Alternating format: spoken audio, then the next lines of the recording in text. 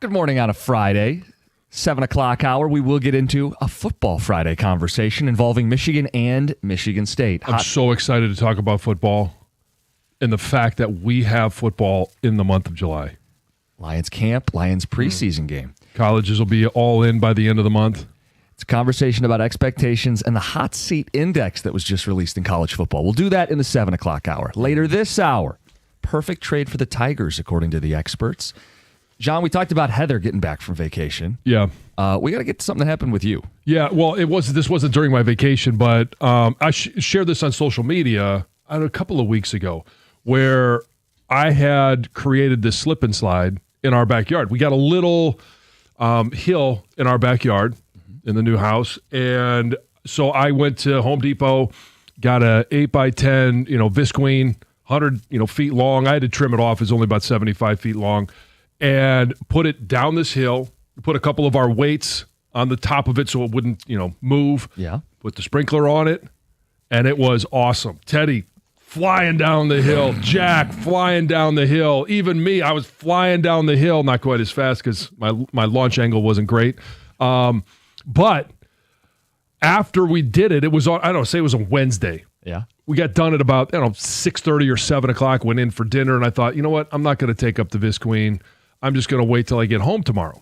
And so Thursdays I'm, here, and then I go to Ann Arbor. I get home at about 4 or 5 o'clock, and I look in the backyard, and it was a bright sunny day. It was one of those days where it was, near 90. I don't think the temperature would have mattered. It was the sun, and underneath the tarp, the sun had literally burned the grass. There is a yellow streak. More than a streak. Oh, it's I don't know how you would describe it, but it is a yellow streak that is literally 8 feet wide going down the middle of our backyard, down the hill. And this is on the heels of, so when we bought the house, it was a new construction. Yeah. And so we had to have sod laid down. We literally last week just finished the landscaping. Everything is fine. Deck was built, all of this stuff, did all of this work.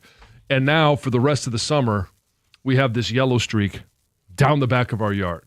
And, hey, we're trying to introduce ourselves to the neighbors, and there was a little girl next door that came over. So they enjoyed it. And I was inviting everybody, hey, come on over, slide down the slide. And now we have this giant yellow streak that you can't necessarily see all of it from the road, but you can see the bright yellow, white grass in the backyard. It's my wife is a little embarrassed. She was all fired up in the moment. Then, I go from great dad to dumbass husband for not having picked it up. And it's just like one day, right? Oh yeah, it was literally less than 24 hours, but it was, from whatever time the sun comes up in the morning, now it's, like 6:30 to 4 o'clock in the afternoon, and it burned the grass. So what's the solution? So the solution is so this happened, week and a half, 2 weeks ago. There is some green starting to come back, not necessarily on those grass follicles, blades of grass, whatever. Yeah, it's like hair. But there is some green starting to, come back through. Okay. So I think it will, in essence, repair itself. But it's going to take... How long, though? Oh, it'll be all well into the fall. I'm just hoping that it's all back by the time, leaves are falling, that it's green again. So the fun part of this is the new neighbors are going to be staring at this. Oh, yeah. Yeah. All summer here's long. The thing, too, is my wife is really, conscious about how the house looks, as I am as well. But leading into the 4th of July weekend, we were going to be gone, and the neighbors next to us, that could see it directly, were, talking about, hey, we're having our family. They're going to literally have 20 people in. Party, yeah. And they're like, hey, we would love for them to meet you guys. And I'm like, well, we're going to be out of town. But, actually I had offered to leave it up in case their grandkids wanted to use it. I'm glad I didn't, because you'd have nuked that grass. It would have absolutely been nuked. So I'm curious as to what is the dumbest thing you've ever done around the house. That to me is it's pretty much the dumbest thing I've ever done, because And I didn't even realize at the time. I didn't even think about the magnification from the sun ruining our brand new grass. Was it worth it? Oh, it was fun. I was going to say, I think it you was had a lot of fun. It was fun. Yes. I would do it again. I would just be a little more conscious of picking it up after. So, yeah. Anything you've done? I can't think of anything like that. No.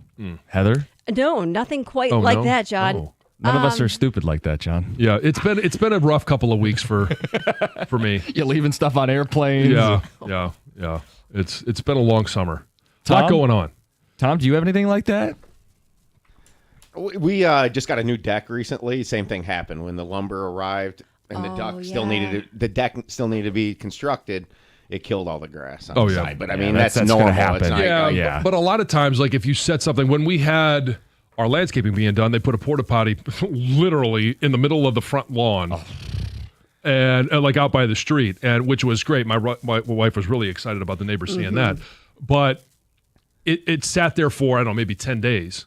And then they took it away. So that grass was like an off-color green. It was a little bit stringy. It's now since repaired itself as well.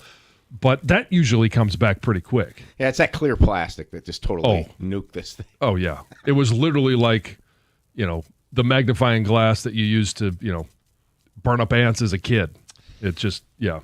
John, ticket texters think you need to just paint the grass like they do at Augusta. Spray paint paint it it. green. You know what? I might have to do that. Yeah.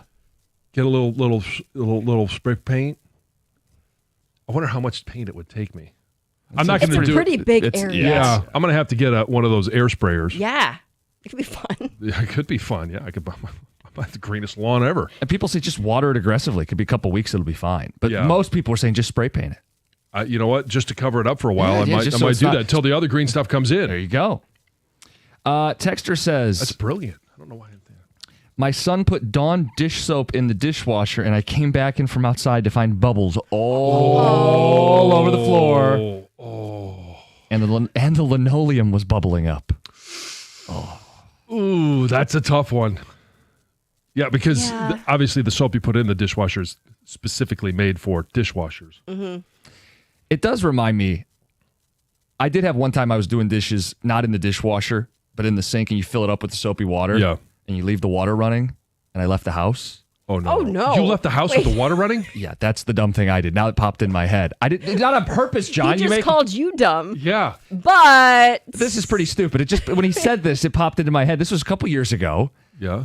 I didn't intentionally leave the water on, John. You make it sound like that was a conscious like you're- choice. like the wet bandits. It was going to fill the sink, and I was going to Calling go. card. alone, I was yeah. going to go do other stuff, right? Okay, hey, get this. Let the sink fill up with the soapy water. I'll come back and do the And then- dishes. and you And then forgot. I, absent-minded, just left the house, came back in, and kitchen floor is sopping wet. Just reminded me of that. We all have stupid stuff, even if you can't think of it on the spot. Yeah. Heather, you'll think of it by the end of the show. I'm sure I will. Let's get to your news. Fill you in when I think of it. A 19-year-old man accused of shooting two people during the Detroit fireworks show in June is now facing multiple assault and weapons charges. Alfonso Cooper Jr. is accused of shooting and injuring a 17-year-old, a boy who he was arguing with, and then a 22-year-old woman who just happened to be right nearby before he fled the scene. Cooper was arrested 2 weeks later and arraigned on Thursday. He was given a $500,000 bond, and if he is released, he must remain on house arrest with a GPS tether. The city of Northville has a week to reopen its downtown streets. So several years ago, the city formalized seasonal closures for like a social district, right? Yeah. It really started during the pandemic in 2020. Right, There outdoor was dining. a need for it, right? A lot of different cities did this, and they created more outdoor seating at restaurants and things like that.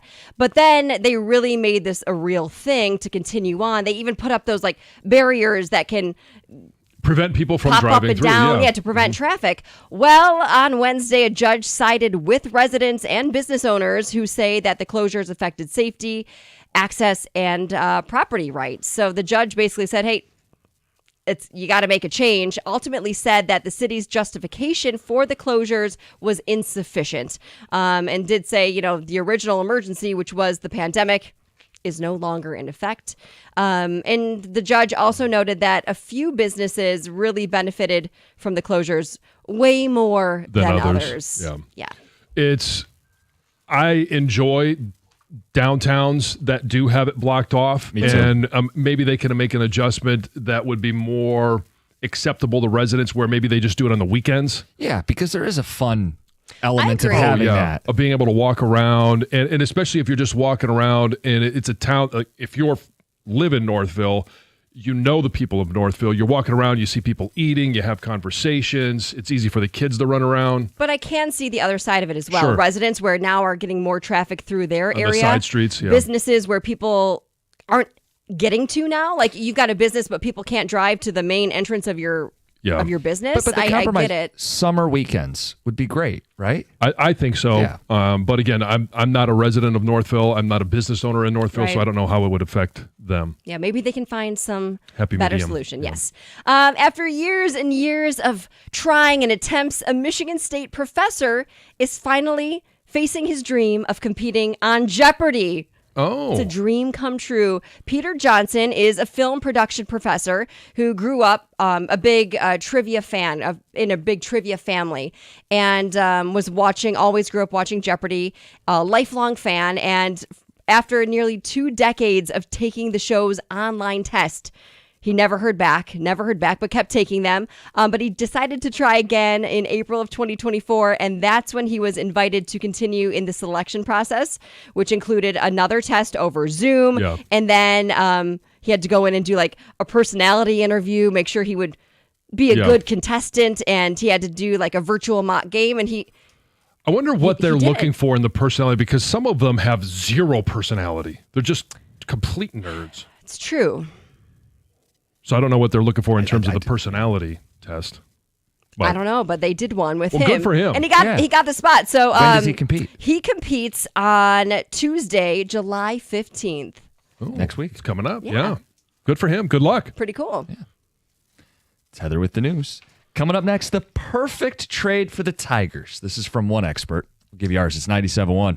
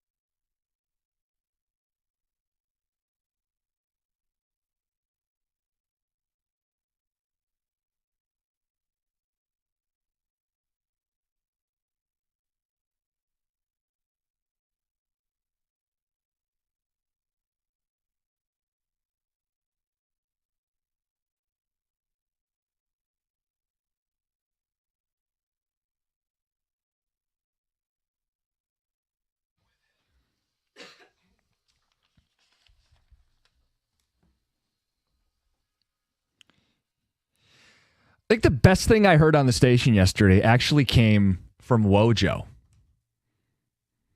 We'll get to that coming up at the end of the hour, but it came from him making fun of all of us, and it was Tigers related. We'll get to that. The perfect trade for this baseball team, John. What is it? Because I'm staring at an article on ESPN.com, and they have the perfect trade for every contender. Mm-hmm. So what is the perfect trade for the Tigers? Jeff Passan says it's a trade for David Bednar of the Pirates, relief pitcher. He had a bad year a year ago. This year, he's nails. He's top 10 in strikeouts per 9. He's got an ERA under 3. He's on a terrible team. That's the profile of the type of reliever the Tigers will be looking to add. I don't know if that's your name, John. I would be very happy with that. But that's not my name. Okay. Who is your name? There are 3 relievers in St. Louis, and you could pick from any of the 3. But I think the one that fits best for the Tigers, and you would probably have to give up the least, is Steven Matz. Steven Matz is, they've used him as an opener. Tell me if this fits. They've used him as an opener. Yeah. Multi-inning middle reliever that right now he's got an ERA of about 3.2. He's got a lot of swing and miss, a lot of ground balls, and he's a guy that I think would fit perfectly with what the Tigers are doing, with how A.J. Hinch uses his bullpen. And I've said all along, I want a middle reliever. I want somebody that can connect the starter. And I'm not talking about Skubal. Skubal's, especially in the postseason, I expect him to be at least a 7-inning guy. But it's when Flaherty is there, it's when Mize is there, it's when Reese Olson is there. If they can only get to the 5th, I want a guy that can get 6, 7, and 8, and then get us to Vest, get us to Canely, get us to our closer so that we don't have to go to them early or burn both of them on a single game. So I think Steven Matz is the guy that I want to go with he's a left-handed reliever as well. Not a ton of swing and miss. Not a ton, but less than a strikeout per 9, but he's effective. Yeah. Okay. You said there's 3 guys on this Cardinals staff. He's the one you'd pick of the group, or because I think he's the most affordable. Phil Matten is another one. Better ERA, but he's more of a closer. And the same thing with Ryan Helsley. Those 2 guys are their number 1 and number 2 strikeout per 9 guy. Those are the swing and miss profiles. Going to cost a little more, right? But if you're only making a move for a reliever, get a guy who's the best possible, right? Well, yes, but I think the need is a guy that can go multiple innings, not just a guy that you're going to throw out there for 1, 2, or 3 batters. I want a guy that can get from that starter to Vest or Canely. And honestly, I'll take a couple of these guys, and you might be able to work a deal for a couple of them. And it's really going to depend on, right now I think the Cardinals are a game out of the wild card. The National League is much better than the American League. So I don't know if they're going to get to a point in the next couple of weeks where maybe they're willing to give up a reliever, even if they're still going for it. They could sell and get something in return because they got 3 good relievers. So on this list that Passan put together, the best fit, the best trade, the perfect trade, he does have Cleveland trading Clase A. You're in the reliever world. I think it's very unlikely that they would deal Clase A in division. Or Cade Smith, same thing? Yeah. Because I looked at who are the best swing and miss relievers in baseball, and one way to look at it would be strikeouts per 9. It's not the only way. And Cade Smith's number 4. Right, you start looking up and down this list. Aroldis Chapman's number 8. Right. David Bednar, who Passan says is 10th. So, I mean, these are the type of guys that I think they're going to be targeting. Another guy, because I'm guessing you don't have a reliever. I don't have a reliever. Okay, another guy that I would have my eye on is Jake Bird with the Rockies. Yeah, you've been talking about him for it feels like a month now. Yeah, I think he would be another guy that he's more of a short use, and so that's why I went with Matz. Is he's a guy that fits what A.J. Hinch is trying to do. And I know in the postseason, you're not going to go with an opener. But you need a guy that can get multiple innings, and he's a guy that can go in there and do that for you. They did use an opener a little bit last year in the postseason. I don't think they want that was to, more of a have out of to. a necessity. Yeah, yes. I think the starting rotation is better than it. Yes. Obviously, it's better than it was last year. The perfect trade for the Tigers, according to Jeff Passan, is David Bednar. Who's the perfect trade for the Tigers? 248-539-9797. Yeah. So, I mean, I had 5 guys, and I had those 3 guys from St. Louis. Had Bednar, but I wasn't going to say that because Passan already gave us that one. He already claimed it. And Jake Bird with the Rockies. Yeah. My guy, Eugenio Suarez. Premium right-handed bat. Way to step outside the box. You're stealing my guy. You don't have to step outside the box. Go make the best move. This is the perfect trade for them right now. It frees up McKinstry to be the super utility. It takes the pressure off Veerling, who has not found his stride yet. He could be a role guy like he was in Philly when they went to the World Series. Bats will go cold. Give me a guy who one swing of the bat can flip a series. I'm getting a guy who's owned the Dodgers the last 2 years. I'm taking him away from the Yankees, who that's Passan's perfect fit. They add Suarez. So I add him. An AL contender doesn't. I have him against the Dodgers in the World Series where he's seen them in division and had success. And now I have one more bopper who I could use opposite Kerry Carpenter. I got a lefty slugger. I got a righty slugger. I can play Suarez at third, DH, pinch hit him. Mm-hmm. That's the move that you make. I mean, I'd be fine with that one too. Did I sway you yesterday? Well, I can't say Bregman. I think he's off the table, right? Right, but in terms of priority, you're saying so your best match here. Ideally, I want a reliever as well, but I think they've shown they can find relievers out of thin air. Like Chase Lee got hit up the other day. I have no doubt his next time out he's going to be fine. Like Tyler Holton has had a struggle to start the season compared to last year. Yeah. He's starting to find his stride. They're going to find somebody, and ideally they trade for somebody, but the guy that makes the biggest impact to me is Suarez. So you're going with AJ, the best addition's already on the roster. What do you mean? From a bullpen standpoint? No, you should try to upgrade the bullpen, but if I only get one silver bullet, I'll let them do their magic and witchcraft with Federer, and I'll go add a bopper. This is one of the best baseball insiders out there saying the best match. And he prioritized bullpen for the Tigers, but Jim is prioritizing the bat because I think the preparation that they have to do at the deadline is to try to beat the Dodgers. It's not they don't have enough hitting. You can also argue they don't have pitching against the Dodgers. I would argue it's the hitting. Passan also gave the Yankees Suarez, which almost is a double bang to you. Who needs pitching? The Yankees.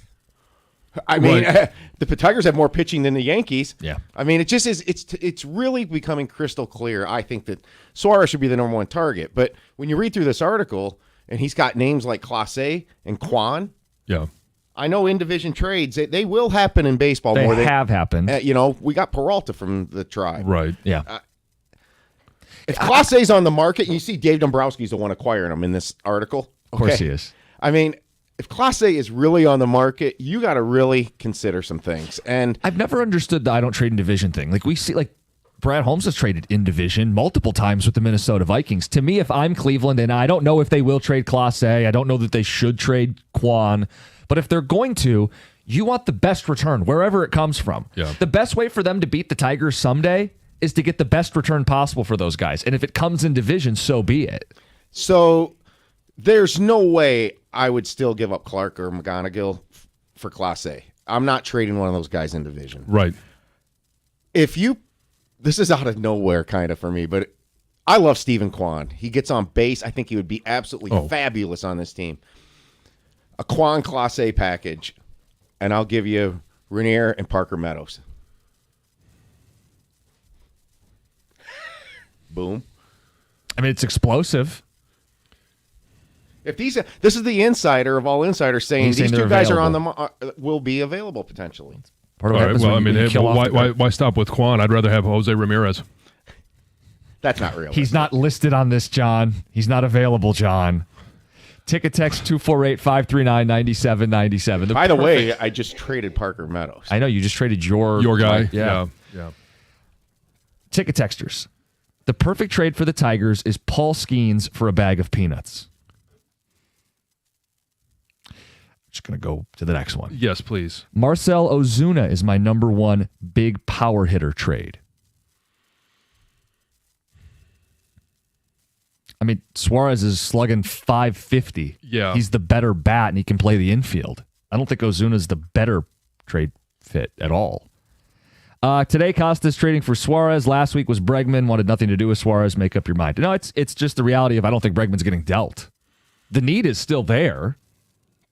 I mean, yeah. You want to tell me Bregman's available, I'll change my answer. I don't feel like he's going to be. It's been the dream from day one, but if I can't get Bregman, the answer isn't to just pout about it. It's pivot to Suarez. Yeah, I mean, if they're still attempting, which I believe they are, to get into the postseason, I mean, they're right there at the cut line. One day they're a game out, another game they're at the cut line or the game above. That's right where Boston is. I don't think they're selling. John Ticket Texture says the Cardinals aren't going to sell. They're a game out of the playoffs. They're not going to sell. They're not dumb. So, again, they have 3. And the question for the Cardinals is, they're a game out. The NL is much tougher. Do they think by just getting in that they can make a run at a pennant or even the world? Like they can find some late season magic? Sure, that's possible. Obviously, we know that's possible here in Detroit. We did it last year. I just don't know that it's possible in the National League with how tight it is at the top. You made a good point about the Tigers potentially last year changing the trade market this year because teams don't want to throw in a towel. I think this is an awesome market for a team to really look in the mirror and sell. Even if they're a game out or 2 games out at this point. Be realistic with yourselves, and you can probably get more than normal. Yeah. 248-539-9797. What is the perfect trade for the Tigers? You get one silver bullet, one move to make. Deadline's at the end of this month. Coming up next, Wojo was having fun at our expense yesterday, but I think he stumbled into a really good Tiger topic. It's 97.1. Hey guys, it's Heather, and if you're like me, you like knowing what to expect, especially when it comes to your phone bill. Well, Verizon's got some big news for your peace of mind. For the first time ever, they're locking in low prices for 3 years. That's right, 3 years guaranteed with my plan. So if you're thinking about making the switch to Verizon, this is for you. You can get a single line for just $45 a month when you switch and bring your phone. That's Verizon's best price ever on unlimited welcome with autopay plus taxes and fees. And again, that price is locked in for 3 whole years. Because at Verizon, they've got your back now and in the future. So go ahead, take one thing off your worry list. Visit your local Verizon store in Detroit and ask about their 3-year price guarantee today. $20 monthly promo credits applied over 36 months with a new line on unlimited welcome. In times of congestion, unlimited 5G and 4G LTE may be temporarily slower than other traffic. Domestic data roaming at 2G speeds. Price guarantee applies to then current base monthly rate. Additional terms and conditions apply.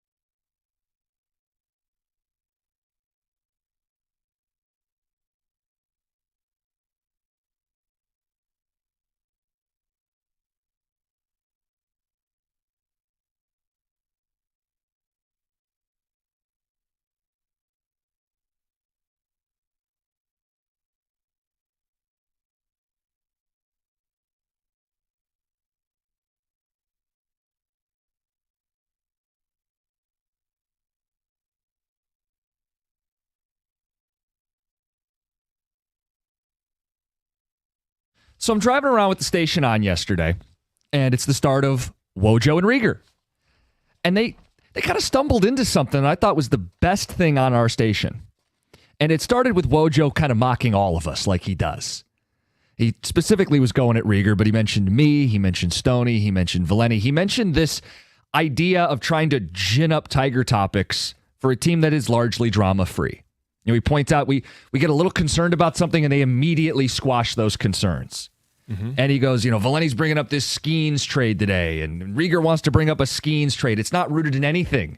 We're like forcing conversations about a team that has no drama. There is no urgency. And this idea of the drama-free Tigers, he said, rather than us yap, I want to listen. What do you guys talk about as Tiger fans with the drama-free ball club? Like, what are the prevailing things? We don't want to be missing the mark here as a station. This is one of the great Tiger seasons of our life. Are you guys fixated on the trade deadline? Like, we threw out names for the Tigers to acquire. Are you roped into the Skeens thing when it makes its way out onto social media? Are you concerned about Vierling and Meadows? Or do you kick your feet up? What is it like when you talk to your buddies about Tiger baseball? I'm curious as to what fans are discussing. Yeah, because I don't think they're have the level of angst that Wojo accuses us of trying to manufacture sometimes. Well, I don't think we're manufacturing it. We're talking about trends, and some of them are very like recency bias. That's a real thing. You lose 3 in a row, and then you start picking apart, okay, why is it? Why are they losing these games? And maybe it's that middle reliever. Maybe it's a lack of offensive production, or it's one or two guys that are in a slump, and they've been in a slump for the month of June, or they didn't start July hot. Like, those are the things that we talk about. I don't think it's necessarily, we're not throwing up the white flag and saying, oh, we can't do this. It's just pointing out some things that aren't going well in the moment. And his point is, but everything's going swimmingly well. They have the best record in baseball. And well, here's the thing. I mean, Wojo's a columnist too. He's got to find stuff to write about. Well, we all have to create conversation around this baseball team, and it can't just be, golly gee, they're really good, we'll see you at 10. Well, and part of it for this team is it's still a very young team. Yeah. It's a very long season. They are about to finish up, and I know it's not exactly half because the All-Star game comes after, the 81st game, but the first half of the season, they've been really good. They've been the best team in baseball. The start after the All-Star break, and we've all seen this, teams that tend to fall apart after the All-Star break. Mm-hmm. Their schedule after the All-Star break is not an easy schedule. And it's one that we look at now in the context of what the Tigers have done to this point, and you're not concerned about it. No. But how does this very young team handle when it is, August, early September? We saw what they did last year, but that was, hey, they got the juices flowing, things were going their way, and everything seemed to fall right for the Tigers. What happens when they have, because I do believe that this will happen. They're not going to go the entire season without a 4-game losing streak. What happens? At this point, I don't know. It hasn't happened to this point, but what happens if they lose 4 in a row, or if they lose back-to-back series, or they lose 3 series in a row? Again, it's not something that they have done, but it is something that could happen. Why I liked what Wojo said is our responsibility is to have our finger on the pulse of Detroit sports fans. And it's the summer, and we have a great baseball team. And where should our finger be right now? What is the pulse of Tiger fans? When we talk trade deadline, I am a Tigers fan. I get excited thinking about how they can add to this team. They are going to be in the World Series conversation. It's entirely possible that this year the Tigers win a World Series. So that's where my focus now shifts is, are they doing everything they can? I don't want any regrets. I don't want to have an empty at-bat at the end of the postseason because they didn't make a move, or a bullpen piece they could have made. That's where my focus is. It's not really on the make-believe skiing stuff. It's on the 2-week push here before the trade deadline. But maybe you guys are just living in the clouds and enjoying it, and you're not even really dwelling on any of that stuff. So I just find it so ironic. It's so similar to the Lions season last year, right, in so many ways. The Lions had a big backbone last year. I would equate the Tigers' win last Sunday with the McKinstry wild pitch to the Houston game. And you came in here the next day, and just what else can we say? Right. But there doesn't seem to be the same euphoric energy towards the Tigers, and maybe that's the nature of the sport. Maybe it's the freshness of the Lions still, but the way these GMs have flipped this thing suddenly, and the coaches is very similar. All of a sudden, it went from bad to good. Tom, we aren't even into a year of this Tiger baseball. Right. Think about it. I mean, we sold at the deadline last year, and then things started to happen for the Tigers. It's so bizarre. So you said, what if they, lose 3 series in a row? Well, I think some of that's natural in baseball, and we have to expect something like that. But what's coming with that? Did the bats all start finally drying up, like the naysayers say? Because I say that if there's something with it, then we can criticize it. But if it's just, hey, the nature of baseball and 162, so be it. But every time we've questioned a player on this team and bouncing back, they bounce back. When Javi started to kind of fall a little bit, he bounced back. Torque bounced back. When the season started, we were like, hey, this is about a 500 ball club, give or take. Yeah. And our concern was they're down 2 center fielders. Well, very quickly, that was a positive with Javi Baez in center field. All-star. And I remember thinking in April, we talked about this. This was refreshing. There wasn't anything to complain about. They had solutions to the problems seemingly before they even came up. I mean, they lost Jake Rogers, and Dingler was just fine. Better than just fine. Better than just fine. Made a run for an all-star bid. They've done such a good job alleviating concerns from the start to where we are today, to where I get it if you're a fan who goes, I don't want to hear anything bad about this baseball team. And I don't think we're talking bad about them. We're talking about being great. They're very good. Now it's the pursuit of greatness for this group. Well, so we're always going to talk about them versus the Dodgers, right? And the Dodgers have a very experienced roster. They know what it's like to be in late July, August, September, and fight through being tired. It's a long road trip, and then all of a sudden you're back. And the Tigers have had some of those. Remember was it Pittsburgh where they had the doubleheader at the end of the series, and then they go down to Tampa and they don't play well because they showed up at 4 a.m. Yeah. And it took them a couple of games to get back. They lost that series, but they won the last game of the series. So, because it could go one of a couple of ways. We've seen Colt Keith be much better in the last 6 weeks. 8 weeks, 2 months. But when you have a young roster, do they get to the end of the July or early August and they just get tired? And there's a slump. Do you hit a bump in the road? Yeah. Ticket Texter says, when I talk Tiger baseball with friends, it's fun. We can't believe this is happening. My friends and family are enjoying this. Maybe next year we'll be more analytical, but right now we're just enjoying it. Other texter says, when I talk to friends and family, we talk about how they must be aggressive. They can't sit back and think they are good enough, Kevin and Wixom. Let's get to Noel in Romulus. Good morning. Morning, gentlemen. Great show. Great topic. One of the things I wanted to disagree with Mojo about is I don't feel like the station, or anyone for that matter, is ginning up topics. At the end of the day, this is a different topic for us. We're just simply not used to being in this situation. Recently, obviously. Yeah. But that's why it may feel manufactured, only because it's a new topic. That's all. We're used to talking about we're selling, blah, blah, blah. So I think he's wrong in that. I think he's the one who's being the drama queen in that regard. That being said, when I'm talking to my friends, it's always trade. Right? We are now in a point where we need to compare ourselves against the Yankees, against the Dodgers, against the class of the MLB. So that's why I think that is what we're talking about. And as far as best player, Eugenio Suarez, hands down. All year long we've talked about right-hand hitting third base. He has familiarity with the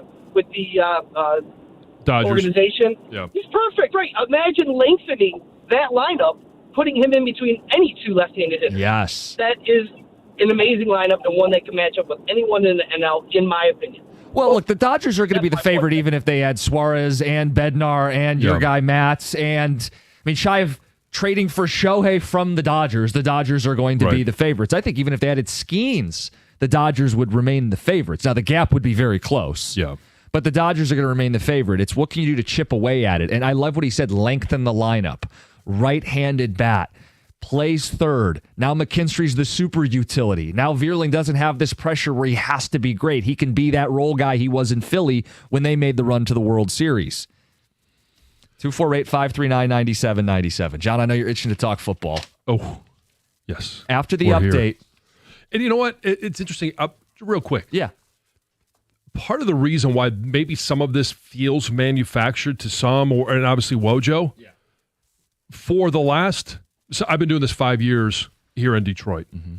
For the last 5 years, in the month of June, July, August, have we talked about the Tigers at all? Not like this. No. And the only time we talked about the Tigers was leading up to the trade deadline as sellers. Like, what could they get back in return? So it's not trying to figure out, okay, well, what Lions topic are we going to talk about today? There's nothing going on with the Pistons, nothing going on with the Wings. It is simply being able to talk about this team day in, day out, and being very intentional about it. Yeah, and looking at it in a more micro versus macro form. Yeah, because day in and day out, this team is dominating the scene in Detroit sports right now. 248-539-9797. 7 o'clock hour, we've got the cookie jar. Heather, I'm glad you're back for that. I know you love the cookie jar. I do love the cookie jar. Okay. 7:35, we'll get into that. I didn't mean that like an accusatory way. You do. You've told me that. You like the cookie fun. jar. Yeah. We'll do that at 7:35. Football Friday after the update. Hot seat and expectations. Moore versus Smith. It's 97-1.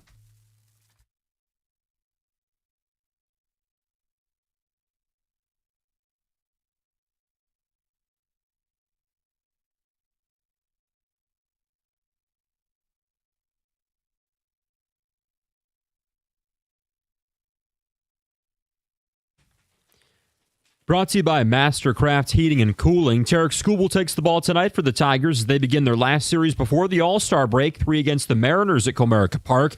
The ace, one of 5 Tigers, headed to Atlanta for Tuesday's All-Star game, and manager A.J. Hinch says he wants to start it.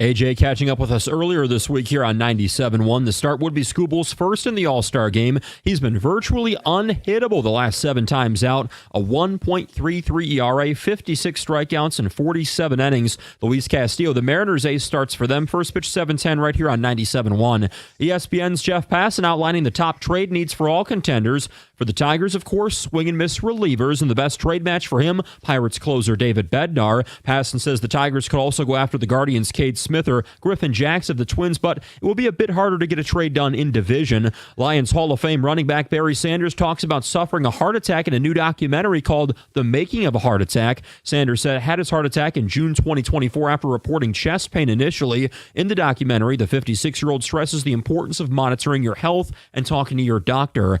ESPN reports Chargers running back Najee Harris injured his eye during a fireworks mishap on the 4th of July. His agent says, though, Harris won't stop him from being ready for the upcoming season. And how about this for a run? Yankee Stadium PA announcer Paul Olden will miss his first game since 2009 this weekend due to a personal obligation. It ends a streak of more than 1,300 games behind the mic. At the Corwell Health Sports Desk, I'm Luke Sloan. For more, go to 97.1 The Ticket or Odyssey.com.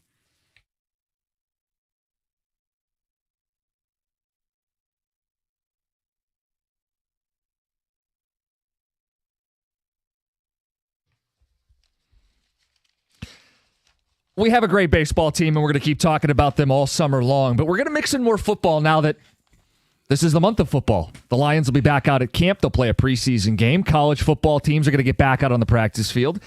And, John, CBS Sports put together their Hot Seat Index. They do this every year. They take all 100 and we're up to 136 coaches now, and they assign them a score 1 to 5. 5 being win or you're getting fired. Your seat is smoldering. Some guys are like a 0 or a 1. You're super safe. What I wanted to do was judge Moore and Smith through the lens of what their expectations will be for the upcoming season, and maybe we get to where their hot seat is along the way here. Sharon Moore is listed as a 2.2 hot seat index. All right, is this out of 10? Out of 5. Out of 5, okay. And Jonathan Smith is a 1.78. That's very specific. Slightly, I know, I don't get this. Slightly cooler seat. I'd love to see their math. Show your math. Show your work. So they say Sharon's seat is not hot, but slightly hotter than Jonathan Smith. I want to know, first of all, whose seat is hotter, but then what are the expectations for both of these guys going into their second seasons? I think in terms of context, Jonathan Smith's seat is probably warmer. I don't want to say hot, but warmer than Sharon Moore's.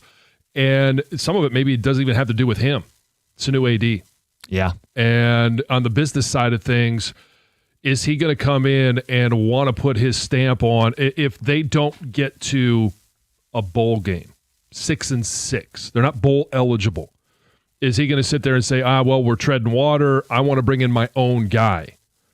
And instead of living with somebody else's hire. That's why that's the only reason. And it really doesn't have much to do with Jonathan Smith. I think it's just in terms of, we see this all the time. New AD, a program that is not up to the expectations of the fan base. So I'm going to go ahead and make a change now early on in my tenure so that I can be my guy, my hire, and I know more about this guy than anybody else. They ended the year terribly in East Lansing. Like, you want to talk about how does your team grow as the season goes? Last year, they lost to Indiana 47-10. Mm-hmm. They lost to Illinois 38-16. They beat Purdue, but then lost 41-14 to Rutgers. Everybody beat Purdue. 3 of their last 4 games weren't losses, John. They were ass whoopings. They weren't competitive in those games. There wasn't enough fight in those games. And that's how you finish year 1. Fine. You catch your breath. You hit the offseason. You do what you need to do. You come out in year 2. If they don't make a bowl game, I think it'd be well within the AD's right to say, you know what? You're not from the Midwest. You haven't built any ground. You haven't built any momentum. I didn't hire you. For them to say he has like between a 1 and a 2, they can heat up in a hurry, because Michigan State is facing, like a lot of schools are, this crossroads in college football. Are you going to keep up, or are you going to get left behind? And if you stay with a coach too long who doesn't have traction, right, who doesn't have roots, who isn't winning, whose team isn't getting better, and some of this will be, what happens with Aiden Childs? Does he step into that superstardom that they were hoping for, or does he wallow and make a lot of the same mistakes as last year? That's his guy. He's linked to Childs. I think if you're left behind at this point, the mountain's higher to climb than it has been in previous iterations of college football, or eras, let's say, of college football. And the one thing that I would say is the defense of Jonathan Smith. When he was at Oregon State, to me, that is a program that recruits very much like Iowa does, where they recruit 3-star guys. Slow burn. They develop them into 5-star players. And you need more than a year's time, 2 years' time to have that type of impact on a program. He is a guy that, and I'm not saying that this is how they have to recruit at Michigan State. It's just his track record. Yeah. He's got to be able to, I'm sorry to keep interrupting you. You're good. To be able to, he's not from this area, hasn't coached in this area. He's got to develop all of those inroads. You get some of those instantly because it's Michigan State. But how do you develop those inroads in your recruiting footprint? Yeah. And yes, it needs to be coast to coast, north to south, but the footprint should be Michigan, Ohio, Pennsylvania, some of Illinois, some of Wisconsin. And you work out from there. Yeah. He didn't have a winning record till year 4 at Oregon State.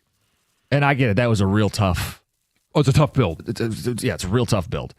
Year 4, he went 7-6 and lost the LA Bowl. Now, year 5, he won 10 games, right? And he was competitive against Oregon and beat Oregon sometimes. And I think that's kind of the blueprint here is Michigan is the Oregon, right? It's the big revenue giant in state. And part of the appeal to Jonathan Smith was he can build a blue-collar team that can outperform their recruiting rankings and overachieve.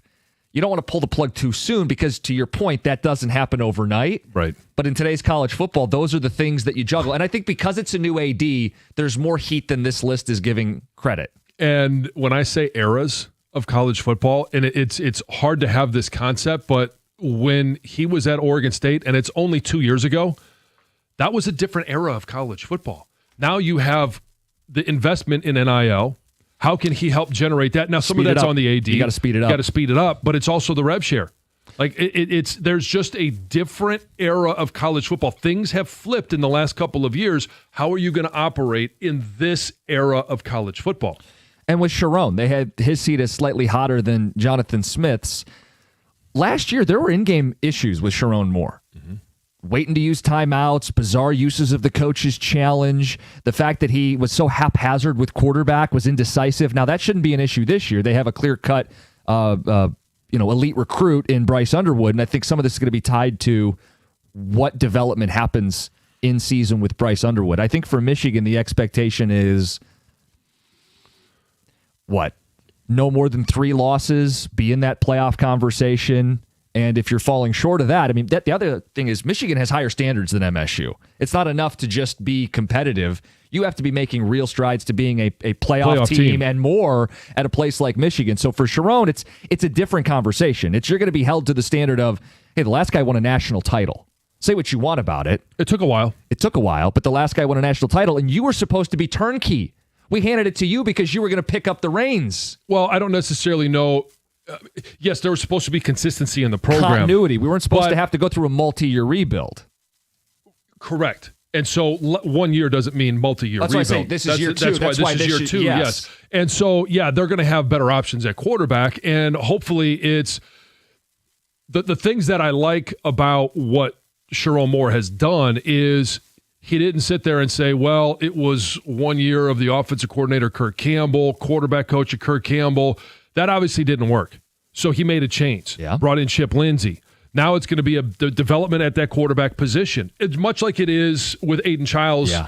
If Aiden Childs develops and you have a quarterback that is dynamic, that can run the ball, that can throw the ball, that doesn't turn the ball over. Steal a couple wins. Well, I don't even know that you steal a couple of wins. You go out there and earn those wins. Now all of a sudden you're looking at a Michigan State team with a quarterback that is dynamic, that is a 7, possibly 8-win team. Now, it might be the top end, but in year 2, that'd be big. That would be huge. It'd be massive for Jonathan Smith. Now, if for Sherrone Moore, for Chip Lindsey, you're going to have more tools to work with Bryce Underwood than you had last year. And now, if that doesn't come to full fruition as a freshman, because it's kind of always that wild card, you did bring in Mikey Keene. Now, he did have an injury in spring training or in spring ball, but you've got a grad transfer that has thrown a number of passes, that has found out at Fresno State different ways to win games. So you should be able to make a shift, even if it's in season. And it does answer a criticism from last year, which is why didn't you use the portal to make sure there's no issues at quarterback? They've hit it both with an elite recruit and a veteran if it comes to it at Michigan. What are the expectations for both these guys in year 2? Smith versus Moore. And whose seat is hotter? They're very different situations. It's 97.1. Hey guys, it's Heather. By now, I'm sure you've heard me rave about my new hot tub from Beninati Pool and Spa. My husband and I are using the hot tub to relax in the evenings. We're jumping in there after workouts as well for recovery. Plus, the kids love it too. It's like a big pool for them. So if you've ever thought about getting a hot tub, this is your moment. Beninati Pool and Spa will make the entire process a breeze. For me, they helped me find the perfect hot tub that was just right for me and my family. They delivered it, they installed it, and they've been there to help take care of maintenance as well. They handled everything. Beninati Pool and Spa is in Utica, right next to Jimmy John's Field. Plus, they have a brand new showroom in Clinton Township, right off M59 and I-94. So no matter which location you go to, you're going to be met with Beninati experts who will give you a personalized experience and help you find the right hot tub. And if you mention my name, they'll take $500 off your purchase just like that. Visit BeninatiPools.com or stop by Utica or Clinton Township and see why so many people, including me, love the Beninati experience.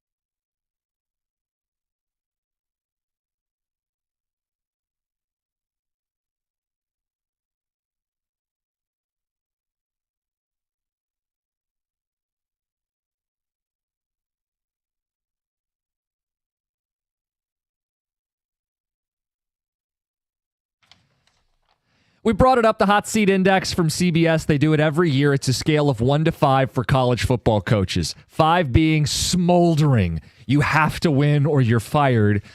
1 or 0, you are safe. Do you have that list in front of you? I do. Who in college football has the hottest seats, the 2 or 3 coaches? There's 136 names. Could you have told me a minute ago?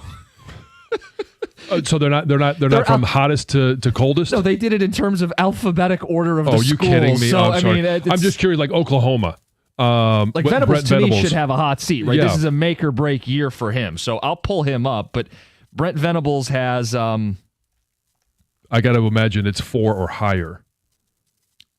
4.67, one of the hottest seats in college football this season. Pick another one. Give me somebody else. Oh, let's see here. How about... the guy we were just talking about, the mullet coach, Oklahoma State. Yeah, we were just talking about him off air.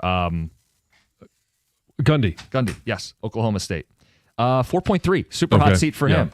Kirk Ferentz came up in the 2 Grand Slam. He has a 1.67, super safe at Iowa. Yeah. And he actually came out and said, I want to sign another deal. I want to sign an extension.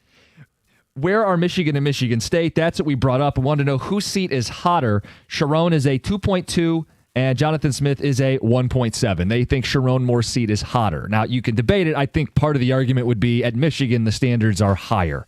Sharon Moore, as a first-time head coach last year, beat Ohio State, which I think took a ton of heat off of him. And Alabama in the bowl game. Yeah, but prior to that, we're going, he doesn't know how to use timeouts. What's with these weird coaching challenges? Why is it a QB carousel? He looked very much like a first-year head coach. In year 2, you need to project some stability. You can't go another year where you just don't look the part at Michigan. Part of the reason you were hired is they wanted to build off the momentum of the Harbaugh tenure. And instead, Ticket Texture points out, you're dealing with the fallout, right? I mean, the NCAA is still going to come for you at some point with some punishment this season. Yeah. So there's even more of a cloud over Sharon. That may be why he's got the hotter seat, because it's not like Jonathan Smith should be safe. I know he's only entering year 2 himself, but the AD didn't hire him. They went on a terrible finish to last year. It doesn't look like they're making a bowl this year based on the schedule. And in today's college football, you don't get 5 years like you got at Oregon State. And you're not from here, so you don't even have that like appeal of, well, any type of loyalty. He's got some backers in the the university that'll stick up for him. So I think for Sharon Moore, it's really going to come down to how he does in a handful of games.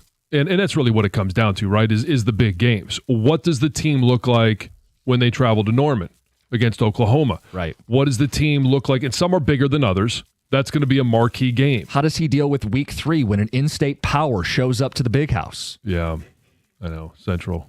Fire up Those are the games you're going to be measured by. Yeah. How do you do against in-state rivals like... Good try. But then after that very tough matchup against the Chips, don't sleep on it. They're going to go to Nebraska. Yeah. And again, Road I don't game. know how good Nebraska is going to be. Raiola in second year, but it's traveling to Memorial Stadium, and it's a great fan base. And then it's at USC. They got the Wisconsin game at home, but it's at USC. That's going to be one. Obviously at Michigan State, that's going to be a game that he's going to be judged on.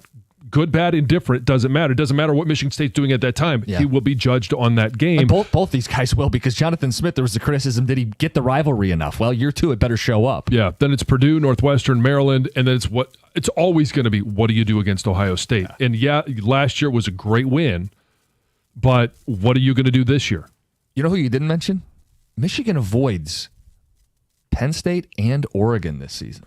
So it's a very different schedule, and that's where these great differences come in year to year. So if he gets difference maker play out of the quarterback, and they've hedged their bets both with a veteran Mikey Keene, but also the exciting freshman everybody's excited about in state, right? You've got your 2 quarterbacks, much better quarterback room than a year ago. So you should have a higher floor. Mm-hmm. You should win 8 games at least, right? And with the schedule, 9 or 10 is possible. You're not going to get fired after that. Jonathan Smith could go 4-8. 5-7. Yeah. You got to make a tough decision if you're the AD at that point. Well, yes. And I mean, what were the weakest spots last year? And you could say, yes, quarterback position was one of them. I'd say receiver 2. Receiver and offensive line did not live up to the standard. I thought O-line was the biggest the biggest letdown was last year was the offensive line. Whose position group was that? Well, it's Grant Newsome, but it was at one point Sharon Moore's. Right. And so what did they do for all three of those positions? For the quarterback, they brought in Chip Lindsey, quarterback coach, offensive coordinator. So you should see some difference there, not just in terms of talent, but in terms of skill development. And then on the offensive line, they went out to the transfer portal, brought in some guys, got a 5-star, offensive lineman come in. If he can play, I think that'll be a big boom for this team. But they brought in Juan Castillo, longtime NFL veteran coach, to come in and help Grant Newsome. And at the receiver position, again, transfer portal, one thing that they didn't do last year, but they also brought in Eric Campbell, Soup Campbell, longtime, wide receiver coach here at Michigan, to help out Ron Bellamy. So they've made some very key additions, whether it was in players or on the coaching staff, that should pay off. I think for Michigan State, they can't do what they did last year. The Avalanche. Jonathan Smith's in an impossible situation if they go 4-8 or 5-7. You want to just real quick, the schedule, the possibility of an avalanche for MSU. They start with Western. They should win the game. Week 2 is Boston College. That was a swing game last year. I'm going to be positive and say they're going to be a little better and win that game at home. Youngstown State is week 3. They're off to a 3-0 start in this world. Here's the problem. The schedule's going to be brutal. At USC and Nebraska are probably losses. He needs to get one of those. He does. He really needs to get one of those road wins. UCLA comes cross-country for a noon kick. I think Spartan Stadium, they got to win that game. But then this is the Avalanche. At Indiana, Michigan, road game Minnesota, Penn State, at Iowa. I mean, if they lose 4 or all 5 of those games in a row, they get Maryland at the end at Ford Field, but it may be too late. Yeah. 248-539-9797. Cookie jar, but first, Heather with the news. Well, a dispute between coworkers at an East Point McDonald's led to a deadly stabbing on Thursday. Authorities said there was an argument that broke out between 2 female employees. There was an employee and the manager. The employee was sent home early, but then came back to the restaurant with a knife, stabbed the manager, 39-year-old Jennifer Harris, multiple times.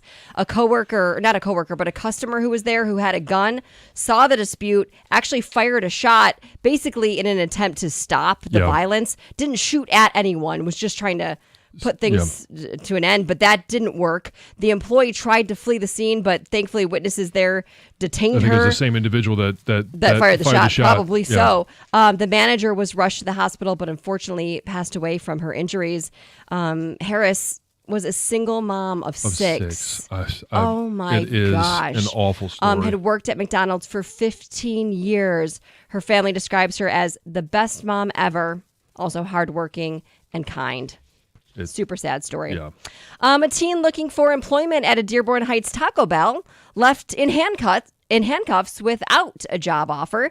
This 18-year-old, I guess, walked into the restaurant already really upset, had apparently, or at least claimed that he had tried to reach out about an application or a job, but had never heard back. Showed up armed, was making some threats, flipped over a table, apparently was able to take off, but was later found by police with a modified BB gun. So didn't have a real gun, but a modified BB gun that looked like a Glock. And he's going to be facing some charges for that. Police say that the teen doesn't have a history, but just seems to be on a downslide right now, a downward spiral. They did say, this teen was trying to find a job, trying to do the right thing, and then made a really poor mistake. The Dearborn Heights police chief says the teen could face charges of felonious assault and brandishing a firearm. Oh, this is kind of interesting. There's a new work trend brewing among the Gen Zers. I love that we're like off millennials now. Our focus is on Gen Zers. Yeah, let's right? go with them. Yeah, exactly. So there's a new study that has found that Generation Z are now taking micro retirements from work. What? A micro retirement. They're essentially like taking frequent, a break? but yeah, more frequent and longer vacations or breaks, whatever you want to call them, that are not part of your standard PTO. So they're just saying, hey, I need more time off. I'm going to take a intentional break, an unpaid break to rest and recharge. And not get paid. Yes, they're trying to avoid burnout. They want to find greater fulfillment within their work, and they want to enhance their overall well-being. And it sounds like it's not just Gen Z that are doing this, but a majority it's mainly more Gen Zers that are doing this. And it doesn't have to be a vacation. It also says you could basically just quit your job, take a long time off, and then go find a new job when you're ready to work again. Well, that's nice. That's really nice. Yeah, you know what? I don't feel like working today, Yeah. guys, or tomorrow, or I wish the best to all Monday. of them as they continue to live at home. And No comment on this. A micro retirement. That's just a vacation. That's all that is. But do we it's micro die when we go to sleep for 8 hours? But it's a lot of vacation. It's more than you're given. You're just taking a lot of time off. Like but it's still let's just say a you're given vacation. 15 days. right. But throughout the course of a year, It is still a vacation, but you're taking way more vacation than your job is allowing you to take, and you're just saying, "Hey, I need more time." By definition, you I can only need more take it if the time job off. allows. Otherwise, you're not keeping your job, right? Well, it's a vacation. You wouldn't could think say, so. "Hey, I mean, I'm taking a sabbatical. yes, that's actually an unpaid sabbatical." Yes. Okay. Yes. There's another work trend that Gen Z employees are doing. It's, I guess, something that maybe has been going on for a while, but there's a new term: bathroom camping. Which is exactly what it sounds like, except you're not actually setting up a tent. You're just going in the bathroom and hanging out for long periods of time. What? This is what dads do. Go to camp I'm just going out. to say that both these things are happening more than they did 10 years ago. Oh, yeah. I can tell you that. It does. Yeah, it's Gen Z is Gen Z. now in the workforce. Yep. Or only when they choose.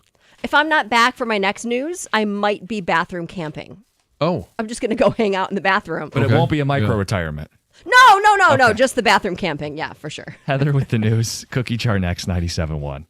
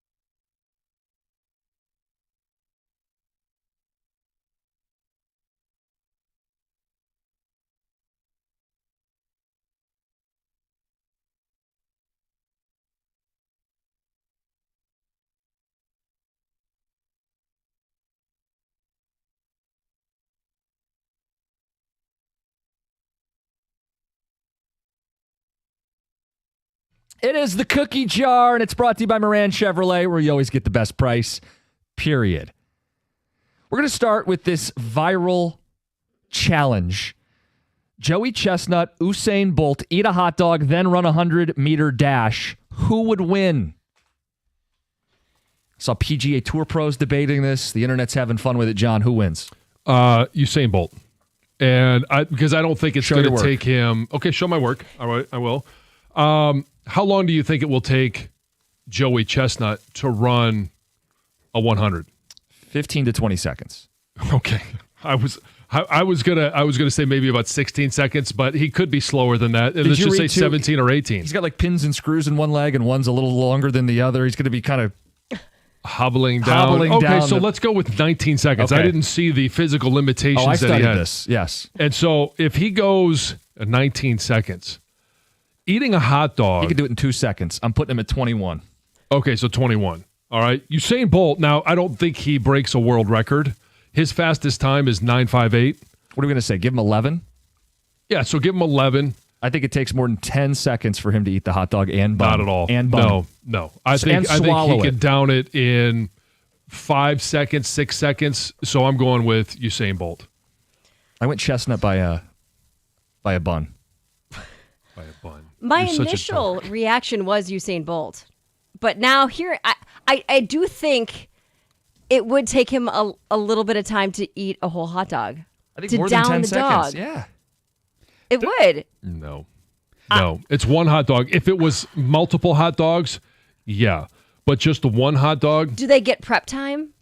What does that mean? I mean, like, can he practice eating a hot dog? Oh, I would assume quickly? he would, yes. I'm sure he's he eaten a likes hot to dog. win. I know everyone's eating a hot dog, but Right. you can't just eat the hot dog like you'd eat a hot dog. Right. Right. Yeah, it would have to be quickly. Yes. Yes, I would think because he does like to win, I would imagine that he would practice eating a single hot dog quickly. John, you mentioned it. The strength of Joey Chestnut is the cumulative effect of eating hot dogs. Yep. It's the 5, the 6, the 10, double digits. You only eat one, that's where he loses his advantage. I will take Usain Bolt. Tom? I'm going Bolt here, and I changed my opinion like in the last 2 minutes. Mm-hmm. He's going to get the train. He's going to get to practice eating a hot dog fast. Yeah. Chestnut can train too. What if he shaves 2 seconds off the 100-meter? Now he's down to 17, right around where you thought he'd be. No. Yeah, then he could be the elite athlete that Stoney thinks he is. Well, the elite athlete will win this. Joey Chestnut with all his mustard belts. All right, next question. It's National French Fry Day. What is the best style of French fry, John? I think it is the crinkle cut. And the reason I say that is they're thick enough to be able to have the nice soft potato-y on the inside, a nice crunch on the outside, but the crinkle allows for more surface area for attachment of salt, for attachment of ketchup or mustard, whatever your dipping sauce is. It allows for maximum retention of all of the above. And so I think it to me, just by design, by geometry, it is the crinkle cut fry. Heather? I love the crinkle cut fry as well. In fact, I love every French fry. I will not I do discriminate too. against Yeah. potato. We know you love potatoes. But I typically would still say the best fry is the standard cut French fry. If I'm going to order fries, that's what I want to like you get from McDonald's type of thing. Yes, because I still like some crunchy fries in there. I don't know. McDonald's Those is are my technically go- shoestring. Oh, are they? Yes. I think a shoestring is even more thin. Yeah. Well, I'd still Shoestring say is like Okay. standard cut. Greg? Heather is correct here. There is no wrong answer. I will give love to the waffle fry. So I was at Chick-fil-A yesterday. They've got waffle fries. The one thing I like about the waffle fries is the little bits at the bottom. They're crunchy and salty. And My style is McDonald's. They have the best fries on the planet. I know that's not really a style. I don't know how somebody hasn't gotten close to getting them. I've never tasted another fry that is close to McDonald's. you need to expand your horizons. Where are they at? Well, I'll tell you, go to Culver's. Get yourself some crinkle cut fries. Damn good. But are they better? The other one, the natural cut fries I that like are, those. like at Five Guys. Amazing. I told you I had one that was maybe a little out of the box. You guys had a guess? I have a guess, yes. I'd a guess. Okay. Steak fries. No. Like you get it like a Red Robin. No. They're a No? little mushy. No. Yeah. No, there's No too bad much. answers, They're not Jim. bad. They're not bad. They're no all bad good. answers over here in immediate judgment. When What did you you think I was told gonna us, say? I thought you were gonna. When you said it's. How did you define it? I as, don't remember. It was a little. I don't know. It was outside the box or not. I think that is a fry. You thought I was going to go like tater tot? Yes. Okay. I thought for sure you were going to go tater tot. It is Hash a form brown. of potato, hash Yeah, brown, right? Okay. Here's a scenario question.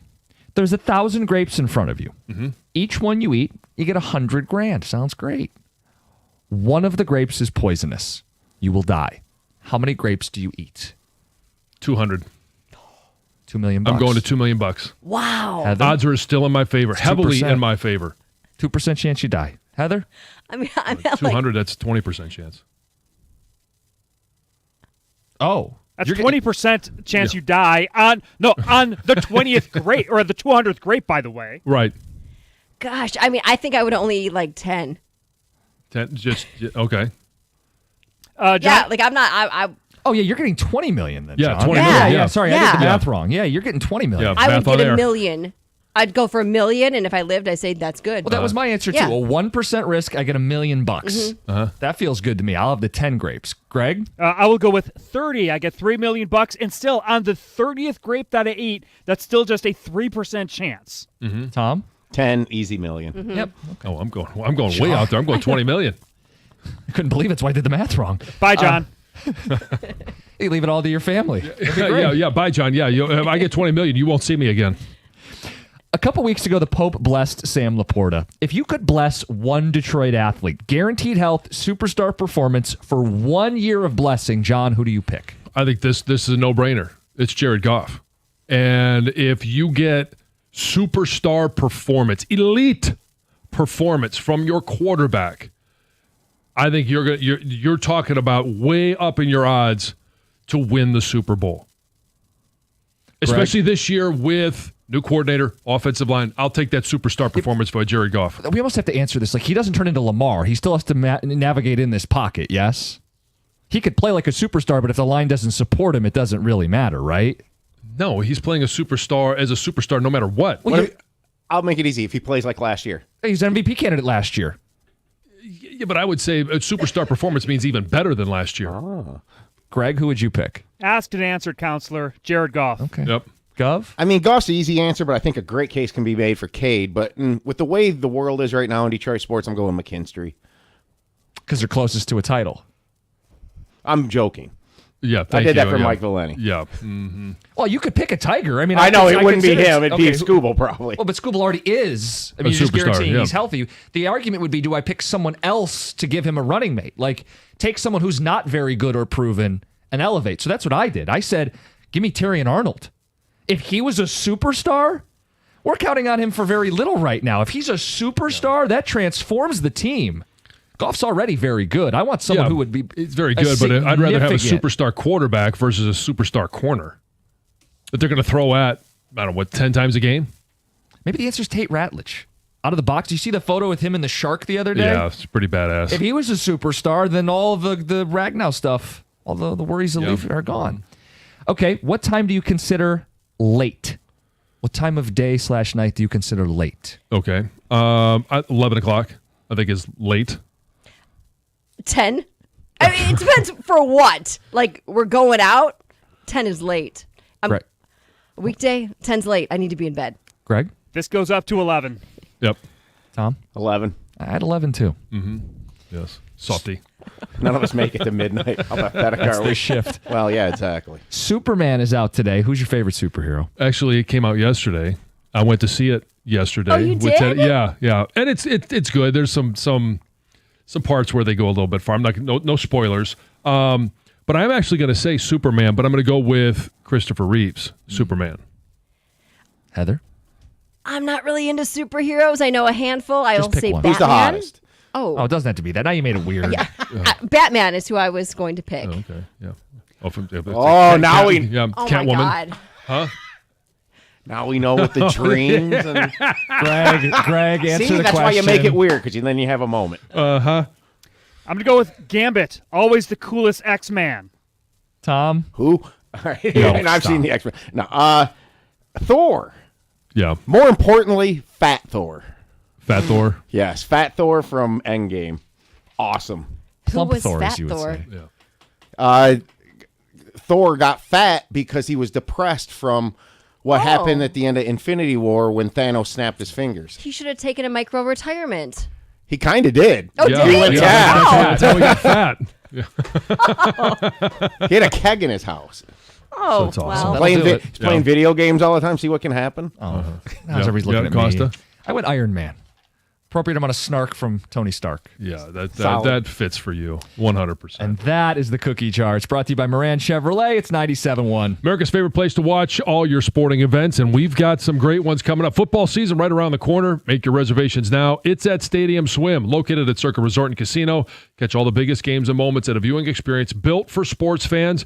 You can chill in one of the 6 pools on 3 different levels for a perfect view no matter where you are of their massive 40-foot tall high-definition screen. It's located at Circa Resort and Casino in downtown Las Vegas, and it's right there on Fremont Street. Stadium Swim. Book your spot today at circalasvegas.com.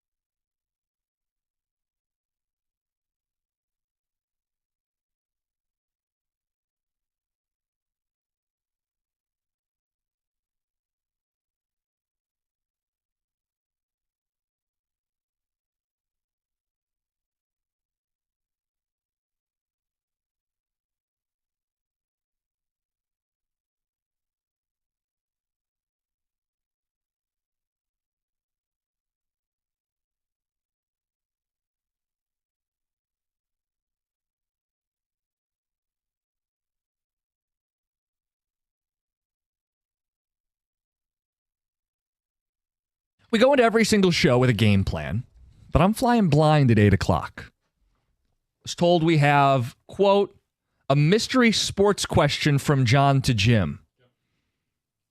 Mm-hmm. That's the only context I have. Yep. All right. See if you care or why you don't. That's more of a clue than I've gotten all day. All right, fine. We'll do that top of the hour. We got ticket text from Cookie Jar. We'll get Tiger Baseball in the 8 o'clock hour. A little Football Friday sprinkled in, too. Texter says there's never been a greater micro-retirement than Fat Thor. Gov nailed it.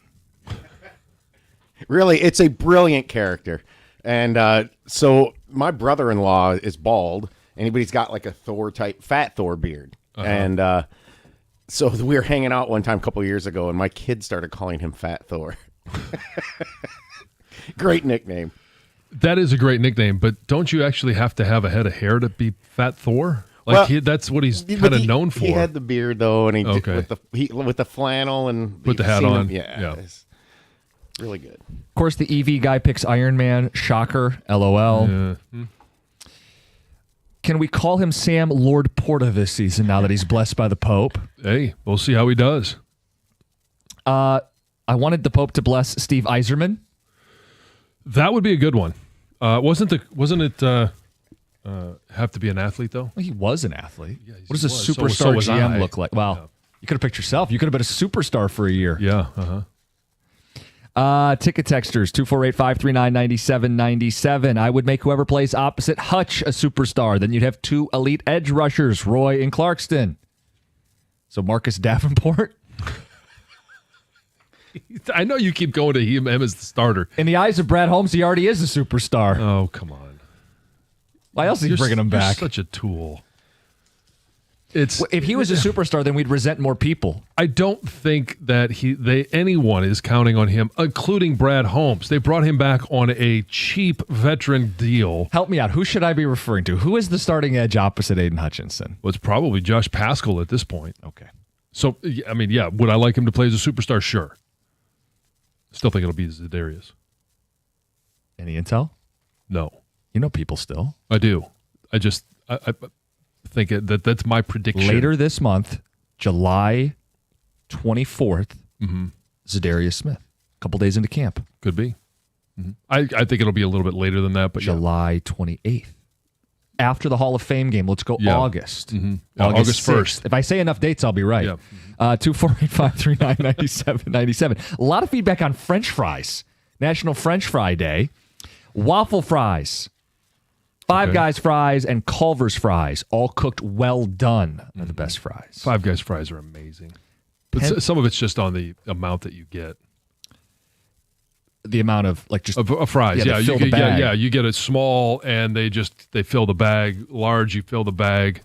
The problem with the Culver's fries is even a large fry, like you get done and you're like, gosh, I really wish I had some more.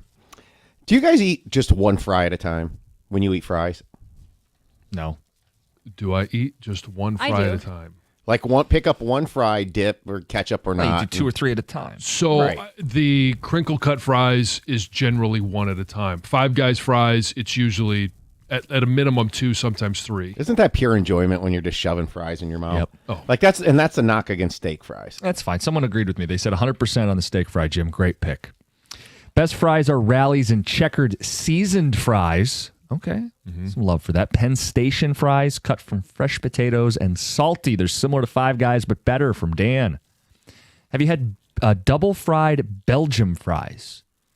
Got to vote for that. No. Maybe I have. I don't know what. I don't know the appropriate definition. McDonald's fries and shoestring fries. Buy the shoestrings from a restaurant store just like McDonald's. See, I'm not a huge fan of the McDonald's fries. I was when I was a kid. They just seem to be a little greasier, a little better. Now it's just, eh. And I don't think McDonald's are the same as shoestring fries. Like when I'm thinking like the more soggy, thinner fries or shoestring, or like the sticks. Yeah, they're more sticks. I don't even think they're necessarily soggy. I think they're probably just more crispy. Like I think the McDonald's fry is like your the regular generic, fries. Standard fry, not shoestring fry. Trying to look up Belgian fries to see what these things are. We had some more on hot dogs and the contest. Was it Belgian double fried fries? Yeah. These actually do look really good. Bolt is 6'5", is a big guy. He'd scarf down the hot dog quickly and put in the work to beat Chestnut. Guys, you're underestimating the time to eat a hot dog for a regular person. It's at least 3 bites, maybe more. Chestnut will down it in 1. That's the difference. And how about this, John? All caps. You sent somebody into a frenzy. OMG, crinkle cut fries are hands down the worst form of French fry. Well, you're missing out. It's how could it be the worst form? All caps. They have to be cooked properly. Somebody's very angry there. They're little. You got to get them cooked the right way. They're not the best if they're not cooked right. Yeah, so I would go crinkle cut fries. I think waffle fries are a close second, and a lot of it is the surface area, the ability to attach salt, and then if you enjoy dipping them, whether it's into hot sauce, ketchup, mustard, whatever you dip your fries into. For Teddy, it's ranch, maximum dippage. What is the go-to dipping? I could have asked that. Well, for me, it's mustard. You dip your fries in mustard? Oh, exclusively. I'm not saying like you can't. I just didn't think that was like. I mean, I figured the answers would be ketchup or ranch or like I do barbecue sauce. It's not that far outside the box to think that you would dip your fries into mustard. No, it's not. But when you said it, I just don't ever really think of that as like. I mean, I've done it.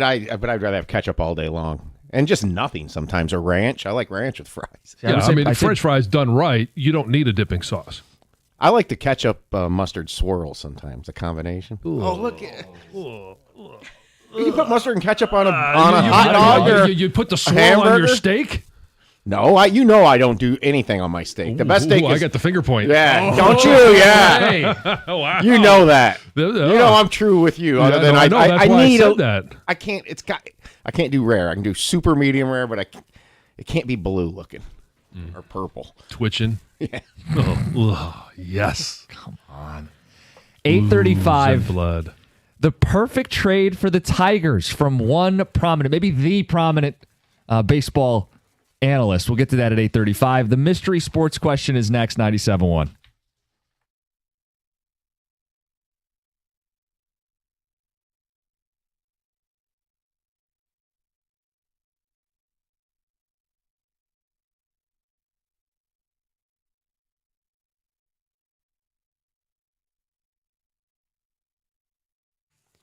Brought to you by Precision Garage Door Service of Southeast Michigan. The Tigers open a 3-game weekend series with the Mariners at Comerica Park tonight, their last before the All-Star break. The ace, Tarek Skubal's on the mound. He'll head to Atlanta for Tuesday's All-Star game, hoping to start, but he is honored to get his second nod.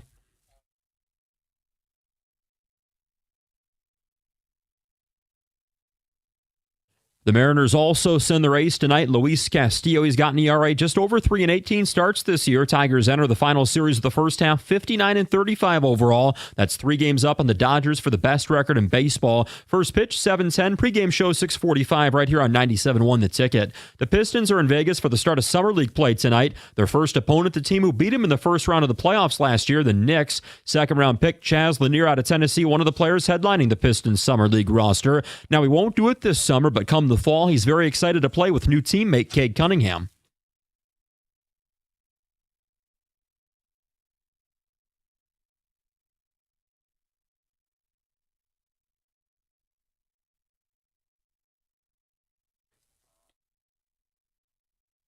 Second-year forward Ron Holland and Lanier's former Tennessee teammate Sakai Ziegler. Other players to keep an eye on in Vegas. Tip-off against the Knicks, 6 o'clock on NBA TV. The Detroit Amps of Ice Cube's Big 3 Basketball League will play their first-ever home game at Little Caesars Arena 1 week from Sunday. The 3-on-3 team is coached by Detroit native, Eastern Michigan's own Basketball Hall of Famer, one of the best to ever do it, George the Iceman Gervin. And the men's semifinals this morning at Wimbledon. They get underway this hour. Novak Djokovic is in the semis for a men's record 14th time. He's taking on number 1 seed Jannik Sinner. The other semifinal, this is the one in about a half hour. 2-time defending champ Carlos Alcaraz versus American Taylor Fritz. At the Corwell Health Sports Desk, I'm Luke Sloan. For more, go to 97.1 The Ticket or Odyssey.com.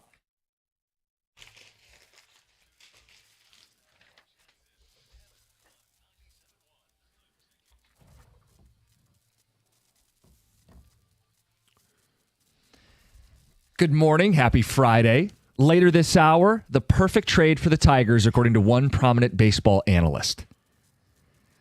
And I heard something from Wojo yesterday. I think it's the best thing on the station. And he took some shots at you? Some shots. Well, he mentioned me by name. It was mostly Rieger, who he was hosting with, but he mentioned me. He mentioned Valeni. He mentioned Stoney.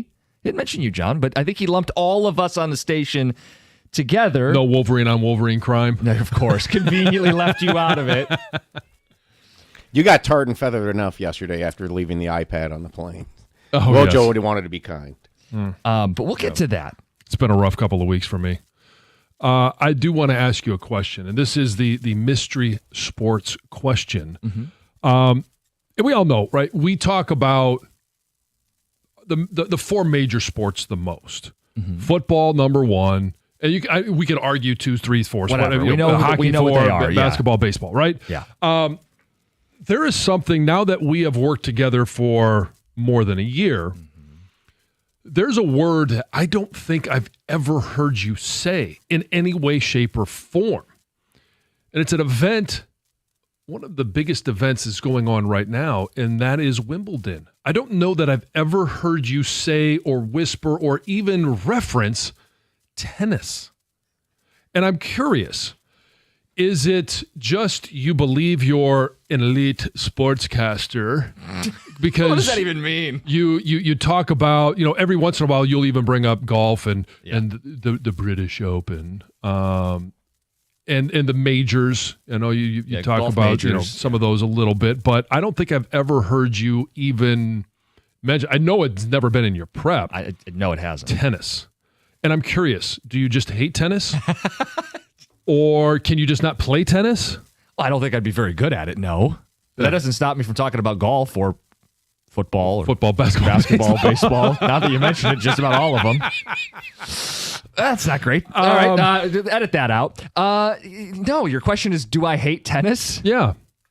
I wouldn't say I hate it. Because Wimbledon's going on right now, and there are a couple of Americans that are still in it. In fact, in the women's side of things, there's an American that's in the finals. No, I consider myself like a core 4 sports fan. I don't really watch a lot of like boxing or UFC. I don't watch a lot of tennis. Golf, it's just the majors. And tennis, it's not even the majors. Well, I think especially now if they're going to launch, the next iteration of your video game addiction. Oh, boy. You're not going to see any of Wimbledon because it's right around the same time every year. And right now, and I mentioned it, it's Anisimova, who is Insight. She's the American that just took down the evil Sabalenka. She's the Eastern European tennis star who threw Coco Gauff under the bus. She's American, right? Coco Gauff? Yes, she is, but she got eliminated early. Yeah. And so there is an American woman who is in the finals, going to take on Swiatek. I don't know any. I mean, I couldn't name more than the tennis people. In the men's, there's obviously 4 left. Federer still competing? No, but Djokovic is. Okay, so he's part of that group. Like there was that era of Djokovic is great... taking on Sinner today, which we just heard in the Sinner, Open, which I know you weren't. Wasn't that a movie that came out recently? Sinners. Yes, this is Michael B. Jordan? plural. This is just one Sinner. Okay. And we've got Taylor Fritz, who's the American, taking on the Spaniard Alcaraz, but I like to call him Alcatraz. Okay. And so I'm just curious, do you just hate the game itself? I don't hate Is tennis. it boring to you? One of my favorite bits of all time is Stoney doing tennis on the radio. He loves tennis, doesn't he? Well, he does. I don't say he loves it. He likes it. And he was kind of, this is the contrast. So like Stoney would always have around like the French Open, certainly Wimbledon. Is Nadal still competing? That's his event, the French Open, right? He still plays, right? I just haven't kept up with tennis. This is admittedly a blind spot. Like, I think we I'm all not have, trying to. We all have blind spots. There's no question about it. What I was going to say is like we only have so much bandwidth in this, and I'm probably more into hockey than the average person. I probably watch more of baseball outside of the Tigers than the average person. I typically don't get into what I would consider the secondary sports. Look, I don't want to pin something like you're very well prepared at your job. Oh, okay, we're not trying to say that. I don't care. No, this is the interest level because I noticed something like as you came onto the morning show, Yeah. you've perked towards when golf things happen that we need to talk about. We talk about golf. Yeah. Yep. But I don't do that for tennis. I'm You're right. curious if you this will- is good self-scout for me. I really didn't I'm realize. curious So- if you would I think. Hopefully for me, and I'm a very distant fan. I don't even know if I'll watch for sure Sunday. Probably won't because I got other things going on. But if you get an Alcaraz and Djokovic final, Oh, it's a must-watch. that's this is this is Joker's last kind of thing. Alcaraz is the guy that's probably, even though he's not the 1 seed, he's probably getting past the torch, right? He's gonna win 15 Grand Slams at least, right? Well, yeah, and here's why is like Djokovic was competing against Nadal and Federer. Yeah. So, like, they split all of these majors over the course of, 10, 15, 20 years. Now you've got a guy in Alcaraz who is his major competition? Who is he going to be competing against? And he may ultimately, break all the records because there's not that other dominant tennis player right now that he is facing. Okay, I'm just curious. Am I unique in this? Has tennis lost some cultural relevance, some star power? Like the guys I'm referencing, you guys are laughing, aren't tennis stars anymore. No, this is why I do think you're good at your job, because that's the question that I wanted to get to for the sports fan.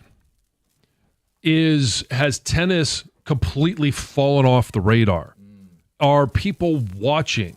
And if it's an Alcaraz and Djokovic final, does it do anything for you? Is the average sports fan, has tennis just completely fallen off the radar? Not something that you're even interested in, because I would call golf a secondary sport. Now, more people probably play golf. I don't know if they say more play golf than tennis, but I'm just curious, is tennis falling off the radar for our listeners? How long has it been since Serena competed? I think her last major was in 2017. Now, she competed after that, but I think that was her last major Nothing win. post-COVID. Damn, that's... So, the thing would be, if we did a topic, best athletes under 25, and somebody called in with Carlos Alcaraz, would you have known who that is? It wasn't that big of a blind spot, was it? I think I by process of elimination, I would know he's not one of the core four. Right, He's yeah, not so, a yeah. golfer. He's more Googled than any Carlos right now. Okay, who's the second Ever. most Googled Carlos? Well, right, but when you put Carlos into Google, then Santana comes next, which Okay. is the guitarist, Yes, I know that. musician. You know Yes. Carlos, not the Indian Guardian. I'll never get that right. No way, never. So the question is tennis falling off the cultural plate? Because you only have so much room on that plate these days. Right. And it's not all filled with sports. I mean, you make fun of me with the video games, but people have lives outside of this stuff too. And Right. if tennis isn't part of that viewing, it's not on the agenda for you. And I'd take it even one step further. Why has it fallen off? And has technology completely ruined the viewability of tennis? Because, and maybe it's not so much for women's tennis. Now, the Williams sisters, they had an unbelievable serve. It was sometimes impossible to return. But in the men's side, with the rackets and the development that has happened, whether it's strings, it's rackets, it's the technology, you get a 140-mile-an-hour serve, and it's almost, you're unable to return it. And so it can become a little bit boring in watching the men's. Women's may be a little bit more interesting because there's more volleys, there's more back and forth. Like golf, the drive has taken over golf. Yeah, The power. And you hit yourself out of the trouble. In tennis, you don't have to volley. The character of both sports isn't quite where it used to be. I also think the personalities. Tennis used to be loaded with personalities. Well, that's what I was going to say. For me, as not even a casual, I need the name, the anchor, the star power. And I think a lot of that has left tennis. And that doesn't mean it won't, rebound. I just don't know who these people are. They'll win tournaments. Someone's going to stack 5 or 6 Wimbledons. So for in terms of star power, it just needs to be more Americans that are winning it for you. Not necessarily. Nadal's not a thing anymore, right? He wasn't an American. I knew who Nadal was. I knew when the French Open came around that, there just became guys that you knew were going to be staples. And I don't feel like there are as many staples. Golf went through this a little bit post-Tiger, right? Mm-hmm. Who were the staples? And some guys have bubbled up, nobody to Tiger's level, but at least there's some guys that you can root for or against. Rory is one of those guys people would root for or against. Bryson DeChambeau, you root for or against. Yeah. Who are the tennis stars that people have big-time rooting interests in? There aren't as many of them as there used to be. I say that as someone who doesn't have those to anchor me to the sport right now. Right. I think Djokovic is kind of a polarizing guy. Yeah. But I think I don't want to say he's mellowed in the last couple of years, but he hasn't been as polarizing as he was. He was a very vocal guy. He was a guy that just people love to hate.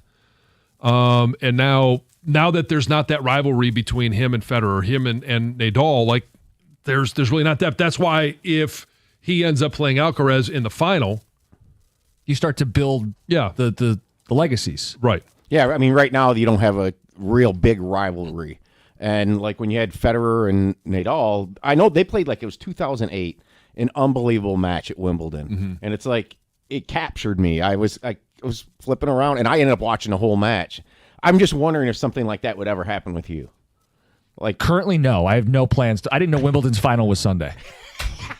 You don't do breakfast at Wimbledon? I don't. Where are you doing breakfast at on Sunday? That's amazing. But I have a better. I couldn't tell you what month the French Open's in. Like I know the calendar for golf. You know, I know the Masters is going to be in April, and I know they flipped it around a little bit. But you know the British Open's going to be in July, and I couldn't tell you when Wimbledon or the Australian Open typically fall. I'm curious about the sports fans. Like, do you as well not know when these are? And I don't necessarily know you need to exactly know like what month Wimbledon is in, or but you kind of know the time of year. But when it happens, are you even like? So one of the great things that I was able to do on vacation, especially since I was in Pacific Coast time in Vegas, you wake up and you're watching baseball at 10:40. Yeah. And Wimbledon was on from the moment I woke up until 2 or 3 because of the time change and when they're playing. Some of this might be that my read is that the audience doesn't care enough about tennis that I need to watch Wimbledon on Sunday, because I don't feel like for this job on Monday I need it's to watch. It's not going to be a hot topic. I know, like U.S. Open, I want to see this epic finish, and it may be something we talk about. Let us know. 248-539-9797. We will talk Tiger baseball. 8:35. The perfect trade for this team. End of the hour. Wojo stumbling into what I think is a great Tiger topic. It's 97.1. When it comes to an IRS collection or audit, you need a law firm that specializes in the resolution of all types of tax problems. And when dealing with the world's largest civil law enforcement agency, your case can take a lot of twists and turns. Your first call, your only call, should be to Abraham and Rose. Maurice and Jerry are prepared to advocate on your behalf, no matter if it's civil or criminal or even the Michigan Department of Treasury. So whether it's personal income tax or business payroll taxes that got you jammed up, you're going to need a real team of local lawyers, not a tax organization with a random individual that you're never going to meet. Visit abrahamandrose.com today or call 248-539-5040 so you never personally have to deal with the IRS.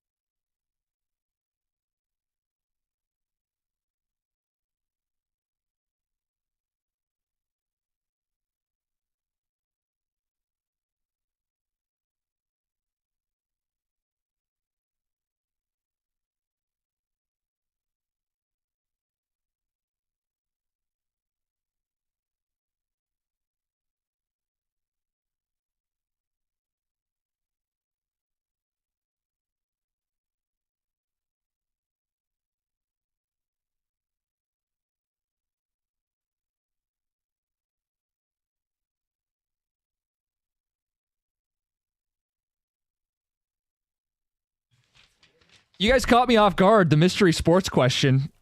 Jim, why don't you ever put tennis in the prep? Do you even watch tennis? Is tennis even part of your fandom? Just as a sports fan, competition. And I don't know. I guess no is the answer. Ticket text. John, we got to the question of, do people still care about tennis? Yeah. Because you said, well, Stoney used to always bring it up. And I don't know if... Yeah, I mean, and my favorite bit, my absolute hands-down favorite bit that Stoney would do is tennis on the radio. Wimbledon's going on right now. It's on the TVs in the studio. I just don't really bring it up. I wasn't even planning on watching this weekend. Ticket texter says, I think the pickleball craze has taken over the interest from tennis for the average person. Signed, Rob. I think as player, but I don't know that it's necessarily a spectator sport. I mean, what's the big pickleball tournament that you have to watch? And pickleball's not on ESPN, at least a little bit, but maybe not, it's on the Ocho. Not featured. Yeah. Stopped watching tennis, golf, and NASCAR when I cut the cord. I noticed them. I might tune in, but they're channel surfing sports for me. From an unnamed texter. Djokovic is the Aaron Rodgers of tennis. Does that fit? I think he used to be. I don't see that anymore. I mean, he's the bad guy, and Rodgers is kind of taking the villain role. There's also a COVID element. Okay, yeah. That. Who's more successful? Djokovic, right? Yeah. Yeah. Says, I've heard of Monica Seles and Anna Kournikova. There you go. Do you know what happened to Monica Seles? When you say it, I'll probably have heard about it. I couldn't tell you right now. She got stabbed by a fan on the court. Okay, no, I didn't know that. Huh. I've never heard of Carlo Alvarez. Can any of these tennis players play hockey? Signed, Steve. The only relevant thing in tennis was the huge star that refused to get vaccinated. Djokovic, right? I think that's what he's referring to. Tennis has fallen off for me because of the lack of star power. See, that's what I said. He says, no Nadal, no Federer. When the big three were playing, the majors were more fun to watch. And I was looking back at it. I mean, 2003 is when Federer won his first major. I was 10 years old. My entire life has been that era of tennis. And when they faded away, I never really picked up where they left off. Now, maybe it's to my loss because I'm looking at this now, and then Alcaraz has won 5 singles titles. This Sinner guy, this is the Italian, he's won 3. Maybe this is the next generation that's blossoming, and I just don't care anymore. Well, and I think it could change a little bit today in terms of people viewing on Sunday. If Taylor Fritz beats Carlos Alcaraz, and you have an American in both the men's and women's, now the women's will be played tomorrow. But if you have the opportunity to have a man or a male Wimbledon champ, I think it will change in the U.S. what American viewers are watching on Sunday a little bit. I don't know how much it moves the needle. If you have 2 U.S. winners, men and women, it will be a headline on Sunday. But will it last Monday? I don't know, because who are these people? My thing is, for America to care about tennis, the casual person, you either have to have a dominant player or you have to have a player with personality, like a zany character. So the examples, and they had a rivalry to a degree. Sampras and Agassi. Agassi was the personality with the quote bleached mullet almost, and then Sampras was Tim Duncan playing tennis. Yeah. Wimbledon's underway. Caught me off guard with that. We got Tiger baseball talk coming up at 8:35. The perfect trade for the Tigers, according to one of the prominent MLB insiders. A topic inspired by Wojo, maybe a brilliant Tiger topic. You guys will let us know that at the end of the hour. A Football Friday conversation in the 9 o'clock hour. But first, Heather with the news. Well, Livonia residents, if you're caught driving a golf cart on a public road, you're going to be fined. Yeah. Where's that drop? You always know what I say. Oh, yeah. Mess around in Livonia. Yep. So there you go. The police department says it's increasing enforcement of state law that prohibits the use of golf carts on public roads and sidewalks. They made the announcement on Facebook, and their post read, while golf carts may seem like a convenient way to get around the neighborhood, they are not legal for use on Livonia streets or sidewalks. Our officers will take enforcement action against violations. They say a civil infraction carries a $100 fine. Ooh, dropping the hammer. Be careful out there. The man who helped stop a mass shooting at a Wayne County church by ramming the gunman with his car was just gifted a new truck by a local dealership. for Nice them. story here. Richard Pryor, a deacon at Crosspoint Community Church, used his 2018 Ford F-150 pickup to run over the gunman, who was then, of course, fatally shot by the church security staff. And on Thursday, Pryor was given a 2025 Ford F-150 pickup by Jack Demmer Ford in Wayne to replace his vehicle because it was struck multiple times with gunshots. So I didn't think Richard Pryor was still with us. It's Richard Pryor, the actor, the comedian, died in 2005. well, Yes, this Richard yeah. Pryor Yes. lives on. Yes. And he says he's very grateful and very thankful for this new vehicle. The joke for me and apparently Greg. I got what you were saying, but I just Right. didn't think it was that funny, John. I laughed. Again, these jokes are all for one. I know. When you hear or you think of Battle Creek, you probably think of Kellogg's. Cereal. Yes. I mean, Yeah. that's what, or cereal. That's at least what I think of. But soon, Battle Creek will be home to Ferrero, the company behind brands like Nutella, Butterfinger, things like that. Because Never lay a finger on my Ferrero, Butterfinger. yes, is set to acquire WK Kellogg in a $3.1 billion deal. So the deal will basically bring a bunch of brands together. You'll have Fruit Loops, Frosted Flakes, Nutella, Tic Tacs, Kinder. Tic Tac. Yeah, Rice Krispies. Teddy had his first Tic Tac. He did? yesterday. And Was it minty or no? it was like the yeah, orange? it was a minty one, Oh, no. and it did not go well. No. It was. What's wrong? And you see, he's trying to scrape his tongue. Yeah.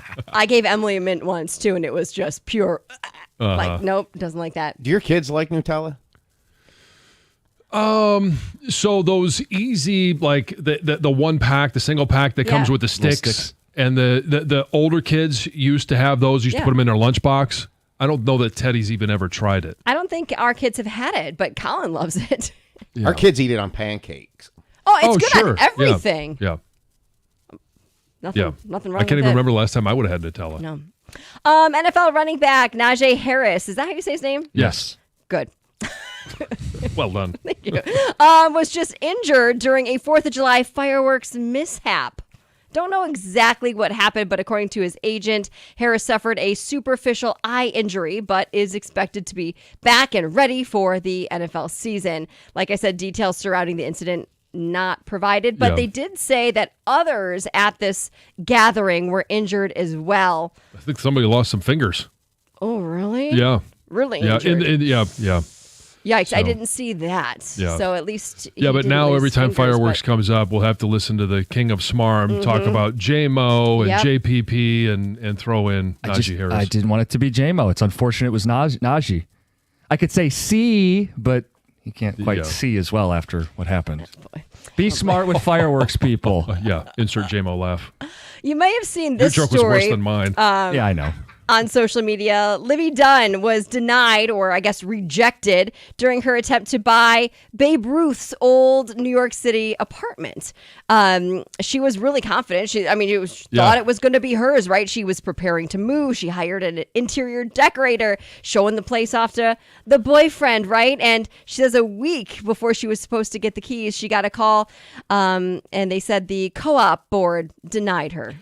Did it say why? Like they're concerned about a party atmosphere or No. Attention she brings. Because she was kind of speculating of what it could be. Could it just be that they don't want, younger people in there? well, could What's be wrong her, with the could young be her people? age. It could be that she's a public figure. You don't want public figure. It's New York City.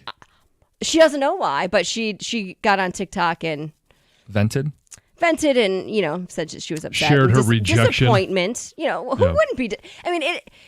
If you've ever gone through the home buying experience, I mean, you do get your hopes up for sure. things, and you picture how you're going to decorate, where you're going to put things, and you hope your offer's accepted, and then you think it's going to be the best because like she said, she was like, I was going to pay all cash. Like I had a great, damn, good for her. I know, because it said this place sold in 2016 for almost $6 million back then. So I Well, can only imagine what it was now. she'll have an easier time finding a place here when Skeens is traded. Okay. That is not the perfect trade we're getting to next. That's the fairy tale trade. We'll get to trades that could happen. The perfect trade from one prominent analyst. It's next, 97.1. Hey, summer is heating up, and there's nothing more refreshing than an ice-cold Surfside iced tea and vodka or Surfside lemonade and vodka to break the heat. Made with real brewed tea and real vodka, Surfside is only 100 calories, 2 grams of sugar, and 0 bubbles. That's right, no carbonation, so it's easy to sip and enjoy no matter what your plans are this weekend. Look for the can with the sunset stripes. Sold at bars, restaurants, and stores near you. Must be 21. Please drink responsibly.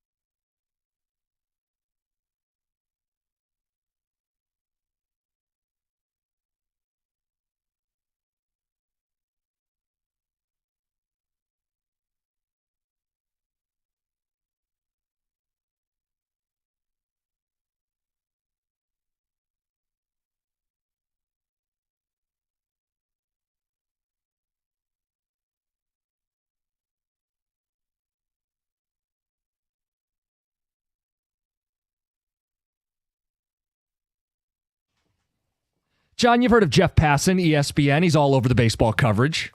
Yes, I have.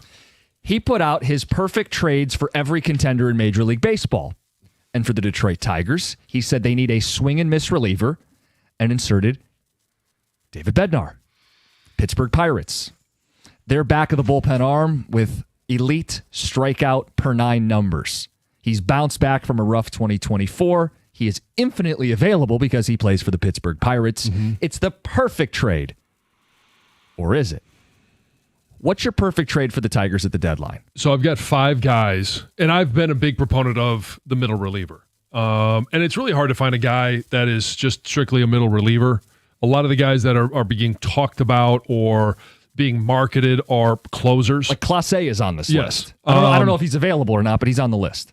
And I have one guy that I think fits the bill perfectly, but some of the names are David Bednar, one of them. Obviously, Pittsburgh Pirates. Another guy I've been talking about, Jake Bird for the Rockies. Both of those guys are going to be shopped around because both of those teams are terrible. They're not going to. They have no postseason hopes at this point. They're going to be sellers, and they're some of the best players on their team most marketable players on their team that could help a contender. And so those are the two names that I think would be at the top of the list. And I'm going to give you a team that I don't necessarily know that they're going to be sellers, kind of in the same position as Boston is, and we've somewhat taken Bregman's name off the list because we think that they're just still going to go for it, a postseason run. The St. Louis Cardinals, they've got 3 relievers. Now, even if they're in it, they may decide to be one of those teams that, okay, well, we're going to dip our toe into it, but we also need to have an eye for the future. Maybe we can get a prospect for one of these guys. There's 3 names, and I think that the name that fits best for how the Tigers operate, and it's not just postseason, it's actually getting to the postseason, it's Steven Matz. Multi-inning lefty, a guy he's about a 3.3, 3.4 ERA, and they've used him, and tell me if this fits all right, as an opener. Sounds familiar. And they've used him. He usually goes 2-3 innings, gets you from your starter to your closer. Would that not fit perfect for this Tigers team? Sounds like a Hinch guy. Now, when you get into the postseason, you're no longer going with the opener concept. I know the Tigers did last year, but that's because they only had Skubal. The staff is much different at this point right now going into the second half of the season. The other 2 guys, Phil Matten and Ryan Helsley, I think they're probably better options in regards to their swing and miss. Yes. Their ERA, but they're more closer types. And I think the individual that this team needs is a guy that can get you from Casey Mize, Jack Flaherty, Reese Olson at the end of 5 or 6 to Canely and Vest. Yeah, I don't know what shapes specifically Harris is looking for, if he throws like triangles or circles or squares or whatever, but like they'll look for a guy who throws stuff differently than they have in their bullpen. There's no doubt they should look to upgrade the bullpen. And the reason I say St. Louis is they're in the National League. They're a team they're flirting with a wild card spot, but I think we all would agree that the National League is better than the American League, especially at the very top with the Dodgers and the Mets and some of those teams. But it's a much more difficult road, even if you get into the postseason, of actually making it. So are they a team that says, you know what, we got a tough decision to make? Do we think we can actually make a run at a pennant? Or are we going to say, you know what, the best decision for our franchise is to sell one of these guys? We can still try and make that run. Well, you do a little buy-sell combo, or, AJ said we don't really know all the sellers yet. I mean, if they go on a 5-game losing skid, the decision gets made for them, that type of thing here. I mean, they're already out of it right now. I have no issue talking about relief pitching. I think relief pitching matters a ton in the postseason. Ideally, they would add a reliever and a bat. But to me, the perfect trade is Eugenio Suarez. Mm-hmm. He is that pop at third base that we've been talking about since the offseason. It's a position that they identified in the offseason they haven't filled yet. What about McKinstry? Well, this frees him up to be the super utility where he can play short, some third, and the outfield. Pinch hit, pinch run, come in as a defensive replacement. You let him be the super utility guy that he really is. The all-star he is. That's his value as a super utility guy. And it takes the pressure off of Matt Vierling. He has not been off to a hot start. Some of it understandable, no spring training. Mm-hmm. But when he was on the Phillies roster on the run of the World Series, he had a smaller, reduced role. That may be more ideal for him, too. Take the pressure off of Matt Vierling. Let McKinstry be the super utility. Give this team a prominent right-handed bat. Suarez is slugging over .550 this season. One swing of the bat in the postseason can flip a series. And I don't want to say the bullpen's fine as it is, but if I had to bet on Federer making something out of nothing, we've seen that. I'd like a bopper in the postseason because bats cool off with good postseason pitching. Suarez has a great track record against the Dodgers the last 2 years, an OPS just shy of 1,000. And the name on this list that Passan has him going to is the Yankees. Mm-hmm. So it's a twofer. I keep him from the Yankees. I get him for the Dodgers. I let my super utility guys be super utility guys. Suarez is the perfect trade. So match this up. Let's say this played out. The Tigers got Bednar and the Yankees got Suarez. Yankees are a wild card, win the first round 2 out of 3. Play the Tigers in a best of 5 in the second round. Yeah. You're sitting there with Bednar and they're sitting there with Suarez. They win. at least on paper. Now, you might still win the series, okay, because it's baseball. Baseball is very fickle, but that's where Scott Harris needs to win. That's winning at the deadline is getting. I think we discovered this yesterday. Them needing another power bat is the most critical need if you plan on beating the Dodgers. Because that's all this comes down to is beating the Dodgers, being the team that is the last team standing. I'm still on. You need a better bullpen. But would you bet on Chris Federer to discover somebody the way he has for over a year now? Ideally, I don't know because I don't know that body is there this year because last year it did. It felt like they would bring up a guy with a 9 ERA. Sean Gunther. I know he's not on the team now, but Salmon, Chase Lee. Like it just you. I haven't seen that same magic this year, and I just don't know that guy is there for the Federer to work his magic. Where do you pay the price?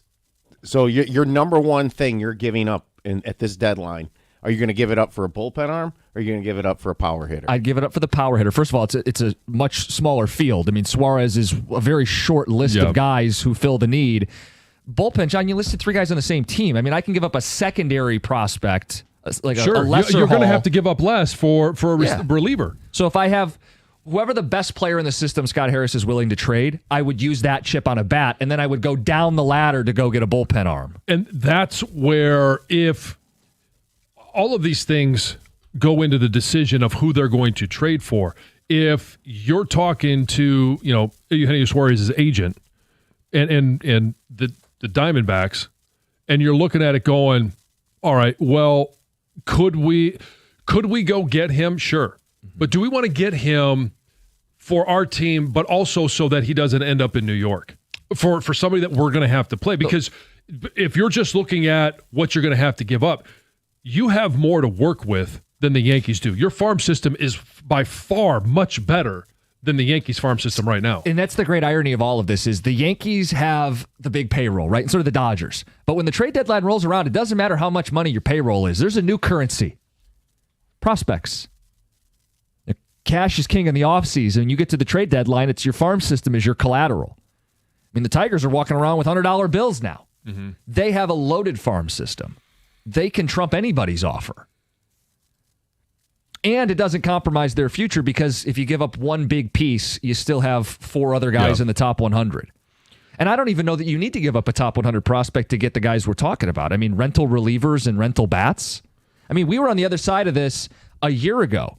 Did we get top 100 guys when we were sellers? I mean, those were rare. I think the way the market seems to be developing, that Suarez, they're going to get more for Suarez than they should. Probably. Because the demand. Right. So I would part with one of the lower top 100 guys that the Tigers have. Lorenzo, maybe? Someone who's in AA? I think, and it should be one of the catchers that are down there. They got 2 catcher first basemen. Both can hit left-handed. One of them's a switch. And they have power. Yeah. And so you pair that with Dingler, it's almost harmless as long as you don't miss big on the right or wrong one. Well, but that's part of the job of the president of baseball operations for Scott Harris. It's you draft, you develop, you trade, you sign. You also have to make decisions without the benefit of knowing hindsight. You have to make the decision. Of knowing who is, because you may get the call from Diamondbacks that says, all right, we want this guy, and you're thinking to yourself, okay, that's fine because we don't think he's the best one we have. Right. It doesn't matter what the prospect rankings say. Our internal rankings are a little different, and we have preferences. And when Dabrowski was here, he would trade highly regarded prospects. Very few of them came back to bite this team. 248-539-9797. What do you guys think? The perfect trade for the Tigers. 248-539-9797. A silver bullet. One move to make. Is it Bednar? Is it Matz? Is it Suarez? Is it somebody else?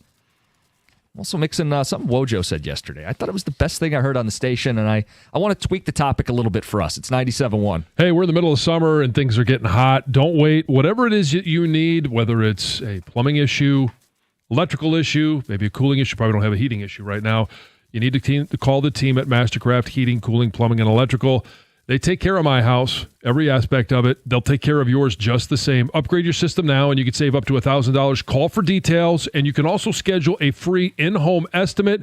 They offer same-day service as long as you call before noon, so there's still time to do that if you want to make sure that you've got great AC throughout the course of the weekend. You can find more information on the web at mastercraftheating.com. That's mastercraftheating.com.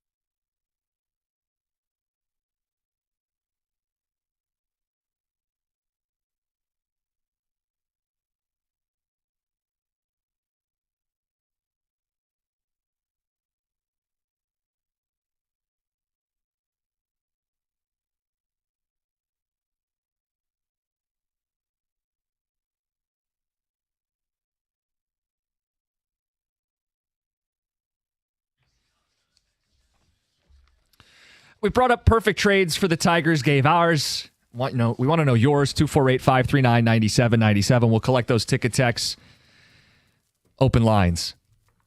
Driving around yesterday, and I heard Wojo and Rieger. And the banter for those guys is great. And Wojo's given Rieger a hard time because he accused Rieger of always trying to find drama with this baseball team. Right? Jeff, you're always looking for some drama. There's just no drama with the Tigers. We're enjoying this summer. It's a great summer. And then he accused Stoney and Valeni, and he mentioned me. He goes, too many hosts at the station are trying to manufacture, gin up drama with the team that doesn't exist. And he said, I want to stop talking and I want to start listening. When you guys talk about the Tigers with your friends, are you doing trade deadline talk? Are you interested in this crazy Skeens thing ESPN floated?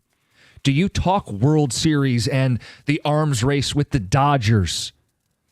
Because our job is ultimately to have our finger on the pulse of sports fans.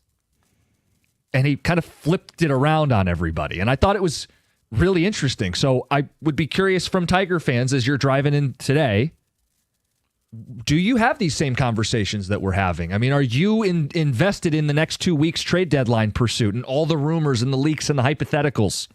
Or is there something else you're fixated on? I mean, is it just euphoria constantly? I don't know that we can come on the air every day and say, damn, the Tigers are good and move on. Like, what is it that you guys talk about and want to hear talked about with this team? I got to be, at this time, it's a lot of trade talk. Yeah. And I got to give Tigers fans, I think, a little bit more credit. If they're talking about the Skeens trade, it's in the context of dreaming. What would that look like? Because I don't know that there's any, fans that are actually looking at that saying that's a legitimate possibility. Right. There is, in no world do I think Pittsburgh is going to trade Paul Skeens.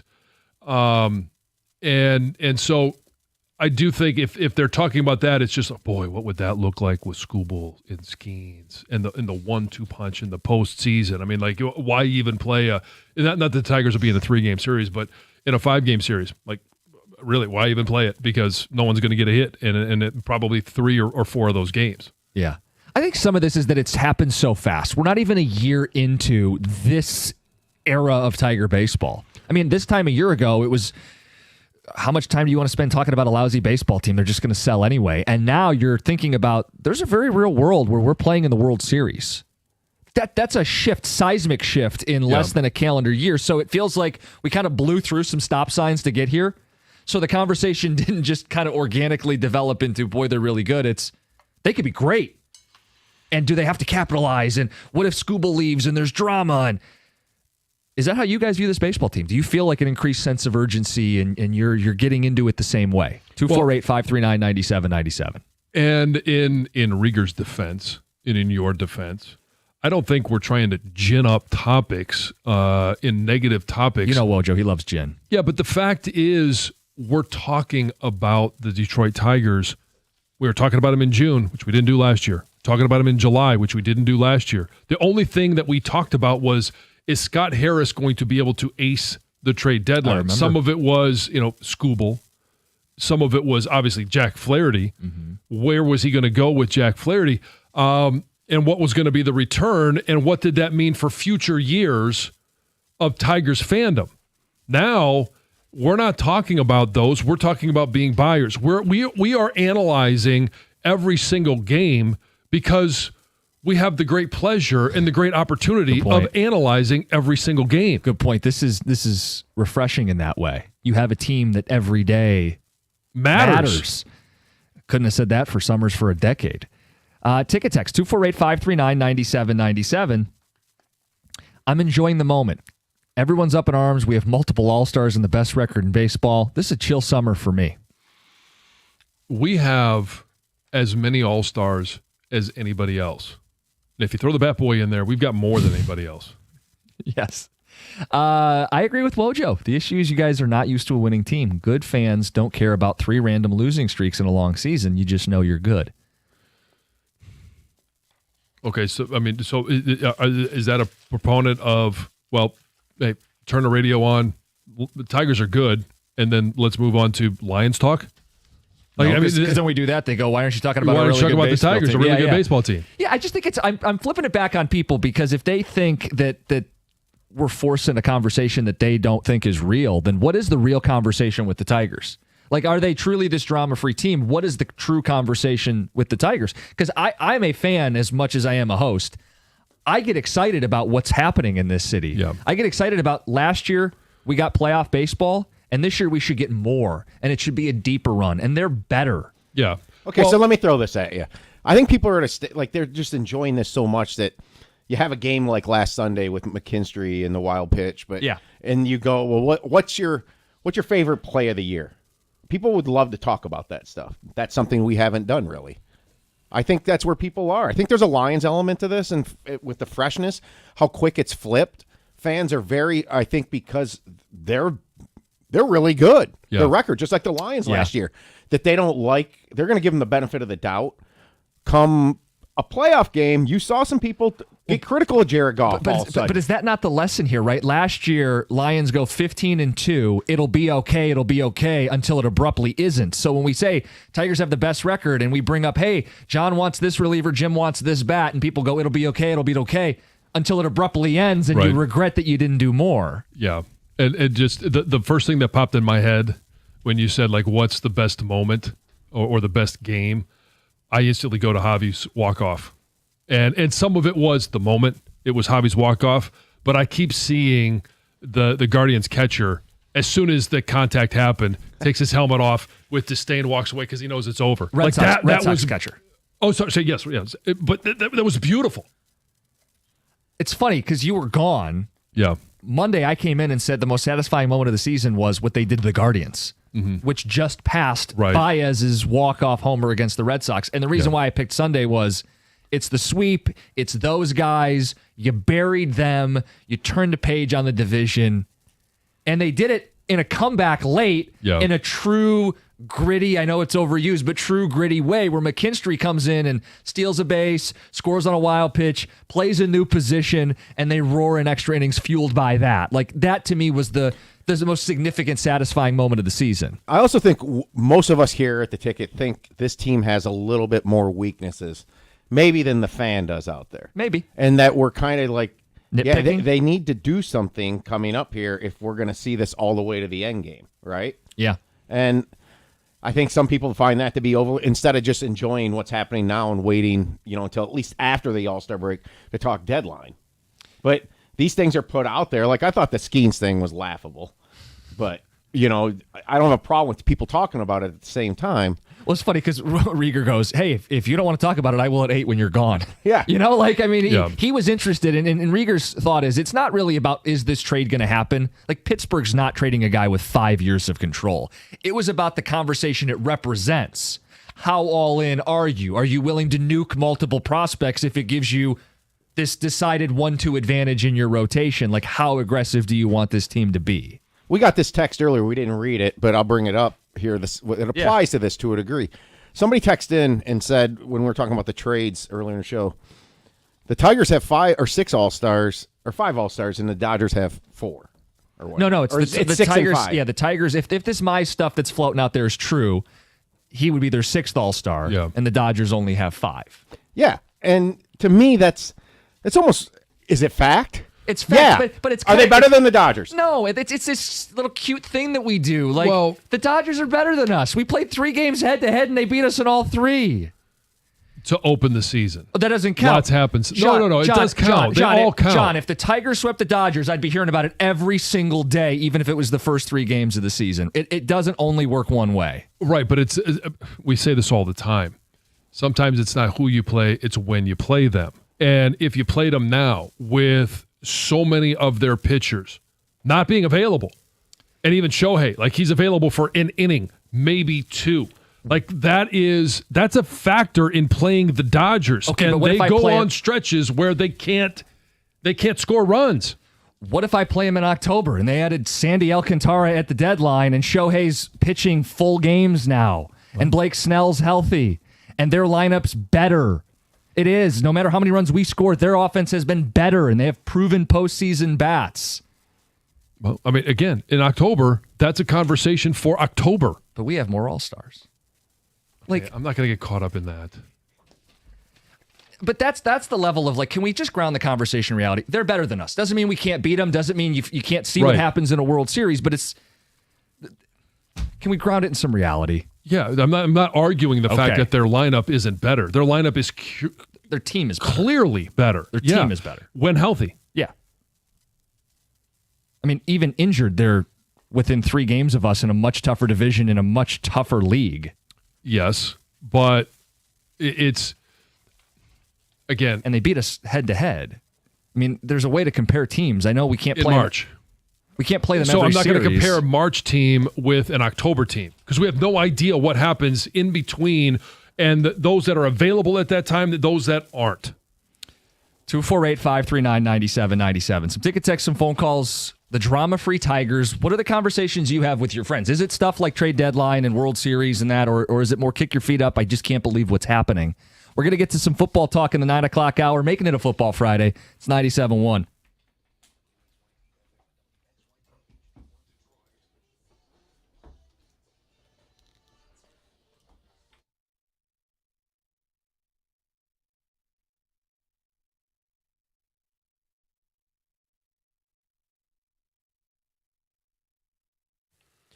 Brought to you by Precision Garage Door Service of Southeast Michigan. The Tigers open their final series before the All-Star break, a 3-game weekend set with the Mariners by sending Tarek Skubal to the mound at Comerica Park tonight.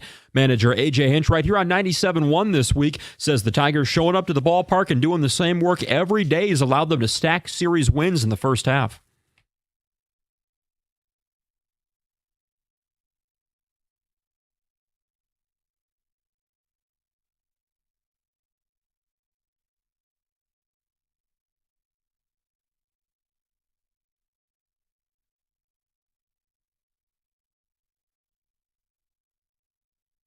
The Mariners will counter Skubal with their ace, Luis Castillo.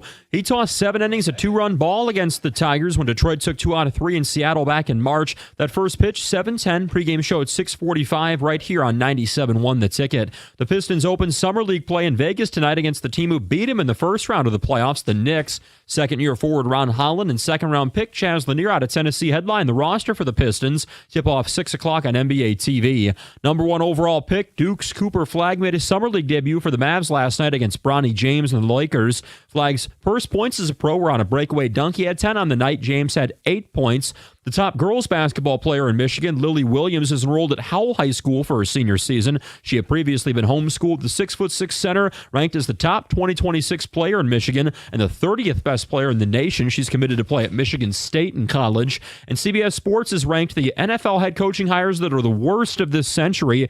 3 former Lions made the top 10. Marty Mornhinweg at 7, Matt Patricia at 9, Rod Marinelli at 10. That trio won just 28 games in 8 seasons, 11 fewer regular season wins than Dan Campbell has gotten only 4 seasons. At the Corwell Health Sports Desk, I'm Luke Sloan. For more, go to 97.1 The Ticket or Odyssey.com.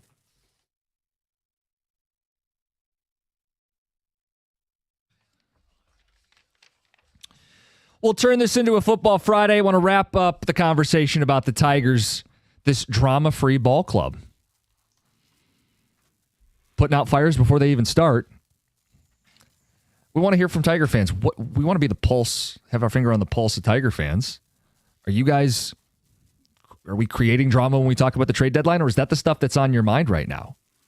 When we bring up the Dodgers in this quest for a World Series, is that on your mind right now, or is that ginning it up? Is it premature? Exactly. I mean, Wojo and Rieger were hashing this out yesterday, and I think it's a fascinating conversation. Texter says, I watch with my dad, and we talk about what this team needs to win a World Series, but we enjoy every night. We're not bored. We think what's taking place is awesome. Text says, my friends don't talk about trades we want all the time. It's cool to be like, I'd wish they'd make a move, but not going to talk about it for months. We'll talk about it when it happens.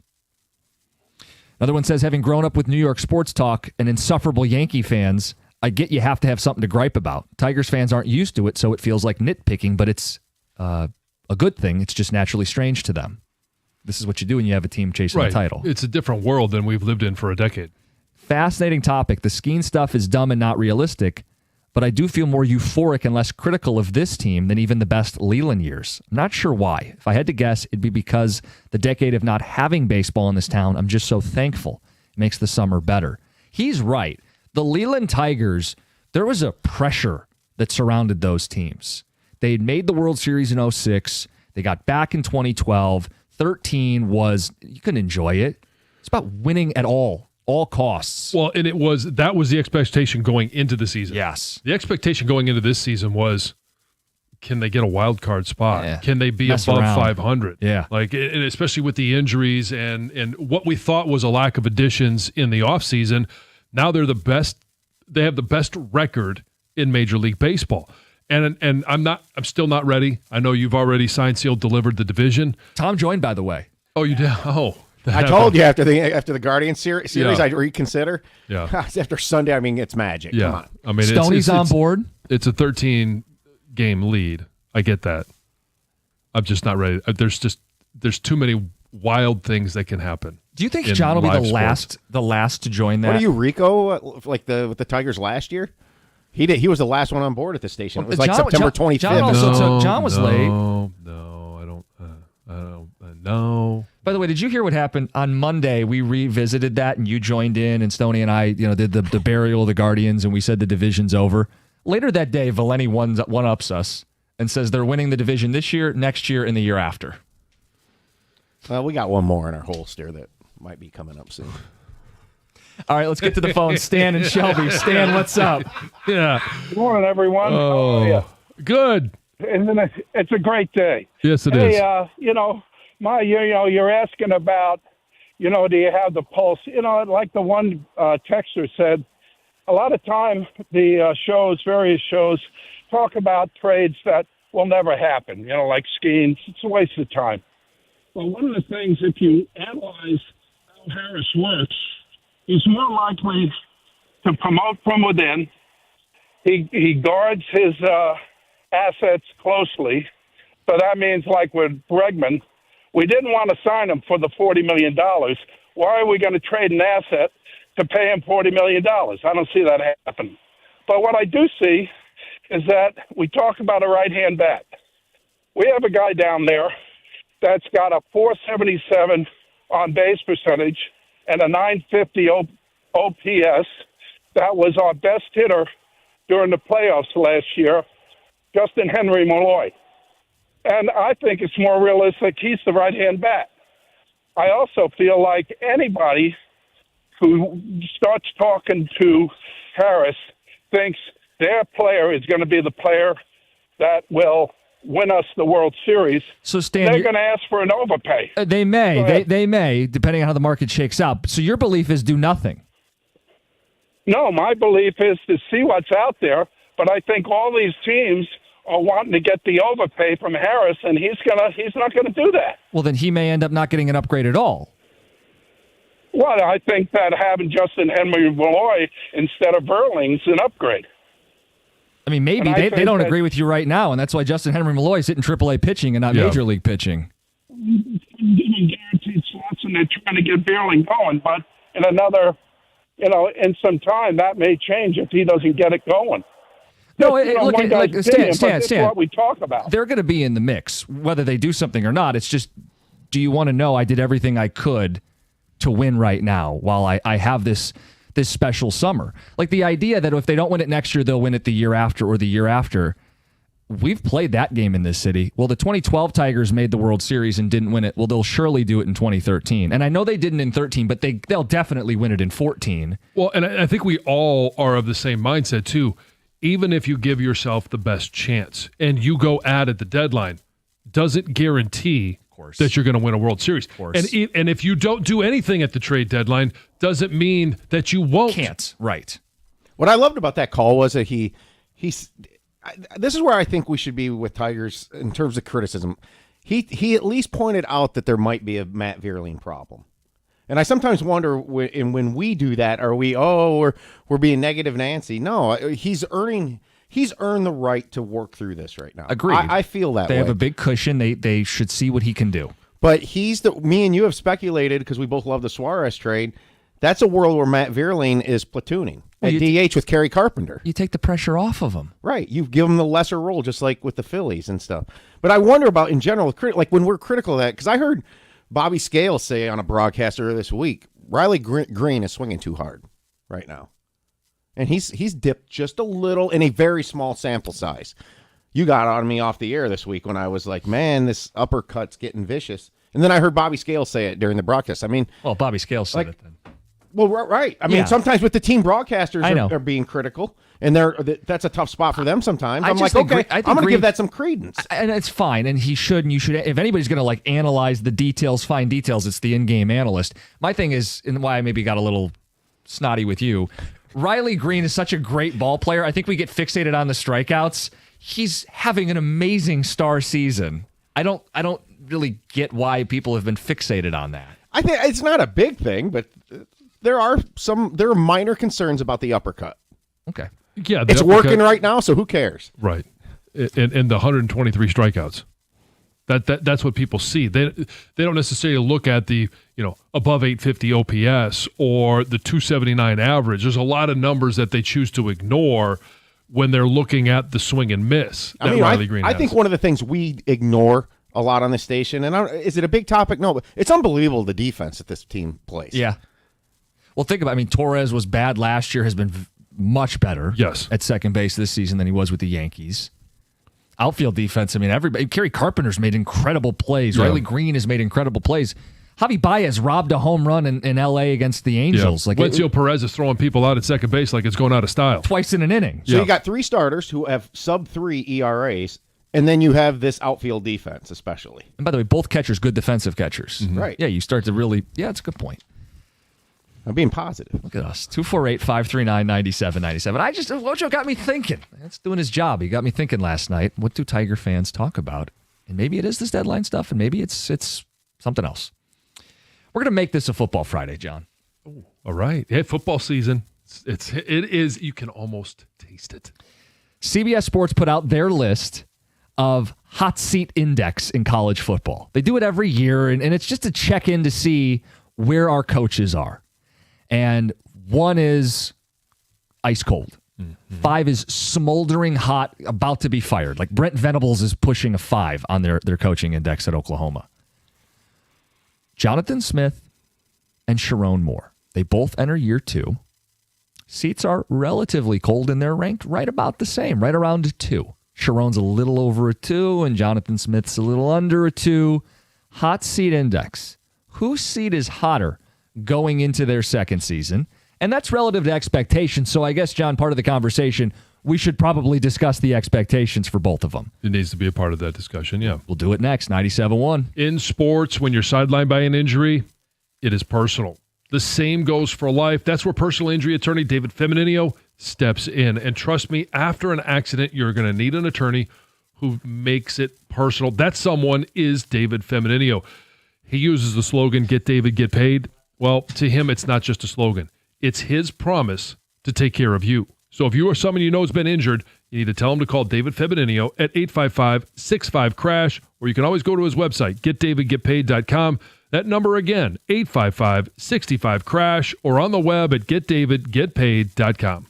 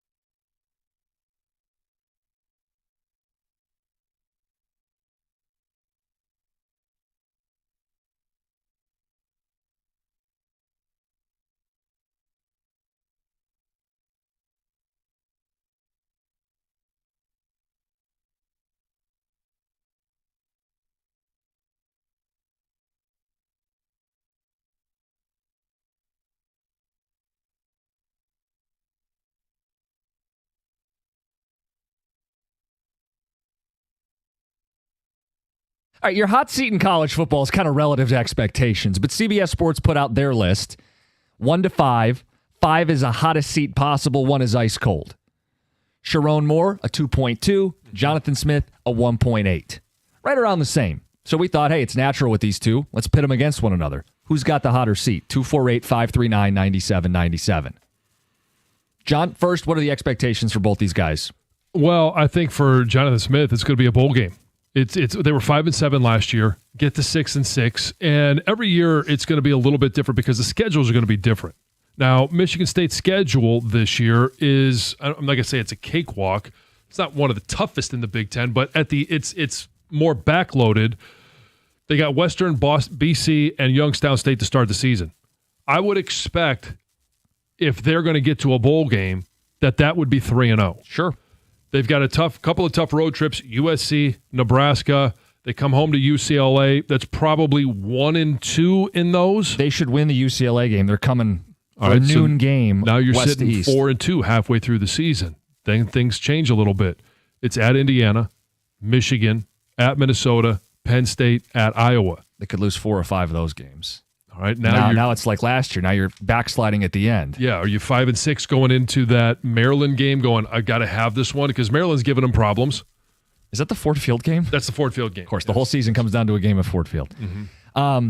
So bowl eligibility for Jonathan Smith in year 2. For Michigan, what is the expectation? The expectation is that you're in the I'm not saying that you're in the playoffs. You're in the conversation of the playoffs. So it's like in the 3 losses, give or take? 9 wins, I think, is the minimum for Michigan. Has to be. And if you're at 10, you're in the playoffs. Right. And Michigan avoids Oregon and Penn State in the regular season. They've got tough games with Ohio State. They're going to play at Oklahoma. They got week 3 against an in-state power. Right. But for the most part, like their schedule sets up for them to be in that 9-ish win conversation. And the expectation is that you're going to have an offense this year. Well, that's the thing. Last year, Sharon Moore, they beat Ohio State, so I think we all kind of forget. Last year, their offense was dysfunctional. They're playing QB carousel. Sharon's challenging bizarre plays that have no chance of being overturned. He's sitting on a timeout inexplicably like someone unplugged his controller against Indiana. He needs to look the part of a coach this season, a head coach, a program figurehead, and the offense has to look a lot better. Now, they made changes at OC. They've got not 1, but 2 quarterbacks. How about using the portal? That was a big criticism last year. And it's probably Bryce Underwood, but Mikey Keene's there as well. I think Sharon's more likely to hit his expectation than Jonathan Smith. So I think Jonathan Smith actually has the hotter seat. And some of this is new AD. Guy didn't hire Jonathan Smith. If you don't make a bowl back-to-back years, you don't get 5 years like Oregon State to really break through. You might not even get 3 years like you used to. No. That's the harsh reality. They flatlined at the end of last year. If they flatline at the end of year 2, you're not from here. No one's going to bend over backwards for you. It's a new AD. I think there's more pressure on Jonathan Smith than this list gives credit. Now, I also think there's more pressure on Sharon than the list gives credit because Michigan has a higher standard. You took over for Harbaugh. You're supposed to keep the train on the tracks. And there's this whole cheating scandal, too, which I think throws a wrench in him as well. Well, I think it throws a wrench in there, but I don't think Michigan, first of all, would have hired them if they didn't believe that they knew everything to begin with. And now that you're another year down the road in regards to that, you're just simply waiting for the NCAA to make their final determination. I don't know that there's any new information that Michigan's going to find out about Sharon Moore or the program. To your point, I don't think they're going to fire him if he gets suspended 4 games. Right. You know what I mean? Like they are making their bed with it. It's going to come down to results. Yeah, it will come down to results. And again, the schedules are not the same year to year. This is not the same schedule as it was last year. So for Michigan to go 9 wins, possibly 10 wins, which might be a stretch. I'm not sitting here and saying that they're going to be a 10-win team. It's not going to be as hard, or it shouldn't be as hard as it was last year, especially if you have the ability to develop a very talented freshman. Kirk Campbell no longer there as quarterback coach or play caller. Yep. Now you've got Chip Lindsey. We don't know what he's going to do. We don't have experience with him, but the experience is that he can develop a talented quarterback, that he can call an offense that has been upgraded at quarterback, has been upgraded at receiver, has been upgraded on the offensive line. Now, again, just because they've been upgraded doesn't mean that they're going to be a great offense. Yeah. I don't necessarily know that they have the makings of a great offensive line. Possibly good, and we'll see how they play towards the end of the year. But if you can implement the forward pass, which is a part of the game here in 2025, then this is going to be a better offense than it was last year. Ticket text 248-539-9797. Hey guys, what if Coach Moore isn't allowed to coach this season? ... Guys, I don't foresee a season-long suspension. Yeah. I think it could be more than the 2 games that's been floated out there. Where am I at on the hot seat rankings? Signed Steve. Why would Sharon Moore be on the hot seat at all? He overachieved last season. Costa, seriously, dude, do better. Will in Detroit. I really think that Ohio State game at the end is a signature win for him, but we can't forget all of the other dysfunction of last year's Michigan's football team. This is year 2 for him, but the standard at Michigan is not putts around at 7-8 wins. It's playoffs. It's playoffs. It certainly is playoffs. And eventually it's national title. I'm not going to put that on a guy with a freshman quarterback. No, but as you make this program more your own, and it's more Sharon Moore this year than it was Jim Harbaugh last year. And I know Jim wasn't in Ann Arbor last year, but it was a lot of his guys, or the fact that it took a little while. Portal was closed before Sharon took over, and I'm not going to go down that road again, why they didn't go out and get a quarterback. But now you have gone to the transfer portal for a quarterback in Mikey Keene. Now you have recruited the number 1 overall recruit in the country at the quarterback position. He is now on your roster. What are you doing with that? You went out to you got a transfer wide receiver from Indiana, got another one from Arizona. Yep. You've gone to the transfer portal for the offensive line. So you've done the things that were the criticisms last year. Now, what do you do with those new assets? Texter says, as a Spartan, Jonathan Smith's seat should be a 6 out of 5. If he doesn't make a bowl game, he should be gone the day after the season. If you can't go 500 in modern football, you don't deserve to be the head coach anywhere, let alone a major university like this. Now, the one thing that I think we need to be aware of about Jonathan Smith is at Oregon State and the places he's been before, he has been a guy that it has taken time to develop 3-star guys into 5-star players. That's what it took at Oregon, whether it was the offensive line or it was being able to get Aiden Childs, recruiting him to Oregon State, and now you've brought him with you. So maybe that might be one of the things that's a check mark in the negative column is Aiden Childs is not new to this offense, not new to Jonathan jumpstart. Smith. And he needs to take steps in, first of all, just throwing to his own guys, but managing a game. If he can be a dual-threat quarterback, I think the minimum would be 6 wins and possibly more. So I think that's at the core of the Jonathan Smith conversation is he's a slow burn guy. He's a development, the trenches guy. That is not a one-off season thing. Yep. But in today's college football, the portal is much more prominent than when he was there. It's certainly more accessible with Michigan State's resources. You need to do it much quicker than you did at Oregon State. And you should have jump-started it quicker with Aiden Childs to do it at that key position of quarterback. Texter says, MSU fan here, Moore's seat is much hotter due to the availability of better options. Michigan would have highly qualified coaches to replace Moore with if it didn't work out. Couldn't say the same to the same degree with MSU. How much of that is a factor at all? He does have more options, yes, going into the season that we know of. Some unknown options in Michigan State just because of recruiting and transfer portal. Cookie jar coming up at 9:35. First, Heather with the news. Well, a sad story to report. A single mother of 6 was fatally stabbed by a coworker following a fight at an East Point McDonald's.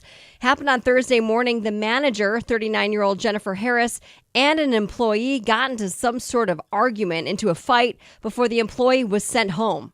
Well, a few hours later, that employee returned with a kitchen knife, stabbed Harris multiple times. Police say a customer who was at the McDonald's with a gun saw the dispute, fired the gun to hopefully break up the violence. That didn't work. The employee tried to flee the scene, but it was that same customer who was able to detain the employee, and thankfully they did, but unfortunately the manager was taken to the hospital and passed away from her injuries.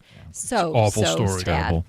A 19-year-old man accused of shooting 2 people during the Detroit fireworks show back in June is facing multiple assault and weapon charges.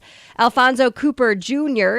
was charged with 2 counts of assault with intent to murder, 2 counts of assault with intent to do great bodily harm, 1 count of carrying a concealed weapon, and 4 counts of felony firearm. He's accused of shooting and injuring a 17-year-old boy that he was arguing with in a fight with, and also shooting a 22-year-old woman who just happened to be nearby. Cooper was actually arrested 2 weeks later. Remember, there was a big manhunt for him? Well, they found him. He was arraigned on Thursday. He was given a $500,000 bond, and if he is released, he'll have to remain on house arrest with a GPS tether. On a more happy story, a Michigan State professor will be competing on Jeopardy next week. You'll have to tune in. For nearly 20 years, this guy, Peter Johnston, took the online tests, the quizzes to try He's done it for 20 years? Yeah, he's a big, it sounds like He's a relentless. big trivia guy. Grew up in a household playing trivia, watching Jeopardy, and didn't really ever expect much out of it. But, you know, you could go online and take the test, and John. all of us could. And he just happens to do this. And he never heard back over his time trying, but he decided to take it again in April of 2024. And he was invited to continue in the selection process. He had to go and he had to do another test over Zoom. There was 30 other people that were trying out as well. He had to do a personality interview. He had to do a virtual mock game. And anyway, he's going to be on July 15th. That's Next cool. Tuesday. Yeah, so go watch. John, I missed your story about leaving your laptop on the plane. Oh, yeah. Oh, but I can only imagine that was no fun. But None. it could have been worse, I think, because listen to this. There's a guy in France who went on a big road trip with his wife last week. So he wasn't flying, but he was driving. A long road trip. They were going a 27-hour drive. So it's going to take a hell of a road trip. Yeah, they had multiple stops, and they made one stop at a gas station along the way.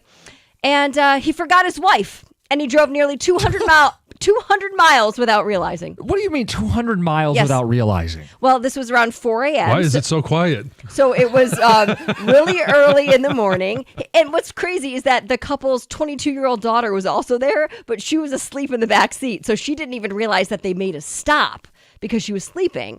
But it sounds like maybe the wife was sleeping, and then when he stopped, she got out, and he didn't realize. He didn't know that she exited the vehicle. Right, so it was still quiet because she was sleeping before, and then she had to sit there and wait 4 hours before he picked her back up. Wow. And it sounds like he actually called the police because it was like, oh my gosh, my wife is missing. He couldn't remember what town they stopped in, what gas station they stopped at, because it. Oh my god. Okay, but didn't she think to call him? Okay, yes, because that's the craziest what I part. would do if either way, like if you were left somewhere, you would immediately call the person and go, "Hey, whoa, I'm not in the car." Because you want to know how cops found her? Yeah. They tracked her cell phone.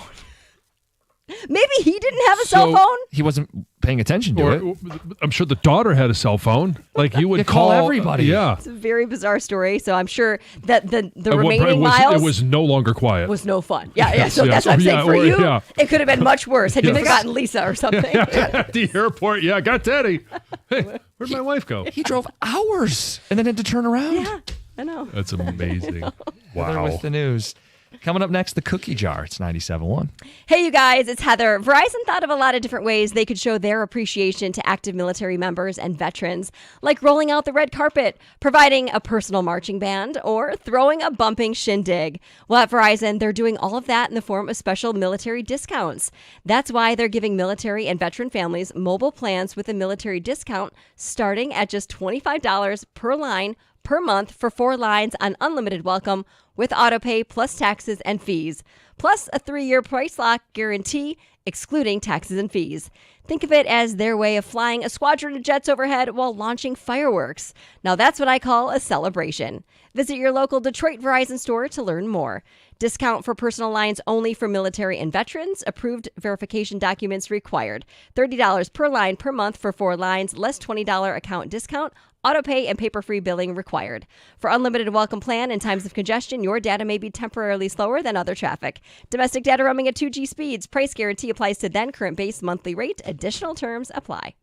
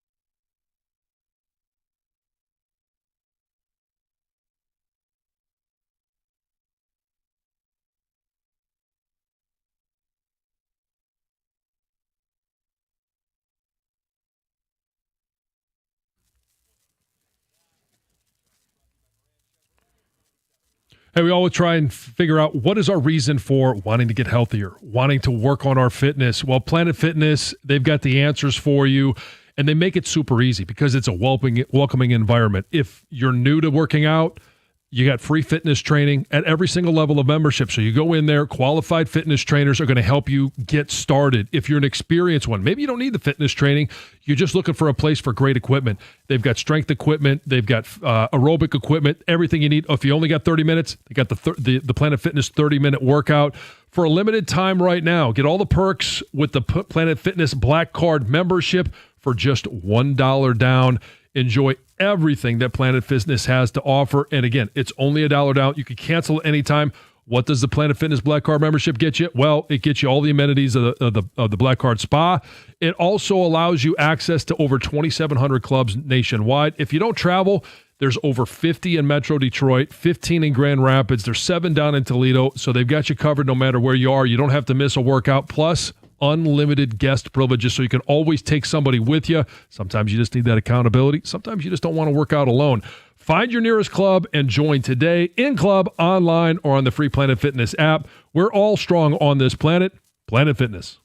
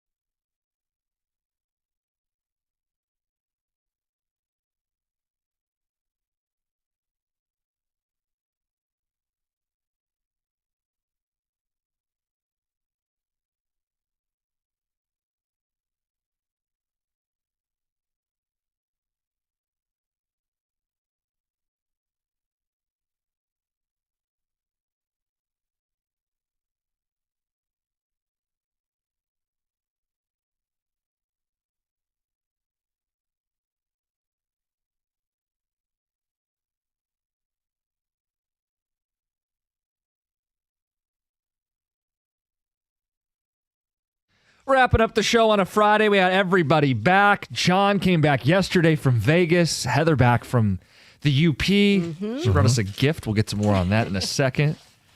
We have ticket text from the cookie jar. Need the Pope to bless Davenport. Finally get the edge opposite of Hutch. That's signed Max in Bath, Michigan. Mm-hmm.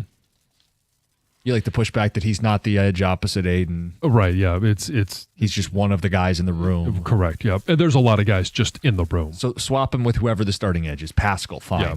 And now we get what we want. Yeah. Can the Pope bless me? Signed Steve.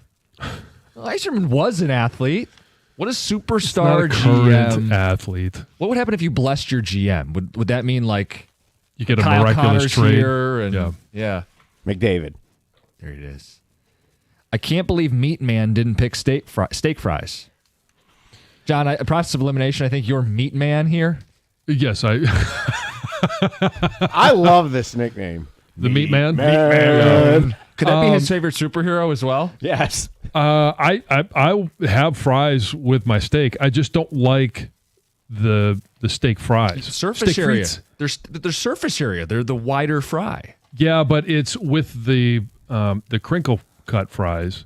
You have more ribs, which means more surface area, and it's easier to grab hold of the mustard, the ketchup, whatever it is you're dipping it into. There's grip. There's not more surface area. The steak fry is a larger fry. It's more surface area. Right, but I don't like the larger fry because there has to be the perfect ratio between the crispy outside and the soft potato on the inside.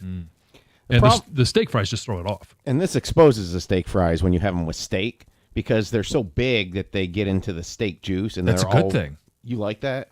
Well, naturally, soggy fries. This is a no touch situation. Yes. Yeah, foods don't touch, and my fries can't touch the gravy unless dipped. But some of the best part, like if you have mashed potatoes more traditionally with a steak, I like doing the little combo at the end. Again, whatever. They need to be on a separate plate. Okay, John. It's a no touch situation. I'm with Costa when it comes to the potatoes. Yeah. White Castle crinkle cut are the best. The only right answer, which nobody said, the curly fry. But unless I'm at Arby's, I don't ever eat a curly fry. Oh, there's some other places that have curly fries. I mean, I'm a big fan of sweet potato fries. So nobody brought that up. I recently have been on a sweet potato fry kick.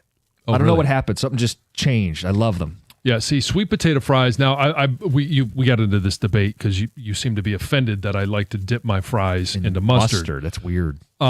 Sweet potato fries cannot go in mustard. They can't go in ketchup. It is. I mean, you could dip them in butter, but yeah, it's that they're good by themselves. Barbecue sauce, fries and barbecue sauce. That's the way to go. Fries and barbecue sauce, like dip them in barbecue sauce. No. Yes. No. Oh, it's way better than mustard. No. I mean, if you have ribs, maybe. Jim's answer to steak fries is no and no. Yep. Crinkle cut fries and sticking to the same food groups your whole life. John is either 6 or on the spectrum. Well, I have been accused of being 6. I've never really been accused of being on the spectrum, but the foods can't touch might qualify. I think it goes more with Meat Man. Yeah, Meat Man. Yeah. Usain Bolt is a big dude, 6'5", 2 bites max, then he blows by any small lead Chestnut has. Yeah, Signed Jay. As Chestnut hobbles down the runway. This guy ranked his top 3 fries, Tom and Gladwin. Couldn't pick one. He has number 3, McDonald's. Number 2, Mr. Hot Dog in Bay City, Michigan. Very specific. I don't know what type of fries they have there. And Five Guys is number 1. Five Guys. Five Guys are great fries. Not my favorite style of fries, but in terms of greasiness, saltiness, and just the sheer amount, top of the list. Heather brought us a gift. She did. I did. And I know that it was an attempt, a very good attempt, to make fun of me. Yes. When we were talking about what type of present you would send somebody from the state of Michigan. And I said a Petoskey Stone. And you're said, like, you're gonna send somebody a rock? Sweet. So you brought back rocks for us. Not just any rocks. Not just any rocks, but they glow under a blue light. The Uber lights. Yes, it took 4 hours, but he figured out how to turn the flashlight on. He finally figured it out. And those rocks were handpicked by Emily. We took her out one night. That was the highlight of her trip up north, was looking for rocks. And she got to stay up late and go out at night and search for them. Because you can't see them during the day, clearly. You have to use the special flashlights. And The black light, and there's like patterns and yeah, they glow. textures and Yeah, stuff. Yeah. it's pretty awesome. This is something that I didn't even know existed. Me Oh, neither. really? I had no You did ex- it. Well, have you ever been to the UP? Yes. Okay, you've been there. Yes, Okay, all not right, to that's camp, good. but just to. Just to be there. Step foot. I went to Yeah. Tequamanon Falls, been over the Okay. bridge. All Yeah. right. Perfect. Yeah, well, I'm surprised you didn't know about them. I didn't know about this at all. I've camped on the shores of Lake Superior, but I did not know about the Uperlights. Next time you go, make sure you look. It's fun, and now everyone does it. I mean, this is a new thing. I mean, it's been around for several years, but it's relatively new. And Why is it new? Like these rocks existed though, Because right? who's going to take a UV flashlight out onto a beach? Like, That's why John didn't know either. Like, why would you have a? Yeah. so they were, discovered, yeah. I think, like in 2017. So they're still okay. relatively new. And I mean, I wonder why it took so long in human history for this to become and a why? thing. I don't know enough Who about took the them. first black light out there? Right. What were they looking for? I don't But want to why know. are they only found in the shores of Lake Superior? Also a like great what's? question. I know they have this Well- like what is it called? I knew it before. This Yeah, soda, and so it's whatever it's, it has. This is why I got into the whole the Petoskey stone and Yeah. how cool it was is because it's it's coral, it's actually a fossil. This, as I looked it up before, and I don't have the information, but it was brought down from Canada by the glaciers, Yeah. deposited on the shores of Lake Superior. Oh, maybe that's why then. So I think That's there's just great there. geological history there. It's pretty cool. Gator, what did you think? I was showing him it. What is that fossilized poop? What is that? It's a rock from Lake It's Superior. a rock from my trip to the UP. Emily found it. It's a Uperlite. It glows. It's a rock, or is it a? It's a rock. That's a. It's a stone. Huh. Just a We, rock. we all got two stones. Yeah. One's slightly larger than the other one. These are kind of cool. They're very cool. Yeah, and they glow, and all Heather has. I brought has a the better biggest example. one. Yeah, And a better flashlight. But I You want to show Doug? Doug, had you ever heard of this? the Heather brought Uperlights. back these Doug's rocks. heard of these, right? You've heard of the Uperlights, right? No. Oh, So check no, this it's out. pretty Oh, cool. this So we've is got so these cool. lights. Look what happens to the rock when you shine like a UV light on it. Whoa. Yeah. That was my reaction. Thank you. That's really cool. Isn't It that is. sweet? So you go out at night, you go on the shore and cool. walk on the beach, and you try to find these. They look like fire when you're looking. You know, it looks like they're on fire. Yeah. Are you in trouble for stealing it? No, everyone does it. Yeah. Well, and it's not illegal. Oh, there we go. It's not illegal. Well, that's No. what I was doing I mean, today. it's to like bring looking home for rocks. Officer, seashells. everybody's or- doing it. Totally, Yeah. everyone Yeah. did it. That's cool. No, yeah, it's very cool. So I brought them Rocks. rocks. It's like show and tell here in the morning. Kind of is. I hope we brought enough for everybody in the class. Well, you're not in the class. I wasn't insinuating I was. She obviously did. No, she didn't. Yes. I mean, I don't think Greg got any. Did Tom get any? No, No, but No and no is the answer. The bigger story to come out of this was she did bring the stones for both of us, and she brought a flashlight for both of us, and Costa couldn't figure out how to turn the flashlight on. No. That's so on brand. That is so, yep. So what happened is He kept screwing this looks it. like a twist. Some lights are twist. So I started twisting, and oh no, I'm taking the bulb out. Okay, well maybe down here you twist at the base. No, that You're doesn't just work. doing it wrong. It Did you just took me press at the base? a little longer. Yeah, you press the base, and there you go, Gator. You get Thanks your for shining at my eyes. I appreciate it. Is that for what's you. worse, Yeah. a finger point in your eye or Let's or do the that to the flashlight? guy who's got the worst vision in the building. Let's try that out. What are you guys talking about? We got some Tiger stuff. And I'm gonna learn Braille. Hypothetical we'll get to. And we got Are You Gonna Eat That in the noon hour? It's Carson Anderson, 97.1.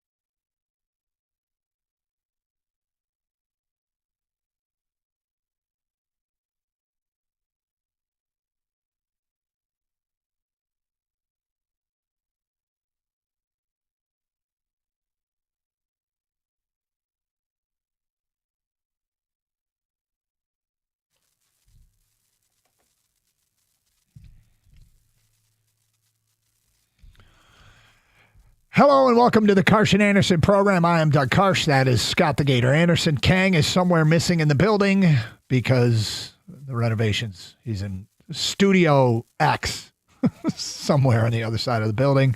Hope you're all doing well and hope you got a great weekend ahead. Beautiful day here in Metro Detroit. What's up and welcome to the program. Scott, how are you today? Yeah. What's wrong? I don't know. I don't know which one of those things is the computer to turn on. It's not. Message to engineer. I'm going to have You to. want me to something. text him? Yeah, please. All right. Well, while I'm texting the engineer, I'm confused. how are you? I'm all right. Yeah. Well, a little humid in here. Yes, I'm okay. I did my duty last night and plowed through the final 4 episodes of Quarterback. Look at you. Did what I assume you did too, right? No. No. Well, you had like a 3-episode lead over me. I did. Nice comeback by you. No, I was busy. You're busy? I was busy. I had stuff. So, That's great. That's Yeah. great. Busy with stuff. I was busy with stuff. Fair enough. Yeah. So there's that. I saw the Mama Rabbit come by last night. Oh, did you? Yes, I had not seen that yet in the week that these squatters have been in my backyard. So the Mama Rabbit came by last night around 8:30 or so, and when I noticed it, like, oh, well, look at that, and the dog is in the house staring at it, and I'm like, no, that's the Mama. She's taking care of the babies. So when those little bunnies, and for people who missed it, Gator had a whole bunch of 4 little bunnies in a hole in his backyard, and he's been protecting them, and he's built a little shelter. When they leave their little roost, is Daddy going to be sad? Yeah, a little bit. We don't need you anymore, Dad. You're going to be an empty nester. I mean, Lois will still be there, but your kids will fly the coop. A little bit. Like here's the Mama Rabbit. I took a picture from my house and I blew it up so you could. Dude, can I hold this up to the camera so people can see it? Gator's he's built a shelter out of a chair. Well, and there's sticks and a log on top of the That's a bad hole. reflection. People can't see it. I don't know if I can tilt it so they can. Well, how about I do it? Maybe. That camera. I just tilted it. All right. Yeah, that didn't work at all for people watching on the stream, but maybe it worked better for you. See if that's any better on the stream. Nope, it's just white. Awesome. Yeah. Okay. So it didn't work at all. So sorry about that. It's okay. Meanwhile, people listening on the radio don't give a damn of us trying to show the video. But yeah, he's got a chair flipped upside down over the bunny nest. And then here's one of the bunnies in the nest. That looks like it's growing up fast. Yeah, that's also blown up. But yes, they are definitely. I would say if before they were 2.5 inches long, which is probably accurate, I would say that they're maybe a full inch larger at this point. They're definitely bigger in just a week. And their eyes are open. They're aware. They're like, whoa, what are you? You're a big thing in front of me. And I said, don't judge. Yeah. And they're like, okay, we're cool. Yeah. Well, good. Yeah. So that's still going on. And yes, I will be probably a little bit depressed when they finally leave the nest, which may be in the next week because they say about 3 weeks. And I think that they were close to a week old when when I noticed them. Okay. So great question from Fennis on Twitch. And given that you had a giant frog in your backyard that you Big named. Boss Man. Yeah. Have you named these 4 bunnies? I kind of did. And I'm not sure if it's definitely not going to stay because I don't know if they're male or female, right? Yeah. So it was like Bonnie, Bucky, Billy, and Buddy. But I can't discern what is what. I have no idea. You just named them those 4 names? I just came up with 4 B names. Yeah. You can throw the word bunny at the end of it, and that's what you got. Buddy Bunny? Yeah. That's Bonnie, great. Bunny, Bucky, Buddy. Of course he named them. I mean, of course he but did. I can't tell. Like you could line them up in different ways, and I don't know. You're just Bunny. That's what they are. 248-539-9797. Mike gonna sell you on 97 a ticket. Hi, Mike. Hey guys. So I actually have a family of 6 baby skunks, and Mama underneath our back porch. Saw them the other last night, about 6 of them. And they're so cute. Yeah. But I'm But they're not skunks. ready for the smell test yet. No. Do you have a dog? No. Okay. We did, but we would have definitely made sure she went poopy out front. Yeah, In the back. right. Yeah, that's occasionally have to take Lois on a business trip out the front instead of the backyard. But that's so that's good that you don't have any pets that you have to protect from the skunks. But I've never gotten terribly close to a skunk to see how they behave. Like if you keep your distance, I would assume that tail's not going to lift up and let some sweetness fly.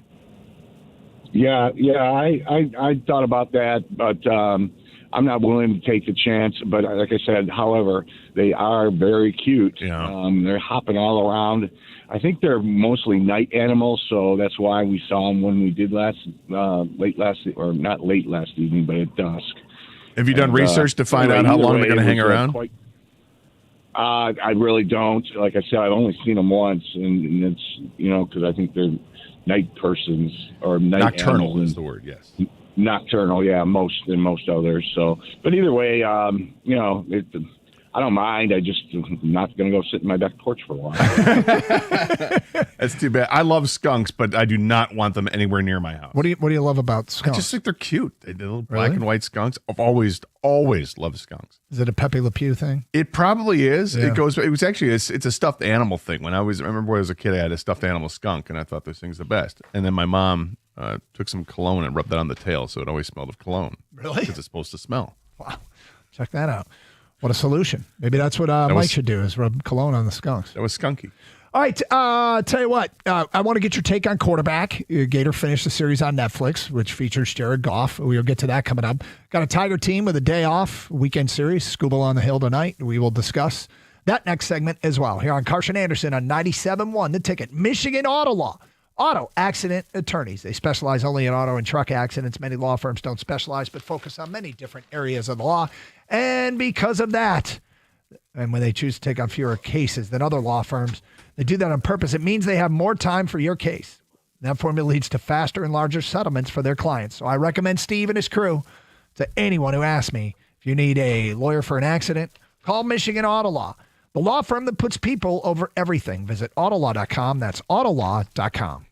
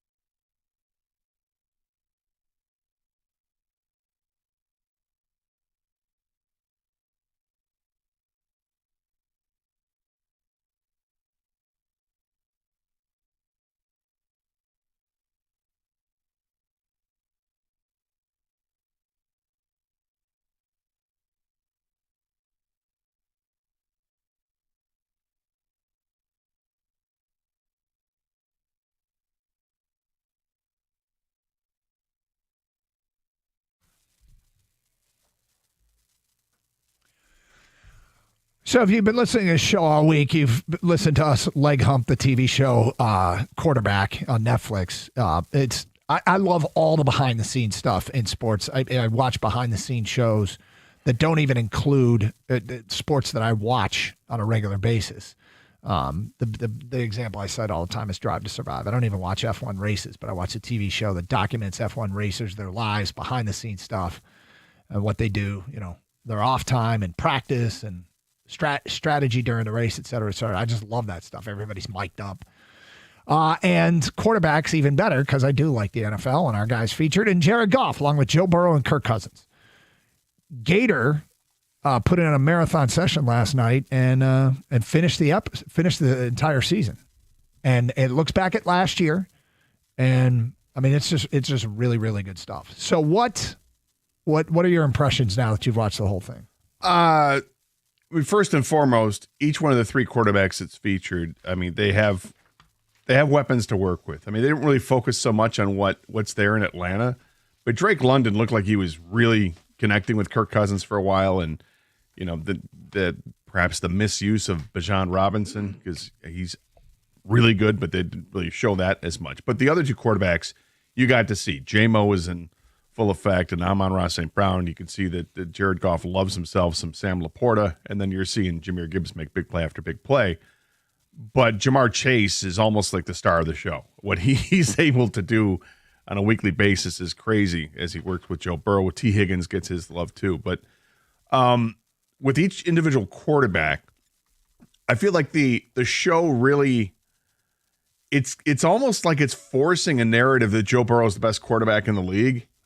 He just has a terrible defense, which may actually be entirely accurate. Okay, he's outstanding, and it's factual. They have no defense there, and the one guy they have on defense, they're not making happy. So, which is not even addressed at all in the show, and it's only a subtle thing that's addressed in the show that they just have no defense. But they make Joe Burrow out to be like he might be the best quarterback in the league, and he might be. Mm-hmm. But it also makes Joe Burrow look like he's a bit of a loner. Not really. Yeah. I mean, at one point they show him hanging with his teammates at his linemen come over to his house, and that's kind of a little bit of an awkward exchange there. He's only with his mom and his dad. You don't see him hanging really with anybody. A little with Jamar Chase. A very little. Yeah, I guess. Which is just it's fine. It is what it is, and I'm sure that once he has somebody breaking into his house, I'm sure the last thing that he wants to do, and maybe there was some re-editing saying, "Hey, I don't want anything involved with anybody other than me and my family on this show. You're not showing anything of my real life because I've already been violated enough with my privacy." But it's the Goff stuff that everybody cares about because we're Detroit fans, and yes, I was happy. Lots of Quincy the dog was great. But there's one scene, I think it's in the last episode, where Jared Goff he's seen relaxing, and he's fishing off of a shore, but it's almost like an isthmus streaming out from the shore. It's just a little fjord or whatever you want to. I mean, it's not, but it's just this little part of the lake where there happens to be this little strip of land that he's out there. And he's casting his rod, and the dog is with him as well. And that's looks so relaxing for him. And it's just cool little glimpses. Was it an isthmus or a fjord? I'm not sure. Is that a delta? It could be. Yeah. All right. Could be a lot of things. Yeah. Or it just could be a little strip of land. It's there off of a very small lake. I don't know. So did he catch anything? They didn't show him catching anything. They just showed him it's like a 10-second clip. But just something that I liked out of it. But they really didn't focus on the Lions' injury issues. Yeah, they kind of mentioned at one point. It's like a 5-second montage of different tweets of different players that got hurt. But it's quick and done and never even brought up again, which obviously plays a monster role in the Lions' season last year, despite going 15-2. But I enjoyed it a lot. Even if Jared Goff wasn't in it, I was going to enjoy it. I think it's interesting. He went back to the well of Kirk Cousins. So my favorite sequence that I've seen so far is the whole timeline of the stumble bum play against Chicago. Did you enjoy that? Yeah, that was fun. Yeah, it's really cool to see them kind of talking about how they tried to put the play together and all that. But we give this show 2 thumbs up, probably a little bit more than the audience cares to hear. So let's move on. Let's get to the Detroit Tigers. Saw something today. Skubal. It's a Skubal start tonight, right? Yes. Do you remember when the season started, he opened against the Dodgers and they lost? And then start 2 was in Seattle and they lost? Uh-oh. Beginning of this season, after 2 Skubal starts, we got some Skubal angst calls. Like, hey, man, they've lost both his starts. It's funny in retrospect because we think of him as, the auto dub, but the fact of the matter is they lost his first 2 starts. He has had 16 starts since. Do you know how many of the 16 starts they have won? Not him necessarily, but the team. 14? Yep. They've gone 14-2 in his 16 starts since. He's a dominant MFer. He's incredibly dominant. He looks fantastic out there on the hill, and be out there again tonight. The game is on Apple TV. Mm-hmm. Warning. Yeah, so if you want to see Tarik Skubal, you better either have Apple TV or be one of the fortunate that has a ticket to the game tonight. I don't know if they've announced any sort of sellout for the weekend yet, but we know Skubal starts do well. It's a Friday night, so that's fun too. I hope there's 120,000 people again this weekend at Comerica Park. Probably will be. Yeah, it's going to be a little warm, but the weather should be nice enough for Friday and Saturday. Sunday, I guess there's some threat of some isolated storms, but last time you get to see the Tigers before the All-Star game. Yeah, and they're playing very, very well. Good to carry some momentum into the All-Star break, but as it stands, this has been an incredibly enjoyable first half of the season. Did you see the Tony Garcia story in the Free Press about their 333 days ago? Fangraphs does this odds % chance to make the playoffs. I did not see it. 333 days ago. So in the middle of last season, their chance to make the playoffs was 0.2%. Yeah, I believe it. So 1 out of 500. 0.2, you said? Yep. Okay, I know what the other part is going to be. And they delivered. Yeah. And you know what it is right now? 99.8%? Yep. Yeah. It's the exact opposite. It's 499 out of 500. So I suppose if we learned anything from last year, it's that don't count them out, but don't lock up the playoff spot right now. Right. Yeah, don't count those chickens. But I would be hard-pressed to see this team having a collapse like Minnesota had a collapse. Yeah. Or hard-pressed to see a team like Minnesota or Cleveland or Kansas City have a resurgence like the Tigers did last year. But it's baseball. Baseball's crazy, man. And seasons are long. Yep. And in a couple weeks, a lot can change. You got the trade deadline coming up in less than 3 weeks now, or is it 3 weeks to the day? I guess last night, the 31st. Yeah, so it's 3 weeks to the day. And you got a lot of teams still vying for playoff action. That last playoff spot right now, Boston has it. Seattle is a game back. And then you got Kansas City and Texas. They're both 3.5 back, which is kind of crazy to think because Kansas City is 13 back on the Tigers in the division. They've won a bunch of games lately. I got to take a look here. Yeah, they're 7-3 in their last 10. Yeah, so there you go. So they've made up some ground on the rest of the field. But trying to figure out who's not going to be there, or who's going to sell. I mean, you got the obvious sellers, but there are a lot of teams that are within 5 games of the wild card.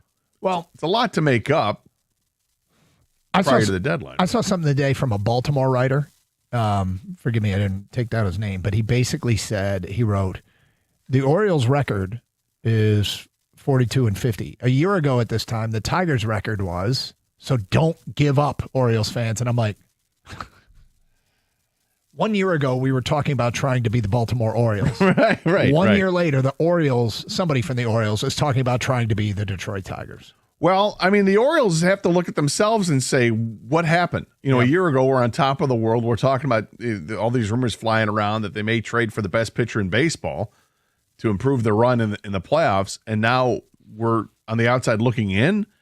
We're the same team, basically. Yeah, we have a couple of players that aren't here that were on the team last year. But, my God, what's going on? Figure it out. Yep. 248-539-9797. Tiger fans, love to talk with you. In fact, we have a bit of breaking news this morning with the Detroit Tigers. We'll get to that today at 10:30 here on 97.1 The Ticket. Just a reminder, The Ticket is partnering with Detroit PAL for the 1st through 8th grade middle school combine at the Corner Ballpark, but you can be 1st through 8th grade, so it's not exclusively middle school. Registration is open to all boys and girls 1st through 8th grade. You can register for free at detroitpal.org/events, or go to 971theticket.com.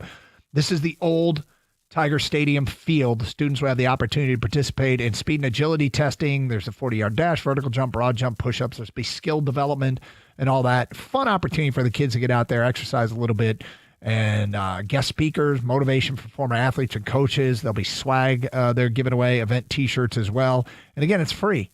And you can go down there and wander around the field where the Tigers used to play at Tiger Stadium. Register today for free at detroitpal.org/events, or go to 971theticket.com.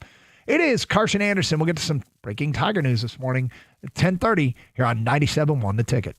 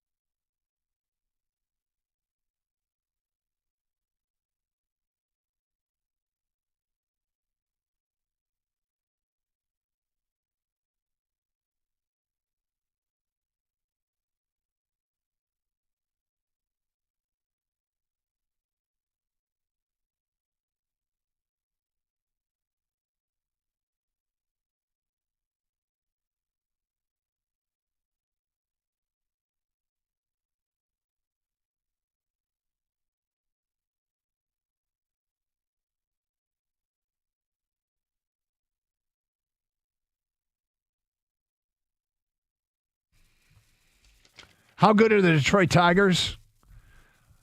I feel like we've got dudes accidentally making the All-Star team. You know, when you have the bat boy making the All-Star team, you've got something going on. And then, but wait, there's more, because then they announced last night that Zach McKinstry has made the All-Star team. It was a couple nights ago, but yeah. Yeah, right. Yep. And then, Doug? Casey Mize has been added to the All-Star team. We weren't even pushing for that. Right? No. I mean, I said weeks ago, I'm like, I mean, he could. And then I looked at the numbers. I'm like, there's a lot of really good starting pitch in the American League. I mean, I understand why he wouldn't be, but boy, he's been awfully good. And yeah, his awfully good is he's 9-2 with a 2.63 earned run average. and a 1.18 whip. So it's circulating. Chris McCoskey said that Casey Mize is expected to be selected to the All-Star team. Other people are saying he has been selected to the All-Star team. So it'll be announced later today, I guess. What's crazy is for the Tigers, it's like, all right, All-Star game, everybody report to the team plane Monday at noon. We'll just fly all you down there because it feels like they're sending half the damn team, which is amazing. It's amazing. And I've talked about how it's hard for me to get excited about all that individual stuff when the team's really good because that's where my focus is. But I know fans love this stuff, so it's going to make the game more interesting for the fans to watch for sure. And so kind of crazy, isn't it? It's really crazy. So this now is 6 All-Stars, 7 if you include the bad boy. Yep. So 6 is what the Tigers sent in 2013. So this is rarefied air, man. This is fun, and it's not like this is not a veteran-laden team. No. So these guys getting this opportunity here is amazing, and how many of these guys are going to be repeat performers? Now, Javi Baez has already been there. I think Gleyber Torres has already been there. Skubal and Green, I think, have already been there as well. So now that we're getting multiples, and now you're adding to it. I don't know how many more times we're going to see Zach McKinstry make it, but it's great that he does. Casey Mize, I mean, he's having a hell of a year now that he's healthy. Is this what are we going to expect Casey? Is it going to be All-Star Casey Mize for the rest of his career? So the Baez All-Star appearance, he's the first player in Major League history to start a game at shortstop and in the outfield in the All-Star game. I think he's the first guy to start, or maybe the second player to start in 3 different positions in an All-Star game. Is he? Yeah, because he's second base, shortstop, and center field. So Robin Yount was an MVP at shortstop and in center field, but he didn't make the All-Star team in center field somehow. But yeah, pretty crazy, huh? Yeah. Just so much is going right. And you know what's funny is sometimes I remember with the Going to Work Pistons, they had this chip on their shoulder and didn't get the respect, and then they finally got all the respect, and 4 of them were named to the NBA All-Star team, and I didn't like it. I liked the chip on the shoulder. I'm not worried about that with this group. I don't feel like they really got a chip on their shoulder. I feel like it's a bunch of dudes just trying to make it in this world. You know what I mean? Like they're all trying to establish. They've seen so many hard times that the grind is what's keeping them going. It's the hey, we're just trying to stay in the majors. Right.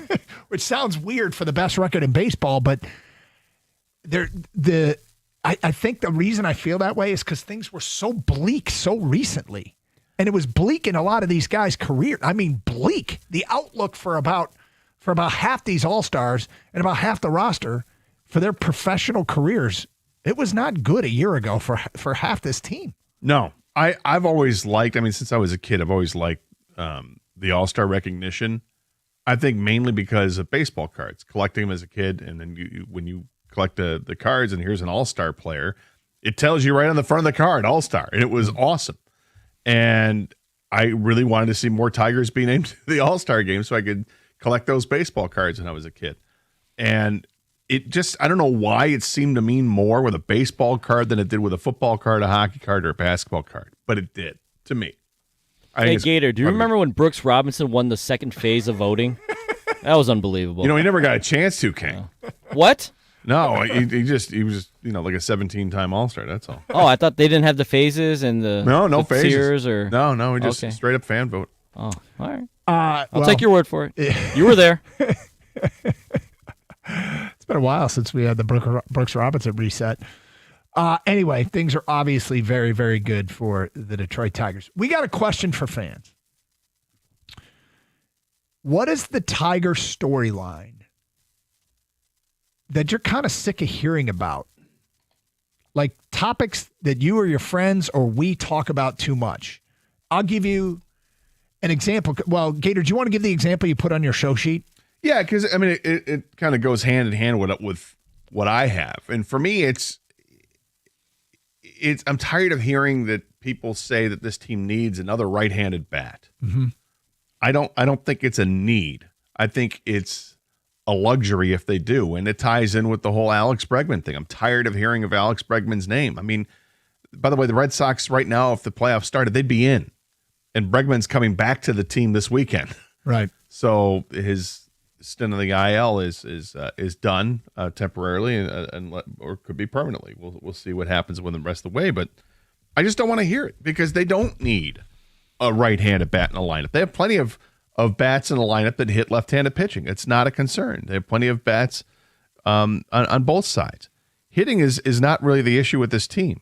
If you're looking for flaws on this team that you need to fix, look well beyond the hitting aspect of it. I'm tired. And when people are so specific about it, it does kind of drive me nuts. Just want hitters. They don't have to be right-handed or left-handed. Just got to hit. The story that I don't need to hear about anymore, and look, I understand this is a big deal for some people. I really don't need to hear anymore about Riley Green's strikeouts. And it is a large number. I think he leads the majors now in strikeouts. But he is an all-star. He is one of the best OPS guys in Major League Baseball. But if you look at the list of players at the top of the majors in strikeouts, it's basically it's littered with great players. I mean, in the top 10 in strikeouts are Shohei Ohtani, Kyle Schwarber, Randy Arozarena, James Wood, Austin Riley, Ryan McMahon that everybody seems to want to trade for, O'Neal Cruz. Like these are good to great players, or have been good to great players in their careers. And I guess, the strikeout is counterproductive. It doesn't do you any good. You don't move a runner over. You don't have a productive out, like nothing. But I'll take it with what Riley Green is doing. And so I guess the story I don't need to hear about anymore is Riley Green strikeouts. Yeah, I mean, Aaron Judge is 14th on the list. In strikeouts? In strikeouts. He's got 105, and Riley Green has 123. Mm-hmm. Aaron Judge has also walked a lot more, like 50 times more this year than Riley Green. And a lot of that, I think, is just obvious pitching out of the strikes. People don't want to pitch to Aaron Judge. If they were, his strikeout total would be even higher. But who cares? He's Aaron Judge. Mm-hmm. We can say the same thing about Riley Green now. It's okay to say, who cares? He's Riley Green. He's got 22 homers. He's driven in 72. He's got an OPS of 856. I don't care that he strikes out a ton.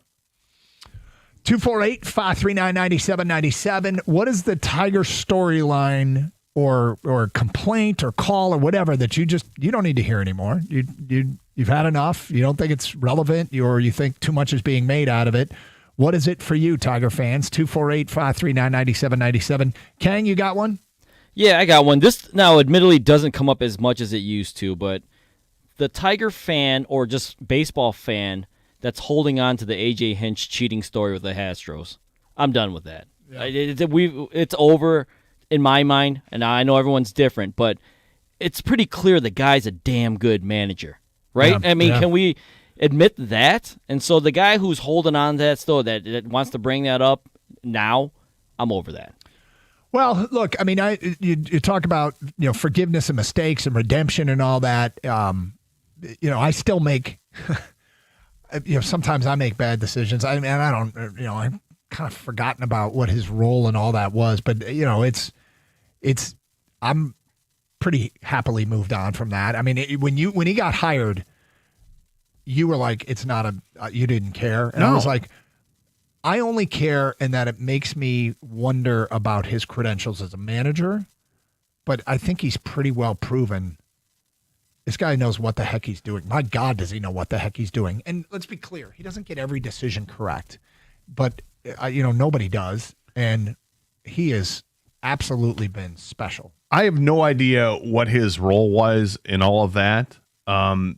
Based on interviews and any kind of, photographic evidence that we've been privy to as citizens, it seems like he didn't know. And when he did find out about that, he was damn pissed about it and livid about it. It doesn't exonerate him. It happened on his watch. Mm-hmm. And because that happened, the Tigers were able to sign him, thankfully. Comes here, a fresh new start, and you saw from moment one, he had all types of credibility. He oozes credibility. And he and Scott Harris have turned this team into the best team in baseball in a very short time. 248-539-9797. What is the storyline or topic or whatever with the Detroit Tigers? And most of this is, most of it's what's the negative storyline that you don't need to hear about anymore, or the questioning that you don't need to hear about anymore. 248-539-9797. Mark, you're on a cell. You're on 97.1 The Ticket. What's up, Mark? Hey, guys. How you doing? We're great. Mark. Hey, so my thing is I'm really tired of hearing about pitching chaos. I mean, that was last year. It worked well last year. We got good starting pitching this year. Let's quit focusing on last year and focus on this year. It's a great term, I guess, but I'm really tired of hearing about pitching chaos. Yeah, I would love for the Tigers to be able to abandon pitching chaos once and for all, but I know that it's going to creep up here and there just because they like to protect the starting pitchers, give them a rest from time to time, and I understand it, but it's not being used like it was last year. I mean, last year was out of necessity with 3 or 4 spots in the rotation where pitching chaos start, and I'm with you. I'd love to put that behind us. Yeah, the other thing is, the famous saying by Babe Ruth when it comes to Riley Green is like, don't let the fear of striking out get in your way. So, that's what Ruth used to say about striking out. Sweet. The Tigers bullpen guys have 10 starts this year. They've been used in that opener role. 5 from Tyler Holton, 4 from Herter, and 4 from Gunther, or 1 from Gunther. It's not a huge part of what this team does. And it feels like, I swear it feels like 3 or 4 of those are in double headers. We're like, we got to get through this somehow. Because AJ does not like to disrupt the day's rest by pitching guys on short rest on doubleheader days. 248-539-9797. What do you got a wry smile? What's going on? I mean, I just looked up, I pulled up Babe Ruth's stats. Yeah. It's laughable. When you look at the comparison, his highest season strikeout total, the most times he ever struck out in any season, was 93 times. Really? Riley Green's already struck out 123. I remember one year Tony Gwynn struck out 6 times. I made that up. 248-539-9797. This guy, right back in the day, people were like, oh, well, he struck out a ton. No, he didn't. For the era, yeah, he led the league a handful of times for that era, but he didn't strike out a ton. Okay, what is the storyline with the Tigers you don't need to hear about anymore as we're hitting the All-Star break? They are the top team in baseball, healthy lead in the division. Mariners in town for 3. It is Carson Anderson on 97.1 The Ticket. Hey, got some great news. While it's really hot outside, maybe you got an issue with your air conditioning, maybe it's not working at all. The great news is there are people out there that are going to fix it for you. If it's struggling right now, call the great folks over at Birmingham Plumbing, Heating, and Cooling. They're amazing. They've been keeping homes in Southeast Michigan cool and comfortable for over 20 years. Whether you need a quick repair or a seasonal tune-up or maybe a brand new system. In fact, in the last month, myself, my mother, and my friend have needed all 3 of those things. And they were amazingly professional. They've got an expert team that's fast and friendly and local. So don't wait for a meltdown. Call Birmingham Plumbing, Heating, and Cooling today or visit BirminghamPlumbingCO.com. That's BirminghamPlumbingCO.com. Birmingham Plumbing, Heating, and Cooling, your Metro Detroit boiler experts.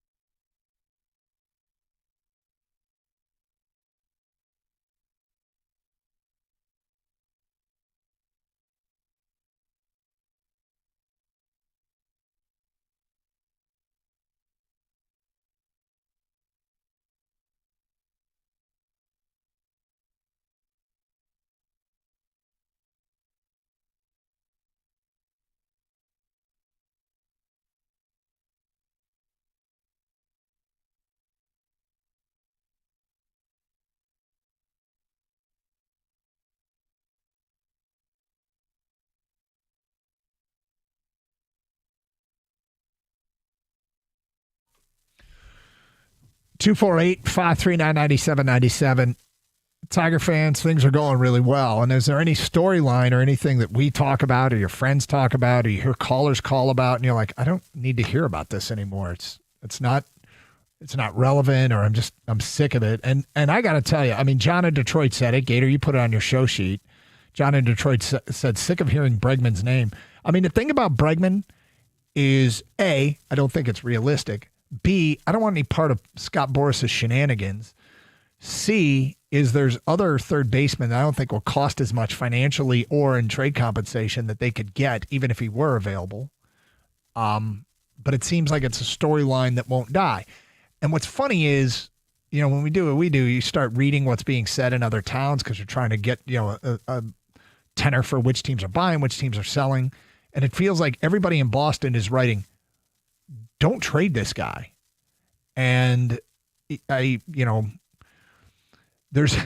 feels like you get into these situations where people, the motivation for a team to trade a player is it would help Detroit. And they don't have any other motivation. Like the Bo Bichette thing that had some legs for a while. And that, you know, I'm like, well, why would Toronto? I know he's going to be a free agent, but they're in a playoff spot. Right. You know, do you trade him to get, and because you're not going to get a ton for a rental. So do you trade for not a ton and hurt your playoff chances? I would argue that we are doing the show in Toronto would always be no. But the Bregman storyline's a great one. And John, that's one we've talked about. 248-539-9797. Paul is next on 97.1 The Ticket. Hello, Paul. Hey, happy Friday, fellas. Happy Friday to you. I am awfully tired of hearing about extending Skubal, and here is why. I think it's not going to just be about money. I think he's an ambitious guy. He's ascending, and I think we could match any offer, but I think he'll end up in L.A. or New York or Chicago, and I think probably the league would like that. I don't know how much that factors in, but I think he wants to be in a big market. That's just my intuition. Well, I'm kind of sick of hearing about it because it's the off-season's story for me. And I get that people would love to have him locked up long-term and the security and all that. But there's a job to do right now, right? There's a job that he is helping them accomplish right now. Sure. And I appreciate that he talked to Chris McCoskey about it and said the things that he said. But you could tell he's like, I mean, it felt like it wasn't even on his radar, or at least he's keeping it very private. Or as he put it, this is my agent's job. This is why you hire somebody to take care of this. And if you've ever had to hire a lawyer, they are the ones that worry about stuff in a lot of occasions. We don't have to. And that's, I guess, what Boris does. What about his value next year if it's clear to the Tigers that he's not going to stay in Detroit? At what point do you trade him, and what could you get for him? Well, I wouldn't trade. Thank you for the phone call. We're sick of the story. Here's my question about the story. Well, he's talking about trading. Yeah, he's talking. If you're talking about the only reason, and maybe we can put a bow on the Skubal conversation for today, but the Skubal contract or future for today is if they're out of it next year.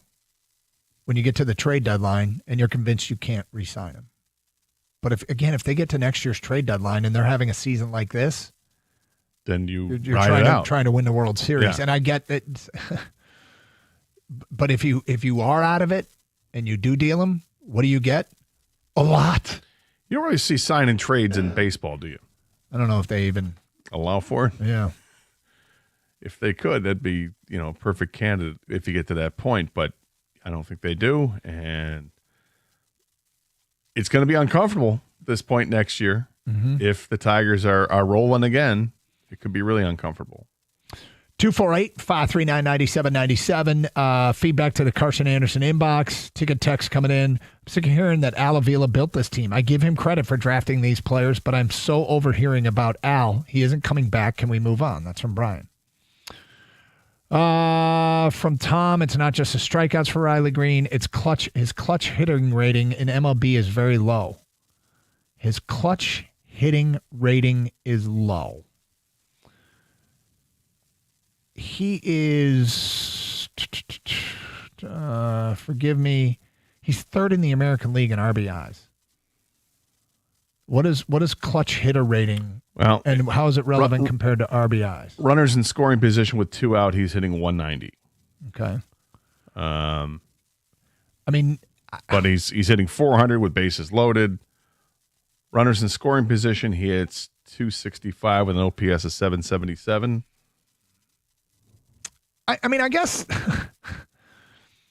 I think if you do this with any player, you can find a stat that doesn't favor them. Because baseball has approximately 15,000 stats per player. Couldn't you find a stat that isn't favorable for every single player if you looked hard enough? I mean, if 72 RBIs, man.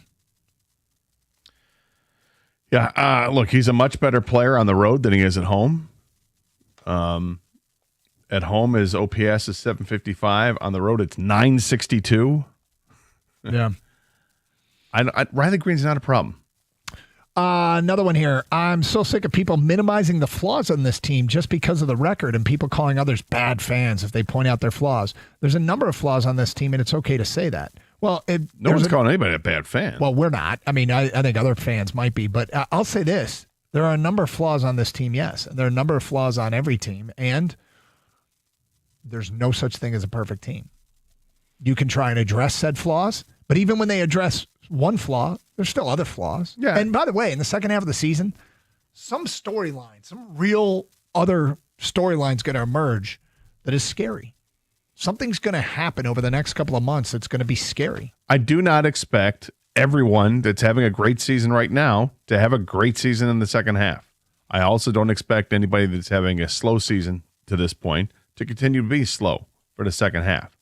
There will be adjustments all over the place. Water finds its level at some point.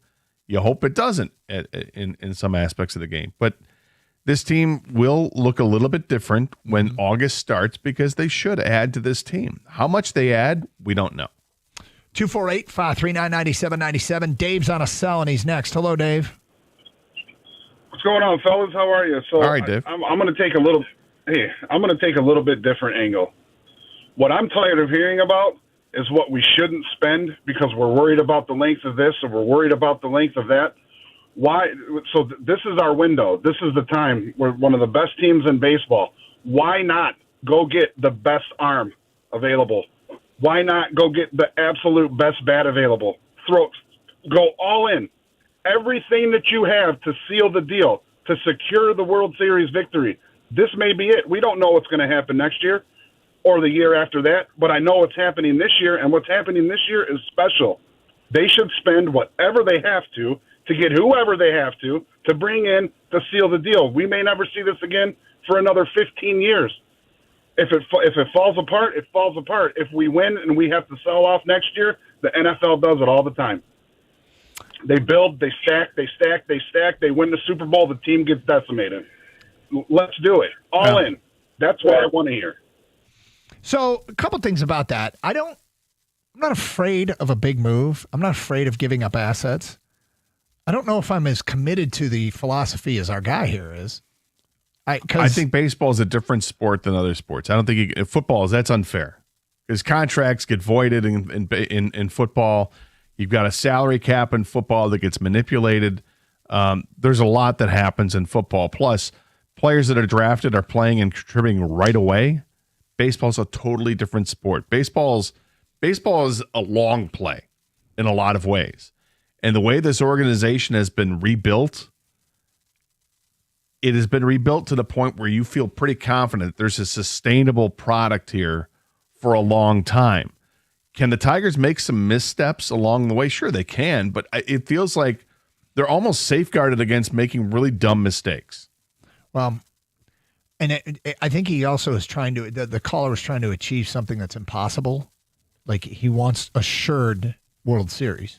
You can't do that. It doesn't work that way. But I don't know that anybody's afraid of a big trade. But all in, future be damned. I'm not quite there, but I mean, hey, that's what it is for him. We're asking people, is there a storyline or something you're sick of hearing about that gets talked about too much, or you just don't want to hear about it anymore with this Tiger team? 248-539-9797. Are you going to eat that in the noon hour? It is Karsch and Anderson on 97.1 The Ticket.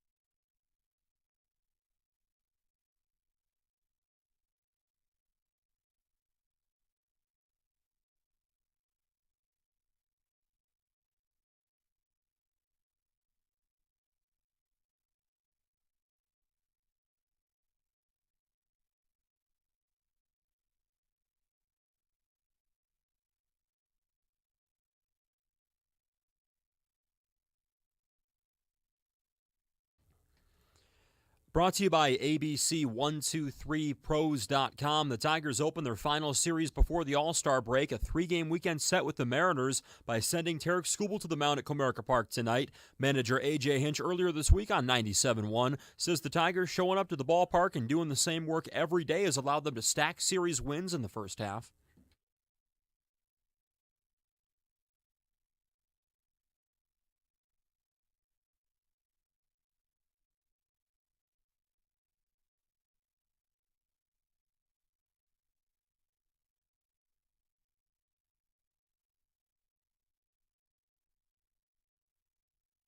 The Mariners will counter Skubal with their ace, Luis Castillo. He tossed 7 innings, a 2-run ball against the Tigers when Detroit took 2 out of 3 in Seattle in March. That first pitch 7 send the pregame show 6:45 right here on 97.1 The Ticket. ESPN's Jeff Passons outlined the top trade needs for all contenders. For the Tigers, swing and miss relievers. His best trade match, Pirates closer David Bednar. Passons says the Tigers could also go after the Guardians' Cade Smith or Griffin Jacks of the Twins. The Pistons open Summer League play in Vegas tonight against the team who beat them in the first round of the playoffs, the Knicks. Second-year forward Ron Holland and second-round pick Chaz Lanier out of Tennessee headline the roster. Tip-off 6 o'clock on NBA TV. The Lions can make a strong case for having the best safety tandem in the NFL, and a new ESPN ranking of the best safeties backs that up. Brian Branch checking in at number 2, Kirby Joseph at 5. And how about this for longevity? Yankee Stadium PA announcer Paul Olden will miss his first game since 2009 this weekend. It's due to a personal obligation, and it ends a streak of more than 1,300 games.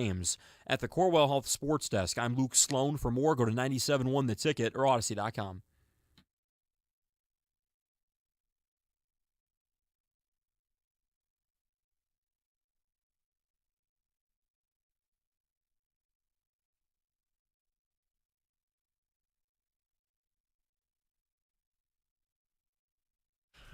Doug Harsh, Scott Anderson, 97.1 The Ticket. Open lines, 248-539-9797. The next time we do this show on Monday, it will be All-Star break. And as we've reached this point, we're asking people the question, what is the storyline that you're kind of sick of hearing about with this team? Like they've answered that question, or that's not necessary, or this gets talked about too much. I mean, it's mostly pointing out that the negative. Whoa. That was close. Whoa, what happened there? No, do you think people caught that? I did not expect to hear that, or almost hear that. You didn't say it. That was weird. That almost came out. The negative crap that you might hear over and over again. Is there a story that you're just sick of hearing about? And there's other stuff. I mean, there people are saying, I'm sick of hearing about this. I'm sick of hearing about that. But what is it? What is it for you? 248-539-9797. Let's get back to your phone calls. Tommy in Southfield, you're on 97.1 The Ticket. Hi, Tommy. Hey, Doug, Gator. What's up? Hey, it's another day in the life. I think the Tigers should seriously think about, Pittsburgh's going nowhere. The Pirates. All right, now here it goes. You know what? You imagine a Skubal Skeens duo in the playoffs in a 5-game series. Maybe Tigers would just right to the World Series. So, Tommy, is this the topic that you're tired of hearing about? Is this the one, or are you actually proposing this? Well, I'm tired of hearing about it, but it's like, well, why? I mean, if they make an awesome deal, why is it possible, or am I just being foolish? No, it's not possible. Why on earth would Pittsburgh do that now? Pittsburgh has control over Paul Skeens for years. Well, if they're going nowhere. Right. Well, right, but if they're going nowhere actually, they're not going nowhere. They have a lot of good young players. Why not continue to accumulate those good young players while you still have Paul Skeens? Do it through draft or free agency or whatever else you have to do without trading Paul Skeens. So in a couple of years, you find yourself in the playoffs with Paul Skeens. Okay. You know what, Gator? Good point. I get you. Then, okay, how about the Tigers just try to find another, say, starter? They need another starter / reliever that can do both. They need another, I'm sick of this, bullpen by, it's like, But they don't use it like they used to. The whole pitching chaos thing last year was out of necessity. This year they actually have they have a 5-man rotation. So they're not even using it. In fact, they've got 2 all-star starters on this team. Gator, you're gonna lose one of those pitchers in the playoffs, and can you count on the other 2? Who am I going to lose in the playoffs? I'm sorry, who are they losing in the playoffs? Well, they're probably going to face obviously they're going to face a good team. Right. And? Yeah, and you know what? You need, say Skubal, say they lose game 1. Oh, man, they're in a 5-game series. Well, then they'll roll out all-star starter number 2, Casey Mize. Well, yeah, Casey Mize. Okay, well, then you need someone behind. What if they lose that game? Then you've got Jack Flaherty. You've got Reese Olson. You've got Cater Mize. I mean. Yeah, Flaherty's like every other. He's great one time, then he blows up the net. Do you just want to talk yourself into us saying that we must want to trade for Paul Skeens? I'd love to trade for Paul Skeens, but why on earth would Pittsburgh do it? You talked me out of that. I'm just saying, find maybe another pitcher you can get for cheaper, and just help this teame going forward. Okay, understand. Okay, fair enough, Tommy. But how good does this extra pitcher have to be? Does it have to be better than Reese Olson? Yes.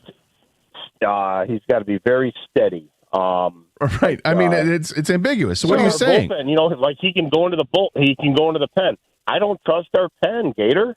Well, when you get to the playoffs, like you said, if you're not using 5 starters and you've got extra pitchers that can go to the pen.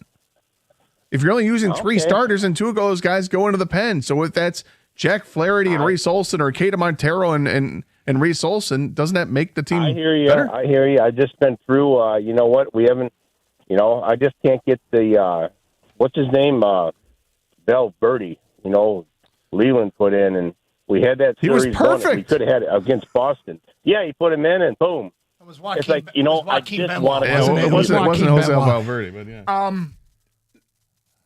You got PTSD from the Big Papi home run? I don't want to be rude, but just watch the games. Are you watching the games? And in the postseason, you lose a pitcher. In the postseason, you repurpose guys. We did this yesterday. The Dodgers and Yankees played 16 and 14 games respectively last year through the entire postseason.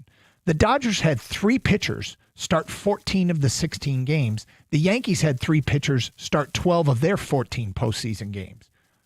You shorten your staff. I mean, he wants to make a trade because what if Scuba loses game 1 and Mize loses game 2? Then they're in trouble. There's nothing unique about that wouldn't apply to every other team in Major League Baseball, that if their ace and their 2 lose the first 2 games of a series, they're in big trouble. You know, if Maddox and Glavine lose the first 2 games of the series. Sorry, I don't need Georgia Jimmy running in here. It's okay. He's got PTSD from Valverde, who wasn't Valverde. Right. It was Benoit. Tigers had it. Well, I mean, did they have a great team back then? Sure, they had a great team, and they weren't good enough. So that's what you're trying to protect against, not being good enough. I mean, sure, right. I would love to do that, but at what cost? Do I think the Tigers need to look at it and see if they can find another starting pitcher on the market? Sure, you can, to find an upgrade. If you think you can legitimately go out and get a starting pitcher that will be better or more reliable than Flaherty or Cater Montero, you look for the upgrade, go ahead and do it. But I don't think that's the need. I think the need is in the bullpen and finding high-end bullpen arms, guys who can get the swing and miss and get guys to strike out, pull them in with 2 outs in the 7th inning, want to get out of this without having to go to Tommy Kahnle right away or to Will Vest right away. Bring somebody else out, and boom, they come in, get the 3 strikes, and sit down and bring somebody else out for the 8th. 248-539-9797. AJ is next. Hello, AJ. Hey, guys. Good to talk to you. I'm in Highland Park here, and I'm listening to all this stuff, and I just got a couple things. I've been a Tiger fan since they've been building Model Ts a couple blocks away here, so, I've been around. There's one word that comes to mind, and it's tweak. I mean, why in God's earth are we psychoanalyzing a team that's 163 in the last year or whatever, and there's a good core group of guys here? Of course, every team, your spotter told me, every team in the last 30 years has gone out in the second half. Okay, I don't begrudge that. I mean, go ahead and see what's out there. But, my God, you got a core group of guys that are winning. They got a proven method here that's working. And what are we trying to fix that ain't broken here? That's what I don't understand. It's funny. I think everybody's in favor of upgrades, anything you do to help the team. I guess what it really comes down to is each individual's sense of urgency, right? What's your sense of urgency to fix this team? Because I think tweaking, adding here and there, all makes sense. But when people say that this team, like all caps, needs to make a big move, I'm like, I don't know that they need to. Right. You don't turn down if a great trade comes along, if it's one of those trades that go, they got who? And all they gave up was what? Right. I'd be like, I agree. yeah. But if Well, I don't know that I'd empty the bank account. This team is out of the blue. Let's face it. We didn't give them a snowball's chance. And heck, at the beginning of 2024, and then the second half of 25, they lit the world on fire and somehow managed to win it. It's just an amazing baseball team that, Moneyball is the story here. With what Scott's done, with what AJ's done, with what this it's different than Moneyball was, but with the one thing, they are great at manipulating matchups. That's what it is. They are great. They've got guys that specialize, and the manager can manipulate matchups with these specialists. They've done some great things. They do some great things that don't really show up on the scorecard, like going first to third. They're amazing at going from first to third. Best in baseball at doing that. They don't play small ball. They don't bunt. They don't steal bases. But they just go out and play baseball. And here's the big difference between this team and last year's team. One of the big differences. They hit the long ball. Last year's team didn't do it. This year's team is doing it. Yep. I mean, they're on pace to hit close to 200 home runs. 248-539-9797. It's Carson Anderson. What is the Tiger storyline that you're kind of sick of hearing about? 97.1 The Ticket.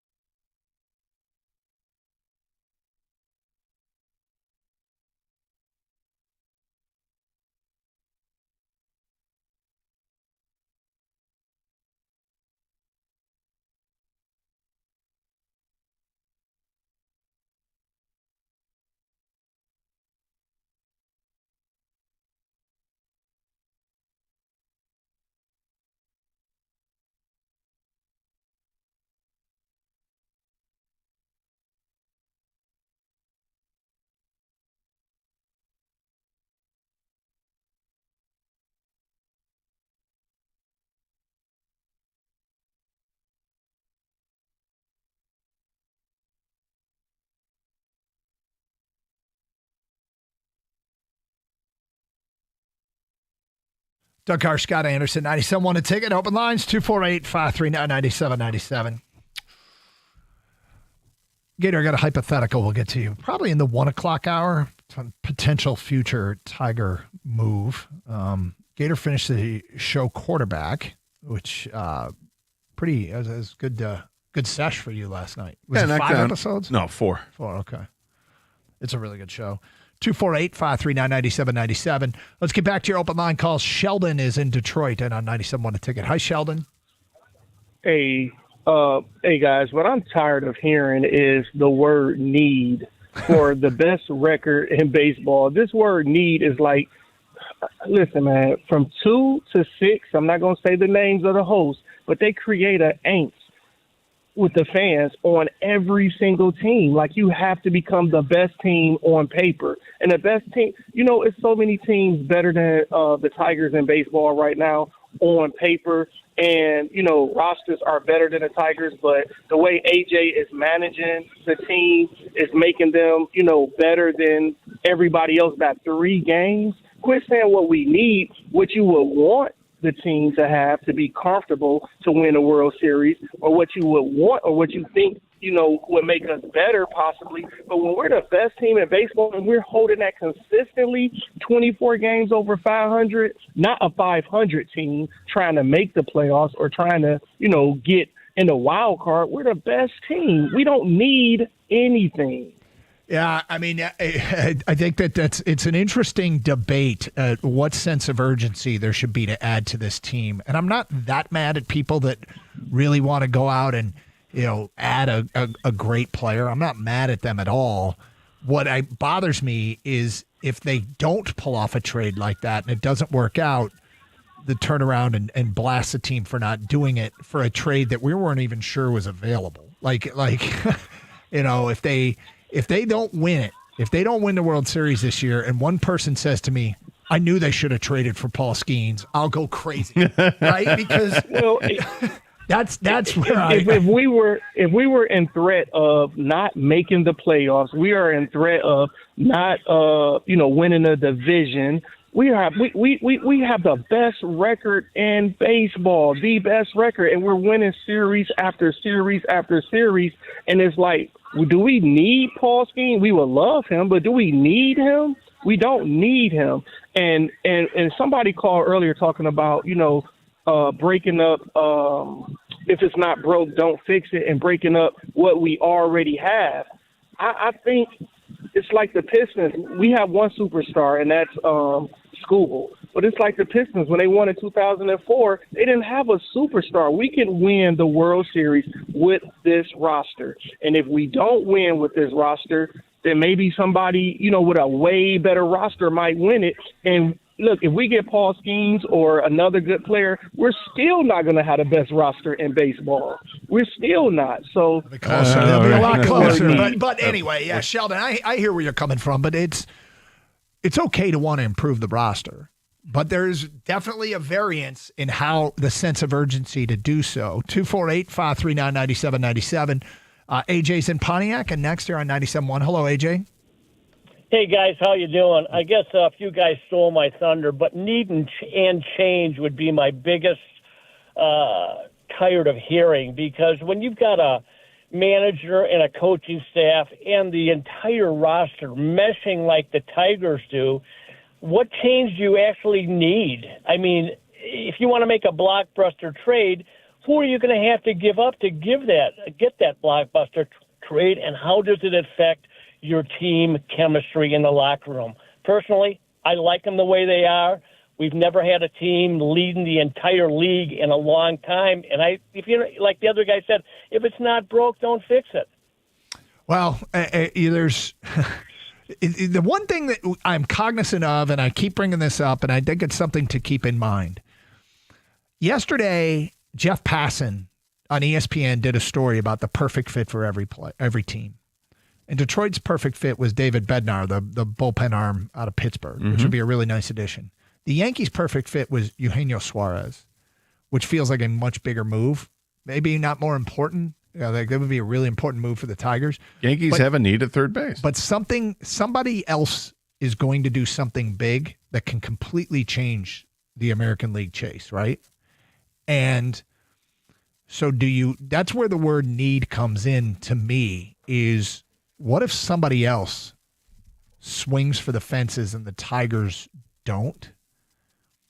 Then you kind of get up in you allowed somebody to pass you potentially.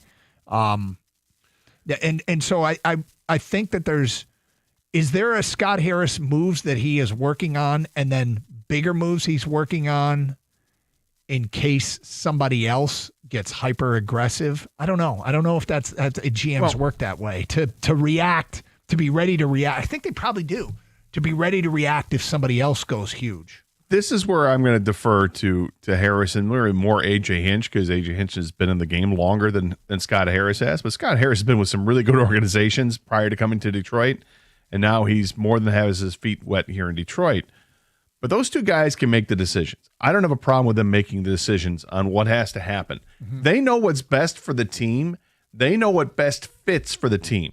They know who doesn't fit for the team, which might be more important than anything else. Are you talking about in the clubhouse or on the field? Both. Okay. And I think maybe more so with the clubhouse, because this is where I'm kind of going at, is that, you don't want to just move and go ahead. Let's make this upgrade at this position. If the guy that you're moving out is beloved and huge in the clubhouse, I mean, not just beloved because everybody likes other players, but if he does things for this team that other guys don't do, and these two know what they're doing when it comes to building this roster and building this team. There's enough evidence over the last year to give you that thought, or let alone the last couple of years with players that they've added, signings they've made. It's nobody expected this team to be where they're at today based on where they were at a year ago. It's a dramatic difference. And no, they don't have an all-star at every position, but they do have 6 of them. Right. They do have 3 starters in the all-star game, and maybe a 4th if Tariff Skubal actually gets the start. But basically they have 4 starters in the all-star game, and one of the guys that's been invited to play in the all-star game now, and Zach McKinstry, he's not a household name, but he's doing household name stuff this year. Yeah. Yep. 248-539-9797. Jay in Bloomfield is next. Hello, Jay. Hey, how you doing, guys? What's up? I wasn't going to call in, but then I hear all this, if it ain't broke, don't fix it. That's totally fine. But this is also baseball. You gotta take into account if something's likely to happen. Given our position, you got to be buyers. And also, all your other competition is likely going to pick somebody up. Yep. So you had to improve with them. Yep, I don't disagree with that. I mean, look, I think that they're. So where do you want to improve, though, Jay? I think it's bullpen and a right-handed bat. I think we could get by with our starters. Honestly, I don't think you need to make a big move on Skeens, but obviously that'd be amazing. But you got to be realistic too. I don't think that's going to happen. Okay, so you want to add a bat. What kind of bat do you want to add to the lineup? Ooh, good question. All this talk on Bregman, but isn't that a little big, though? Well, I can't imagine. It is, really but now, available. now let's say you add a third baseman, whether it's Bregman or Suarez. Okay, great. So who gets moved out? I think Parker Meadows. I think the trickle-down effect. Meadows, and you gotta go who's hot in the back. It's like, he is great defensively, but that's a good point. It's whoever has the coldest bat, you got to send down. Because we're so solid defensively, you can move guys around. Yeah, you can, but you'll eventually find a way that you've made the team worse defensively. Let's say you'd go ahead and you take Parker Meadows out because you can put Javi Baez in center field. Javi played great in center field. Well, then who becomes the shortstop? Is Zach McKinstry your shortstop? Because he's not nearly as good as Javi Baez. I get it. You've added a third baseman, but if you add Suarez is not a very good fielder. No, you're right. But he can hit for power. I'm just saying that, adding the whole. And this is why adding the right-handed bat in the lineup thing with me is what drives me nuts. Because people, and I'm not yelling at you, Jay. I think it's hard to really picture what has to happen if you do that. The ripple effect it has on the rest of the lineup and where it goes. And I've always been a big proponent of who cares, just make an upgrade there, right? But in this team, it actually does make a difference because it changes dramatically who plays where and how often they play it. That's why I look at the bullpen. that's a spot that I think you can really make an upgrade. I would love to see Mason Miller in there. You give some guys some release, but I mean, thank you for the phone call. The easiest thing to do when you talk about who might get squeezed out is add a bullpen arm. There's a couple guys right now at the big league level that they can send back down to Toledo with that they're easy to upgrade over. When you were quizzing the listener and I answered, and I apologize for that. But if you do add a third baseman, the trickle-down effect probably leads to Parker Meadows or Matt Vierling getting squeezed out when both those guys right now are trying to get their legs under him, especially like Meadows. Meadows last year was such a huge part of that run to the postseason. I mean, he hit 300. His OPS was 8-something. He played great in the outfield. He was at extra base power. He was speed on the base pass. He was like a sudden perfect post-trade deadline addition to this team. Parker Meadows came back from Toledo and was great. He's been nowhere near that this year so far, but he also was hurt, missed spring training, weird injury. I don't know how long he gets to try and find the form. AJ has pointed out repeatedly that he helps this team in ways other than at the plate. And so maybe they'll stick with him for some time here. Ultimately, if they go because of position flexibility, even if it is a third baseman they trade for, it might move Baez to more reps in center field. And, Baez and McKinstry are getting the most at-bats at third base these days and on the roster. And Cole Keith can play there as well. So, and he's just tearing the cover off the baseball. But the trickle-down effect's probably that. Now, bullpen makes sense. Hey, well, you asked how long does Parker Meadows have? Yeah. 16 games. Is that what? Yeah, that's what it is before the trade deadline, yeah. Hey, I want to throw something out there. Oh? Was anybody at the Mud Hens game last night? Was anybody out there at the Mud Hens game last night? Did you see what happened in the Mud Hens game last night by chance? I just saw a box score. Okay. I don't want you to look it up. I want your natural reaction. Somebody did something 3 times in the Mud Hens game last night, and I don't know if I've ever heard of this. If you were there and saw it live, call us up. If nobody was there, that's fine. I'll just tell you what happened. But I want to know somebody who saw it live. Somebody did something 3 times. But I'm not sure I've ever seen it in a baseball game. We'll get to that today at 11:33. If you were there, let us know. And more of your phone calls coming up here on Karsch and Anderson on 97.1 The Ticket.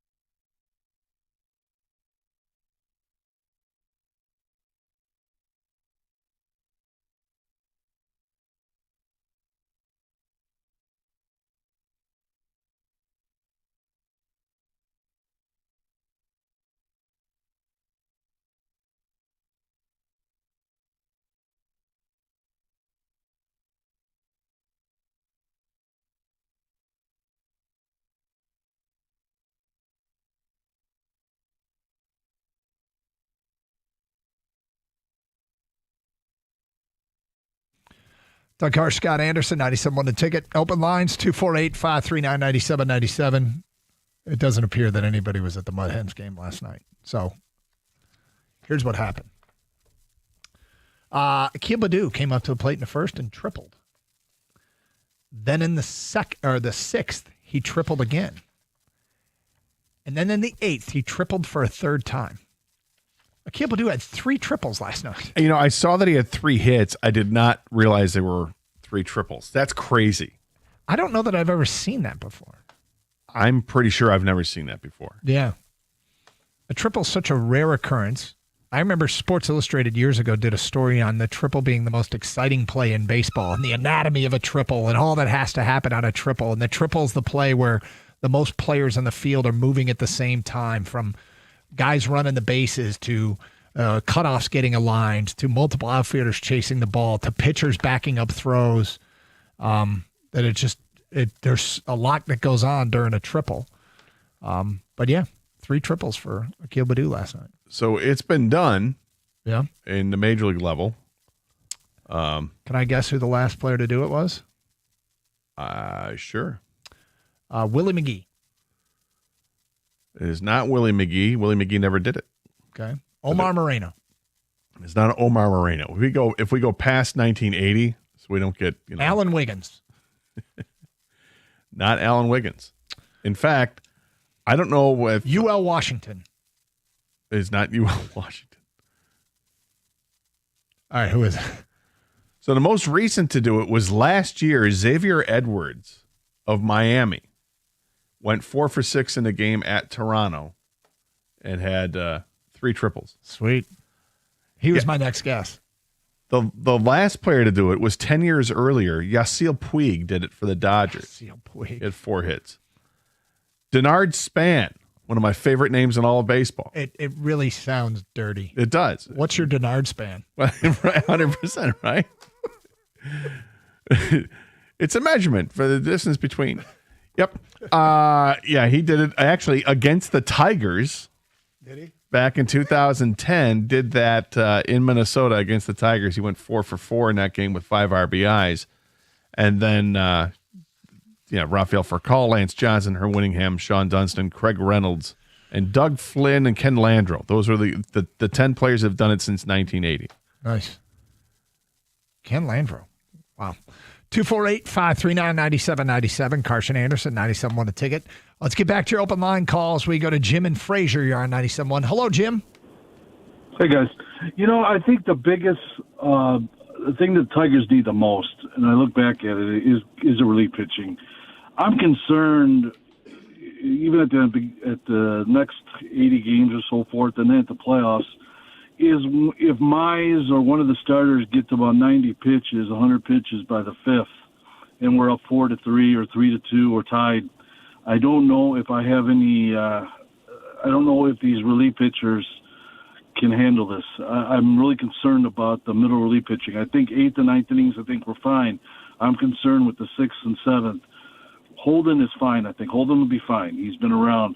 But after that, I don't trust any of those other reliefers that we have. So you're not talking about Canely and Vest that come later in the game. No, you're talking about, no. okay. No, I'm talking about Holden and the rest of those guys. Holden will be fine. He's going to be okay. It's the rest of those guys. It's the other H's that you're concerned about with Hannafy or Herder. And yes.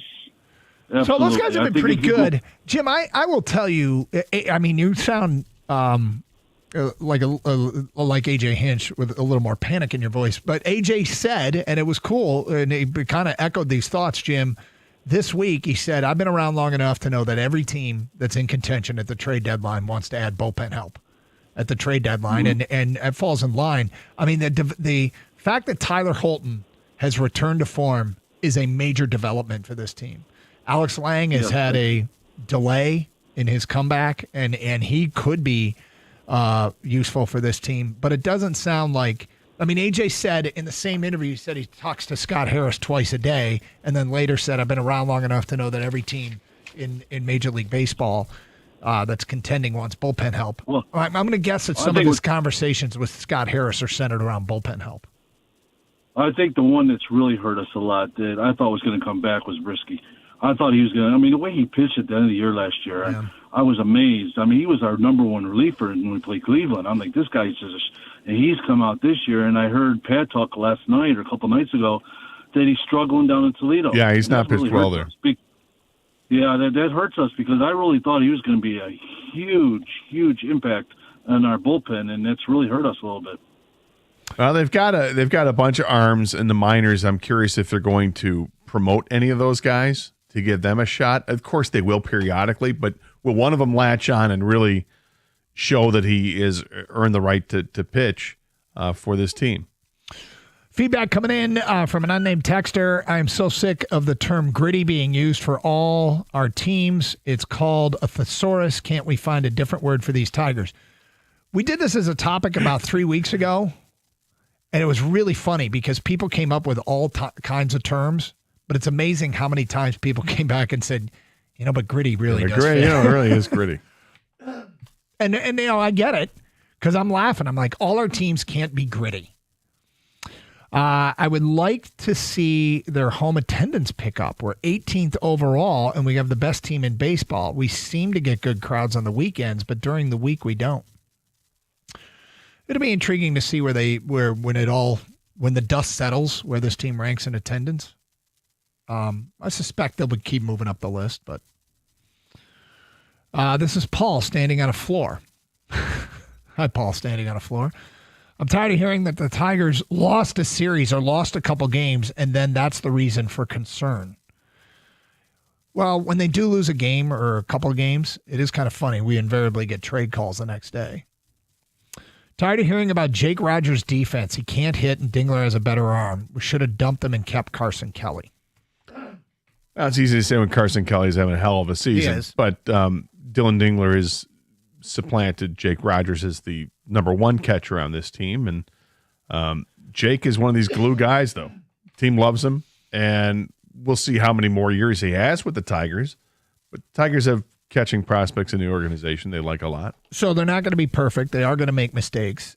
And rest assured, I mean, if you feel like you're hearing about it too much, the truth is the number 2 catcher isn't going to command a ton of attention. Dingler can't play every day. You don't want to play a catcher every day.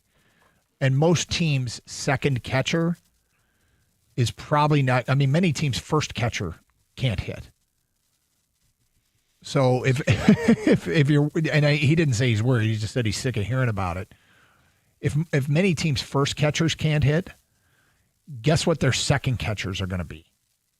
There are a lot of catchers that play in Major League Baseball that can't hit. So the Tigers this year are averaging just under 28,000 fans per game. Last year it was like 23,000 fans a game. Mm-hmm. So it's gotten better this year, and I suspect it's only going to continue to climb now that we're into the summer months and more people come out. They've always started slowly because of the weather in April and May, but now that it's warming up and this is the best team in baseball, you'll see. I mean, you'll probably get close to 120,000 fans this weekend.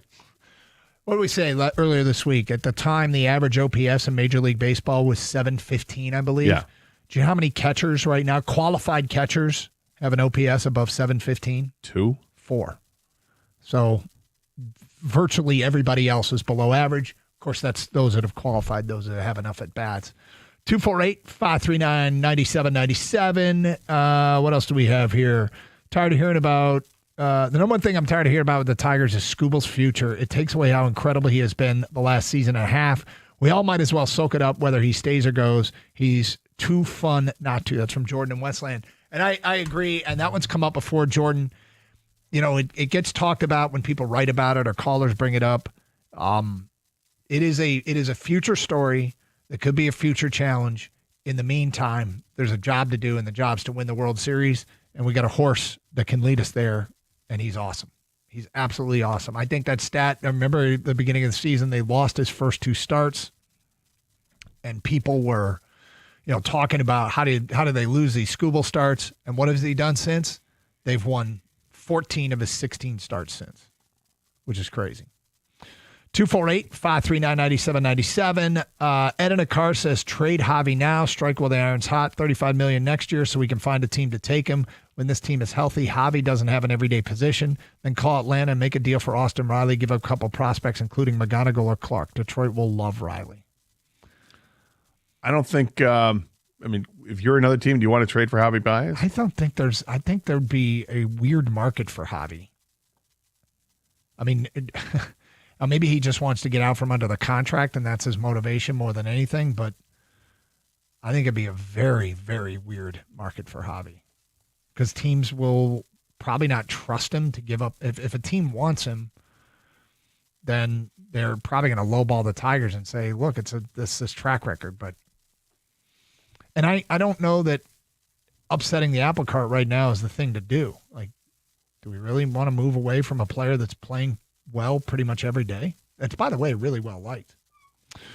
Unnamed texter, I know Melton is a starter in Toledo, but his triple-digit fastball, I'd like to see him get a chance in the bullpen for the Tigers. Next text, I don't agree that the team, the way it's presently constructed, can win a World Series. You need more shutdown pitching and offense than we have.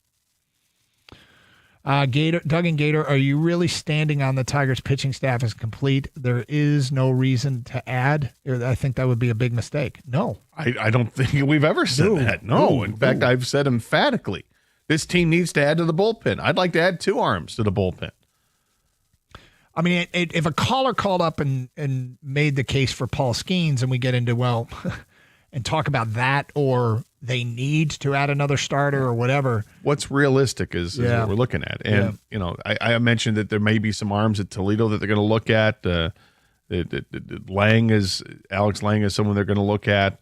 Who's the pitch, Jose Urquiza, or was it? Yeah, that guy that completely forgotten. But that's another one that could get an opportunity. But I was looking at the stats last night. There's a pitcher there named Drew Summers, who the Tigers got from the Rays organization prior to this season, maybe even last season. I think it was prior to this season. It was Mason Elgert was the trade, I believe.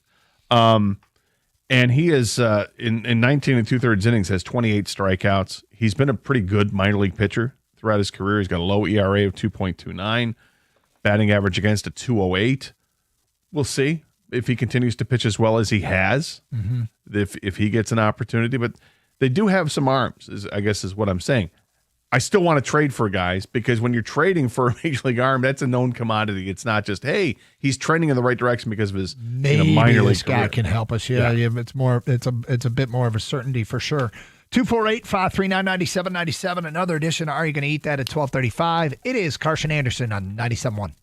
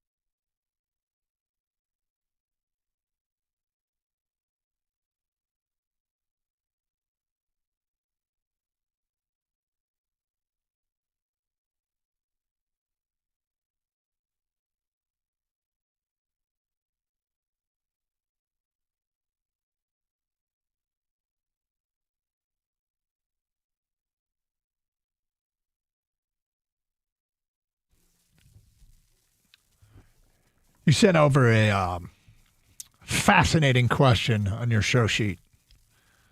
Today is 7-11, July the 11th. What is your favorite item to purchase at a convenience store? That's right. Yep. And I suspect that there'll be people with deeper resumes than I have when it comes to favorite items from a convenience store. I mean, the store is what it is. It's a convenience store. Yep. What do you go there for? So I would argue that the thing that I purchase the most from a convenience store is a beverage. Mm-hmm. It is the Arizona iced tea in the white can, the Arnold Palmer's. Oh, yeah. That's good. The Zeros. Sure. Yeah. That I think that. And the other thing I like getting is those, like, I think they're Blue Diamond Smokehouse almonds. I think that, so if I'm going in a convenience store, my go-to snack is the Blue Diamond Smokehouse almonds and the Arizona iced tea, the zero sugar Arnold Palmer. Do you approve? Yeah, I love the almond Arnold Palmer, and the almonds. Those are good. Yeah, I have no problem with that. Okay, good. I mean, it's convenience. You're not getting kale. No, I'm not getting kale. Which the kale snacks aren't available in many convenience There's stores. no such thing as a kale snack. Well, I'm sure there is, but if you haven't had a kale snack, you know it what? Probably doesn't exist. There's no such thing as a there kale are some snack. like kale chips. It's different. Yeah, but I also, I mean, it's like many things. It's over exaggerated how much I eat kale. The superfood salad at Chick-fil-A is outstanding, and it features kale.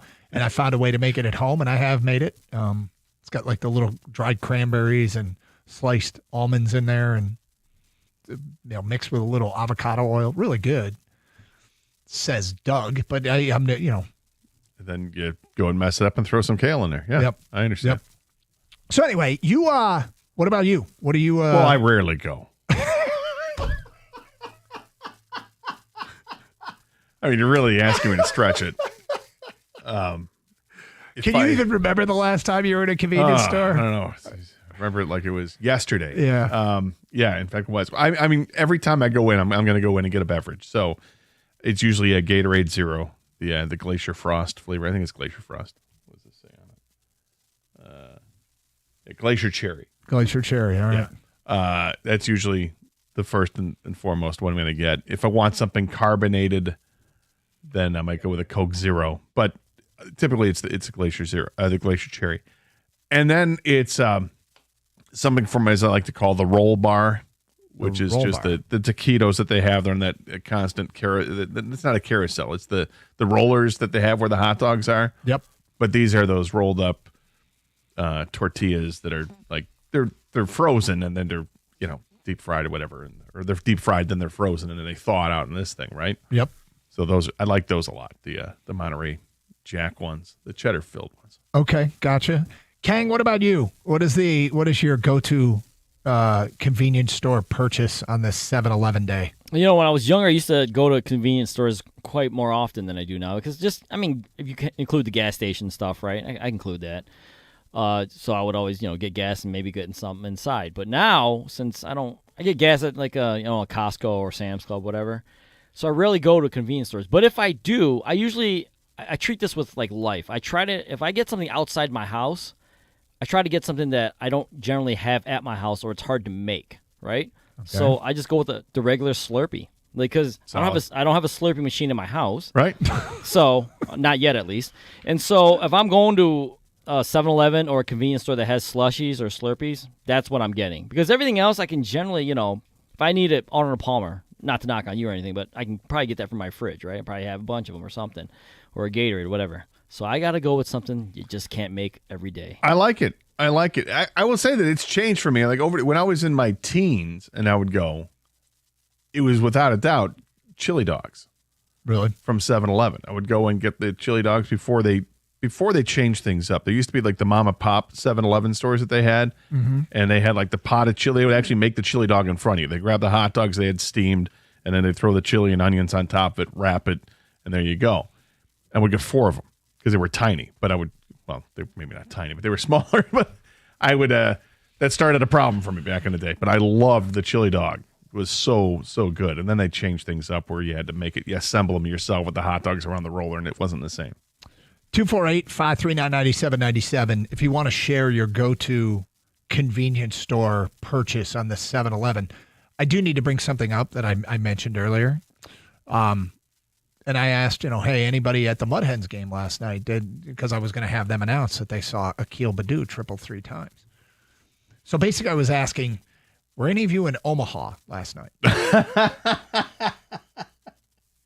Well, maybe they watched the game on TV. Because the Mud Hens were on the road. Oh. It'll be tough. So just there's a topic for you on a slow summer day. I had my layover in Omaha, and I decided to go to the baseball game. Let us know if you were in Omaha Thursday, 248-539-9797. Peyton Manning was there. Scott writes in, meat snacks, jerky, Slim Jims, whatnot, but my favorite thing to do at a convenience store is on a hot day after mowing is to linger and browse in the beer cave. Yeah, that's kind of fun. It's still exciting. Yeah. Is there something, it's all it is you're walking into the cooler, but if I see the words beer cave, I'm going in. So when we went to Shannon Creek, was it last week we were up there? Last week, 2 weeks, whatever it was. Yeah. When we were up there, I stopped on the way up at a convenience store. I stopped to get gas and then went into the convenience store. What I noticed, the convenience stores up north, totally different than here, I guess the gas stations. The selection of dried meats. Oh, dude. Was astounding. No, they're not messing around. They are not messing around. I mean, you had options. Yeah. Tons and tons of options. Yep. And the beer cooler that they had only had like 4 different kinds of beer, but it was nice to walk in. Yeah. No, I hear you. The options at the beer cave is first of all, the options when it comes to dried meats, anything north of probably, I think it's like north of Bay City. Mm-hmm. You can't go to a gas station without having a great selection. Yeah. And beer cave's still exciting. Still exciting. Still gets it done. 248-539-9797. If you'd like to share your go-to convenience store purchase, let's get back to your open line calls. Brad's in Pontiac, and he's on 97.1 The Ticket. Hi, Brad.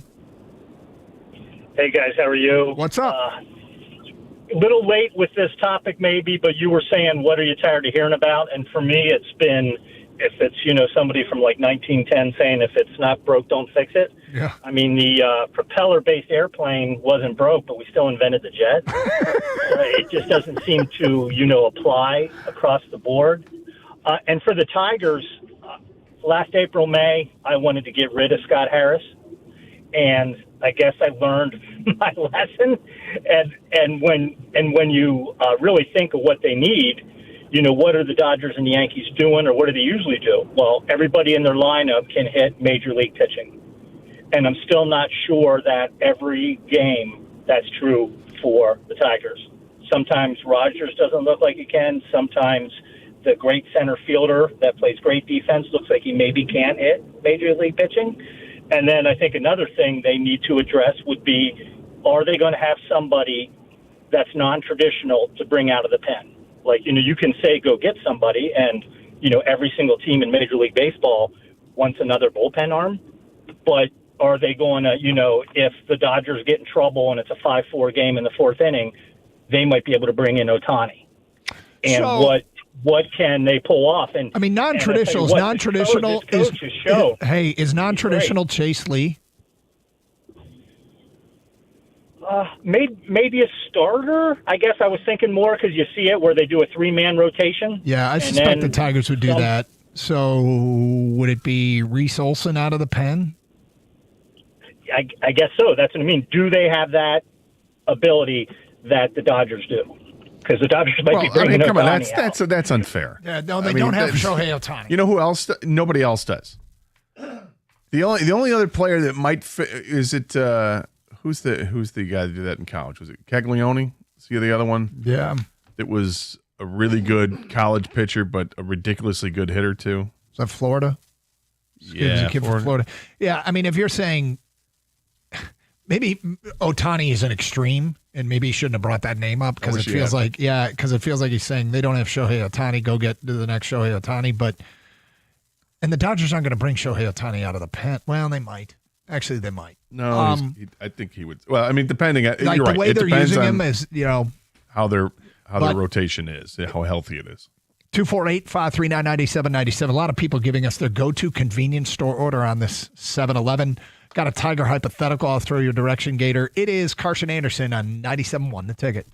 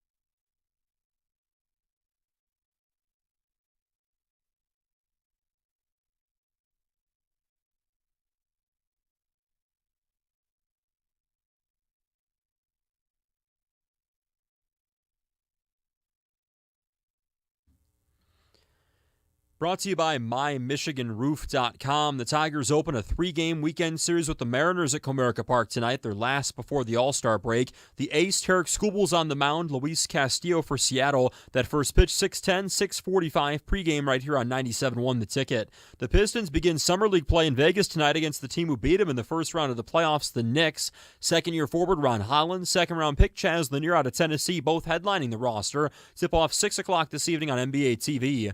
The Detroit Amps of Ice Cube's Big 3 Basketball League will play their first ever home game at Little Caesars Arena 1 week from Sunday. The 3-on-3 team is coached by Detroit native, Eastern Michigan's own Basketball Hall of Famer, and one of the best to ever do it, George the Iceman Gervin. The top girls basketball player in Michigan, Lily Williams, is enrolled at Howell High School for her senior season. She had previously been homeschooled. The 6'6" center is ranked as the top 2026 player in Michigan and the 30th best player in the nation. Williams is committed to play at Michigan State. And CBS Sports has ranked the worst NFL head coaching hires of this century. 3 former Lions made the top 10. Marty Mornhinweg at 7, Matt Patricia at 9, and Rod Marinelli at 10. That trio won just 28 games in 8 seasons, 11 fewer regular season wins than Dan Campbell's got in only 4 seasons. At the Corwell Health Sports Desk, I'm Luke Sloan. For more, go to 97.1 The Ticket or Odyssey.com.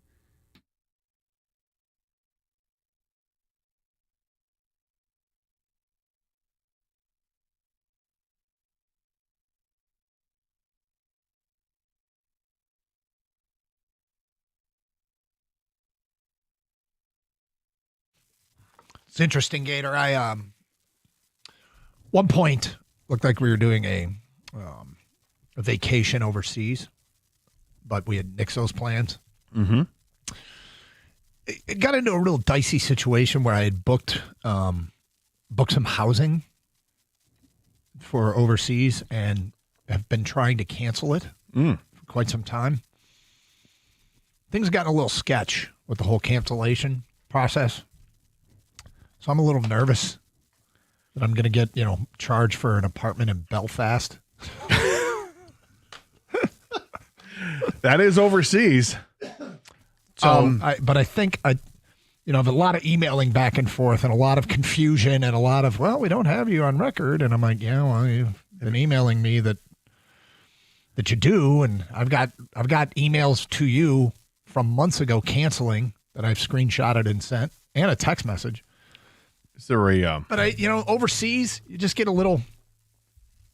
What have I got myself into? Yeah, no, what I hear shady website did I go through? I understand. I once made a guitar purchase overseas. Did you? And it was like, did I just do that? Why am I? Did it do work I trust out? this? It did work out. It worked out fantastically. It's a beautiful guitar, but I wasn't sure really what to expect with that. Mm-hmm. Have you tried calling Belfast? Yeah. No. Talking to this service that's out there? Maybe I'm not. I've been exchanging emails. Are you worried about the language barrier? Yes, I do not speak Irish. So, do you know someone who does? Maybe they can serve as a translator for me. Anyway, we'll see. I called the credit card company and said, look, I'm a little nervous about this. Right. And their solution was, you know how you have the app and you can lock your card? They said the day that you're supposed to check in, go ahead and lock the card and see what happens. And I'm like, what if I want to use the card? They said, then unlock it, use it, and lock it right back up. Well, how did you leave it? What was the last exchange you had? It came moments ago, and it said, and this is reassuring, thank you for sharing. We checked our calendar for this property, and we can't see your booking. Did you reserve any other confirmation? Well, if they say you can't see your booking, then does that mean they canceled it? It feels like that's the case, but it says I got an email basically telling me about I was supposed to check in in a week, and I'm like, no, I'm not. No, check in. No. So now their last exchange is we don't have a record of you. Yeah, which is encouraging. But I'm like, then why did I get this email a week ago saying you're expecting? So have you replied to this email? I did, yes. Okay. And I said I did not. Suffice to say, it's starting to look like I won't be charged for this, right? I have either successfully canceled it or never correctly booked it in the first place. There we go. And see what the response is. I like that. Yeah, because I don't need that charge. No. And I mean, unless you're going to Belfast, but that's when in Belfast. Yeah. Nothing's certain until it's over, though, Doug. This is how this works. It doesn't matter how many people you spoke to, how many emails you've exchanged. Someone could have messed it up. You know how this is. You've done this many times, and then you just got to wait and see if you get charged. Until you get your July statement, you don't know. Yeah. Did that go through or not go through? Kang, you're 100% right. The interesting thing about all this is that all of this is going on and I'm handling it, and my wife knows nothing about it. Oh. Yep. And so. Well, I'm sure she's not listening. She usually isn't. And this is the Burns family circle of trust, right? Everybody understand. We don't need to tell her if you know her. But why haven't you told her? Don't want to stress her out, right? I don't want to stress her out. And because you're handling it. Well, you know whose fault it will be? Well, mine. Well, 100%. And I don't need the grief until she didn't book completely earned it. Yeah, but if I deserve grief and I deserve getting a hard time, what the hell did you do? No, I'm with you on this. Because let's say that she knows. You know what here's what she would tell you. Well, cancel it. Right. And you're like, yes, I'm on it. I'm trying to cancel. Well, that's what I'm attempting at this juncture. But anyway, so that's just something I've got kind of going on right now. Make sure, I'm very hopeful that nothing will go south here. 248-539-9797. Let's get back to your phone calls. We got a Roy in Walled Lake here on 97.1 A Ticket. Hi, Roy. Hey there. What's up? How you guys doing today? We're great. Nothing. the one guy that called in and said he was tired of old guys saying if it ain't broke, don't fix it. That saying still works, man. But at the same time, time waits on nobody. It goes on no matter what. So we need a relief pitcher. We do. Time goes on. Look, time waits for nobody. We need a relief pitcher. I like it. Yeah. I like the You're argument. a cliche master. Yep. No. Anyway, and then these guys are scrappy. I called in that before, but instead of the gritty, I'd go with scrappy. Yeah, we do need it. It'd be good to have a different adjective to describe them. Yes, 248-539-9797. Jim on a cell. You're next. Hello, Jim. Hi. What's up? Not too much. I just wanted to jump in about the picking up a relief pitcher. Boston isn't going anywhere. Boston's in the playoffs right now. Yep. Wow. Well, we could still make a trade. But they're in the playoffs right now. Playoffs. Are you talking today. about trading for Aroldis Chapman? Yes. Until Boston falls off. Yep. I mean, look, I would love it, Jim. I think we'd all love to add Aroldis Chapman. That was a name that was really hot a few weeks ago, was brought up when Boston was trending in the wrong direction. But they keep winning games, and now they're getting Bregman back in the lineup healthy again. They've won 7 in a row. They're 9-1 in their last 10 games. They've put themselves right back in the thick of the wild card spot, and probably feel pretty good about themselves, given maybe even challenging. Then they got to look somewhere else, and there's plenty of teams with really good relief pitchers, and we just have to be very savvy. The bat we could pick up for a couple of 5 to 10 top prospects in our system is Evgeny Suarez. Plus, they're going to want future talent. We could trade our first round pick. You can't trade picks. When we got, wait a minute. Yes, you can. Well, they can trade their 34th overall pick because that's a compensatory. That's the only one you can trade. What I'm saying is, for future considerations, okay, the draft is coming up to say, what player where we're picking would you like? And you draft them and you trade them. All right. Fair enough, Jim. Let me ask you this. So if you want to trade for Suarez, then who comes out of the lineup for the Tigers? That's a tough question because I really like you got McKinstry and he's an all-star. And the other guy that they switch off on. And what's his name hasn't started hitting yet. Right. So who would you take out? Who would I pick up? Take out. You're adding Suarez. Great. Suarez now. You got Suarez as your third baseman. Actually, I really don't think we need him. All right. We're hitting well. There it is. Did he call him Evgeny Suarez? If he did, I didn't catch that. That's awesome. I think he called him Evgeny Suarez, which is fantastic. All right, let's get to some of this feedback from people. It's 7-Eleven. It's July 11th. What is your go-to convenience store purchase? A lot of them coming in. More of your phone calls and feedback, including, I hope Charles, who has a Belfast story, I hope it's not going to make me nervous about this attempted cancellation of a rental apartment, a rental unit in Belfast. It's Carson Anderson, 97.1, The Ticket.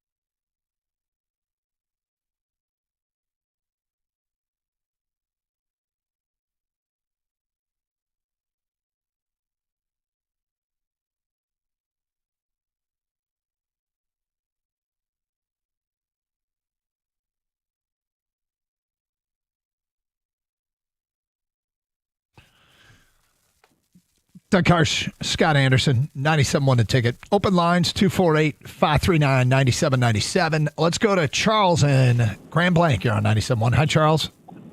Hi, just wanted to share my Belfast story. So about 5 years ago, I took my mother and my wife to Belfast, to Ireland and Northern Ireland, but we were in Belfast, and it was about maybe 5 o'clock in the afternoon, and my mom had to go to the bathroom. So we're just driving, but we're in the city, and we had to drive around for about an hour, and absolutely nothing was open. No restaurants.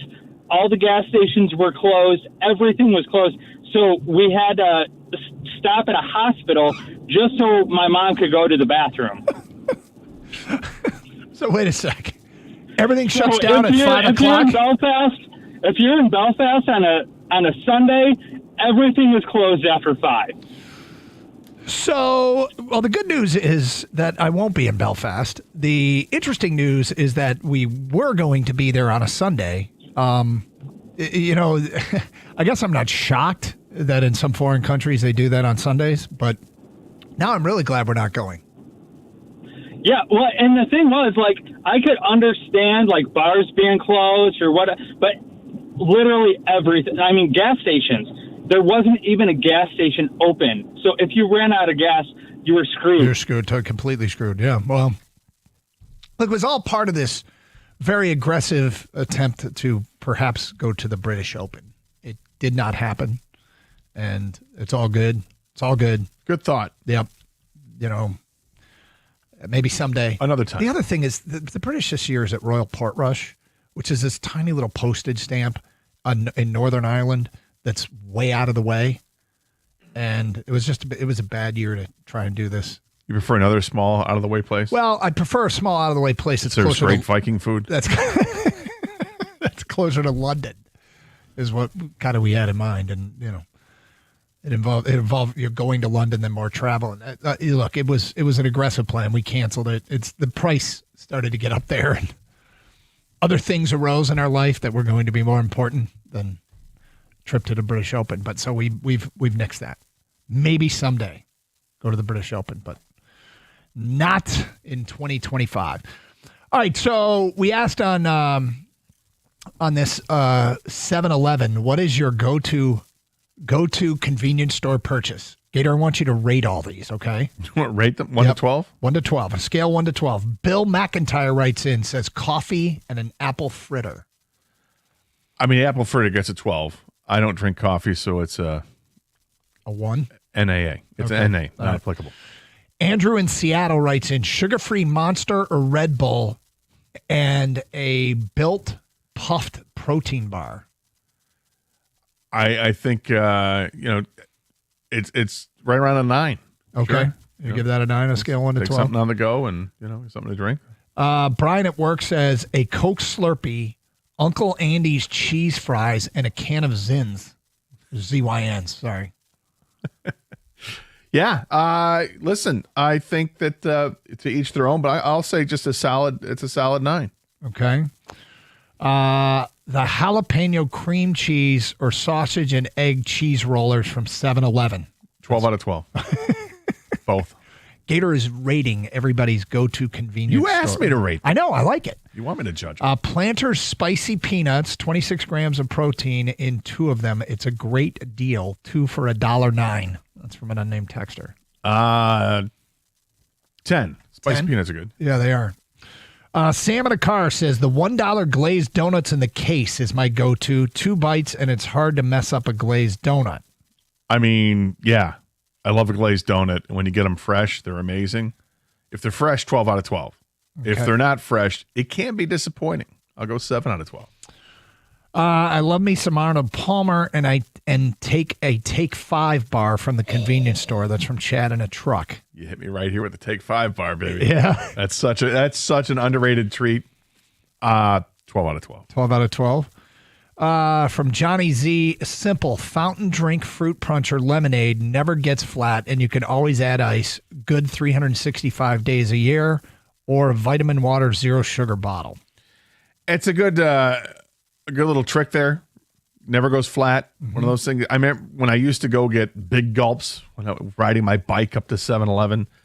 It would be all about the big gulp, and that was one of my favorites. So it's a sentimental memory. I'll go 12 out of 12. 12 out of 12. Yeah. All right, on Twitch, Ken says a Coke and some pizza combos is his go-to. Come on. I mean, what are you spying on me when I drove to Chicago? That's exactly what we get. Yeah. 12 out of 12 out 12. of 12. Pizza pretzel combos are the greatest snack ever. Aaron's, a bag of Funyuns and a Mountain Dew. Not a fan of the Funyuns,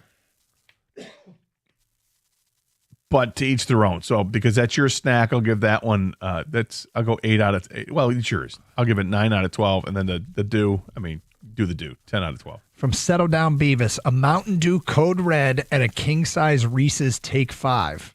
Wow, 12 out of 12. Kang, do you disagree with any of these rankings of our Gators ratings of these people's purchase? Well, I mean, it's subjective, so I can't really disagree with Gators rankings. So, I mean, I will support you, Gator, in your rankings because that's how you feel. I will say this, though. That one text about the getting a drink that's not, like, carbonated. Yeah. Great call. Such a great call on that. Call. I mean, sometimes I'll do this, Gator. Like, if I'm feeling like a pop, like a Coke or a Mountain Dew, I'll get that to start. But if I'm going to leave and I get a free refill, I'll clean it out, rinse it out with water and get something that's not carbonated for the long haul. Yeah. That way you have something extra for the rest of the day, man. That's smart, man. That's right. Thank you. That's wise there. That's SMRT. Yes. All right. Unnamed texter says, I wish 7-Eleven or any convenience store would offer a beer Slurpee. Oh, I don't think I want that. So I think I've been at a place that offered them and it sounded awful. And then I looked around and a ton of people were drinking them. And I'm like, am I missing out?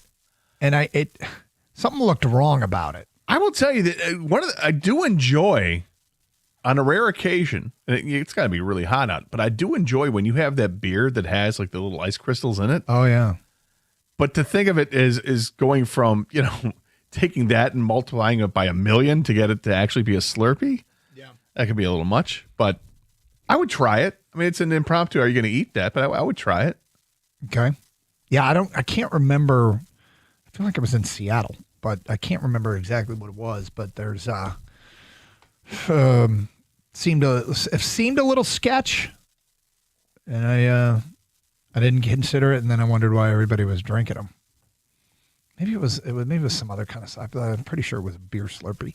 248-539-9797. Phone calls, feedback. Carson Anderson, 97.1 a ticket. If you want to give us your go-to convenience store order or purchase, we will have Gator rank it or rate it on a scale of 1 to 12 here on the Carson Anderson program. In the meantime, Tigers in action tonight, back on the field. The news today, it is expected that Casey Mize will be added to the All-Star roster. I don't know that it's official yet, but that is 6. Riley Green, Javi Baez, the first player to start an All-Star game at shortstop and in the outfield. Zach McKinstry made it as an ad for an injured player. Gleyber Torres, of course, Skubal, and now Mize. And the Bat Boy. Crazy thing is, Scott, we weren't even lobbying for Casey Mize, and I feel like maybe we should have been. I mean, I mentioned his name as a potential All-Star candidate, but I also knew that there were lots of good starting pitchers in the American League that were deserving of making the All-Star team. This late addition is because somebody got hurt. So he's deserving of it. He's had a heck of a season. And it's great to see that, another Tiger, more recognition. There's a reason for it. I mean, when you have the best record in baseball by several games, you should have many All-Stars. And that's what they've gone from having a All-Star or an All-Star to now it's 6 and a Bat Boy. It's crazy. 248-539-9797. Let's go to Brian on a cell here on 97.1. Oh, Brian put us on hold. That's too bad. Any idea where Brian's working that he put us on hold? I think just people have this just on their phones now. I don't even think it's just a I know. work thing. It was a lot of fun for a while used to there. think, oh, he's a banker, but, now it's, no. Now it's like I'm a Uber driver and I'm just, surfing. Yeah, well, that's unfortunate, Brian. 248-539-9797. How many Uber drivers have you had in Hawaii, Gator? In Hawaii? Oh, you said you're Uber driver and now you're surfing? Is that what you said? And he's surfing on his phone. Oh, I thought you meant like, I'm just going to go surfing since I got no one to pick up. Yeah, bro. Hey, is that a... I think that's what BJ Penn's up to these days. Yeah, I hope so. It'd be better than often what I've been reading. Right? Yeah. Not good, BJ. Get it together. 248-539-9797. What is BJ Penn? BJ Penn was an MMA fighter. He I know. used to be awesome. He's gotten in trouble with the law. Has he? Yeah, a bunch of scuffling and whatnot. I think CTE might be some letters that he might want to look into. Well, that's not good. Was once a great fighter. Yeah. One of my favorites. Yeah. When did he get out of the game? Oh, it's Too been late. a while. Yeah. Not soon enough. I mean, he hasn't been relevant in like 10 years, right? Yeah. Definitely too late. I got to go back to because he headlined the one at did he headline the one at the Palace? Oh, he did fight at the Palace. I don't know if he headlined it. I feel like it's been like since then, and that's a long time ago that they had the UFC at the Palace. Can't do it at the Palace anymore, Doug. I don't know if you knew that. No, you can't. And that's what's keeping me from being into the UFC and MMA and all that. Palace is gone. Yeah, it's gone. Yeah. Doug would be screaming out, "Why isn't anyone wearing a helmet?" I know, right? You guys all laugh all the time. There's not a lot of respect being shown there. No. Keep safe, though. 248-539-9797. Coming up at 12:35, another edition of Are You Going to Eat That? More of your phone calls next. Just a reminder, you can stream the show in a variety of ways. And we got a lot of people. What do we have? Text today from Nevada and from, I think, Florida. We were trolling for Omaha. Yeah, that was a mistake. My bad. Tap. But you can stream with the Odyssey app. Download it for your mobile device today, AUDACY. You'll wish you had it someday, so you may as well get it today. And then when the trade deadline comes and you're on vacation and the Tigers make that move, oh my God, they got Skeens? You're going to wish you had the Odyssey app, right? That's an example. There it is. Yeah. And they're not getting Skeens. But No, it's they're an not. example, and you're going to wish Why you had did the you Odyssey. do that? I don't know. That was very irresponsible of me. Anyway, get the Odyssey app for your mobile device. You can stream to our website, 971theticket.com. You can stream with video. Join all the knuckleheads that watch on Twitch and YouTube. Go to 971theticket. Punch in 971theticket in the search bar there, and bang, there we are. Scott and I hanging out, and the streaming chat going on the right side of the page. It's Carson Anderson, 97.1 The Ticket. Hey, if you're looking to watch the big games and what's the best place in town to check it out, there's no better place than 24 Seconds Bar and Grill in Berkeley. They simply have the best atmosphere you can ask for. The flat screen, high definition TVs all throughout the place. They got ice cold beer. They've got amazing food, best wings in town as well. And you can go on and come there right now for your chance to win a 3-night stay for up to 2 people at Circa Resort and Casino in Vegas. You get limo transportation, a Legacy Club welcome party, a Stadium Swim cabana party, and football season kickoff watch party, all at Underhang with Circa owner Derek Stevens is included. And for all Detroit baseball games at 24 Seconds, you get $4 bottles and cans of Miller Lite and Coors Light. Trivia is on Thursday nights at 8 o'clock, and 24 Seconds is open for lunch on Thursdays and Fridays. Check out that rooftop that they have up there. It's awesome. The deck, I love sitting up there on the rooftop deck. In fact, I was at 24 Seconds on Monday night hanging out with Bob, the owner. Check them out as well. They got great food specials. Garlic Parmesan wings, and Italian chicken paninis. And if you need any event catered or just a host, let 24 Seconds do that for you. They help to cater and cover work parties and celebrations of any kind of event, and they can host your party even on the deck as well. 24 Seconds, every seat's great. Check them out for all those specials and happenings they have at 24secondsbar.com and grab a taste of the action for yourself. Again, it's my favorite place to go, 24 Seconds Bar and Grill on 12 Mile in Berkeley.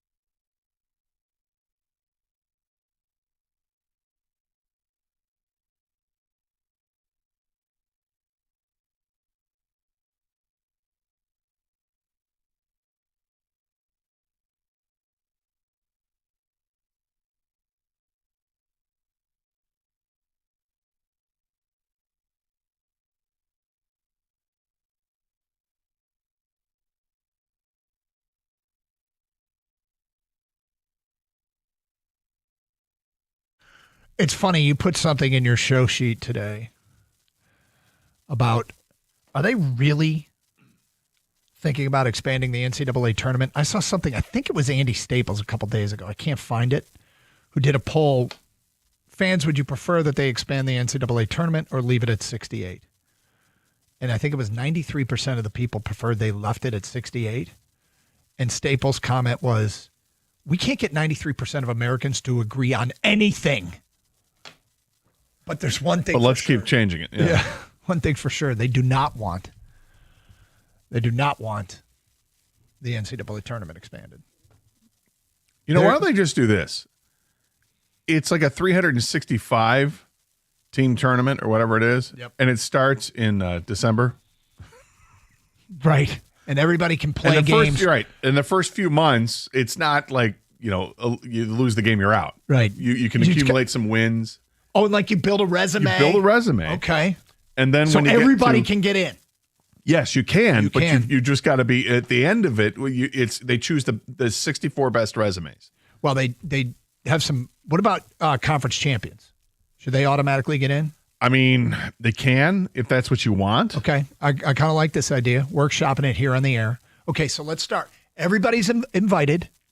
It starts in late November, early December. But your invitation may change. You have like 3.5, 4 months to build a resume. Yeah. Conference champions automatically get in. It's kind of a save the date is really what it is. Okay, so you get like 33, 34. And wait to see if you get your invitation or not. Should we call them at-large bids maybe? Sure. Okay. I like that format. Maybe they should roll with that. Yeah, and then mail out the invitations like second week of March. Let people know. Hey, congratulations, you made it to the field of 64. Mm-hmm. And also be on the alert. We're going to seed the teams in the tournament. What do you mean? What do you mean by that? Well, you could be what we're going to do is use quadrants. So we'll divide it up into 4 16-team quadrants. Mm-hmm. And then we will rank each quadrant 1 to 16 on those teams. Wait. So the best team in that quadrant gets a number 1 seed, and then the worst team in that quadrant is a 16 seed. And you do that with all 4 of those quadrants. God, this sounds kind of perfect. Yeah. As far as an entertainment value. Sure, I mean, yeah. I like your proposal. Yeah, I don't want to complicate it. I think this is what we can do. Okay. No, I like it. Let's we'll play on like a the opening night is like Thursday, but you don't want to. They got to start. You want to stagger them a little bit. Yeah. So start at noon. Yeah, and then you can have like half of the field will play on Thursday, and the other half of the field plays on Friday, and then see who survives. And then the teams that survive on Thursday will also play on Saturday, and the teams that survive on Friday from Friday's games, they'll play on Sunday. Okay, so then the winners of the 4 quadrants. We're going to pare it all down. Yeah. So now we start at 64, but after the first weekend, what you get to is, get this, you're down to 16. Okay. That's pretty quick. In just one weekend, we got it down from 64 to 16 teams. He's workshopping this idea. This sounds like it needs some tweaking, but I don't think it does. I think we just leave it just like this. Like this? Yeah. And then the third weekend, you'll be down to 4 teams. It'd probably be a good idea to give it like a catchy nickname. You can. For the last, maybe call it like the last 4, something like that. We'll worry about it at that point. Yeah, we'll get that. You get that. But not Fantastic Four, because that's got like copyright infringement. I like your idea better than what they're proposing. Okay. Yep. God, he's smart. All right, are you ready to go over some new food items available? Yes. Let's do it.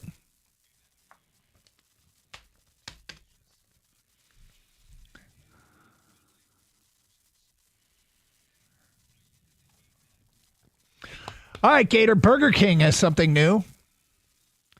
It's called the Barbecue Brisket Whopper. It's a 1/4-pound grilled beef patty topped with slow-cooked barbecue brisket, crispy onions, American cheese, a sweet golden barbecue sauce, plus it's piled high with the classic Whopper toppings, lettuce, tomato, and creamy mayo for a smoky, meaty, utterly delicious take on the beloved fast food burger. They're making it available nationwide on July 15th for the cost of $7.99. Gator, does the barbecue brisket Whopper sound like something you would eat? No, it doesn't. First of all, $8 for a fast food burger just sounds like it's exorbitant. And I'm not a fan of brisket, Sorry if I've offended all the barbecue aficionados out there. I get it. I know everybody loves brisket. I don't love brisket. Maybe not everybody loves brisket. I don't love brisket. And you're willing to admit it publicly. I am. I love the smell of it. I love the smell of barbecue, but I'm not the biggest brisket fan. There's a lot of fat associated with it, and it just, the fat and gristle kind of turned me off. Okay. And, when you get that bite, it becomes gross out. And, I've already got, the Whopper's already good enough. I don't need to mess with the Whopper. Okay, gotcha. Kang, the barbecue brisket Whopper. Is that something you'd eat?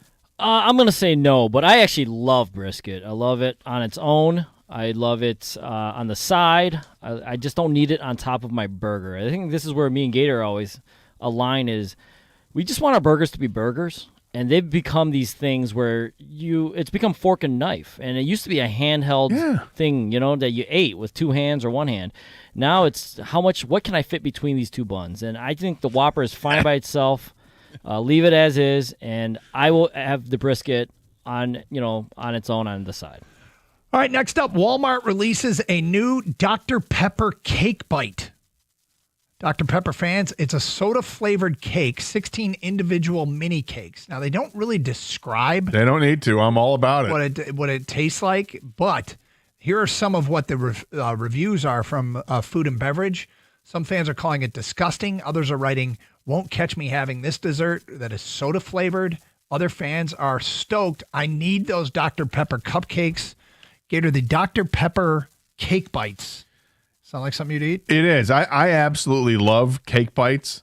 I think they're delicious. And I think the Dr. Pepper flavoring, that's like that black cherry type flavor, I love that flavor. Mm-hmm. So, I'll try it for a cake bite.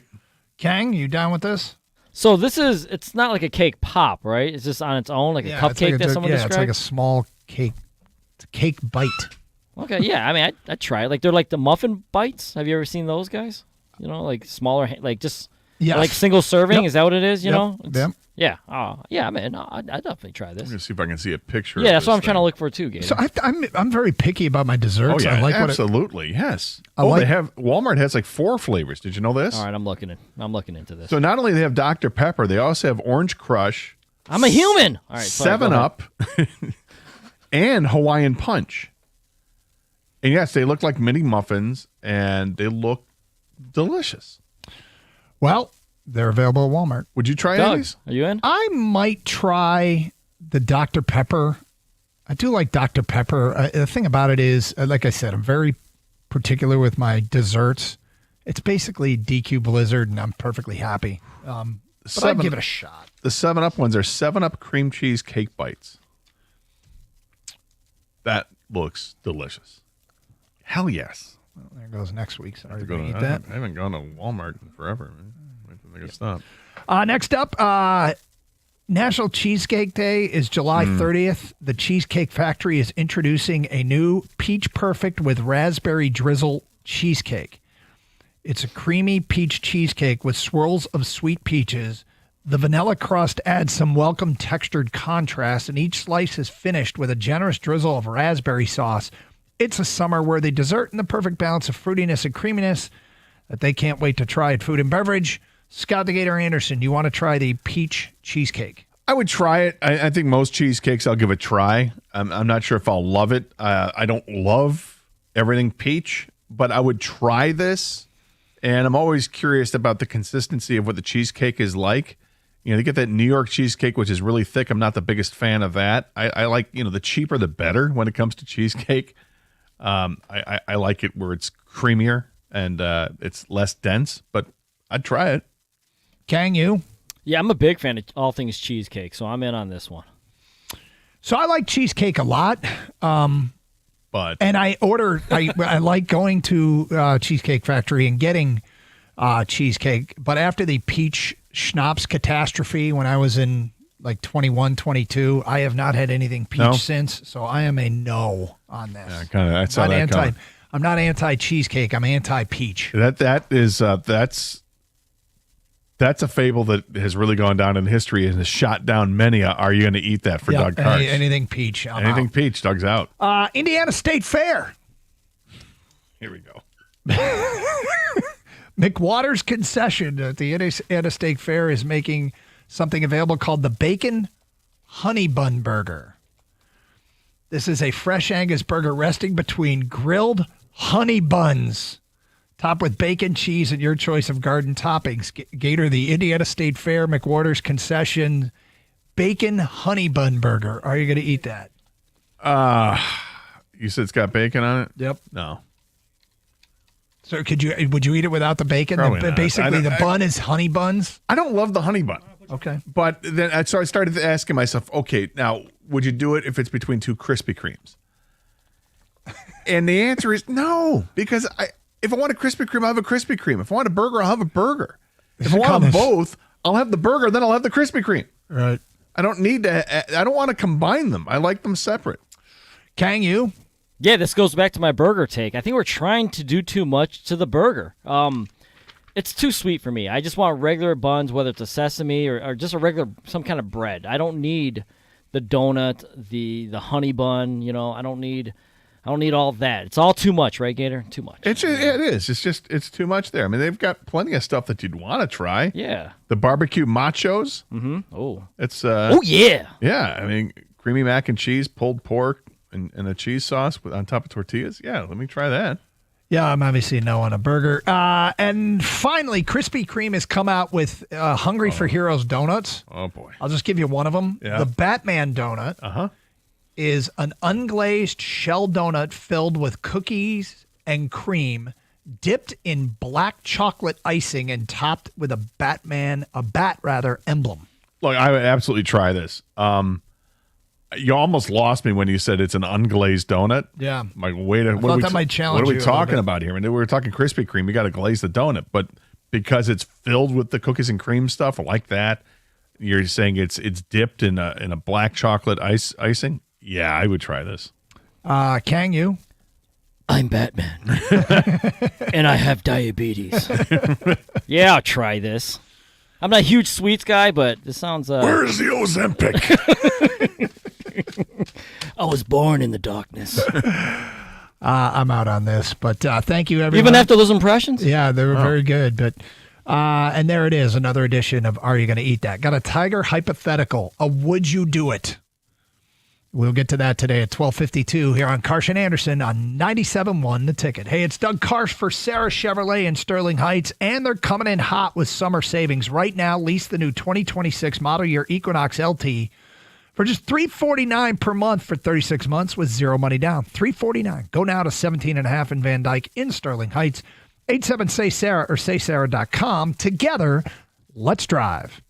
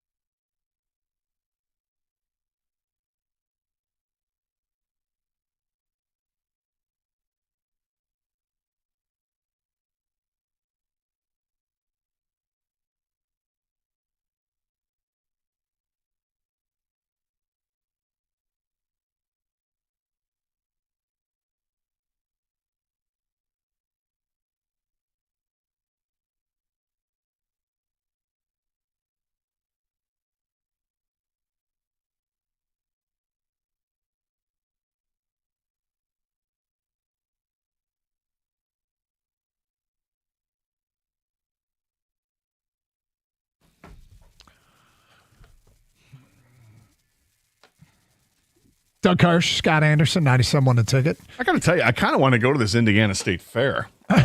Did you look up a bunch of stuff? Yeah. Of course you did.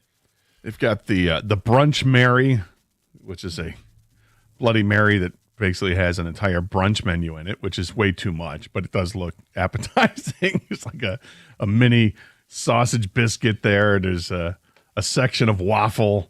You got 3 donut holes, some fruit. Mm-hmm. The same thing goes for the brunch mimosa. Something called the Butterfinger funnel cake. Yeah, please. Sure. Cheesy hot honey chicken fries. Does this sound like Doug? Yeah, it does. Crispy chicken bites over golden fries, smothered in creamy hatch queso, topped with smoky, well, you want smoky bacon, fresh parsley, and finished with a drizzle of Mike's Hot Honey. Sounds elite. I mean, come on. Cinnamon Mike's toast. Hot Honey is so good. Cinnamon toast cookie butter pretzel bites. Pretzel Doug. Big fan. The state fair is like a lawless land for food. Right? It is. It's like international waters. It's like nothing. You can do whatever you want out here. It doesn't matter. No. They just mixed everything Right. and anything they thought of. And let's Doug's nightmare. We're going to put batter on it and fry it. Yeah. Yep. Mm-hmm. The deep fried pork chop sandwich that they have. Yep. Now go get on the slingshot and throw up. Like what? The Dirty Dancing egg rolls. What? Dirty Dancing egg rolls. 4-inch. There's 2 4-inch chicken Philly egg rolls dipped in our homemade hot honey lemon pepper buffalo sauce, drizzled with ranch dressing. They look delicious. So this is what you call going down the wormhole. I gave Gator the idea of the Indiana State Fair, and you went right to the website and basically found a million reasons to go. Well, I'm looking for stuff that you might actually try. I would try those hot honey chicken fries. How about the Just without the jalapeno bacon. popper pizza? Garlic butter, light marinara base with mozzarella cheese blend, jalapeno poppers. It's got bacon and pepperoni. Sorry. See, I want Doug to try something without any modifications. Enough with the minus this and without Right. that. Like just straight up, this is how it comes. Would you try it? Nope. Hey, but it's cool. Like, if I were to try something, I might try those fries, the chicken fries with the bacon. How about jerk cheesy fries? What do we got? Well, crispy fries with cheese. They're cheesy and drizzled in your choice of mild or spicy jerk sauce. There's no meat involved. It's like cheese fries, but Excellent. with a drizzle of I'm in. jerk. Yeah. 100% in. There you go. Drizzle of jerk. That sounds wrong. Doug's like, can I get minus jerk? I'm trying to be respectful. You sure that's ranch?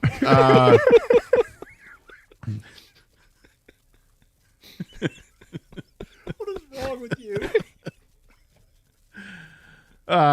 This is definitely not Doug. Peach tea. We learned about Doug's aversion to peach. Hey, the 1994 Right. peach schnapps catastrophe. Now, Kane, to your point about having a state fair with food items is just a license to do stupid stuff. I love state fairs, man. How about this?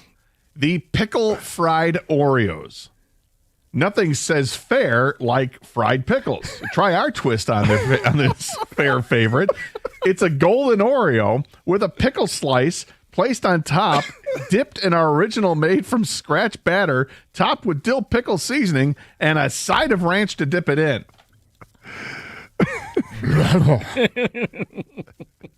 Wash it down with sugar water and a little Right. bit of lemon.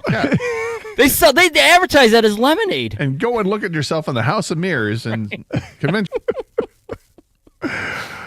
Oh, hysterical. Yeah, I'll stop because it can go on forever with this stuff. Needless to say, kind of miss the state fair. We don't really have the state fair. Have you anymore, ever do been we? to a state fair? Oh, years ago, yeah. The state fairgrounds, yes. I remember I was a kid, throw the dart at the balloon, you win a prize. Hell yeah, did that.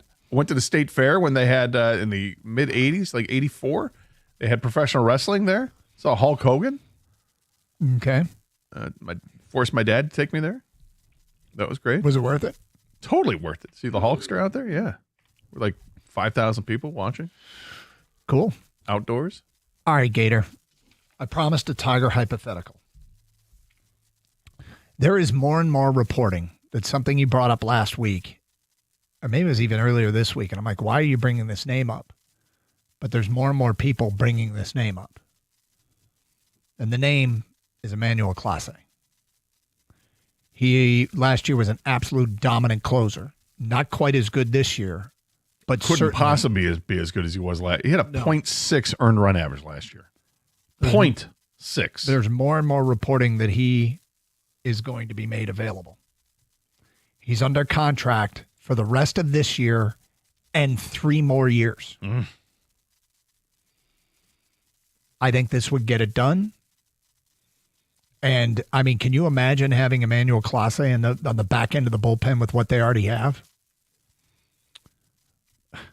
Max Clark for Emmanuel Clase. I think Cleveland would do it. I think they probably would too. And I think it's painful, but he's not a rental. Here's the thing. I would be concerned if Cleveland wants to trade him, because that means Cleveland knows something. And Clase 2 years ago had an ERA, I think, was north of 3, and then he had the ridiculous year last year, and then this year it's like 3.5 or something, or 3.3, whatever it is. Yep. He can still throw 100 miles an hour. He's still very effective and intimidating. However, if they're open to trading him, it tells me that they know something's up and that they don't think he's going to be, or that they think maybe he's on his decline, or they see something they just do not like at all. And that concerns me, because I've always thought that the Cleveland has been a very, very good organization in identifying talent, developing that talent, and they just seem to have a knack for it. So I would be very concerned, on high alert, if they're making him available, particularly when he's got all these years left under team control where you're not having to pay him. Yeah.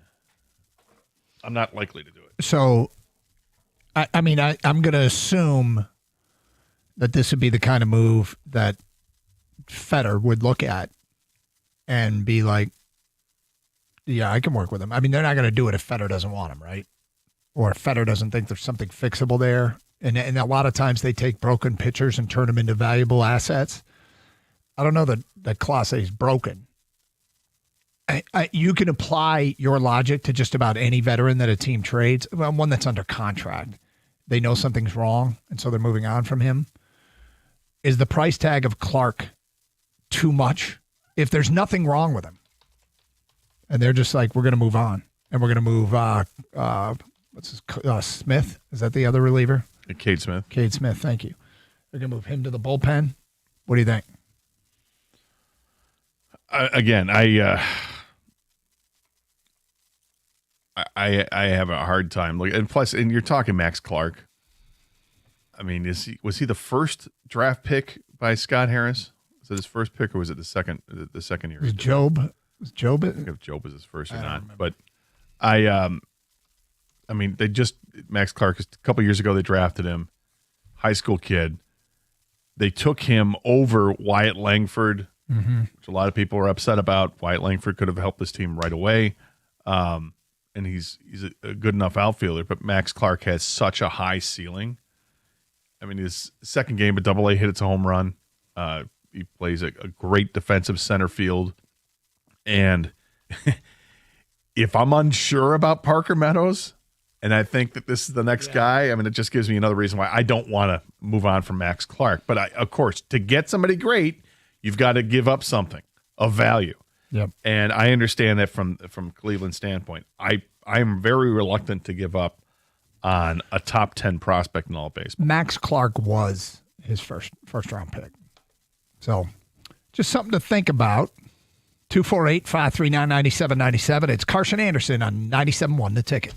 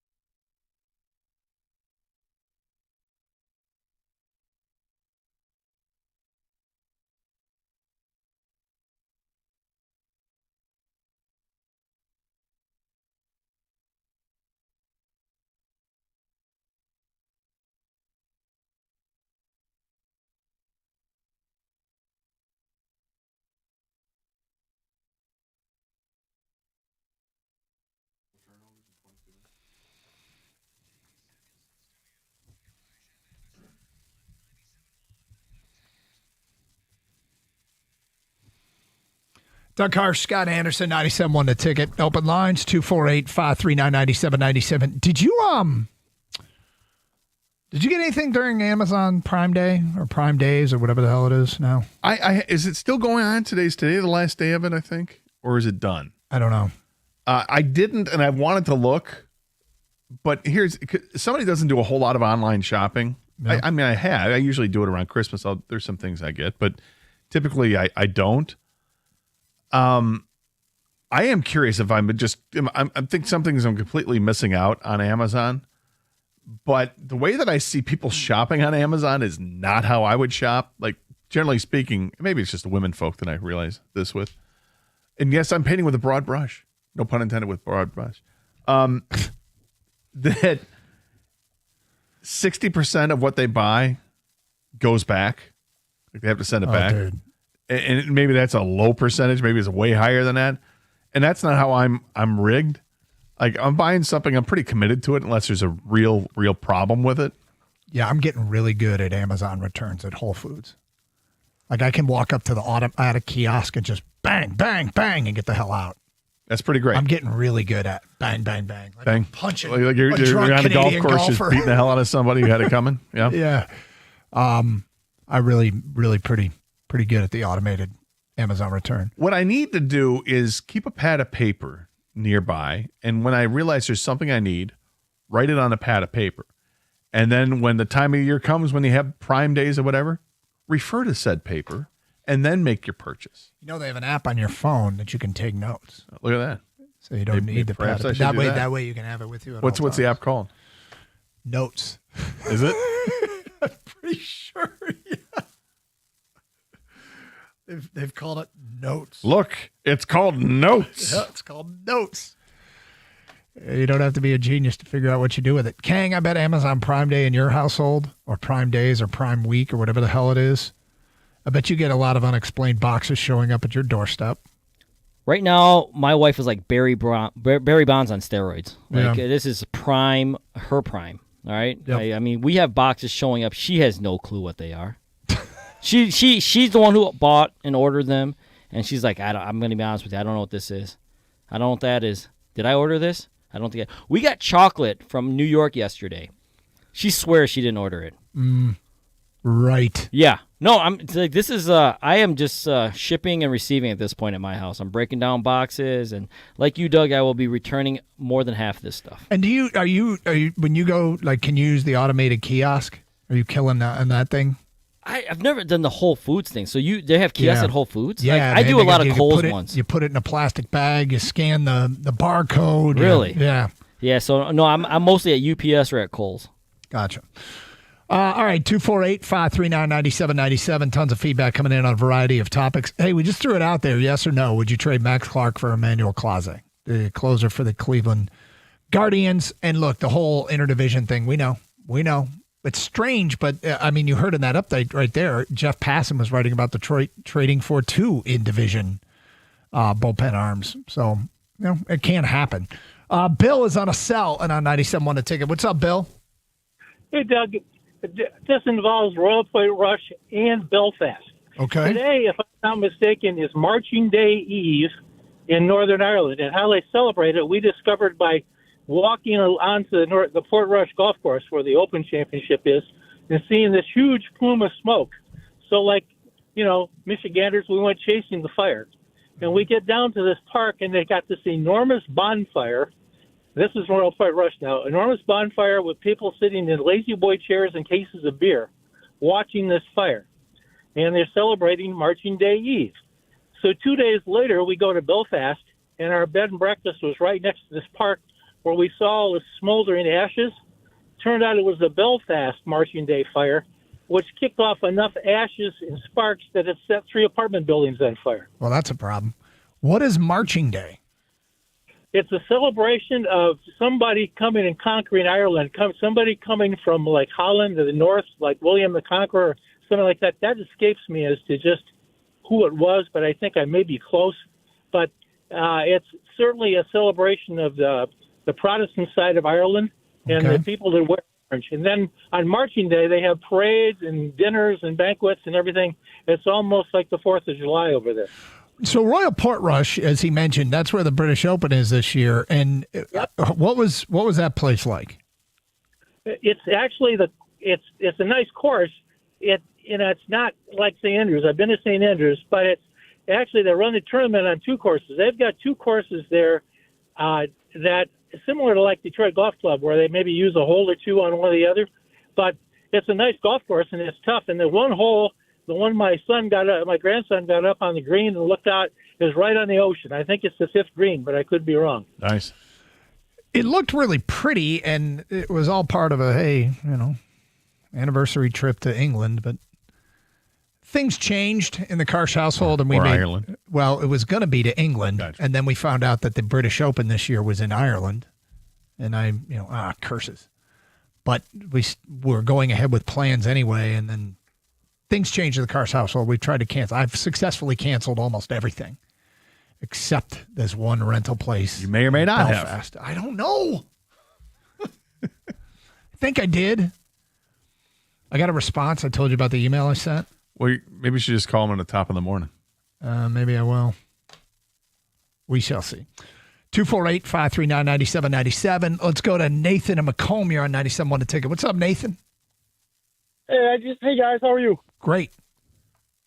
Yeah, I just wanted to talk about the Tigers trading for a reliever. I think they'd be dumb to trade for Class A, especially with Max Clark. We saw that he can't perform in the playoffs. I think it'd just be foolish for them to trade interdivision. I'd like to see them go get Bednar from the Pirates. I think he's really solid, and he's a piece that can help us instead of going to Canely or Vest in the ninth, and give those guys a little bit of a break. Well, the one thing about, Bednar could be part. I don't think. Let me just start with this. I do not think that A.J. Hinch would trade for somebody and say, "We're going to you in the ninth," because that's not really the way he operates. I think it'd be part of the equation for them in the ninth, or part of the equation for them at the back end. But Clase got knocked around last year. A couple of years ago, he was exceptional in the postseason. So I don't know if it's safe to say that he can't perform in the postseason, but he did not have a great... I don't think Bednar's even played in the postseason. Okay, well, he's unproven. I kind of agree with that. I think Class A is definitely one of those elite level guys, but I think we'd be stupid to trade Max Clark for him. We saw how he performed in High A and now in Double A, and I just think it'd be dumb to give him up. Maybe a bit early to say he's now performing in Double A as he played 3 games. I think he's played in 2. I don't know if he was in the lineup the last game, but look, Class A is wildly talented. I'm just leery because if Cleveland's entertaining thoughts of moving him, why? Well, is that any different than Bednar? But Bednar is only on a contract through next year, if I'm not mistaken. I think it is the rest of this year and next year. I look, if it's sort of to me, that's like a cop-out by you, to be honest. Oh, there must be something wrong with him. Why are they trading him? It's a cop-out? Yeah, I think it's a cop-out. You think it's a cop-out? I think you're copping out. Okay, interesting. I think you're trying not to answer the question. I think it's a tough question for you to answer, and so instead of answering it, you're saying... So by saying I wouldn't trade Max Clark for Emmanuel Clase, that's... No, the cop-out is, why is Cleveland trading him? There must be something wrong. I think that's the cop-out part. I think you're copying. I think, quite frankly, I think you're wussing out on the question. And I'm... Personally, you're fine. Professionally, I'm disappointed. Are you disappointed in yourself for not thinking of that first? Like, you're right. Cleveland is a really good organization. Why would they look to move him? No. Max Clark, by the way, has 11 at-bats at Double A, 2 hits. 1 home run. 1 home run. Was it a grand slam? No, it wasn't. All right, Carson Anderson, open lines, 248-539-9797.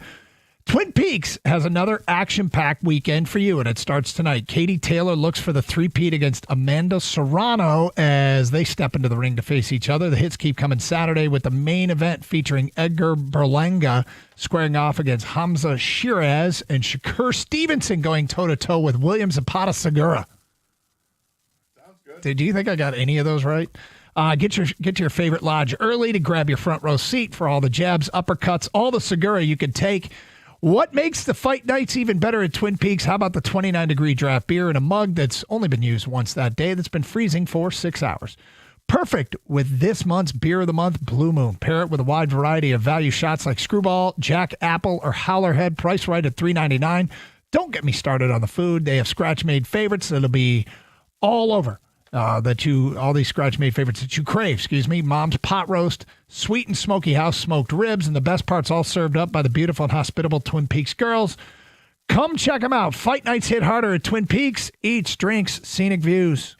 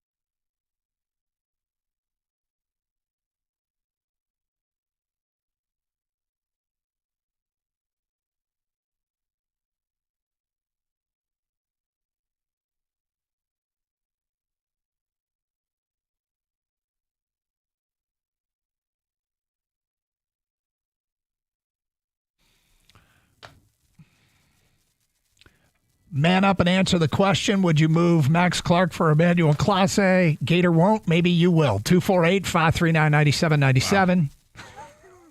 I'm just messing with you, man. So what's interesting with Clase is I just looked at just did a quick look at his game log. His last 27, excuse me. All right, happens. Last 27 innings pitched, he's only given up 4 earned runs. Yep. In those 27 innings. That's awfully good. He had a rough month of April where he gave up a bunch of runs. Outside of that, he's been really, really good. I'm not against Clase per se, but I do think giving up Max Clark for him is too much. Yeah, look, I mean, this is a hypothetical. I think that you talk about a price that you would need to pay to get it done. That would be one of them. The idea of having a back into the bullpen with that guy and others is very, very attractive. But look, they could probably get somebody really good for a less of a price, right? Yeah, and Bednar is awfully good as well. Yeah, love to have either one of these guys. It's just I don't think you're typically trading a bullpen arm and getting a top 10 prospect in baseball. Just something we threw out there. I will tell you this. I do agree that there is probably more of a commitment to keeping Max Clark and seeing him develop in their system than I think they're pretty committed to keeping him. I don't know if anybody's untouchable, but I think I would be a little bit surprised if Harris moved on from him. 248-539-9797. Jim in Livonia. You're on 97 on a ticket. Hi, Jim. Yeah, Doug, and I hope you fellas are having a nice day today. Oh, thank you. You were asking earlier about Belfast and the so-called marching day and so forth. Yes. Actually, what that is, July the 12th is Orangeman's Day in Northern Ireland.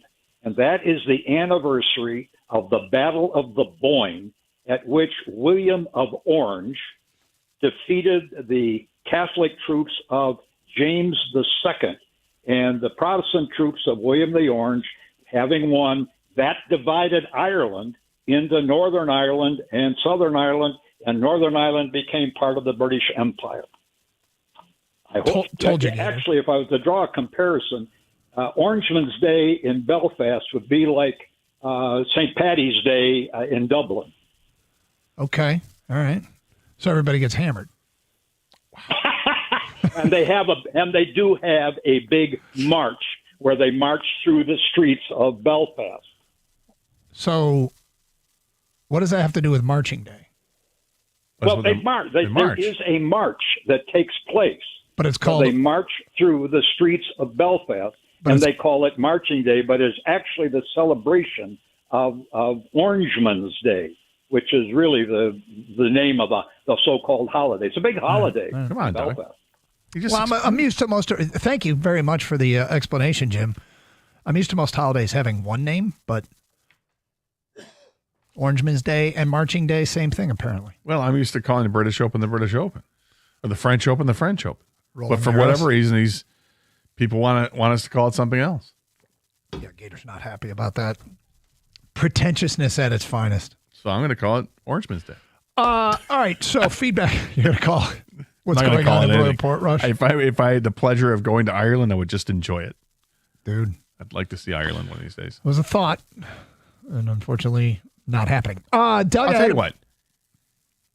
If I win the lottery, okay, I'll be happy to take you and your wife to Ireland. Oh, that'd be fun. The three of us? Yeah. Well, maybe some more people involved. Okay, yeah. We'll go and What enjoy about it. Ireland? Ireland, maybe Scotland. How about, would you take us to the Open? The what? I'm not going to mess with this in case you win the lottery. Would you take us to the British Open? Sure. Okay. Man, if Gator wins the lottery, Doug, you are in for a huge windfall. Yeah, kids' college Yeah, paid for, and a trip to Ireland. Yeah, there's no telling what else, man. And the You British owe Open. Gator. I do. Probably does. I do. This completely hollow gesture that he's made. It's not hollow when it comes true. Yeah, you owe him. Yeah. King, where would you like to go? Where do you want to go? I'll take you anywhere you want to go. Yeah, he's extraordinarily generous with his lot of So words he's generous. never won. It's got to be somewhere I kind of want to go, though. So You're too kind, Gator. Too kind. Yeah. This guy. I mean, what a guy.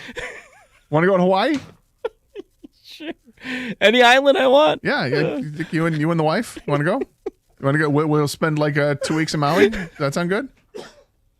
You're just too generous, man. Isn't he? With these fake winnings, Listen. like, just don't go. I don't want you to go broke. It's my pleasure. It's my pleasure. What's the point of winning the money if I can't spend it and enjoy it with my friends? That's right. That's true. What's the point? Yep. You're welcome. We owe you. No, you don't owe me anything yet. It's my pleasure. Feedback coming into the Carson Anderson inbox. Doug, I had a beer slush at an all-inclusive resort. It's called an iceberg. They mixed it with lime margarita mix. It was really refreshing by the pool. That's from Dave in a work truck. That's an interesting thought. It really is. And I'm thinking about it right I'm now. totally thinking about it now. Like some sort of limeade, Yeah. ice, and Beer. But the tough thing is, like, if you blend it, you're going to. I don't know, It's dude. carbonated, so I don't that's, know. Like, how do you get that to happen? I guess what you do, what you would do, maybe I'm wrong on this, is you would blend up the ice first, the ice and the margarita mix first, right? Yep. Just a little bit of the lime because you don't want it to overpower it, and then you'd pour the beer on top of it, Maybe. and leave it in the freezer for a little bit so it doesn't automatically melt the ice. The beer doesn't automatically melt the ice. More feedback here to the Carson Anderson inbox. Boone's in Traverse City. Half frozen margarita, half Mexican beer. It's phenomenal. That's from Eric in Traverse City. Okay. Not a convenience store, but a Slurpee suggestion. An apple orchard by me makes apple cider slushies. Add a shot of cinnamon whiskey to that and buckle up. Okay. All right. You don't have to tell me twice. No. All right, people are still sending in. Today is 7-Eleven, so people are sending in their convenience store purchases, their go-to convenience store purchases, and Gator is rating them, on a scale of 1 to 12. JN in Ann Arbor says a coffee and a $2 scratch-off is his go-to convenience store purchase. Look, if people are coffee drinkers, that's what they do. They go in there and get the coffee. So, yeah, go the 10 out of 12 for you. And the scratch-off, I've never been a scratch-off fan. Going 6 out of 12. 6 out of 12? Yeah.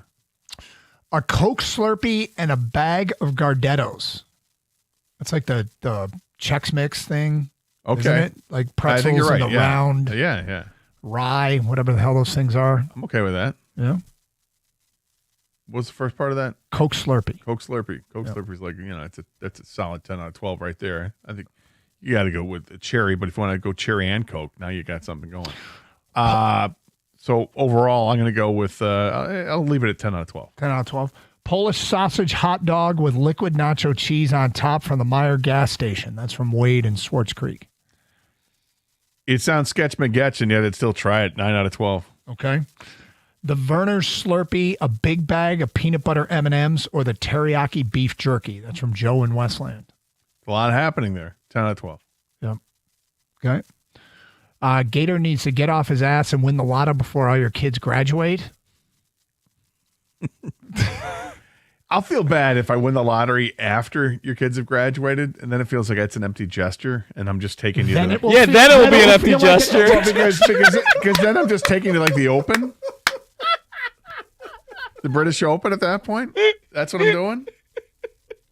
Hey, listen. Sorry I didn't win this on time for you. Here's a check, and we're going to the British Open. How's that? It's hysterical. Rather British Open, or would you rather Ryder Cup? Ryder Cup. Okay. That's Ryder Cup in Europe is a bucket list item for me. Here's a problem. Ryder Cup is always on a weekend in September. Well, you'll have to make up your mind what's more important. What's more important to me? Yeah. Yeah. Well, getting the free trip to the Ryder Cup when I win the lottery, or, working some college football game. Yeah. Michigan and Oklahoma. Doug, you got to tell your kid the last one to keep delaying college because it's going to get paid for. It's going to get paid for eventually. Gator, all we need when Gator hits the Mega Millions. Yes. Yep. Or Powerball. Or Powerball. I don't know. Depends which one's higher.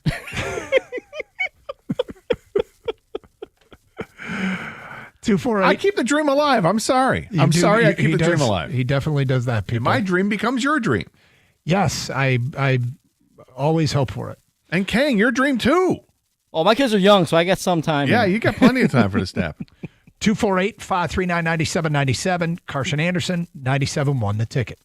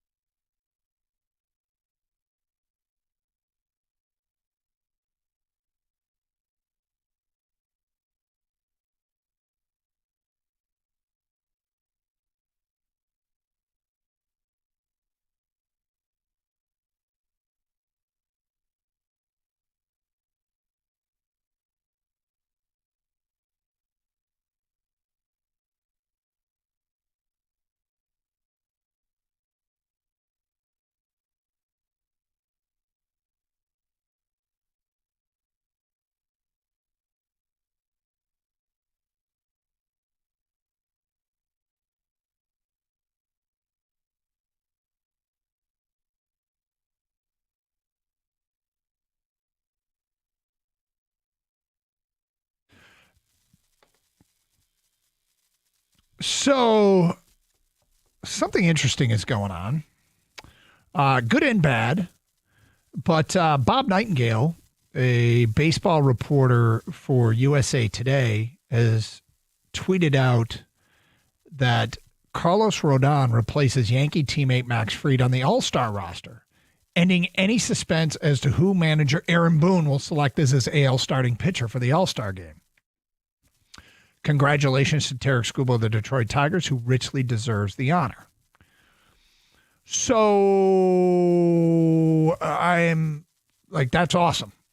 That's awesome. And I had a suspicion that AJ Hinch was preparing people for Max Fried to start the All-Star game when he did the interview earlier this week. Apparently I was wrong. But this all comes on a day where virtually everybody that covers the Tigers is reporting that Casey Mize is going to get added to the All-Star roster. Does Rodon take the spot that everybody thought was going to go to Casey Mize?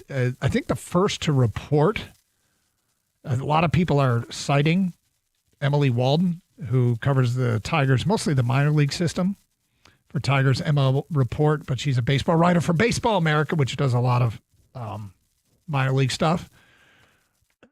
14 hours ago, she tweeted out, source, Casey Mize is being added to AL All-Star roster.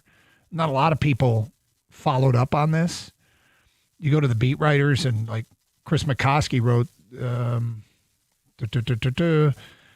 Tigers Casey Mize expected to be named to American League All-Star team. Is it possible that Casey Mize is not going to get added to the All-Star team and that Rodon is taking the place of Fried? Fried, yeah. I don't know. I've been looking to see if there's any more reporting on this. I mean, I hope that's not the case. You hope that he didn't? Yeah, I hope that Mize has been added and that Rodon is just replacing Fried and that Mize is there for some other reason. And then Skubal starts. That'd be awesome all the way around. Yep. And then the Tigers had literally 4 starters in the All-Star game if Skubal gets the starting nod. Official count on Major League Baseball. Casey Mize this is 1 minute ago. Casey Mize has been added to the American League All-Star team. He replaces Garrett Crochet on the AL active roster. Okay. There it is. He made official. Now it's official. So, with Max Fried out, that opens a door for Casey Mize to start the All-Star game. Oh, wait, no. Skubal will start the All-Star game. I apologize. So, that's 6 Tigers. And I believe that's the most in Major League Baseball. Don't the Dodgers have 5? I think it's, I think before McKinstry was announced, it was, the Tigers were, along with like Seattle, had 4 or something like that. And that the Dodgers, I thought, had 5. So, what's interesting about this is that the way we talk about this team is how they don't have stars. They've got Skubal and they've got Riley Green, but they don't have stars. Or do they? I mean, do we, like all these players, does the public perception of all these players get a bump? This is what happens when you have the best record in baseball. And because people look at it and say, well, the best team in baseball right now, who on this team is deserving? And clearly, Riley Green is, and everybody knows about Skubal. But the fans voted in with, as you know, Doug, phase 1. Mm-hmm. It led to phase 2. And phase 2 led to getting 3 guys. It led to the breakdown. Yeah. It led to more confusion. But these guys, fans voted in. When they get voted in on phase 2, mm-hmm. everybody, you're just choosing between one of 2 guys. And the fans spoke up and said, yep, Riley Green, absolutely. Javi Baez, absolutely. And Gleyber Torres, absolutely. They have all-stars, but superstars is different than all-stars. Yeah. Without a question, Tarik Skubal is a superstar. Riley Green is knocking on that door to be welcomed in to the party of superstars in Major League Baseball. I don't think he's there yet. I think he has to continue on this season that he's having. And if it ends up being, hey, Riley Green finishes here with 36 home runs, 110 RBIs with an 860 OPS, then you might want to say he's borderline superstar at that point. And then we'll see what he does next year. But he's absolutely in that discussion in that next tier of players, I think. Mm-hmm. Beyond that, I don't think they have a superstar yet. other people have to add to that resume. It's not easy to get them. No. It's like using the term elite. You have to be really careful about what you refer to. I'm just not sure that I'm going to look at any of these guys as like superstars. Who could be a star? Like I got to tell you, the guy that I think could be a superstar isn't at the All-Star game. It's Cole Keith. Right. I mean, if you look at the players that are sending to the All-Star game, Baez sometimes looks like a star player, and in his career has looked like a star player. Hell, he's probably at one point was thought of as a bit of a superstar. Could Casey Mize become an absolute star? I guess he could. Well, he was also the first overall pick in a draft, and I think that automatically gets notification from people like, oh, well, finally he's shaping in and shaping up to what we thought he was going to be. Well, do it more than 1 year and you can get in that discussion, but I think he's got that recognition right away because of being the first overall pick, which brings you to Spencer Torkelson. Tork's not going to hit for average enough to be considered a superstar. Right. He's got ridiculous power, but I think that that batting average is always going to hold him back from that spot. But Colt Keith is a guy, keep an eye on. He's still so young. He's just now starting to hit the ball with more consistency and power. But it's just year 2 of his career. And year 1, he hit 260 as a rookie. Year 2, and now he's up to 270, 271 here with an 800 OPS. And it's climbing. Good to see. Yeah. Beyond that, I don't know. I mean, I guess, and this is not particularly important because they are what they are and they'll be what they're going to be. This is one of the steps to being thought of as a team that you have star power, and it's just getting guys that name recognition. And it feels like we've thought of them as a scrappy underdog little engine that could, but maybe we need to start thinking of them differently. I guess we don't need to do anything, but maybe people will start thinking of them differently. No, and I mean, how many times have we heard the last 10 years that the Tigers have a top 10 prospect?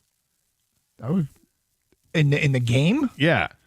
I don't know if Riley Green was ever thought as a top 10. I don't know. Job was, and Job's not even right, and he's hurt right now. And was Torkelson thought of as a top 10 prospect in the game? I don't know. I don't remember. I don't think he was. I don't think Chase Young ever got up that high. Yeah. So right now, they've got Kevin McGonigal and Max Clark knocking on that door for top 10 prospects. And both of those guys are at Double-A. So yeah, I mean, part of being it's hard to become a superstar because that's a label, but it's harder to get that label when you come out of nowhere. You can. Yeah.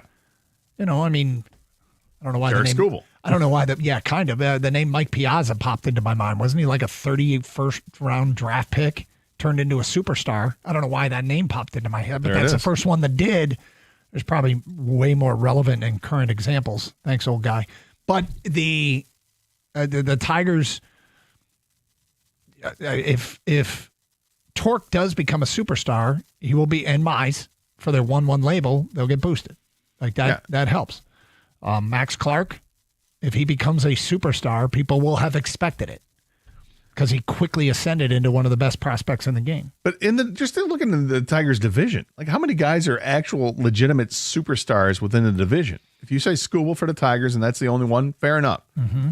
Cleveland's got Jose Ramirez. Yep. Kansas City has Bobby Witt Jr. Yep. But they have potential with some other players.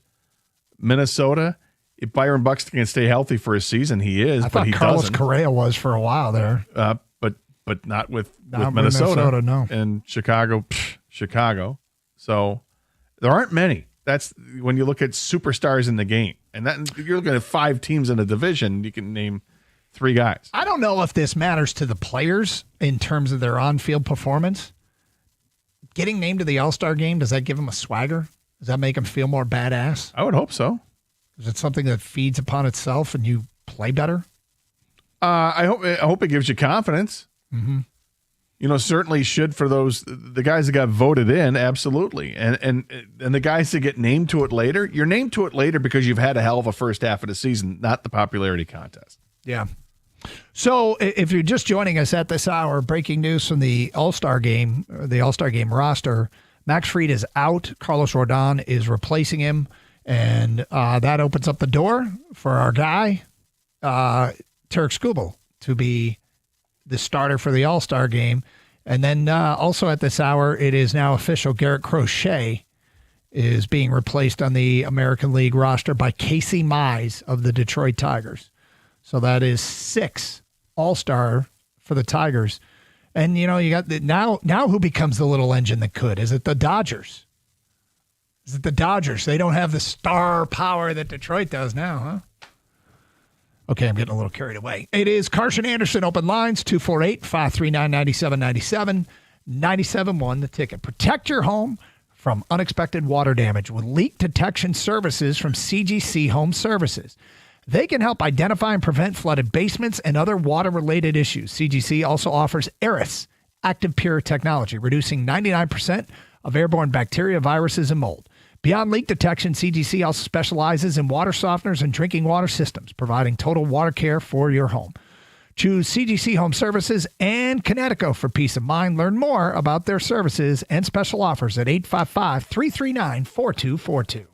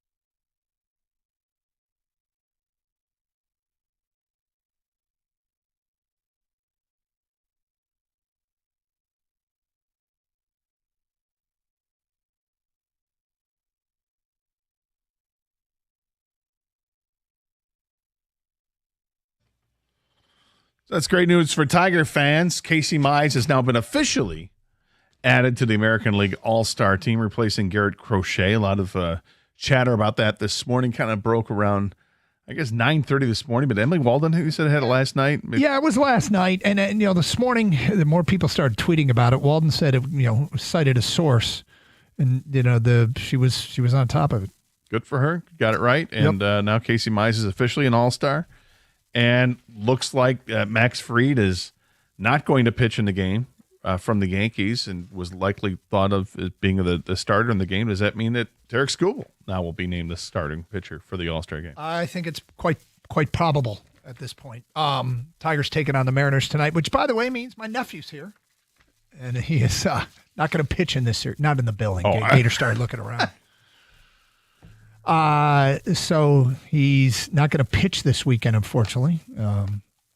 Kid from Saline, played at Pitt and Penn State in his college career, got drafted by the Mariners organization, and has quickly made it to the bigs, which is really cool. Awesome. The Mariners have tapped into something with him, and it really gives you – I mean, here's something that's safe to say, and I don't think this is an insult, and I think he'd probably agree. He's better in the pros than he was in college. It's a wild story. Yeah. Well, it's when you get major league instruction. they really into spin rate, and I guess his spin rate's off the charts. And I can see it. When you can focus solely on baseball and not have to worry about Econ 201. Yeah. Right. Playing school or whatever the thing is.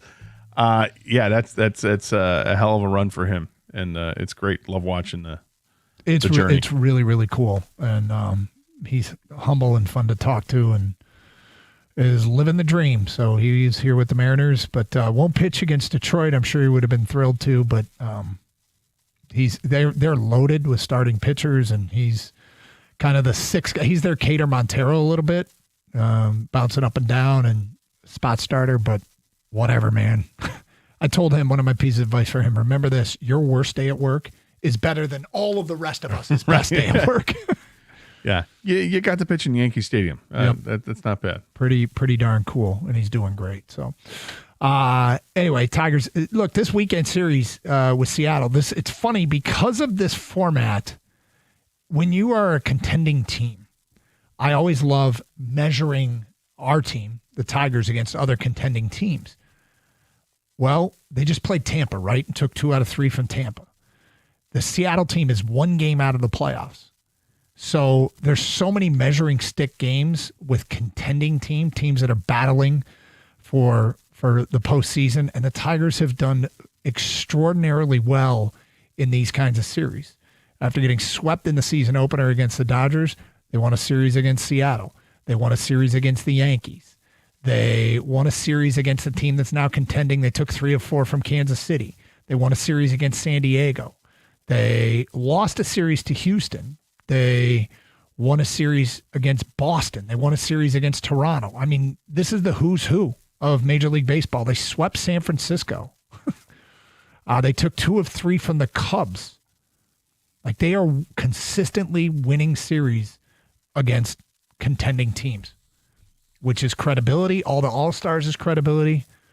I think Detroit is growing less and less uncomfortable and more certain in the fact that this baseball team is really freaking good. They are very good. They're good on all levels. I mean, the starting pitching has been great.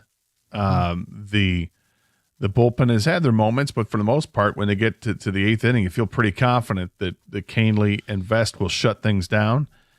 The lineup can be a different guy every night that steps up. But you also have the consistency of guys like Riley Green and others, and McKinstry, and Javi Baez. The turnaround has been amazing. So I saw something, Gator, and you put it on your show sheet that I absolutely love, and I bet everybody starts doing what the Dodgers are doing. The Dodgers have unveiled a Dodger Kobe Bryant bobblehead. Yeah, did you see it? It's so cool. And the idea that you take a player from another sport who's a fan, like Bryant would be seen at Dodger games wearing a Dodger jersey, and turn that into a bobblehead. The way that they've got the Kobe Bryant bobblehead is he is in a Lakers uniform, but with a bat in hand. Yeah, in a batter stance too, right? Yep. It's kind of cool. Could you see Detroit teams doing this? I mean, Kobe Bryant is obviously he's one of these iconic figures in all sports. And yet Detroit has several of these types of players. Like if you were to look, okay, got to be outside baseball. Yes, we know Al Kaline, Ty Cobb, got it, Miggy. But if you look outside of baseball, who else could do a baseball bobblehead like they've done with Kobe Bryant? I mean, could you see a Gordie Howe one? I could see a Barry Sanders one. Barry Sanders one, absolutely. Kang, is Isaiah Thomas? Be awesome. Kang, collectible-wise, a Kobe Bryant bobblehead put out by the Dodgers where he's in a Lakers uniform but swinging a bat. What would this do in the collectible world? It would do very well. I couldn't give you an exact number, but the Dodgers are really good at this. I mean, they're lucky enough to have Ohtani, right? I don't know if you guys caught this recently. They did a One Piece. I don't know if you guys know what One Piece is. It's a trading card game. One Piece version. I don't know if it was a bobblehead or a Funko Pop necessarily that they give away, and the line started hours and hours before first pitch, before you could even get into the gates. They know what they're doing. So a Kobe Bryant one, he's one of the most beloved athletes, definitely in recent memory in the LA area, and he has global appeal as well, is going to do great. I mean, unfortunately, you throw in also his untimely death. I mean, that just adds to lore, and so this is going to do fantastic. That game's going to sell out. Oh, absolutely.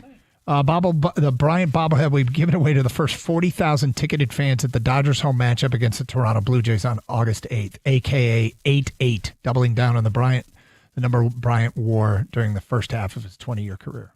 Look, I don't want to do the marketing for the Tigers here. And yet, if they came out with like a group of non-baseball and they did the bobblehead like each month for the next 4 months or whatever it is, or every couple weeks for the next 5 weeks, whatever, you come up with a lion. You already said Barry Sanders doing it would be great, right? Yep. Piston, I mentioned Isaiah Thomas. You get a Red Wing, it's Gordie Howe. What if you add like Tommy Hearns to the mix? Oh, that'd be awesome. Dude, that'd be great. It would be really cool. And then it becomes a collector's item. You collect all four. The Mount Rushmore of Detroit sports that's not baseball related, but yet it's baseball related. It's a really cool idea. And Kang, you said something that interested me. You said the Dodgers are really good at this. They're really good at marketing or really good at giveaways or it's their giveaways. But like I said, they've been also blessed with some, they got stars on the Dodgers. I don't know if you guys know this at all or anything. Yeah. Some superstars. But yeah, they, for some reason, and I don't know if it's just the market or whatever, but like I said, they just did a one-piece thing. It's a very popular trading card game. They have the Ohtani bobbleheads are off the charts, like we mentioned. I don't know what it is, but they seem to always go viral with whatever they're giving away or doing over there. That's cool. Very, very cool. 248-539-9797 if you want to get in on this. I mean, the bobblehead thing isn't losing steam. That's the other thing. I feel like it came around, and I don't know, with the first generation of bobbleheads, was that 60s, 70s? Something like that, yeah. When we were growing up, it wasn't a thing. No, not at all. It was not a thing. No, because nobody did. They were just like generic with like the team hat, with the cherub face on there, the head with bobble. That was it. Did they even have those? Well, back in the day, that's what it was. Oh, you're talking about in the 60s and 70s. Yeah. And then I don't know when it was that somebody decided, hey, you know what? Why don't we just do either a legend from our team or a current player on the team? And then it took off. Yeah. Right? And they had the bobblehead giveaways at the ballpark, which are great. The only downside to that is it's usually associated with a logo of, one of the sponsors, right? And it's like, okay, it's cool. It'd be a lot cooler if it didn't have that, that Kmart logo in the bottom right-hand corner or whatever it is. Mm-hmm.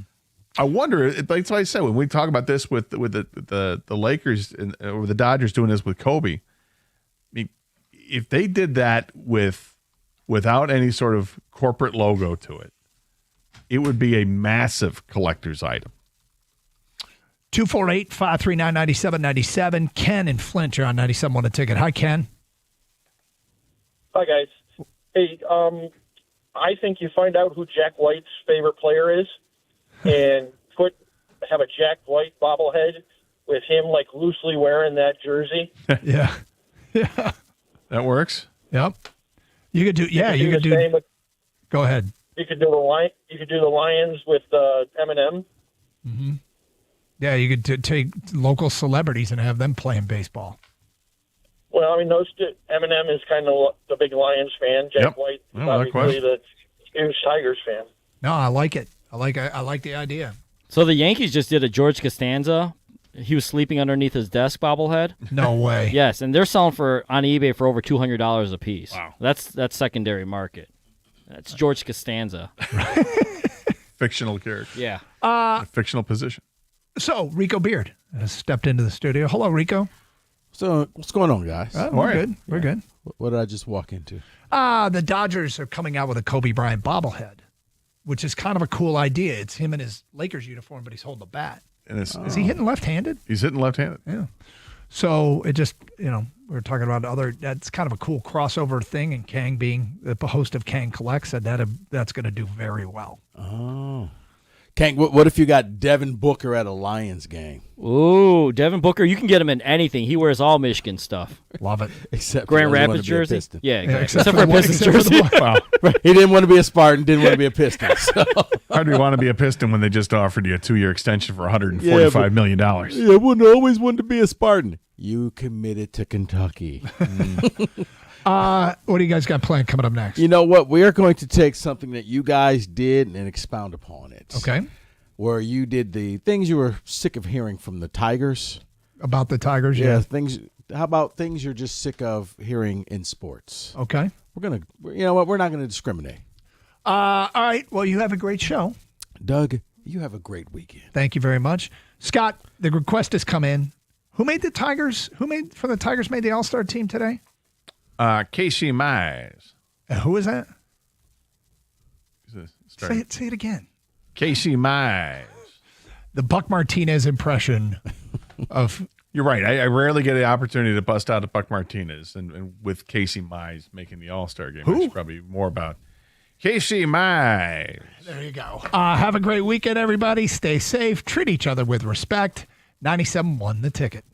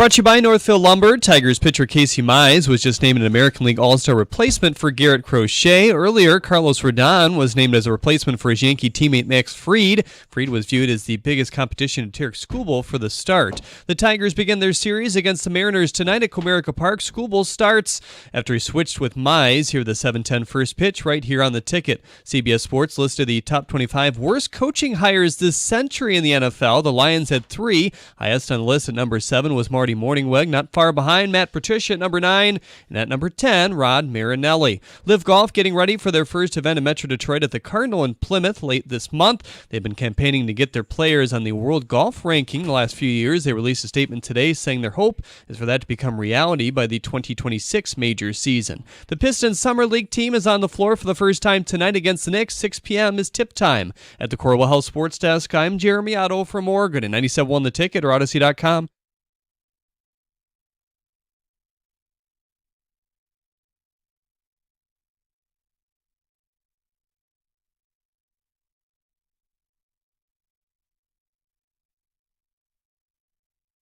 All right, let's get to it. And I'm going to try not to get overly upset, but we're going to start with something that is more of, it's like a mercy killing, if you will.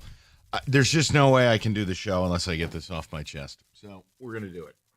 And no, it's not the snack aisle at 7-Eleven. So I read an article that really irked me. I think it is the thing in sports I am the most sick of, okay? No, it's not college conference realignment or it's a singular thing. And I everyone's going to have one of these. There has to be something in sports you're tired of hearing about. For me, and what sucks is, this is a phenomenal player. First ballot Hall of Famer, indisputable top 3 all-time player, might be tops. I'm just never interested in arguing. But man, can LeBron James just F off? Can we just be done? What happened this time? I've read about 15 articles in the last week about how LeBron and the Lakers could be headed for a divorce.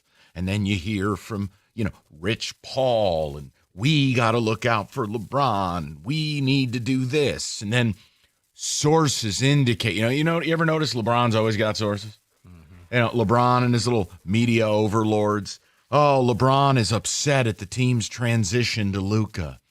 LeBron, you're 100. They drafted your kid for you.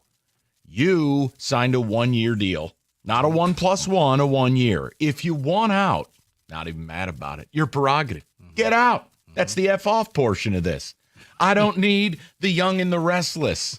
I don't need the soap opera. I don't need LeBron's feeling, the whole I wasn't hugged enough as a kid routine. Look, LeBron is a lot of things. Might be the best player ever. Also a habitual liar and a massively insecure human. So do us all a solid. If you want to go back to Cleveland, go. If anyone's deserved the right to call their shot, it's you, man. But you know what I don't need? The dance. The song and dance, the dog and pony, the nonsense. Rico, it is bar none my singular trigger, the highest trigger point I have in sports. Is LeBron. When he does this. Yes. Well, here's the thing. Even if he wants to go to Cleveland, I'm quite sure the Lakers will say, you know what, we'll give you a BOGO. You could take your kid with you. Yeah. He can do whatever he wants. I'm not saying he doesn't. Right. Look, it's just like when he left the first time. I defended him. Right. But what did he have to do? Hey, let's find a bunch of homeless kids and sit up in a boys' club and take my talents to South Beach. Do me a favor. Take your talents to the moon. Just do what you do. Operate like a grown man. He could already have executed a trade. No one's interested in your effing feelings. Well, therein lies the rub. LeBron, like a whole lot of athletes, Mike, they don't like playing the villain role. So they want it to be the owner's fault, the team's fault, right? The coach's fault, the general manager's fault. It's never their fault. You're right. They could just walk in there, but it amazes me. I almost applaud people like Kevin Durant who just come out and say, I don't want to be here. Just embrace it. You know what? I don't want to be. Well, you're going to be a bad person. Well, I'll be a bad person someplace else, but I won't be a bad person here in Phoenix. I don't want to be here. LeBron, unlike that, is looking at his marketing ability, and he needs people to like him, and therefore it can't be his fault he leaves the Lakers. He has to be able to look at people and say, well, I always wanted to be a Laker for life, but that was on them, man. What can I do? Yep. Reading, again, sources and, LeBron might want a Hollywood ending. You know what? This is my number one. And again, we're opening the show. I'm not asking anyone to offer their opinion on this issue. This is mine. Right. It doesn't need to be like yours. But what is the trigger point for you in sports? The thing that when this person, this team, this coach, when you hear it, you see red. I'd like to call on RL Beer. Oh, thank you, sir. First time caller, long time listener. I'm gonna go with Aaron Rodgers. I'm so tired of Aaron Rodgers. Aaron Rodgers, I used to think was one of the best quarterbacks in the NFL, and right now, I wish nothing but bad for this man. I do. Mike, I can't say I felt sorry when on the second play of the game as a Jet, he blew out his knee or his Achilles or whatever. It's like, you hate him that much. Dude, it's like, because my. everything he does is just ambiguous soap opera. We can't even find out if he's really married or not. Hey, did you get the vaccine? Well, I was immunized. What does that mean? It means nothing. It's like everything he does has to be double talk and this and that. You're not that good anymore, Aaron. You held the Steelers hostage because I don't know why, because you want to go on some trip. Like everything about this man just bothers me. And then you look up and every other day he's on McAfee spewing something else. And I'm like, dude, you are not good anymore. Your days in Green Bay are long gone. Now you're hanging on for a paycheck. Well, I'm just going to sign a 1-year deal and I can't do this. Like, I've never seen anybody make everything about him like Aaron Rodgers does. So Aaron Rodgers is that guy for me. Okay, and again, I think a lot of people will agree with you on that one. But what is yours? Aaron, are you married? Well, you know what Aaron Rodgers' problem is? This is really what it boils down to. When dumb people think they're smart, that's Aaron's problem. He thinks he's the smartest guy in the world. He's above it. He's wittier. He's smarter. He's more philosophical. He's more spiritual. He's more of more. The problem, he's a common idiot, like 90% of athletes. That's the problem. I'm with you, man. Just be who you are. Because I remember when he was like, Aaron, it's had a wedding ring on your finger. And I was just like, guys, it's going to come out. He's not married. But give me, and it can be. And I don't care if he's married or not.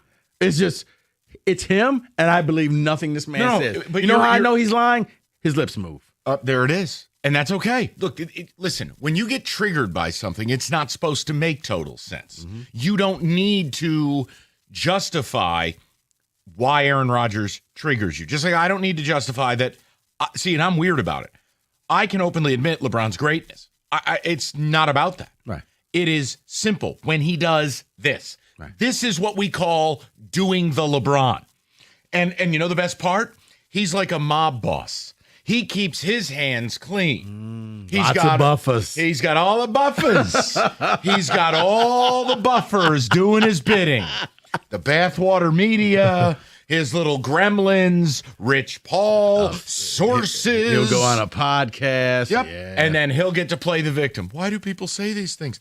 Dude, if you want to play for Team Russia, do it. It's your prerogative. If you want to play back in Cleveland, do it.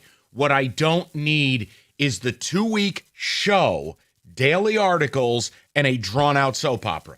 That is so LeBron. That's doing the LeBron. Yeah. Well, at least you don't see LeBron every week on a national show spewing nothing. Your Aaron Rodgers hate is strong. But and again, it could be and team. You know what? He was good when he was with the Packers. But now, like, Mike, it's like that crazy hot theory. Okay, if you're really good, I could put up with a lot. Okay?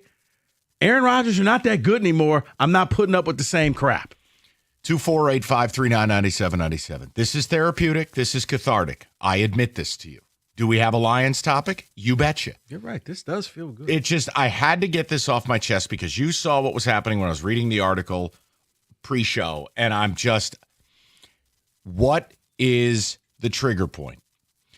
It could be team. It can be player. It could be coach. It could be sports issue. Agent. Yeah. It could be whatever it is, but it's got to be a singular thing, guys. So as you're cruising around on a Friday, give me the one. I mean, whenever you hear it, you're just like, this effing thing. Hear this it, effing person. see it, read it, and you just see red.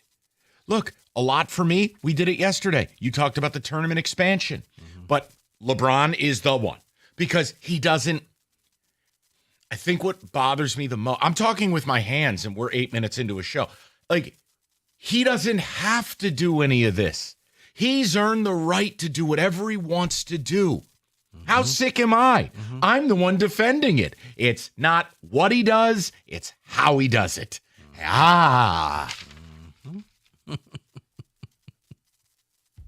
Why would Kenny have the drops on? We're only 10 minutes into a show.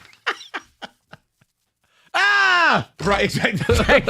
You know what? That's it. We're just going to play act all the drops today. 248-539-9797. Yes, we have plenty of good stuff. But let's all cleanse the soul to begin. The absolute one thing in sports that triggers you. For me, it's when LeBron does his Broadway act routine like he's doing again. Dude, if you want out, get out. Oh, LeBron feels that the Lakers didn't fully appreciate. I turn into Christian Bale on the set of Terminator 2. Oh, yeah. You're a nice guy. I just stop. Right. You basically strong arm in the league. Everybody, don't draft my son. LeBron, nobody was drafting your son. Yeah. Well, good. Don't draft my son because I want to play with my son. How'd that work out? Like, the Lakers did everything that you wanted them to do. Yep. Stop. Okay. Oh, good for you. Please. We'll get to... Right, exactly that. That's my reaction. Every LeBron article that's come out the last week. I get the tremors.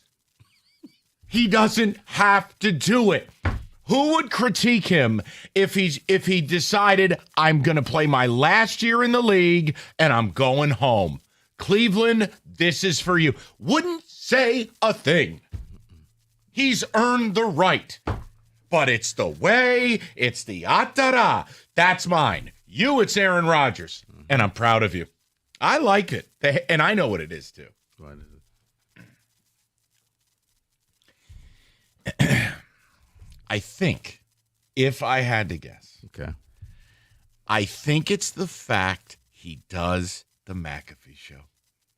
I think the weekly appearance amidst all the BS is the maraschino cherry on top for you. Yes. You know what? You are correct. Because here's the thing with LeBron, Mike.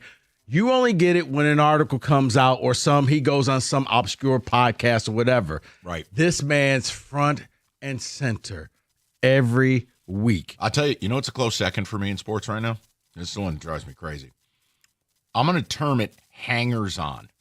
Oh, I thought you were going to say Stephen A. No, when it's players, family, or spouse going on some knockoff podcast and talking about their marriage or talking about a family situation. You know what? No. The four walls of your home are sacred. Ain't nobody trying to hear it. Kelly Stafford's the queen of it. Ain't nobody trying to hear it. I don't get it. I don't know what the audience is for it. I just know when the public relations think crew about it. is getting it in newspapers. Like, I'm reading the New York papers. Why am I reading about Kelly Stafford's opinion on Taco Tuesday and her marriage to Matthew? What the hell?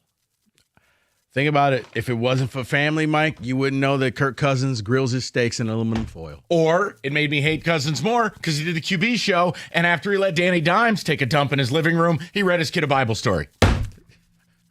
Kurt should have been at the fire always pit. Defend that. Kurt should have been at the fire pit staring at the sky. You just let the Giants beat you at home. He may have, Mike, and then he shook it off. He was too happy when he walked through the door, and I stand by it. Read something, and we get... people, I love you for supporting this.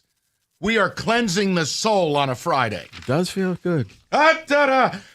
Read. All right. Well, it's summertime. It's It's moving season. It's time filled with hours of packing and unpacking and so much bubble wrap. But the first thing you should do when you're moving into your new home is make sure your Wi-Fi is booming with Xfinity. It's super quick and easy to set up. Then boom, you'll have your new home hooked up with ultimate Wi-Fi experience faster than it takes time to parallel park that moving truck. Then you can just sit back and go online with the most reliable Wi-Fi with the best in-class equipment with Xfinity. So now you can just sit back, relax, kick back, and stream your favorite shows and movies while someone else deals with all of those boxes. Because with Xfinity, the only thing you need to worry about is remembering where you pack the remote.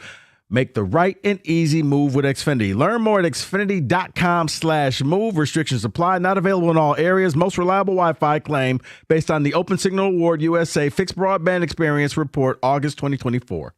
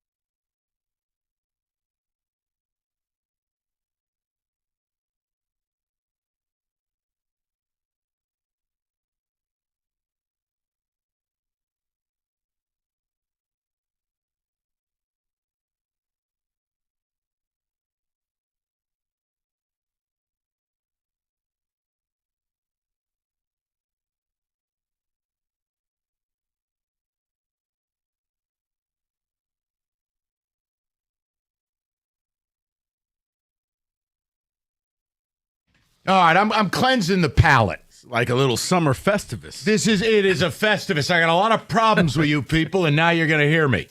But no, I'm serious. Both Rico and I were triggered pre-show. There's something in sports that you just see red. For me, it is when LeBron does his little two-step. Instead of just doing what he wants to do, you got to it's like The Young and the Restless, the soap opera my mom would watch in the late 80s. I don't need it, dude. You've earned the right to do whatever you want to do. I don't need 17 articles about LeBron, Lakers heading for divorce. Look, you want out? Get out. and I'm just getting irked. No Windhorse articles I don't need to hear from Mav Carter. I don't need to hear from Rich Paul. I don't have to hear from sources. The sources are you. Just stop. I don't want to hear about aggrieved LeBron, victim LeBron. He's the best player maybe ever. Do whatever you want, bro. Want to play ball in Moscow? What am I going to say about it? For you, it's Aaron Rodgers. You now are irked. You hate this guy. But today, stiffing an autograph seeker, and Aaron got lippy with him. You can't fool me. Fool you what? Like, I want your autograph? What are you going to do with Aaron? Aaron, your autograph's not worth that much. Maybe he was one of your last fans who just truly appreciated you. Did you ever think about that? No, but Aaron is always smarter than you, more spiritual than you, more philosophical than you. Right, and I get Michael Jordan. I understand. Look, I don't want to sign an autograph. You're going to turn around and flip this thing, man. You're Aaron Rodgers. You're on the Steelers because nobody else wanted you. Just sign the damn autograph. Yes. All right. Right. To the people. And everyone's got one. And guys, whether it's player, coach, team, media, whatever. You don't have to justify it. No, your trigger point doesn't need to be justified. This is a cleansing of the soul as we head into the opening weekend at Saratoga. That's what it's really about. Oh, I thought it was Saratoga. Do you want that? I've got that too. Glad you asked. All right. I'm gonna target a late double for you, and we're gonna play one. Okay. I can play today? Yes. Okay. Kenny's out. You're in. All right. We go to Jason. He's batting leadoff on a Friday. Jay, what's going on? Hey guys, how are you? Hey, Jason. Excellent. Hey, I want to take the moment to appreciate you guys and thank you for opening up this therapy session for Metro Detroit. You're welcome. So my trigger thing in sports is not a sports team, it's not a sports person, but a group of people, a fan base in particular, one that's been covered here locally a lot. Tell me if you've heard this before. It's just a witch hunt. All he did was buy a cheeseburger for them, and every team steals signs. Oh yeah. Okay. Yeah. Everybody does it. Yeah. Jason, and here's what I don't like. You get told, well, that's all fan base. No, it's not. I will say, let's state for the record, Jason, I think a majority of Michigan fans are good, normal, well-reasoned, well-adjusted people. They are. But there's an element of that fan base that is truly unique, and it's not a compliment. Yes, it is just a suspension of disbelief. It is dishonesty. It's culty. Yes. Gaslighting. Yes. Jason, that's the one for you. I'm not here to argue it. No, because you're right, Jason.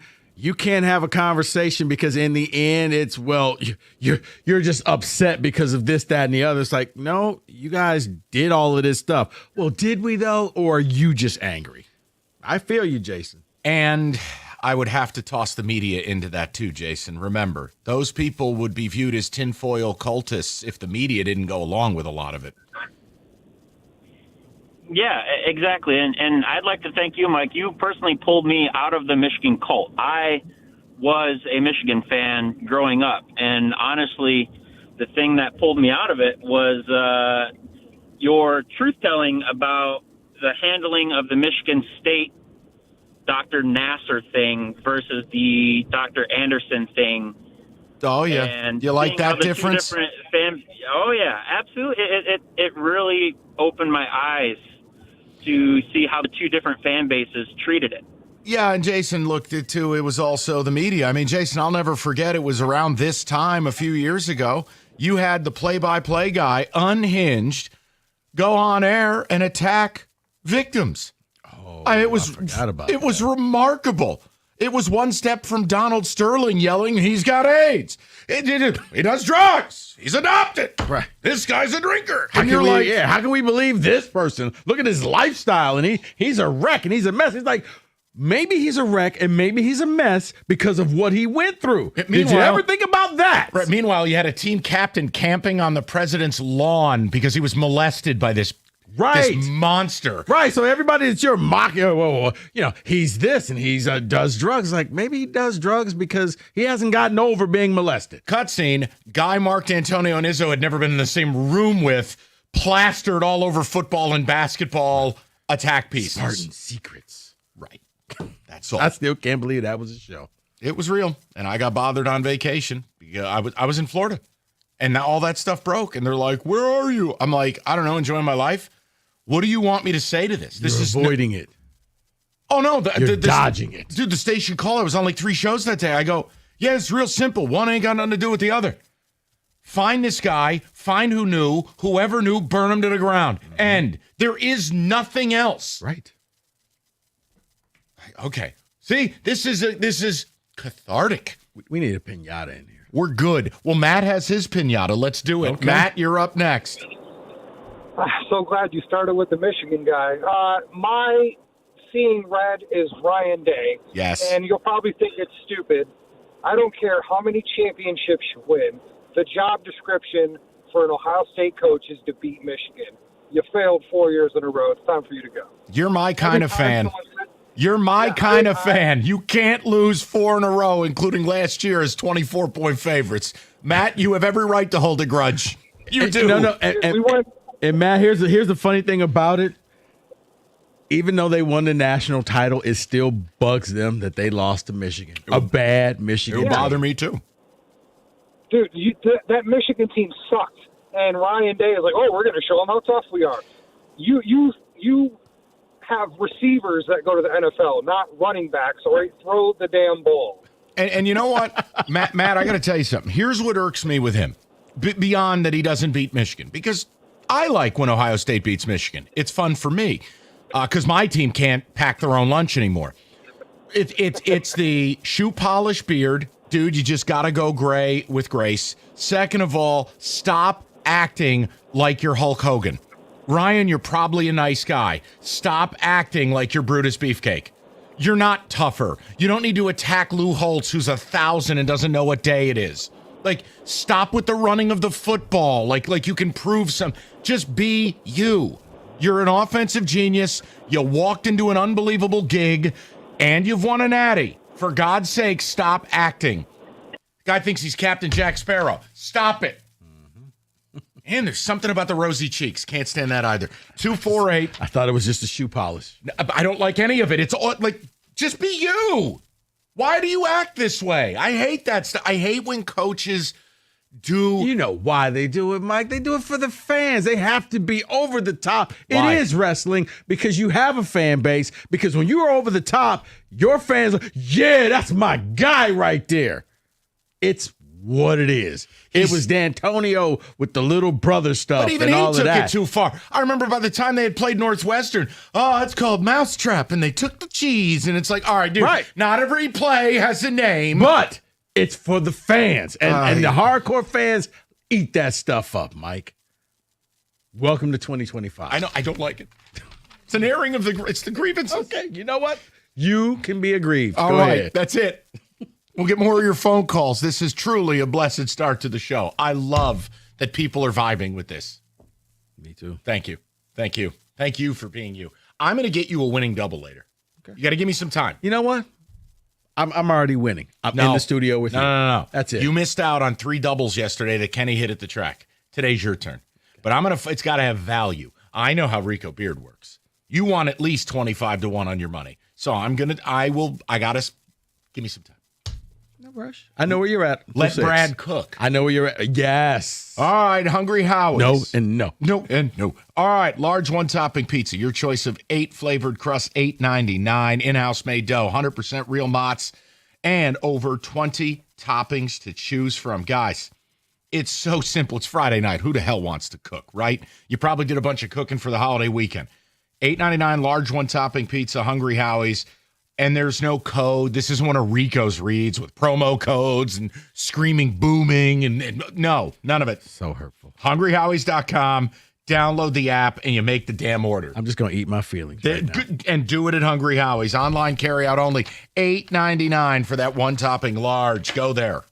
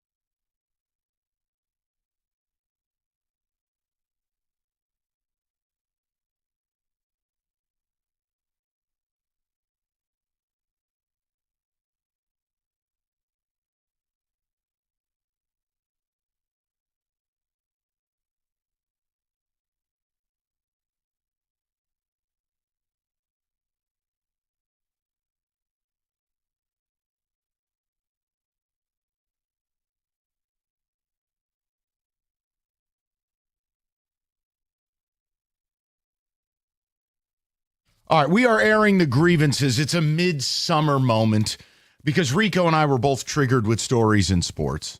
So I've asked you, come one, come all. What is the singular thing in sports you just, the minute you see it, hear it, read it, you're triggered? For me, it's when LeBron does his drama routine. I've now read 17 articles since June 29th, all about LeBron and Lakers heading for divorce. No, I don't need to head for divorce. You just file. I don't need rumor. I don't need sources because the sources are LeBron. Stop. You don't need to do that. With Rico, it's Aaron Rodgers. He stiffed the guy for an autograph. You're going to sell it. Aaron Rodgers thinking he's smarter than you, more philosophical than you, more caring than you, more everything, more enlightened. Yeah. And Rico's had enough. I know what a marriage is. Okay. And you don't need to feel bad. You don't need to explain your trigger point. You just need to tell us. Player, team, coach, issue. Hell, I'm going to go to Steve right now. And Steve, I think me and Steve are buddies, and he doesn't even realize it. Go ahead, Steve. Hey, guys. Thanks for the topic. Yeah, I am triggered by just ESPN in general. Yes. The way the network does everything now. Yes. They give fuel to your guys' people. LeBron and Rodgers are two of their favorite topics. That's they don't right. know. They don't know what people want to hear about. Steve, honestly, I wish ESPN would go out of business. You and Mike are about to do karate in the backyard. Yep. aren't No, me and Steve get the punching bag. We're practicing windmill kicks. I can't take get it. anything worthwhile from them. No, and it's all narrative. That's my biggest issue. Everything's a narrative by them. They're not even a sports network anymore. No. And it's Steve, I look up there and I'm like, okay, I've recognized 3 people. I have no idea who any of these other people are. Plain and simple. And Stephen A. Stephen A. Smith. Yes. Well, Stephen A. has now become a caricature of himself where it's like, dude, you used to really say impactful things, and now you just say things to stay because he's being in the media. Because and I think Steve will agree with this, because he's attempting to be everything to everyone every day. You can't do that. Like with me, I am football centric. Why? It's what I'm best at. Why? It's what my audience wants. You know what I'm not going to do? Me and Steve aren't going to start doing an exclusive hockey pod. That's not my strength. Like Stephen A. is forced to talk about things he doesn't know about. The only good thing they do now is game day, college game day, and even that is they're starting to get a little cute with it. Okay, you know what? I'm glad you said this. Steve, there was an issue, and it never made the air for me. I got to do this. Steve, I appreciate you. Did you see what Kirk Herbstreit did? No. Okay. I'm going to air another grievance. Right. Herbie went out and decided he has a problem. And of all people, he cited L. Duncan, who's a nothing burger of a SportsCenter host. I don't like it when hosts openly root for their team. I don't like when they openly are fans. Kirk, hold on. Line 2. Kirk, take this call. Dumbass, you work with Desmond Howard. You could have called out the guy right to your left, right? Who's the most egregious, fawning fanboy, useful idiot I've ever seen, or target a nobody in L. Duncan. Yeah. Herbie, Booby, baby. I hit the roof when I read that article earlier in the week. The living embodiment of what you loathe is just to your left, probably cackling at his own fart. And instead, you go after, check my notes, L. Duncan for being a Hawks fan. Huh? Yeah. You win. You're right, because it's like Desmond's never picked against Michigan. Ever. Like it's go blue hour. Yeah, the guy thought a blue and yellow bridge was for Michigan. Oh, yeah. No, it's for the war in Ukraine kicking off. Yeah. Shout out to Michigan, you see. dullard. No, it's for war. They're supporting a country. Dude, open the newspaper. Something happened last night. This was a few years ago now. I'm not saying this was yesterday. All right, that's all. Airing of that grievance. Okay, fair enough. Let's go to Greg, 97.1. Greg, talk to me. Hey, guys, happy Friday. Same to you, Greg. Let's cleanse the soul for the weekend. This is a great topic. I bet if I would have had more time to think about this, I could have come up with some other ones. But it just so happens that myself and a coworker were talking about this today, and we both were on the same page. And it's probably pretty commonplace. It's the Steve Yzerman protection that goes on in this town. I mean, I loved Steve Yzerman as a player. He was brilliant. He was a great hockey mind. And I was really excited when he came here and thought, this could be great for us. But come on, how many excuses? All of his excuses are just so lame now. You know what's interesting, Greg? What's really interesting, I'm glad you brought this up. So I talked to Evan before he went on vacation this week. So Evan runs everything, right, Greg? Whether it's digital, socials, and Evan has the ability to track engagements, right? Like what videos are doing well. Our Red Wing stuff, when we criticize Yzerman, explodes. And here's what I can't figure out. A lot of it is people attacking us. Now, I don't partake in any of this. Evan tells me, simply put, like, wow, you really touched a nerve there. Greg, the idea that people want to attack people levying legitimate criticism, yes, this has turned into a trigger point. Just because you criticize somebody doesn't mean you think they're a horrible person. Correct. He's just not, all right, you did what you could, move on. I mean, move on from him. Yes, he's Mr. Hockey in this town, other than, Gordie Howe. But he's, like, beloved in this town. And I get it. And I never in my life thought I would ever be one of those guys that complained about, get rid of him, get rid of that. But get rid of him. I mean, Greg, you know what's interesting, Greg? There's a piece on ESPN today, and it's kind of nerdy, but I think that's why I valued it, because it's not the nonsense they specialize in. And basically, they graded out the off seasons for the teams with an analytical metric of how much you gained or lost. The Wings literally were nothing. They sat there dead middle of the league. They didn't lose much. They didn't gain a thing.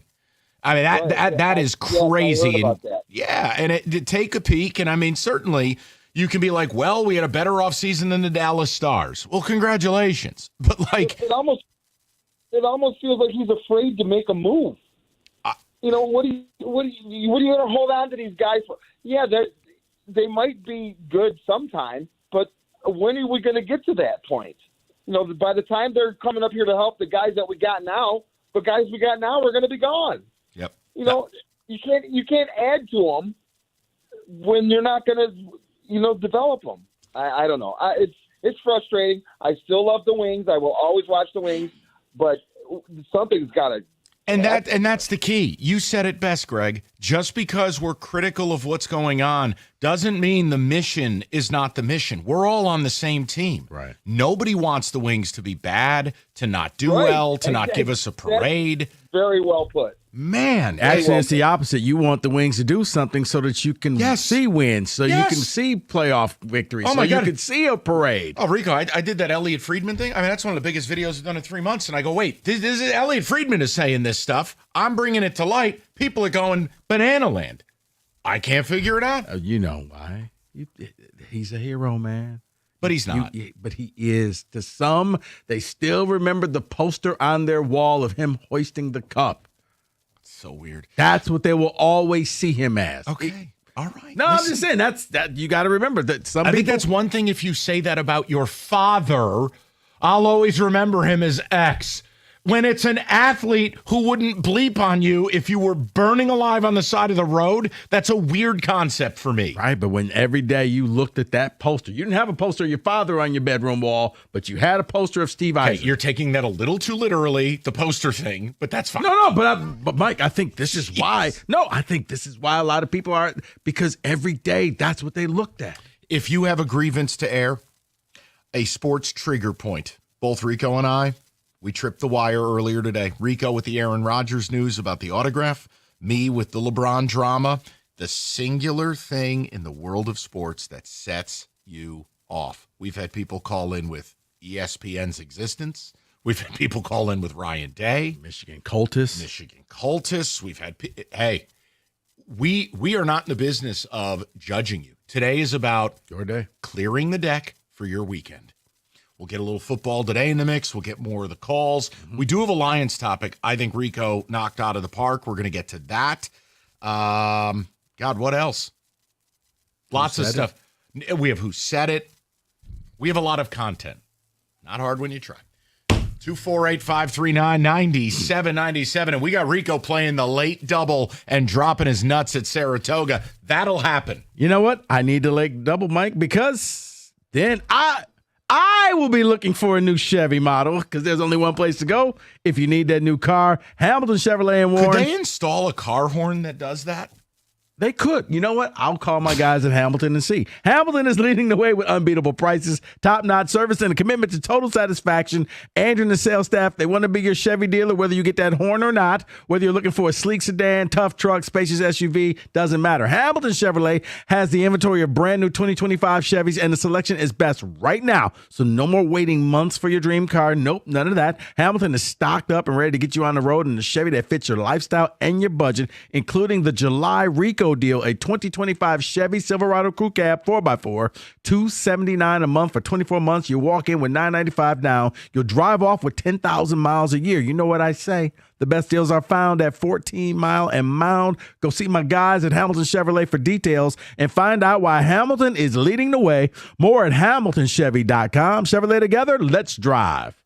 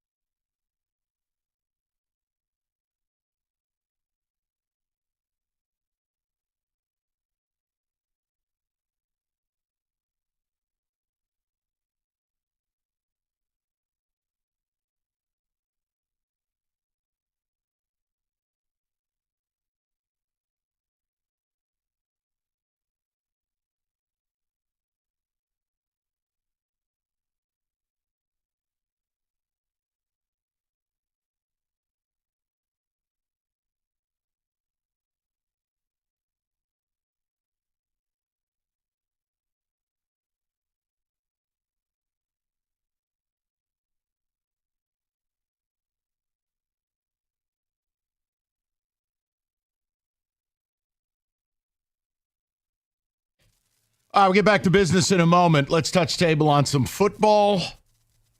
Let's get the music, please.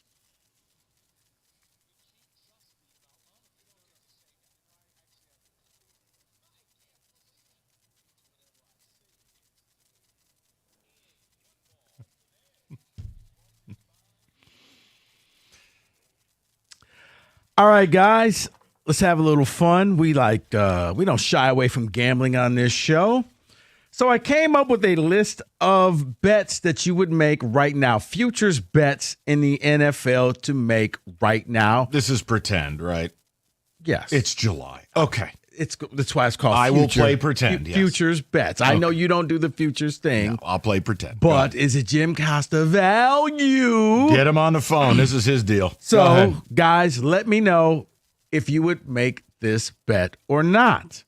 Let's start off with, have you seen Bijan run? Bijan Robinson to lead the NFL in rushing yards. No. Plus 1,100. I don't like it.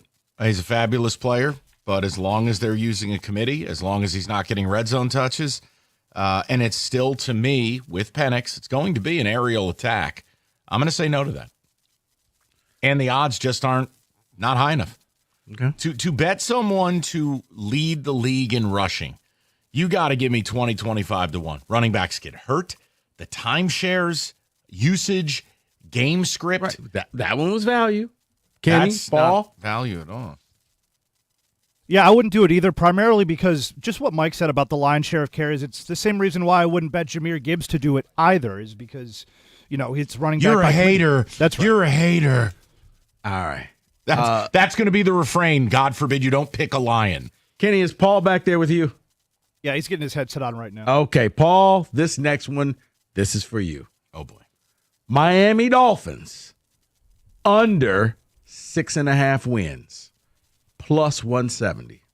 Under? Wow, that's they're expecting the Dolphins to be pretty bad. I would take the over on that. I don't think they're going to be that bad. Why, though, Paul? They are that bad.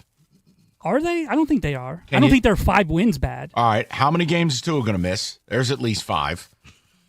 Defensively, you can't stop the run. Baked into a game's miss. You've got a locker room where now you have people calling McDaniel a dead man walking and a pushover. I don't know, man. I'm kind of leaning under there. I wouldn't mind a lunch bet with Paul on this. Okay. He goes over, I'll go under. Okay. Because I think the Dolphins are going to be the worst team in that division. Okay. The Bengals to miss the playoffs, plus 130. This is difficult because could you see another division getting 3 and this division getting the 1, which would be the Ravens? We don't think the Steelers are going to make it. The Browns certainly will not. I could see the West getting 3. Yeah. You could make a case. I mean, the East, I think, is getting 2. I think the Patriots are going to get in. You really I think Drake May is going to explode. Okay.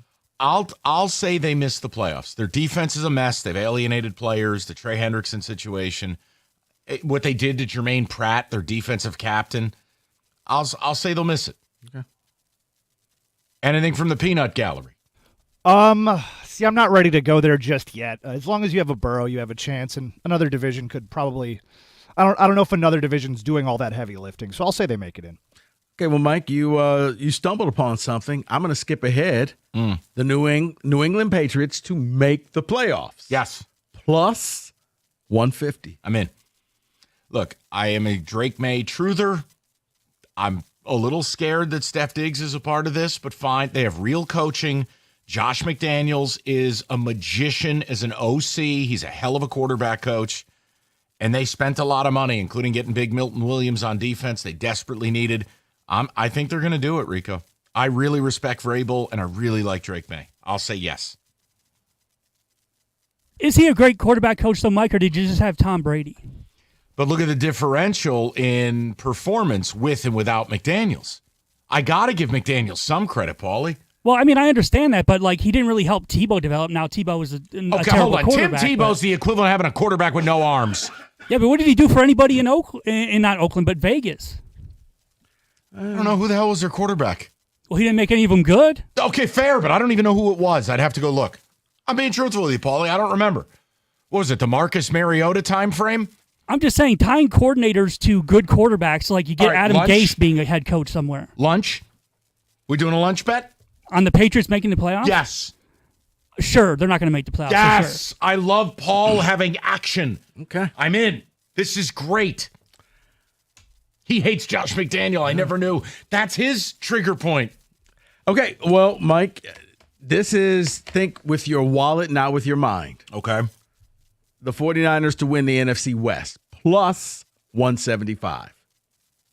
The number tells me they're not. They're begging you to bet on the Niners. And you know the team I like in that division. I respect the Rams. I think Arizona is going to have a really nice season. They went all in to fix that defense. It's year 2 of Marvin Harrison. That'll be better. Rico, I'm going to... Well, here's the funny thing. You know what Arizona no. is? You want to know? Plus 150. No. Plus 420. I'll take it. That's value. That's value. That's value. Okay. I'm going to say no to the Niners. Okay. Let's see if I can get a third lunch bet out of Paul. No, I'm not going to bet you on that. Atta baby. Paul and I found common ground. Okay. Dak Prescott to throw for 4,000 yards or more, plus 130. Yeah, I'll say yes. I don't trust the offensive line. I don't love the running game, period. And they're going to be behind in a lot of games. And I think it's going to have to be an aerial attack. Plus, they traded for psychopath George Pickens. And if you don't throw him the ball, he may kill somebody. So I'm going to say yes. Okay. Paulie, Kenny? To me, that's an easy over. I mean, he's going to throw for 4,000 yards almost every season he plays 17 games just because that's how their offense is built. And like you said, Mike, he's going to have to throw for a lot of yards because you can't really trust their running game. And you've got to throw the ball to Pickens, otherwise it's going to be a huge headache. The Denver Broncos over 9.5 wins, plus 110.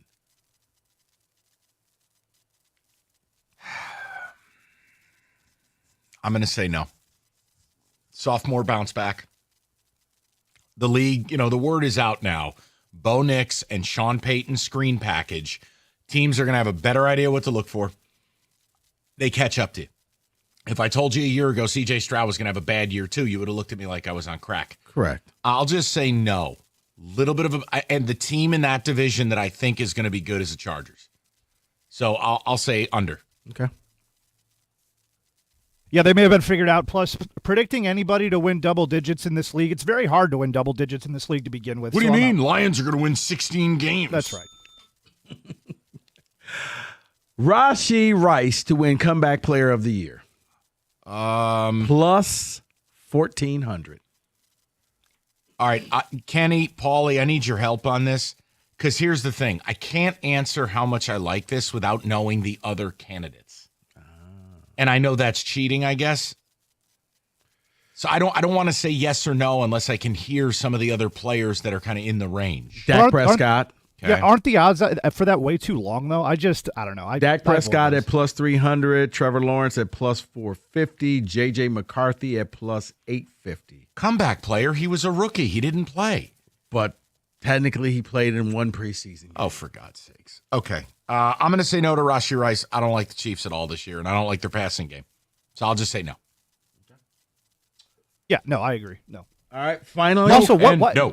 No and no, but you made a good point with JJ. I don't think you have to actually play games and fail in them to be They're acting like he beat cancer. He blew his knee out. He didn't play. But I guess they're counting that preseason game. Okay, they do whatever you want. Finally, the Washington Commanders to win the NFC East.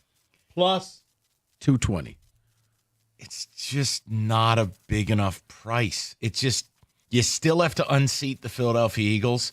Do I want them to win it? Yes. But remember, what is that NFC East thing? No one ever repeats. Yeah. All right, fine. But I feel like it's baked into that price. Okay, fine. Because I do want them to win it. I do. I hate the Eagles. I can't take anymore. I've never bought into the trends of, no, teams ever do it twice in a row. Even though it may be true in that division, I don't know. I'm out on that. That's because the Giants are going to do it. Well, if you want real value, Giants at plus 2,500. Oh, my God. plus 2,500 to win a division in the NFL. Oh my God! What are we, Northwestern in the Big Ten? Good God! Real quick, Mike, I think they have the worst odds. Who, the Giants? Yeah. Yeah, it's because we are terrible. All right. No. Quickly. Cleveland Browns to do. Plus 3,000? Yeah. Yeah. Basically, light money on fire. right. If you place that bet, you were auto-logged out. At your NFL's Future Blitz 97.1.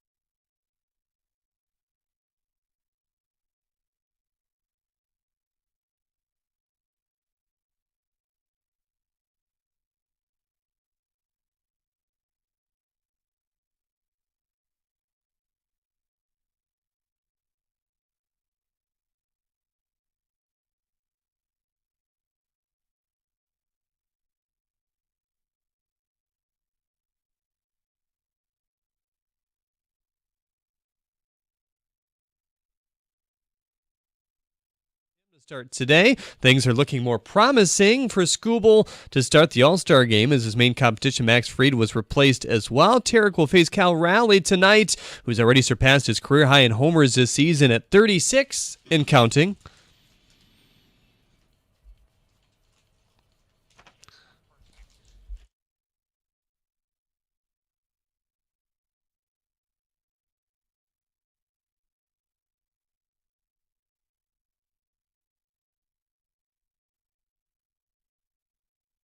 That's Apple TV analyst Ryan Spielborgs. We'll have the call tonight on Friday Night Baseball. Hear the 7:10 first pitch right here on the ticket as well at 7:10. The Pistons begin Summer League action tonight. Ron Holland was spotted yesterday as the last man on the practice floor taking shots. He told Amari Sankofa yesterday he has a chip on his shoulder heading into this season, giving the team came up short last year, and he feels like he could have personally done more in his rookie year.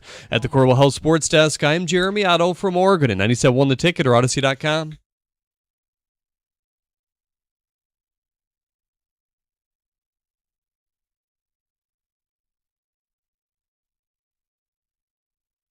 All right, 3 o'clock, and we've had a very special start to the show today. It's very rare that Rico and I, on completely unrelated things, were triggered with something in sports. Now, a lot of things can upset you in sports. But what we are doing is cleansing the soul for your weekend. I am asking you for the singular thing, player, coach, team, narrative, coverage, whatever it is, in sports that you see it, hear it, read it, you're triggered. You just can't. You're Christian Bale on the set of Terminator 2. For me, it was discussing with Rico, oh, look, here's another LeBron drama article. And this ain't got nothing to do with LeBron being great. He is. And he can do whatever he wants, including get traded. Go back home to Cleveland like we all know you're going to do. What I don't need is 2-3 weeks like we've gotten of rumor, sources, Rich Paul, all the nonsense. And then, of course, LeBron being the victim. He doesn't feel appreciated. Right. That's what the money's for. $52.8 million. And you decided to opt in. Okay? So, that's mine. Rico's a little different. But it's a name most people here locally loathe. But it's Aaron Rodgers. Yep. Autograph seeker. He gave him a lecture. Rico's had enough because here's the other thing. You don't want to talk to nobody. You beg for privacy. Cutscene. You're on the McAfee show every week. Yeah. And by the way, can somebody check if AJ Hawk's okay? Because the way he stares at the camera, it makes me feel like someone's pointing a gun at him. I digress. He's just collecting that paycheck. But Aaron Rodgers, what an amazing check. You just sit there. Yeah. God bless. It's good work if you can get it. I'm just saying. But yeah, Aaron Rodgers, please leave me alone, but let me go on TV. There you go. Please leave. Like you said, the time you were like, yeah, he's at the Kentucky Derby. Leave me alone, but I'm sitting over here. But I'm in Millionaires Row, and I'm highly visible on a patio. Right. Oh, okay. So we've had people call in about Ryan Day. Had people calling about cultist fans. It is whatever you want. And here's the best part. You don't have to justify it. This is about airing of the grievances as we enter the weekend. That's it. I feel so much better. I got to say what I wanted to say about LeBron. Mm-hmm. We had a guy call in saying he sees red anytime he hears, reads, sees ad hominem defense of Steve Yzerman. Mm-hmm. It's whatever you choose. Now, before I get to the callers, I did not check in on Ticket Text. Reading stresses Kenny out, but I want to make sure we check with the He's got it. He's got it. And I think I found a double combination for you at the track. Okay. Am I allowed to play that one too? Maybe. All right. Maybe. On the Ticket Text, every time Angel Reese speaks, I can feel my blood pressure rising. Oh, God, especially the idiot media that empower her idiocy. Yes. Pat McAfee just by himself. Just Pat McAfee is the whole text. I want to say this. At the start when he subbed in for a Lions game. It was the Lions at Lambeau, and he was doing the play-by-play thing, right? They were giving him some spot duty. He was actually pretty good. But what it's turned into, I've said this to Kenny, I have tried. Like, I want to like him. I don't think he's some bad guy. I don't get that the show. I don't get everything. It's the everything's awesome all the time, bro speak stuff. I can't get there. And you know what? It's probably not for me. Oh, I realize that show is not for me at all. I just want to take a broom and just clear off that desk and be like, okay, let's start over. Here's the other thing. He doesn't belong at ESPN. He was fine on his own. Mm-hmm. You don't need ESPN. ESPN needs you.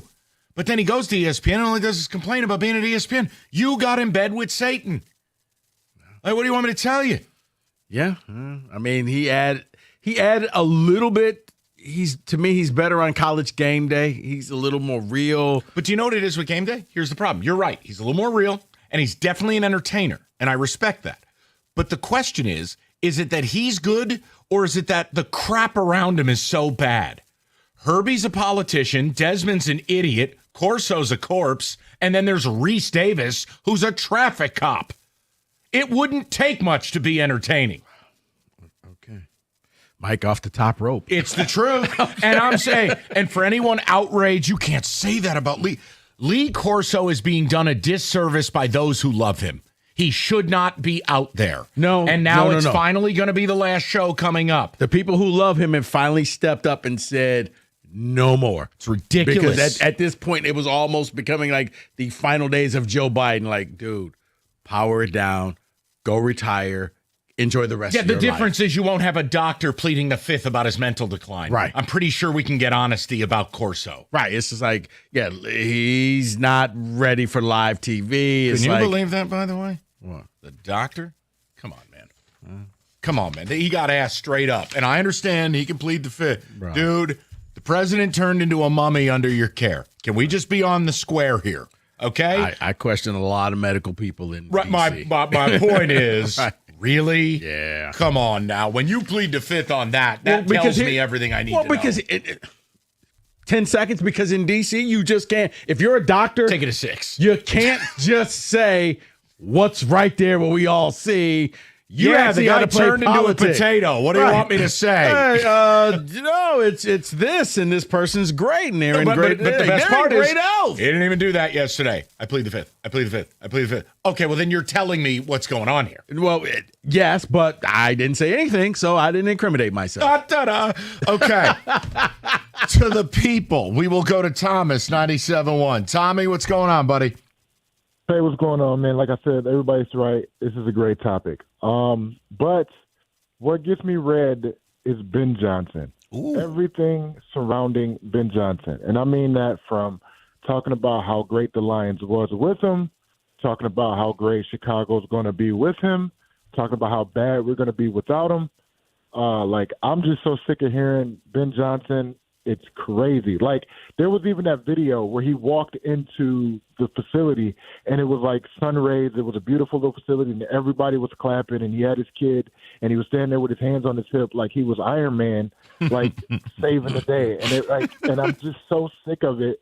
And it's crazy because, like, even last night they were talking about how, like, anytime you talk about the Lions, they bring up, oh, well, the Lions are going to be bad because you lost Ben Johnson. Like, people lose coordinators every year. Why are we just going to be? See, I'm already getting hot. That's okay. No, Thomas, let it out. You don't have to justify. It's the whole point of this call. I just don't get.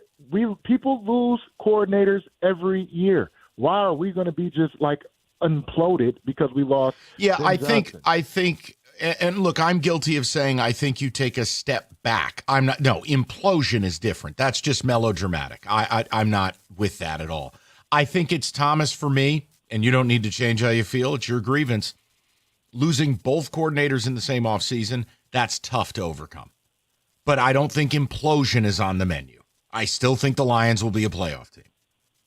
I'm just tired of it. And that's okay. I get you. He's great. And I just think, but there's a brain trust. I think the success is not hinged. Yeah, and you know on what, just him Thomas, here's the deal. alone. As long as, and I know you're not doing this, but like when you want to, this would make my list of grievances, but it's not the top one.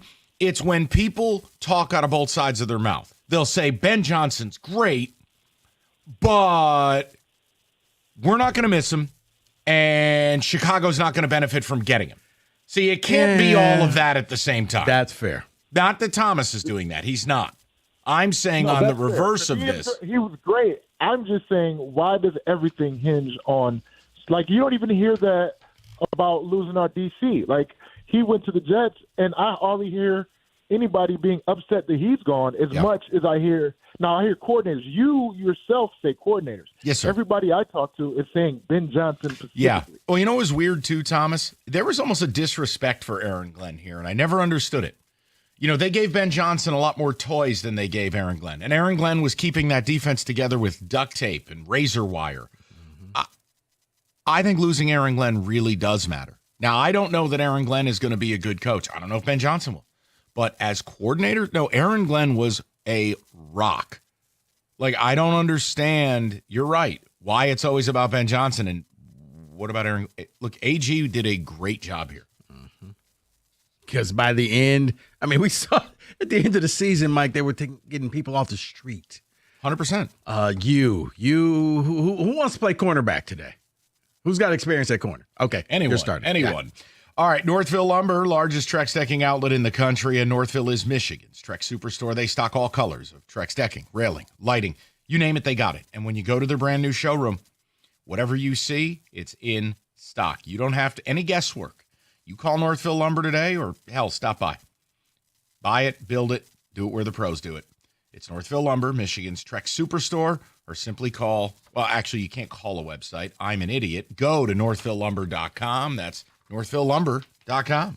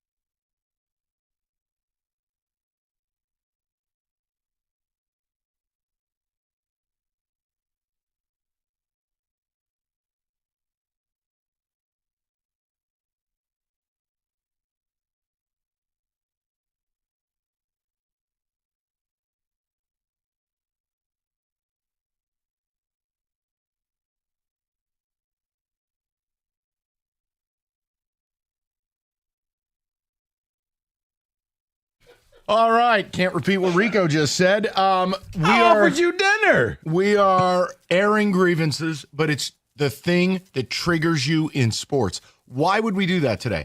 Because Rico and I essentially were doing karate in the garage. We both were triggered by something in sports pre-show, and I said, to hell with it. I want to see if people vibe with this. And we are not asking you to justify it. We're not asking you to feel bad about it. Could be player, coach. Heck, you can disagree with us. We've had people call in about ESPN, Ryan Day, Iserman defenders. What is the thing you see red in the world of sports? For me, it's LeBron drama. It's unnecessary. It's synthetic. And I'm tired of it. LeBron, you've earned the right to do whatever you want to do without apology. You want to be traded from the Lakers? Be traded. I don't need 17 days of LeBron media, of LeBron producing the drama. Dude, stop. Bro, You're such an icon. I just finished watching an interview with your no-talented son at Summer League in the NBA. Like, nobody's going to interview Bronny James if his last name wasn't James. Also true. You're triggered by Aaron Rodgers, and people, we want to cleanse the palate so everybody can have a wonderful weekend. You can't have a bad opening weekend at Saratoga, so we want to just clear the deck. I have potentially a double for you. Okay. We'll get to it. Right now, we go to Brandon, 97.1. Brandon, what is the good one? Hey, boys. This one I thought was going to get better because they actually now have adults in the room. But I think now my buddies are trying to just, trolling me now. Okay. But now that the Lions are good, I figured people would understand a little bit more. But, when I'm being told that, you had a winning season for 16 seasons, what does that really do for me? Who cares if you go 7-10 or you go 10-7 and you accomplish nothing? Who cares? Actually, I'm getting a worse draft pick to make it harder to make my team better. Mike, please tell me a coach that's ever been handed a better situation than Mike Tomlin. Yeah, outside of like Ryan Day, I can't. No, I mean, but Brandon, I wish David were here today, but he's taking a much deserved day off. Brandon, you're in a nightmare because you're never good enough to be great, and you're never bad enough to get a great player. You're just stuck. And what it reminds me of is, I'll try to tie it locally here. And like I said, I understand where it's coming from to people in this area because the Lions have showed malfeasance for 60 years. So, I get, hey, we've been so bad, you should just appreciate not being bad. But, I've seen 4 Super Bowls in my life. Yeah. I'll be 37 in November. So, I don't care about going 10-7 and getting dump trucked in the first round by 40 points against the Ravens again. So, it reminds me of the Wings when they kept on trying to keep the make record the playoffs. Who cares? If you're just going, it set them back 5, 6. Well, now look at Steve Weiss' performance, even more years. And you've done the same thing. Who cares? You held on. Listen, and I know the Giants are a much worse version of the Steelers because they held on to Eli for too long, and they didn't start the hard rebuild. Then they drafted the wrong guy. The Steelers are different because they're doing everything they can to just not rebuild. Yes. And you've kind of wasted T.J. Watt's career now. That's a good point. The thing is I'm trying to tip my hat a little bit and trying to be open that they're at least trying now, because you can tell by this offseason they're trying. But so is technically taking a square peg and you're trying to put the square peg into the round hole, but it doesn't mean what you're trying is worth it. Correct. Give me 2-15, give me Archie Manning, and let's go. Let's build a future. And Brandon, I know here people will arrive where you're at if the Lions turn into the Bills or Ravens and they're just winning, but they never get to a Super Bowl. They have these playoff exits. They'll get there. Right now, they're probably listening to you and going, "You ungrateful." Yeah, I know, and I'm trying to keep it in perspective because what they've been showing for so long. But as my biggest rival, the Ravens. If I'm the Ravens, I'm actually even more pissed than I am to be the Steelers. We don't have a quarterback. You don't win unless you're the Lions, who have a great team with a good quarterback. Then you can actually do something. Yep. But you're wasting Lamar Jackson and accomplishing the exact same thing we are. We don't hang. This is a toot our own horn because we've been having things. We don't hang division titles. What do you do? No, I Brandon, care about a division title. And that's look, I'm the same way. And you know what, Brandon, you just struck a nerve. I know, and people think I'm crazy, like you do, because that's the same mentality. It's yes or no. Did you accomplish something meaningful this year? Yes. Yeah, ask me if I care that the Yankees win 90 games every year. Nope. Useless. And that's what I'm kind of going to troll them. So if the Tigers are going on this great run, if they fall short, I'm going to be like, hey guys, you had a winning season. I'm told that's all that matters. Hey, I hope everyone had fun. That's right. And Brandon, here's the thing. When you're in a town, like I share your approach. I know Rico does as well. When you're in a town where the championship droughts are decades plural, man, I ain't trying to sit here and be like, well, if the daiquiris are good, I want to win. I want to win it all. Go ahead and say it. That's what triggers you. That whole daiquiri, Ferris wheel, have a good time at the ballpark. No, I think the word fun triggers me. Like the whole, when we talk sports, the word fun is not, it's not in the vocabulary. Fun is not a grade. Okay, some teams, it's fun. Some teams, it's wins. Some teams, it's championships. But in this town, people use fun as a grading scale. Yeah, well, I was entertained. I had fun. I hung out with my fellas. Let's go to John, 97.1. Johnny, what's going on, buddy? Well, that was perfect segue there because this is what I want to talk about. Okay. So I guess I didn't put my thoughts together good when I was talking to the screener. I said I was tired of grit, which I am. But I guess what I'm actually tired of is loser fans. That it's good enough that we're good. No. I'm tired of hearing, what are we going to sit Zach McKinstry? Yeah, if we can get somebody better than him. This town's addiction to the try-hard role player grinds my gears. This town is try-hard Hall of Fame. Yep. I call it lunch bucket land. Yeah. Because that's where we're living. Because that's what I don't know, man. It's like, why the hell would we need Pudge Rodriguez when we have Brandon Inge catcher? And now we're getting the same thing with, face of franchise, Matt Vierling and McKinstry. Yeah. And the worst part, too? You know what? Javi Baez is a great story. But if we can bring in Bregman or somebody like that to take away somebody's position, I'm all for it. Yeah, John, I think what it is, the town's not cutthroat enough. No. And I've always been at odds with the people because I think more of Detroit than I think the people here do. I view this as one of the 5 great American sports cities, period, full stop. And act like it. Yeah, you see it differently. You see it from a different lens. I do, because look, I view the 5 great American cities. I mean, John, feel free to strike any of these down. I think America has 5 truly great American sports cities: New York, Chicago, Philly, Boston, Detroit. That's it. Yeah, no, I'm with you. Not LA? Hell no. My boss is from Detroit, and from Chicago, and I was talking to him today, and I'm asking him, are Cubs fans like, we don't need to do anything because look how good we are right now? He's like, hell no, we're not like that. Why are we like that here? I don't get it. I'll never understand it. There's something. Because here's the thing. I think in this city, it's fear of losing out. You don't want to give away something for fear it's going you give away something and it comes back and it blows up and it's like, wow, this guy became a Hall of Famer.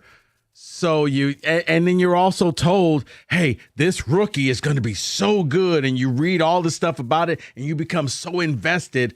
Whereas I'm like, I don't see rookies I don't see it like that. I think the worst part, and John, you're a commodity in my opinion. No, and John touched on it. It puts you in a position where no one is saying, like, okay, he brought up Zach McKinstry. Zach McKinstry's valuable to this team. He's a really good role player, and he's had a nice first half. That's it. The whole weird, it bordered on psychotic. The push was all-stars. Okay, stop. First of all, he can be a really good player without being an all-star. Mm-hmm. Now you see what's happening is every real all-star is like, I'm not going to the game, and now you get in. Congratulations. It's kind of like the Pro Bowl, the NBA but that's All-Star. why it doesn't mean anything. But only in this town, people attach to this crap. You know what means something? The World Series. McKinstry, October performance. And I'm with John. If I can get a player who is superior to him based on pedigree, based on performance, I'm sorry. No, and it's not rude. It's just... It's fact. The way it is. What? Yeah, you're better than I was improving my team by adding this player. Yeah, I'm going to go with that. Add this to the grievance list. Okay. Fans who fight the pursuit of greatness. Why fans fight? Because here's the thing. Like we were talking about this the other day, like my angst with the Red Wings off season is simply based upon they didn't do enough to get better. I want the Wings to be better. But yet in the mind of a lot of fans, not a majority, but a lot, I get attacked. I'm the bad guy. That doesn't make sense. That's like owning a restaurant and going, I want to serve better food. And you get yelled at by the customers? What? You're the customer. Yeah, but I like it like this. I like cold hot dogs. I love Iserman's gruel. Okay. 24853. And the flies didn't bother me. You just wait. The chef will figure it out in 3 years. That's not how this game works. 248-539-9797. Your phone calls next. 97.1. Oh, man. You know what? When it comes time for the fall, I can't wait to be sitting down in my new basement that's going to get tricked out by Matrix Basement. Hey, if you're looking at improving your basement and finishing it off, you've been putting it off for too long, you need to reach out to my people over at Matrix Basement right now. It's a free consultation. They came in and they talked with me. We had some ideas. We kicked it around. They went to the lab. They came back with some blueprints and plans that just were amazing. I loved everything about it. And immediately was like, we have to do it. And then after looking at it, I said, you know what? Can we tweak this? They said, absolutely, no problem. We tweaked everything, and now we're getting ready for the building process. And you too can, if you start now, you can be ready by the fall. So here's what you need to do. Check out matrixbasement.com. That's matrixbasement.com. You get tons of ideas and great before and after pics. Matrix Basement, make it easy to turn your basement dreams into reality.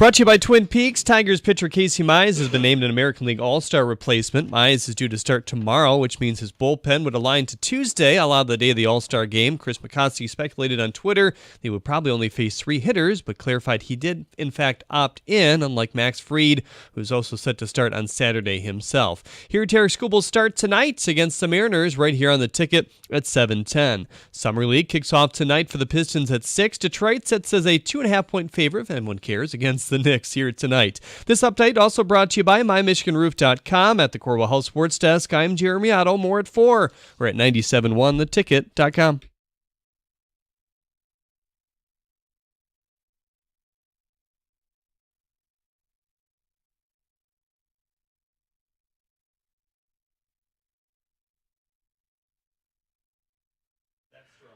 All right, so we've been talking about the things in sports that just get under your skin. It triggers you. It makes you angry. For Mike, it was LeBron James. And LeBron coming out, whether he wants to leave and go to play for Cleveland, just come out and say it. For me, it was Aaron Rodgers. My goodness, I am so sick of every single day Aaron Rodgers is on the screen saying nothing. I don't know why he's on the McAfee show all the time. You can't get a freaking straight answer out of him. Aaron, are you vaccinated? Well, no, I'm immunized. Hey, Aaron, are you married? We see a ring on your finger. Yes, well, there was a ceremony. Does that mean you're married? Well, nobody's seen him with any. I don't care. Just go away. Go be weird by yourself. I don't need to see your weirdness. I don't care what you do in your background.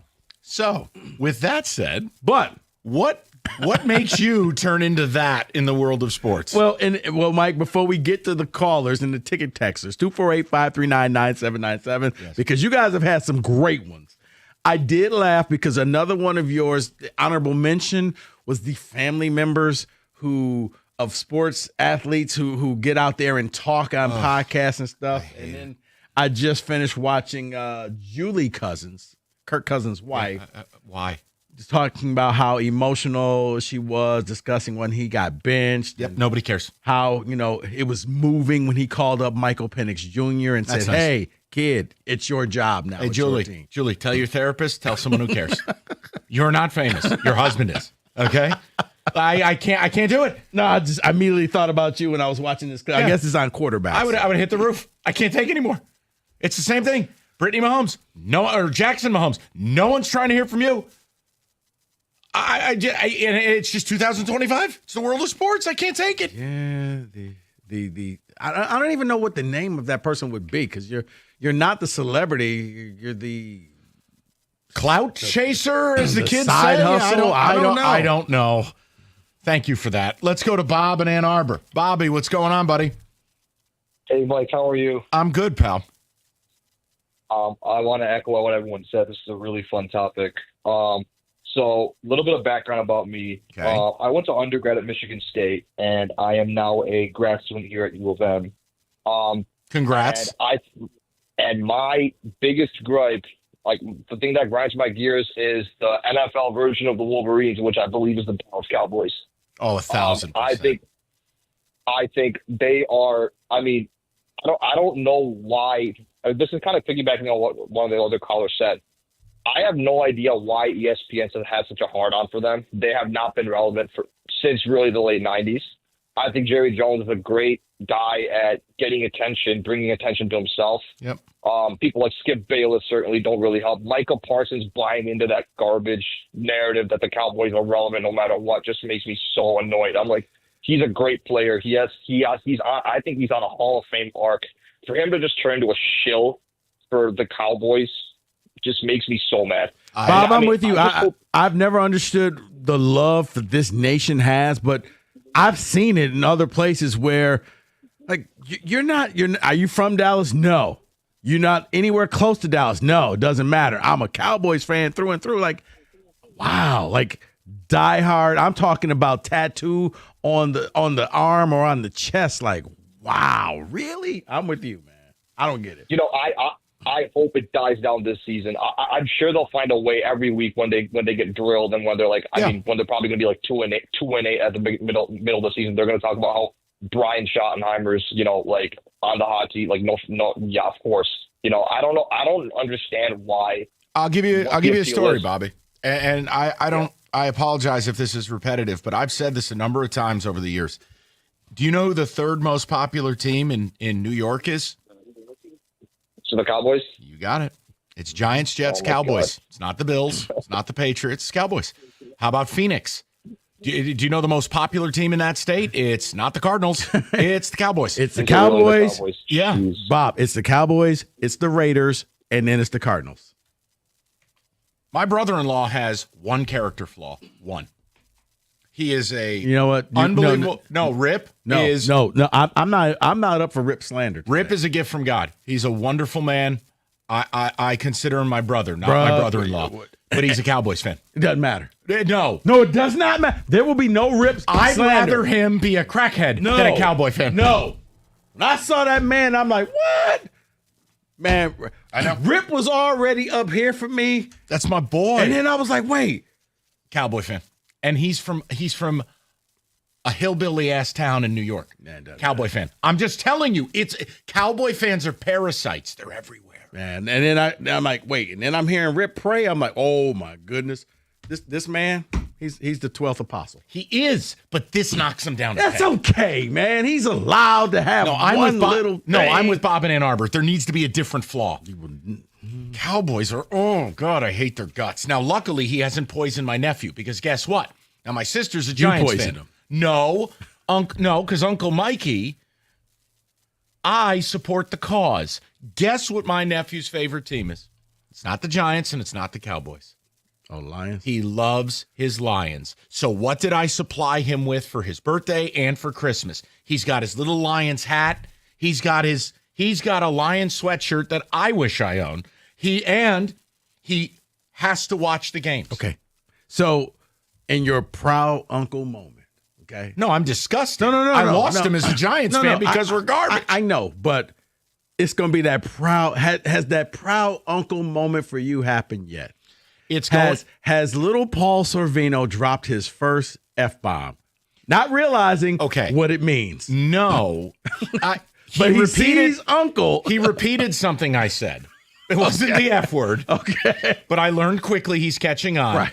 No, the proud uncle moment will be where he's like, you know what? F and Jared Goff. No, when and you're just going to be like, that's my boy. I think the first time I'm going to get him to Saratoga for the first time this summer, and that'll be a proud moment. But it'll really be when he places his first illegal bet. No. Like when he waddles to the window at 13 or something, and the teller knows he's not legal, but he's still going to take his bet. Okay. And I'm going to support it. See, I think for you, it's going to be that first time he says something that your sister and me are like, what did you just say? And you're gonna be giggling under your breath, or he takes that sippy cup and hurls it at the TV. Oh, that I'll be pumped up with. Right, yeah, that could be good. Fumble, Jahmyr Gibbs fumble. Oh, son of a! He got really upset when the Lions lost to the Commanders. Now, mind you, he's 5, but he basically looked at my sister and was like, "Why can't they stop this team?" I go, "Oh, this is good. This is good." Okay, he's coming around. You're gonna have that moment. But hey, I'm just saying, he's not a Giants fan or a Cowboy fan. Okay. He loves his Lions. All right. What do you want me to tell you? He likes you have an animal logo. I can't compete. I got 2 letters. The Cowboys is a stupid star. The Lions, he loves dinosaurs and animals. Lions won. Marketing. All right. It did. 248. Kneecaps. No, if he was a Cowboy fan, forget it. Oh, well, I'm sure Dad would love it. My dad wouldn't No. speak to him. His dad. Well, to hell with his needs. All right, weather's got everybody. Road trips and good things. Chevrolet, Michigan's #1 selling Chevy dealer. They got the deals right now. The 2025 Trax, $279 a month, 36-month lease, $999 down. Or you can pull a Doug Karsh and skip the gas station altogether. A 25 Equinox, $199 a month, 24 months. Only $999 down. Both deals are only at Moran Chevrolet. MoranExpress.com or stop by on Gratiot, just north of 15 Mile in Clinton Township. Chevrolet, together, let's drive.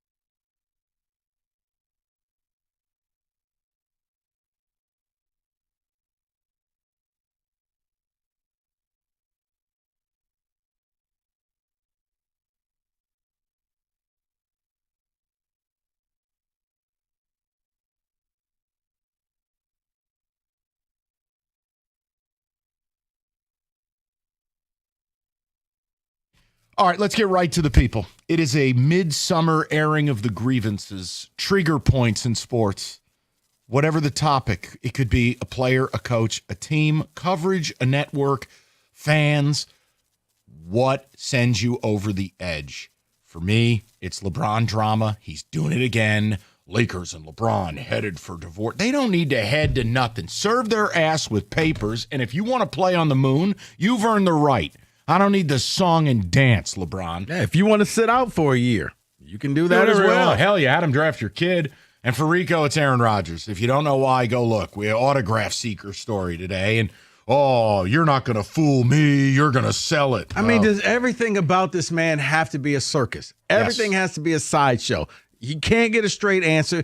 Just go play football. Like, even how you became a Steeler was drama. Like, how do you drag out drama from a one-horse race, Mike? It was only Pittsburgh or retirement. That was it. Nobody else was trying to solicit you. It was just Pittsburgh, and they're like, hey, Aaron, hey, TikTok, training camp's coming. Well, I'll figure it out. There's no hat dance. Because there's no other team. You got me thinking about something here. This might be a Finkel is Einhorn moment. LeBron is Aaron Rodgers. Aaron Rodgers is LeBron. It's the same behavioral pattern. You're right. No, except one can still produce. Noted. All right. Rico wins. We go to Jacob, 97.1. Jake, what's going on, bud? Hey, what's up, boys? How we doing? Good. What's on your mind, pal? Oh, first of all, I had to go in the other room because my wife is a Aaron Rodgers and Packers fan, so I had to go away just so she didn't hear all the negative slander. I would like to apologize if we have made your domestic situation more difficult. Yeah, sorry about that. No, we have fun. We have fun with it. We make dinner bets every year for Packers and Lions games. So and how much have you won? I flipped the board last year, so I had fun. She didn't. But yeah, so my topic, and this player hasn't bothered me in like the past 3 years because mainly I haven't heard about him. But here we go, ESPN coming out with more Colin Kaepernick stories. I'm like, can't this guy just go away? Wait, what's the news story? He's trying to make his comeback for the NFL. I'm like, oh, great. No one wants you. I don't even think the Toronto Argonauts want you. No. Yeah, at this point, Colin, yeah.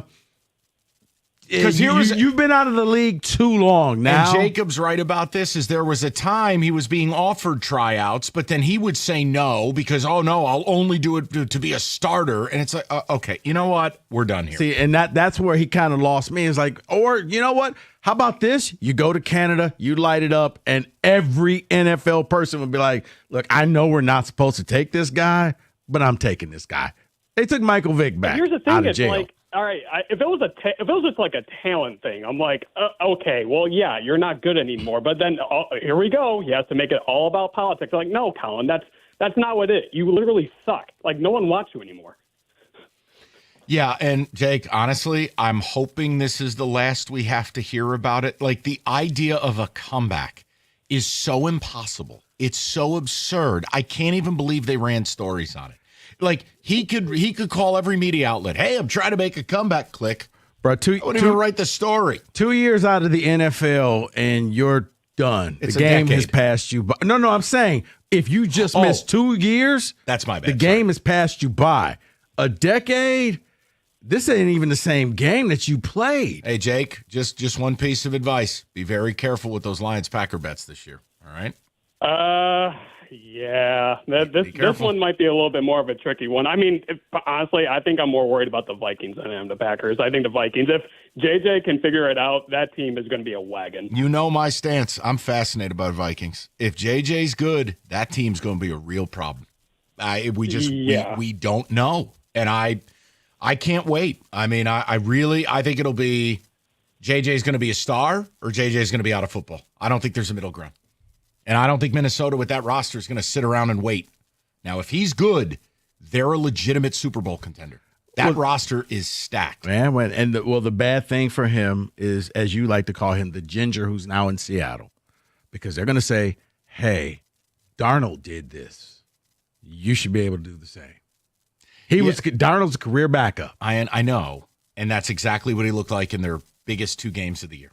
He did. He needed to be outfitted with a diaper. He did, but here's the thing. He got them 14 wins. You know what? It meant nothing. Hey, Goff got the Lions 15 wins. You know what it meant? Nothing. Nothing. But he got him there. He got him into that final game. He looked awful in the game. But for JJ, it's like, well, we bet on you. We let him go. We bet on you.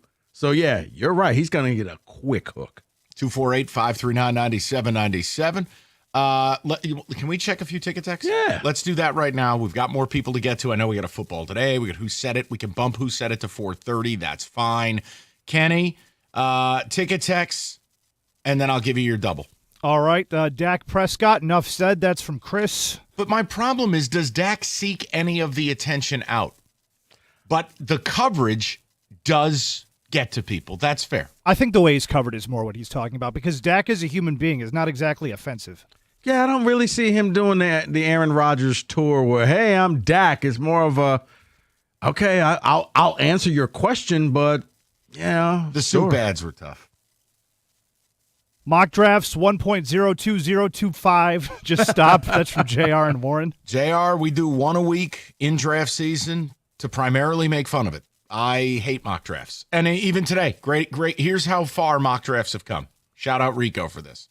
Today, there's an MLB mock draft. Oh, okay. You may as well throw a penny in the ocean and try to find it. An MLB mock? Because at this point, Mike, you could play a game. Is this a prospect or a U.S. senator?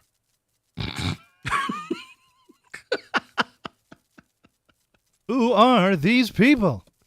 Right, Kenny. After you get past the first pick or two, what is the point? Yeah, that's an exercise in futility. I'm tired of the whole GOAT of the NBA debate.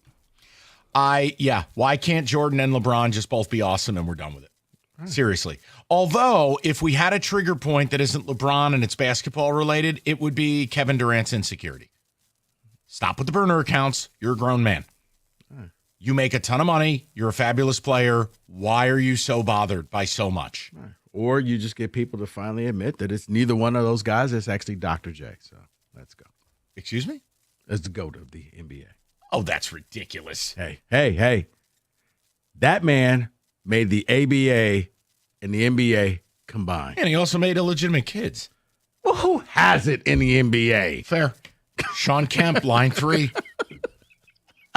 Just saying, like, Dr. J wasn't better than Bird.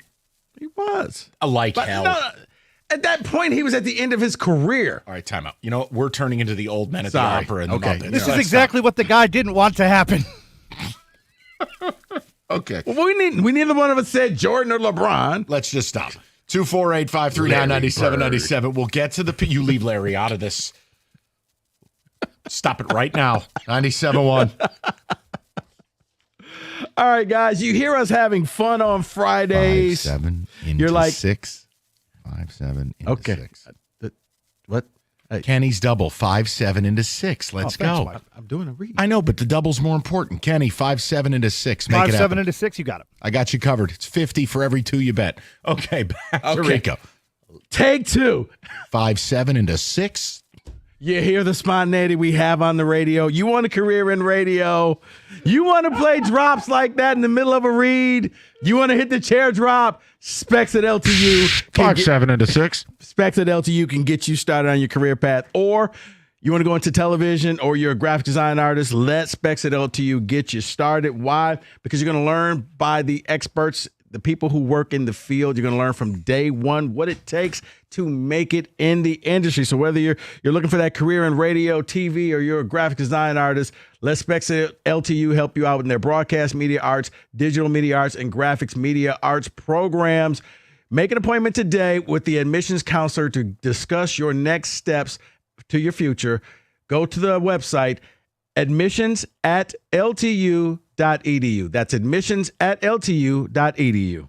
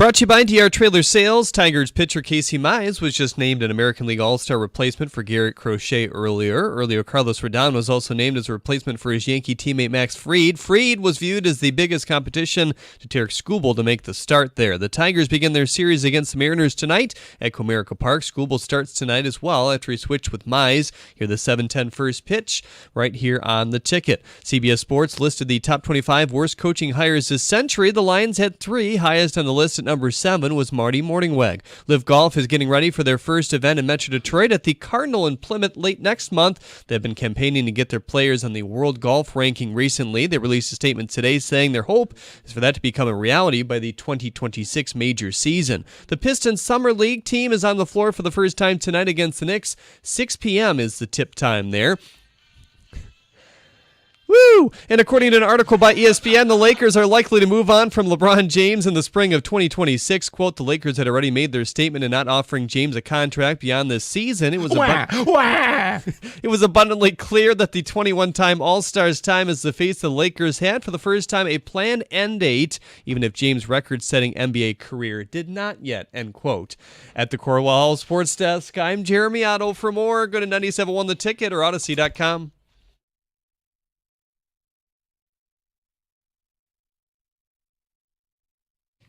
All right, let's get some damn music. Let's party. A little football today, please.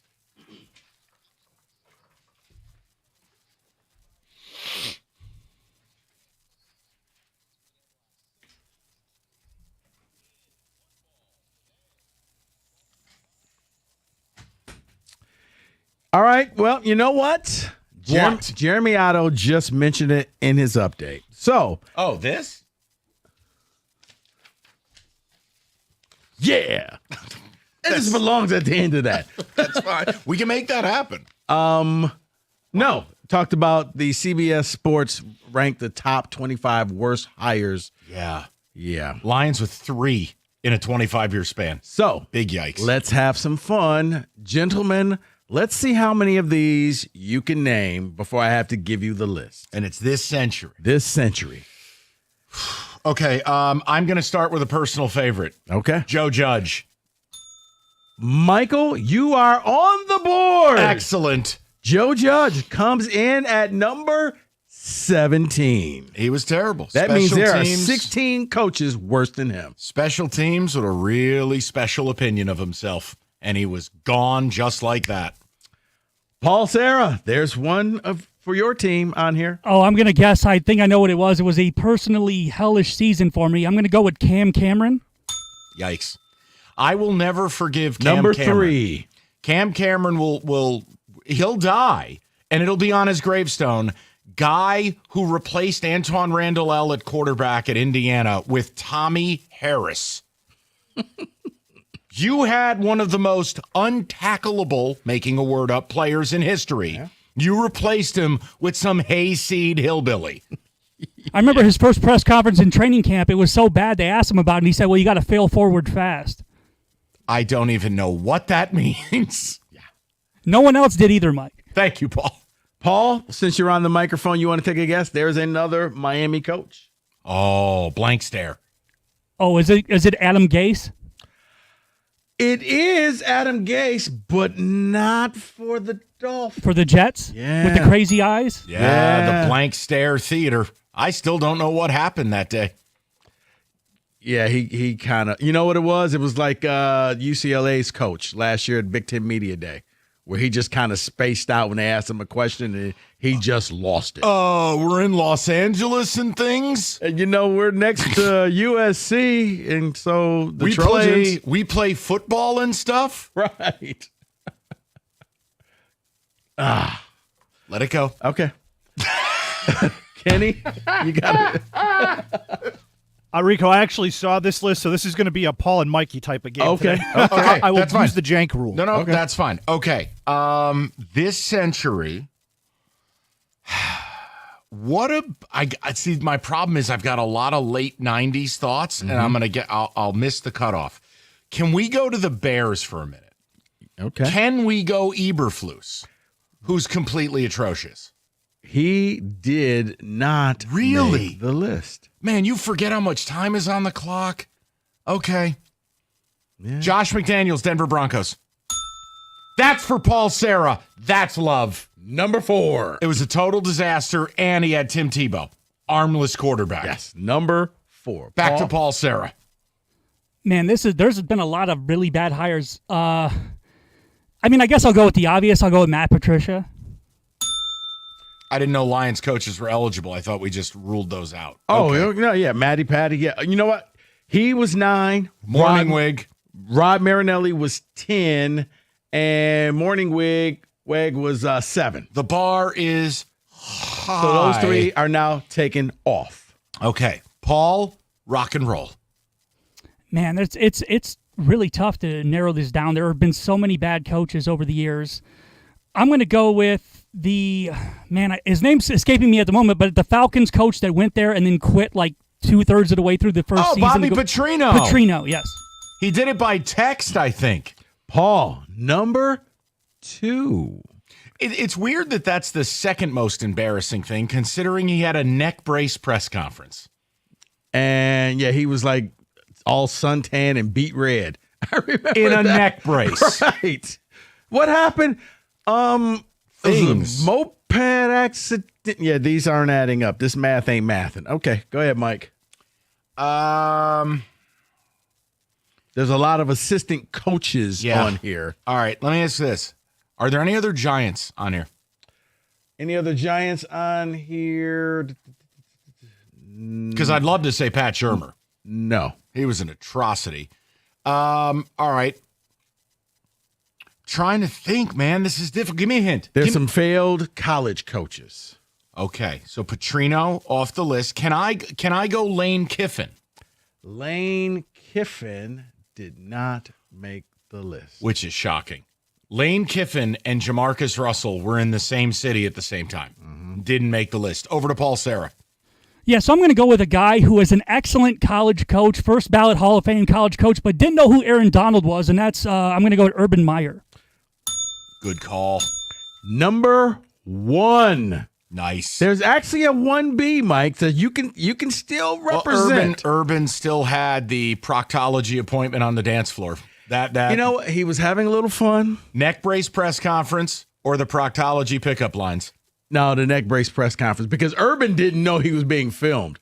You knew you were about to come out to this press conference. Fair. Let me ask this. What about Jeff Fisher, but not with the Titans, with the Rams? No. Good call. Damn. But no. All right, back to Paul. I'm going to go with former Miami Hurricane coach, left before they won a title, Butch Davis. No, there was a former Miami Hurricanes coach, but not Butch Davis. Well, Jimmy Johnson was the 90s, right? Or was that 2000? There was not Jimmy Johnson. There's still another former. He did coach Miami. Well, somebody hire Larry Coker? Who the hell am I missing here? Paul, go ahead. I don't know. Let me give you help with that. It'd be Dennis Erickson. Oh, my goodness. Okay. He coached the Niners. Yes, for 5 minutes he did. Wait a minute. What about the Niners coach who farted at the press conference and he always looked like he was chewing on a plum pit?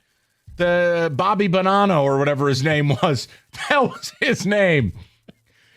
Tom Sula. Yeah. Yes. Joe Tom Sula. He James Tom Sula, yeah. He bleeped himself at a press conference.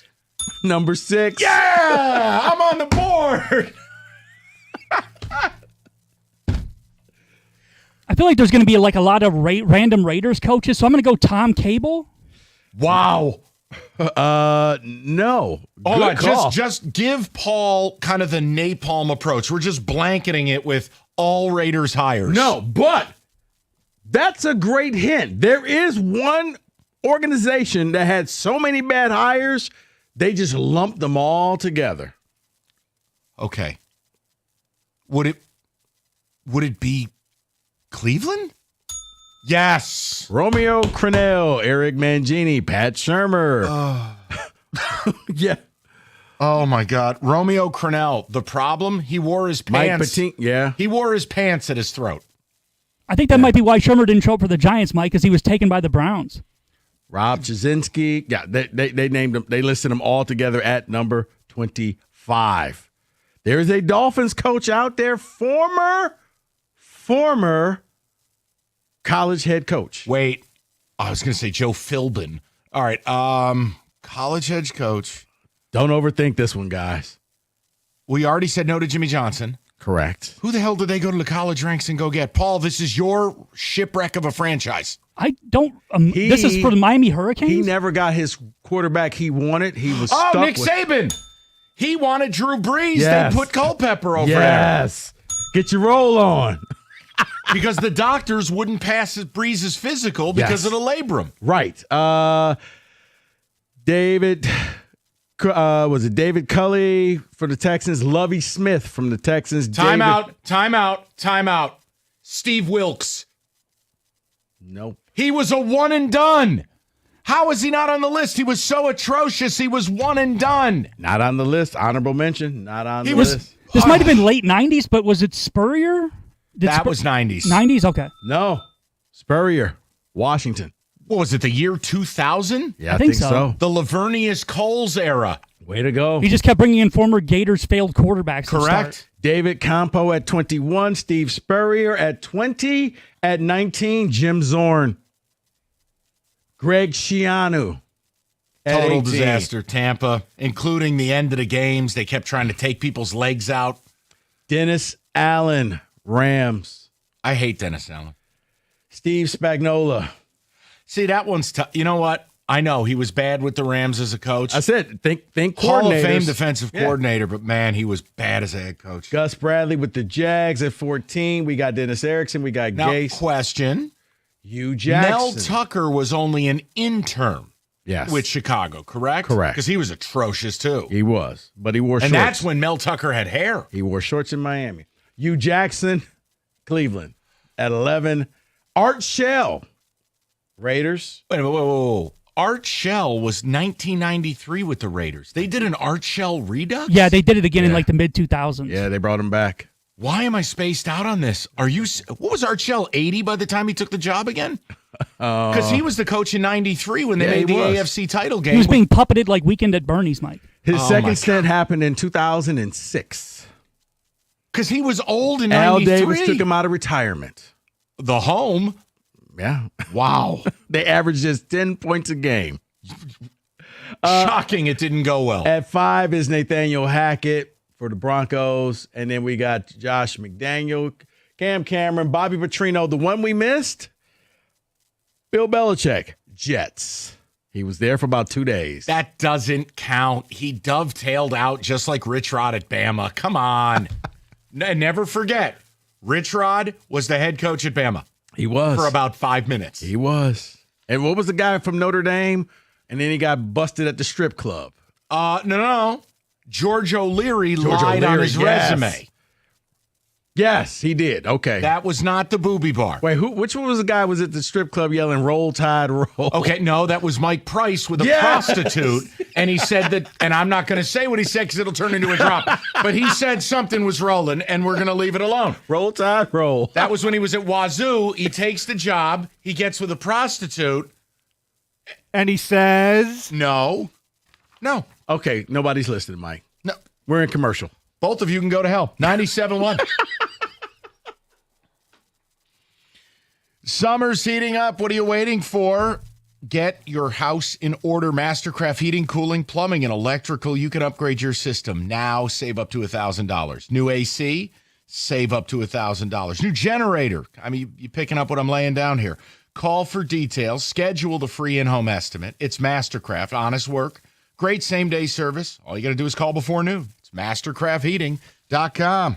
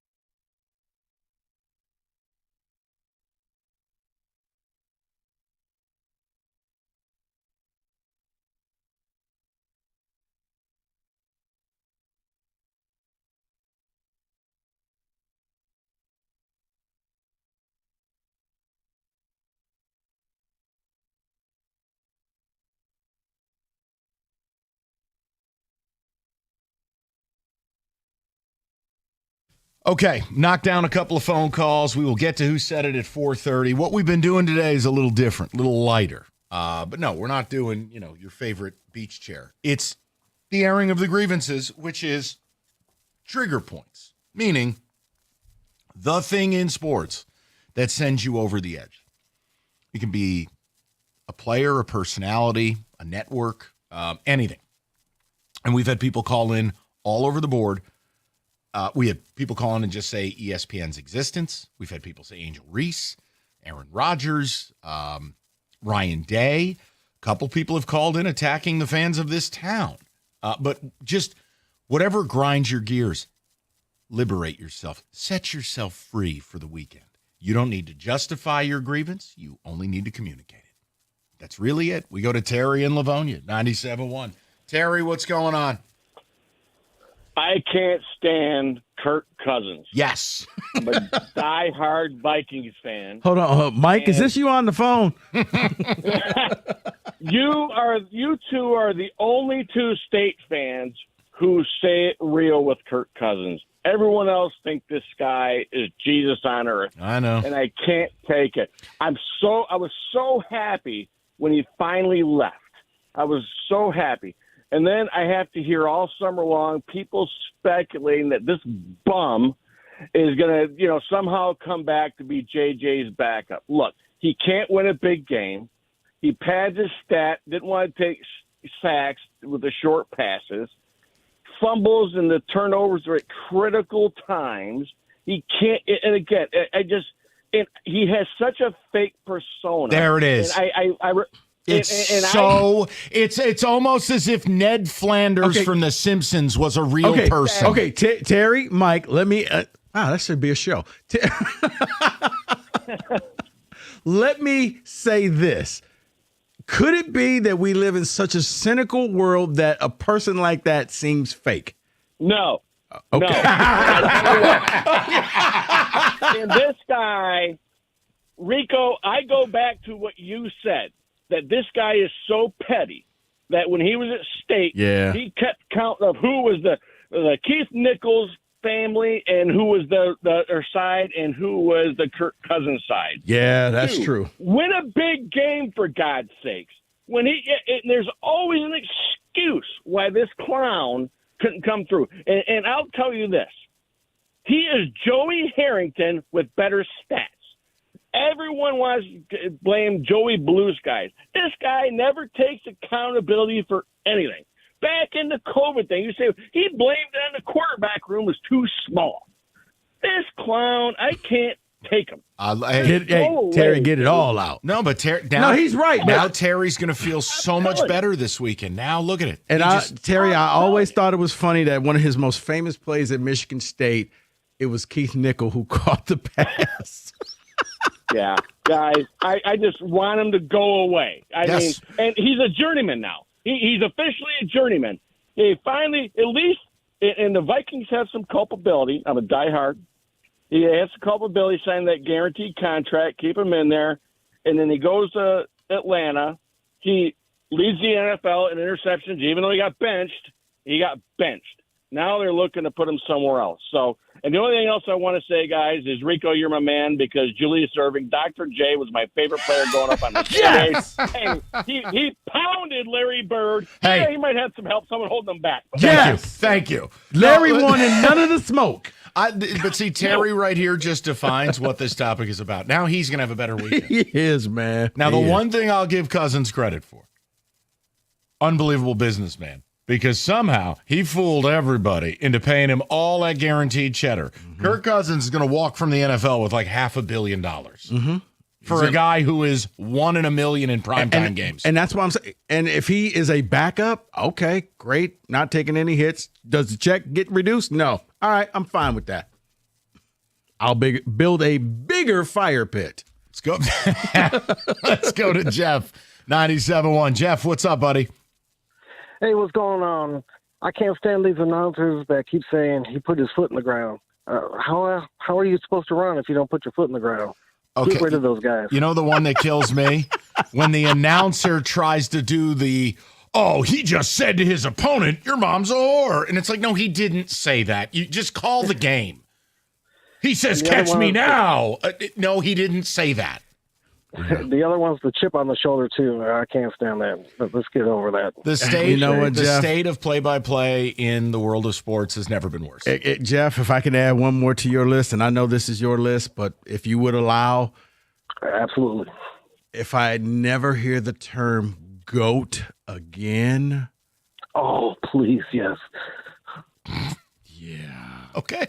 It's on my list. Okay, thank you. Listen, this is good. You guys have a good one. Jeff, appreciate it. It's a time of healing. If I ever have to, oh my God, everybody can't be the greatest.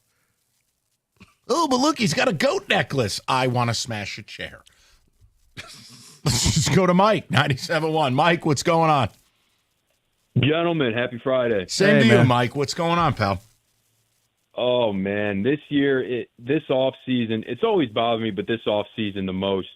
Devin Booker, I mean, take off the Tigers' head. Yes. Get off the sideline in Ford Field. No more first pitches in Detroit. And please, God, stop telling me how much you like Tom Izzo in the Breslin Center, in the dairy store, in Munfield. I mean, this guy, I love the topic today because this actually pisses me off to a point where it shouldn't. I cannot stand him. I can't stand it. He needs to shut up, sit down, and just rot in Phoenix. That's I it. cannot stand No, the man. you know the best part? Oh, but to throw the first pitch out, I have a hat on. Go away. If you want to be here so bad, you could execute it in one text. And he doesn't. Oh, my goodness. He did that crap with MSU. I really wanted to go to state. You know, fun fact, Mike, he could have. You went to Kentucky. I know. Oh, my goodness. He grinds my gears. Get rid of your Barry Sanders jersey. Get rid of your JV jersey. Throw all the crap out, man. I cannot stand it. And enjoy playing. And I mean it when I say it, no hyperbole. Enjoy playing for the single worst franchise, not named the Charlotte Hornets, in the National Basketball Association. Enjoy. There's your life. Couldn't agree more. That's what you wanted, Devin. Hope you enjoy your extension. Yeah, and they went from right on the cusp of being a powerhouse to Well, when you this. have an owner walk in who doesn't know what they're doing but controls everything, this is typically how it goes. Okay. You know Stick what? to mortgages. You win. He walked in and just basically went, I know everything. No, you have smart people. Let them be smart. I'm with you. Saratoga. Yeah. Go ahead, Kenny. Put it in the hopper. I'm sure that'll be the new drop. We will get to the people. Everybody just sit tight because the grievances are not running out. We got to do who said it. Got to touch table on a little football. But the airing hold of, tight. the Yeah. airing of the trigger points will continue. 97.1.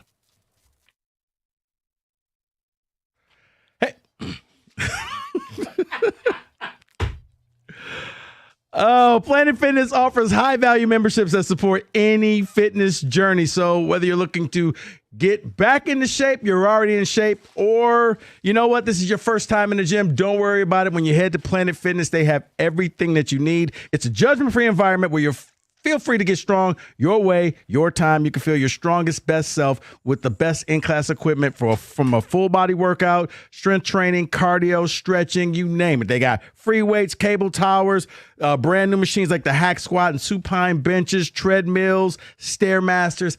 They got whatever you need to get started on your journey or to maintain your journey. Planet Fitness has. And right now through July 20th, $1 down gets you access to the Planet Fitness Black Card. With the Black Card, you not only get all the things that you get at a regular Planet Fitness, but you can go to any Planet Fitness throughout the country, and you could bring a friend with you, somebody to help get you motivated anytime. That's all included. Plus, you get access to the hydro massage and the massage chairs.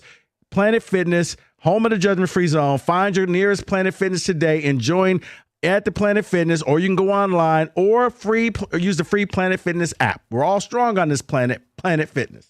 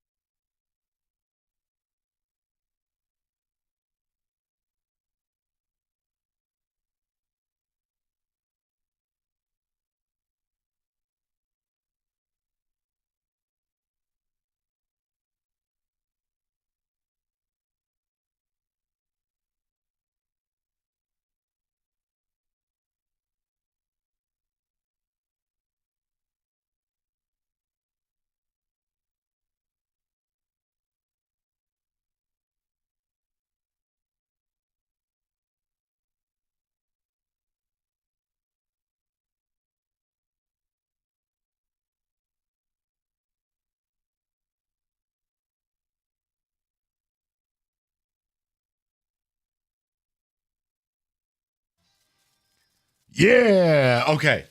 Rico, that's going to be the new drop. Straight to the people. We're going to punt on who said it. Too many people want to air grievances. The trigger point in sports. We want everyone getting to their weekend in a healthy manner. Next week, by the way, programming note.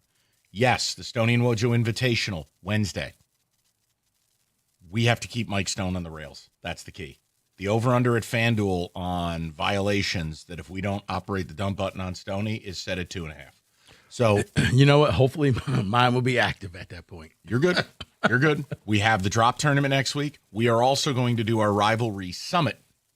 We're going to take David's list. You weren't here. We are going to do the top 20 college football rivalries. Our system, our grading, your feedback, people. It's going to be a rivalry summit because the list David put out there was Rudy Poo. Let's go to our man Paul in Shelby, 97.1. Paulie, what's going on, buddy? Hey, Michael, Rico, Kenny, and Mr. Sarah, special guest. That's right, Paul. DJ 305. What's going on, Paul? Yeah, not much, man. You know, I had a great show today. Great show. Thank a lot you. of great calls. I'm going to touch on a little something that really irks my butt that you guys touched on yesterday briefly. And I want to tell you a short story real quick. Way back in the late 80s, when the only game in town was the old WJR Sports Wrap, I was talking to those guys, and I said, guys, you know, the greed and the money is just going to price out the common man. It's coming. They laughed at me. Well, fast forward 2025, and look where we are. And it's not just the NFL. It's all-encompassing. Look what they're doing to college. Look what they're doing here. Look what they're doing there. How long is it going to be? And now they got you attacked in the comfort of your own home. If you don't have this streaming service, you ain't watching. If you don't have this, how long is it going to be before the Super Bowl is pay-per-view? I could realistically see Sunday football, everybody going to Eddie's garage. You know, he's got a little cooktop stove. He's got a couple fridges, tables and chairs, and you're paying $35 to enter Eddie's garage just to watch a football game on a Sunday. You know what, Paul? Guys, day's coming, man. I think that's going to be the last thing is the pay-per-view Super Bowl. At that point, it's over. It's done. I think, Rico. Well, something, Go ahead, Paul, Mike. something you said, Paul, I just want to change. Look at what they're doing to college, and we can just change it to look what they've done. I would argue exactly. they've ruined it, and it's greed that did it. Exactly. And, you know, here's the other thing as well, guys. It's always been the common man that is paid the gate, whether it's at the live event, at the stadium, the concessions, the parking, etc. And now they're hitting us in our own home.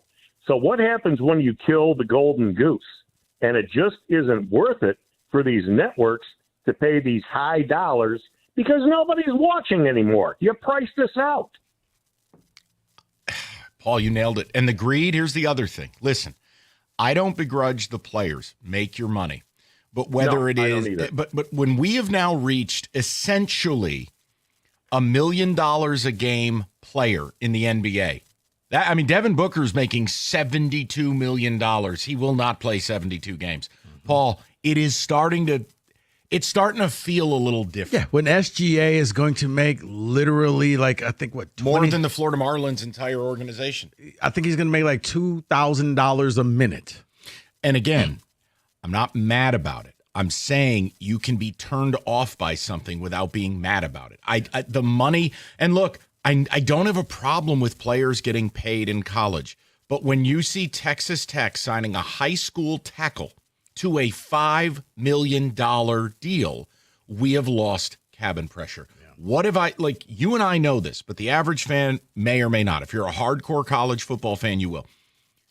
High school offensive linemen, on average, if they make it, because scouting and being right on offensive linemen is the hardest thing to do in the sport. It's harder than quarterback. It takes a minimum of 3 years for those guys to truly hit the field.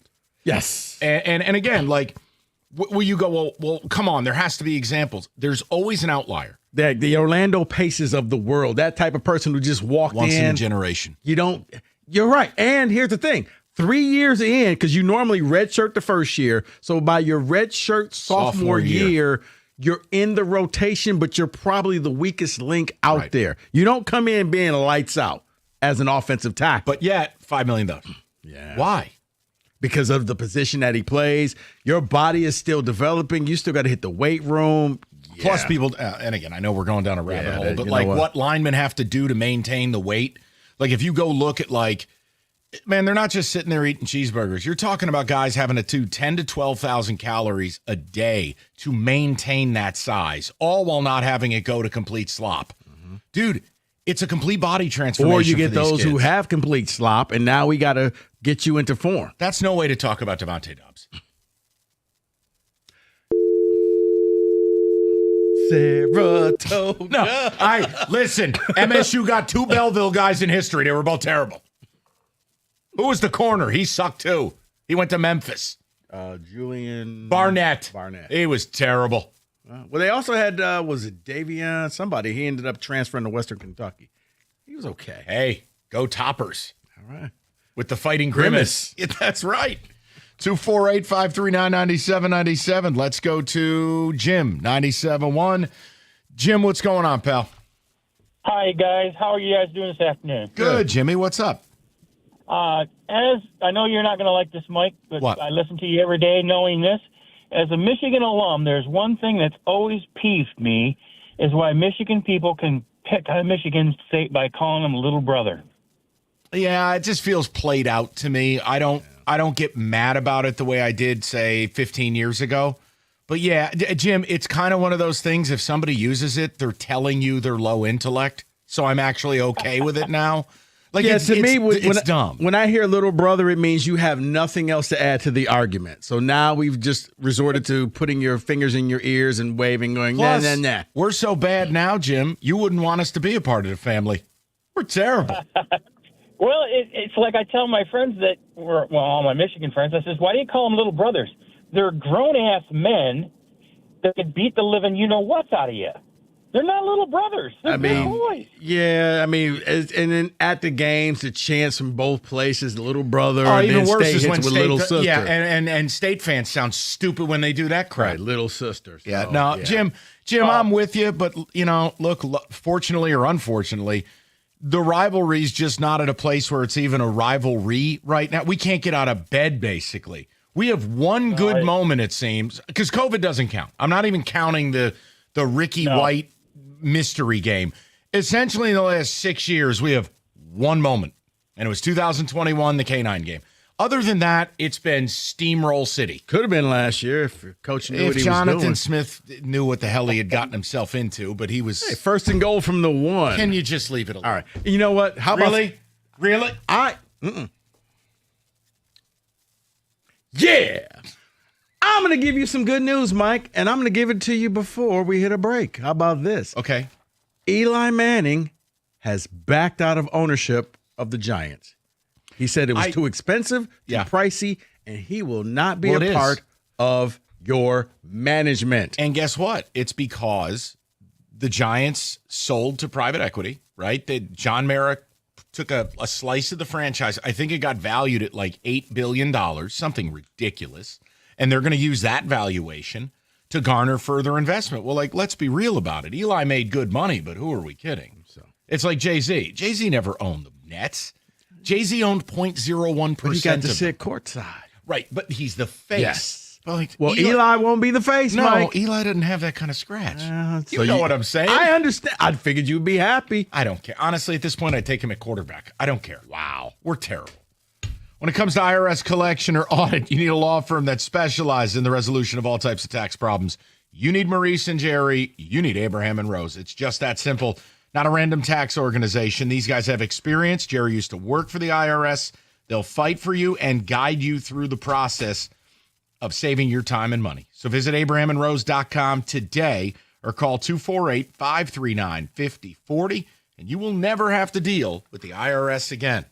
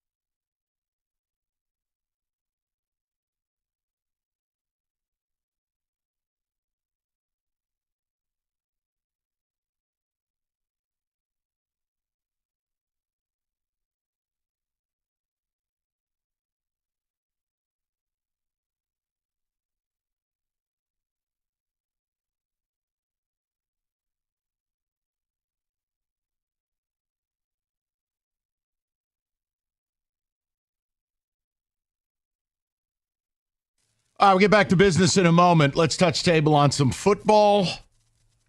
Let's get the music, please.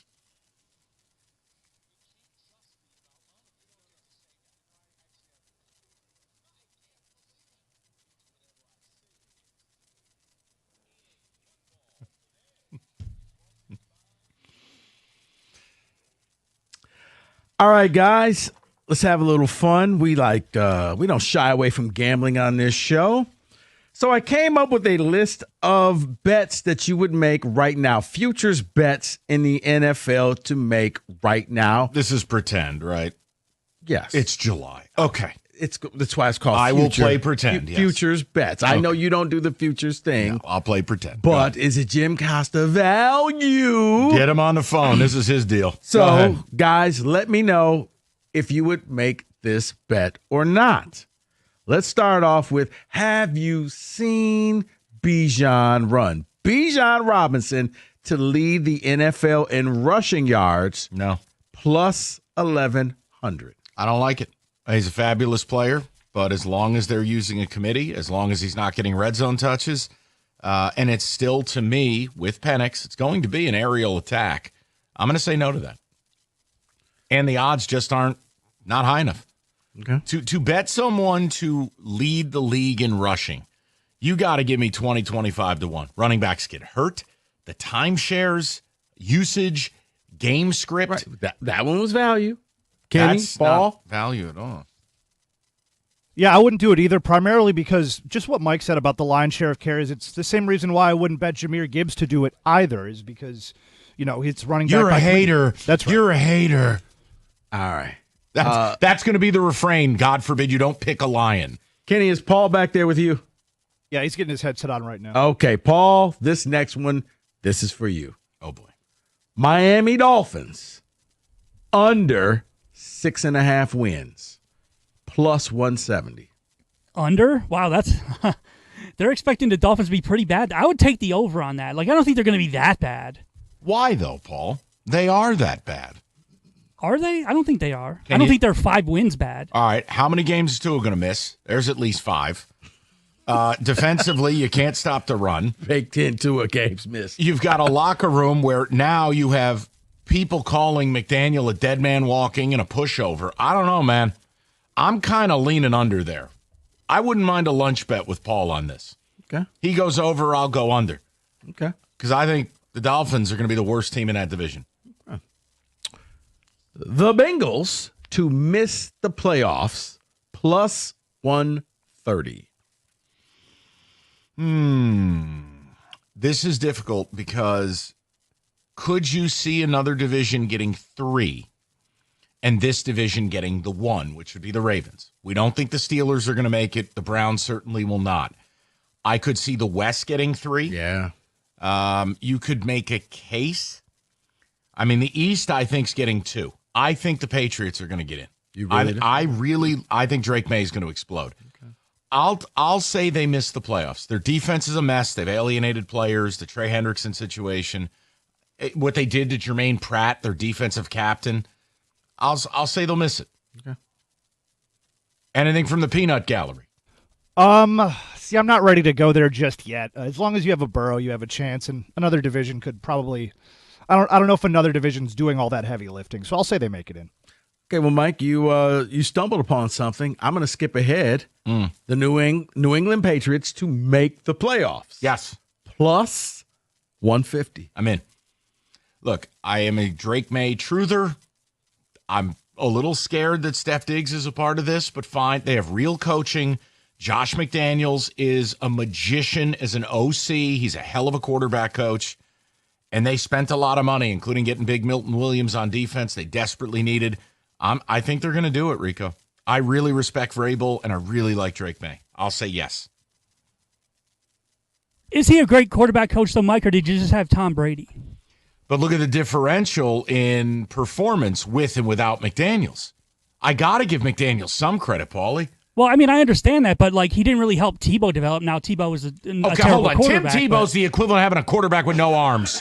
Yeah, but what did he do for anybody in not Oakland, but Vegas? I don't know who the hell was their quarterback. Well, he didn't make any of them good. Okay, fair, but I don't even know who it was. I'd have to go look. I'm being truthful with you, Paulie. I don't remember. What was it, the Marcus Mariota time frame? I'm just saying, tying coordinators to good quarterbacks, like you get Adam Gase being a head coach somewhere. Lunch? We doing a lunch bet? On the Patriots making the playoffs? Yes. Sure, they're not going to make the playoffs. Yes. Sure. I love Paul having action. Okay. I'm in. This is great. He hates Josh McDaniel. I never knew. That's his trigger point. Okay, well, Mike, this is think with your wallet, not with your mind. Okay. The 49ers to win the NFC West, plus 175. The number tells me they're not. They're begging you to bet on the Niners. And you know the team I like in that division. I respect the Rams. I think Arizona is going to have a really nice season. They went all in to fix that defense. It's year 2 of Marvin Harrison. That'll be better. Rico, I'm going to... Well, here's the funny thing. You know what Arizona is? You want to know? Plus 150. No. Plus 420. I'll take it. That's value. That's value. That's value. Okay. I'm going to say no to the Niners. Okay. Let's see if I can get a third lunch bet out of Paul. No, I'm not going to bet you on that. Atta baby. Paul and I found common ground. Okay. Dak Prescott to throw for 4,000 yards or more, plus 130. Yeah, I'll say yes. I don't trust the offensive line. I don't love the running game, period. And they're going to be behind in a lot of games. And I think it's going to have to be an aerial attack. Plus, they traded for psychopath George Pickens. And if you don't throw him the ball, he may kill somebody. So I'm going to say yes. Okay. Paulie, Kenny? To me, that's an easy over. I mean, he's going to throw for 4,000 yards almost every season he plays 17 games just because that's how their offense is built. And like you said, Mike, he's going to have to throw for a lot of yards because you can't really trust their running game. And you've got to throw the ball to Pickens, otherwise it's going to be a huge headache. The Denver Broncos over 9.5 wins, plus 110.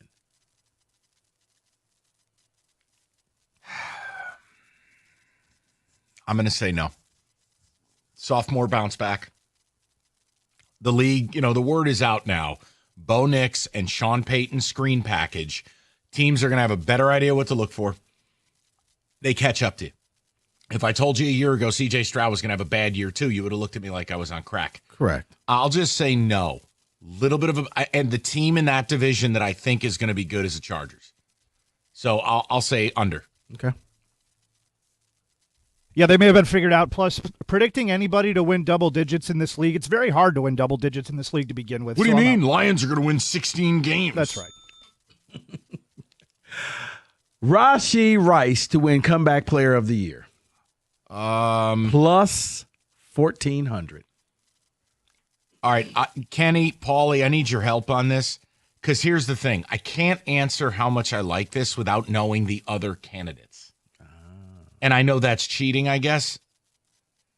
So I don't want to say yes or no unless I can hear some of the other players that are kind of in the range. Dak Prescott. Yeah, aren't the odds for that way too long, though? I don't know. Dak Prescott at plus 300, Trevor Lawrence at plus 450, J.J. McCarthy at plus 850. Comeback player. He was a rookie. He didn't play. But technically he played in one preseason game. Oh, for God's sakes. Okay. I'm going to say no to Rashee Rice. I don't like the Chiefs at all this year, and I don't like their passing game. So I'll just say no. Yeah, no, I agree. No. All right, finally. Also, what? No. No and no, but you made a good point with JJ. I don't think you have to actually play games and fail in them to be They're acting like he beat cancer. He blew his knee out. He didn't play. But I guess they're counting that preseason game. Okay, they do whatever you want. Finally, the Washington Commanders to win the NFC East. Plus 220. It's just not a big enough price. It's just, you still have to unseat the Philadelphia Eagles. Do I want them to win it? Yes. But remember, what is that NFC East thing? No one ever repeats. Yeah. All right, fine. But I feel like it's baked into that price.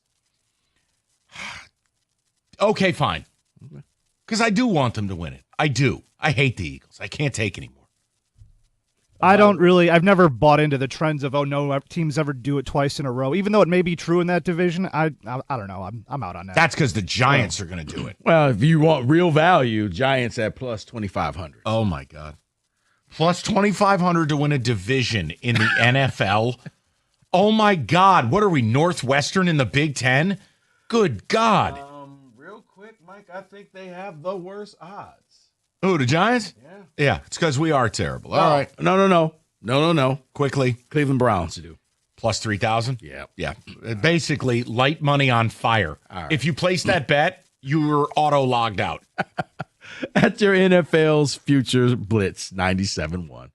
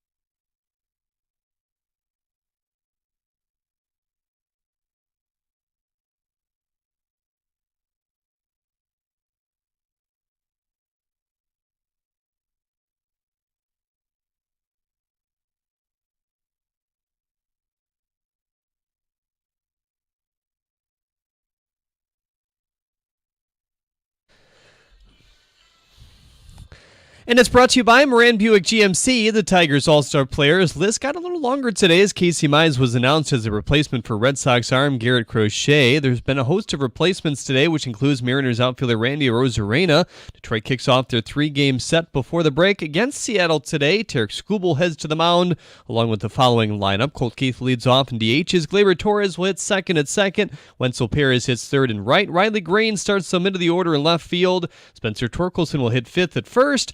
Dak McKinstry will hit sixth at third base. Dingler, Meadows, Baez running it out, with Javier playing shortstop here tonight. The Pistons begin Summer League action as well. Ron Holland was spotted yesterday as the last man on the practice floor taking shots. He told Amari Sankofa yesterday he has a little bit of a chip on his shoulder heading into this season. That tip at 6 p.m. The Chicago Bears have inked GM Ryan Poles to a contract extension that will run until 2029. This will align with the end of Ben Johnson's initial deal as well. Speaking of the Bears, one of their fresh draftees, Colson Loveland, hosted a football camp at Gabriel Richard High School in Ann Arbor today. He told the media his shoulder is fully healed and he's good to go for training camp. At the Corwell Health Sports Desk, I'm Jeremy Otto. For more, go to 97.1 The Ticket or Odyssey.com.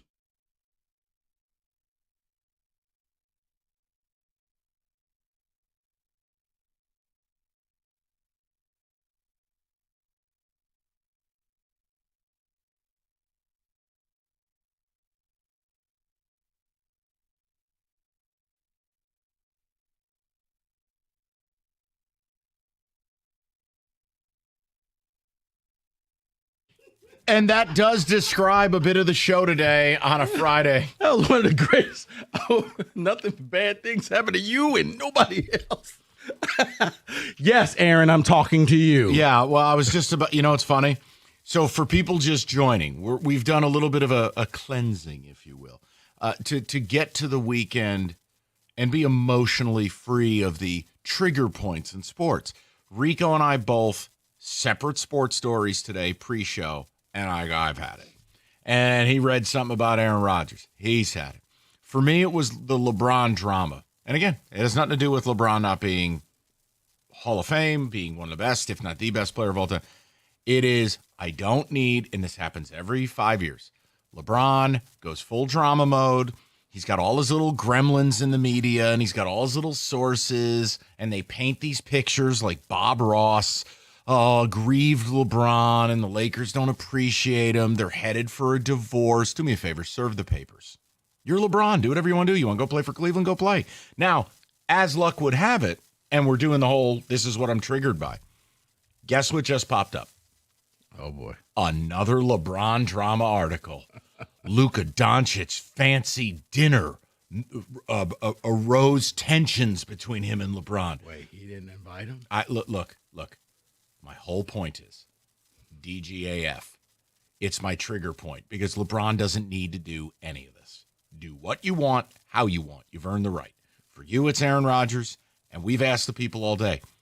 The thing in sports that you just can't, you just see red. When you hear it, see it, read it, whatever. Could be player, coach, team. We've had people call it and just say ESPN in some total.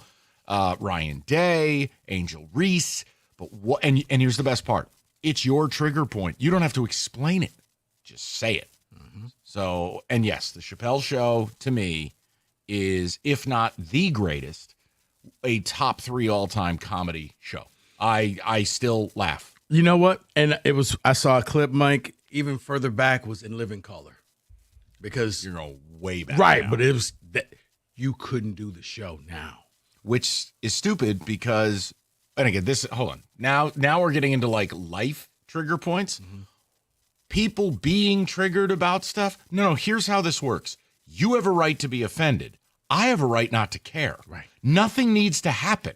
Right. We've reached happen phase. You say something I don't like, therefore you bad. You need to lose job. Oh, no, hold on.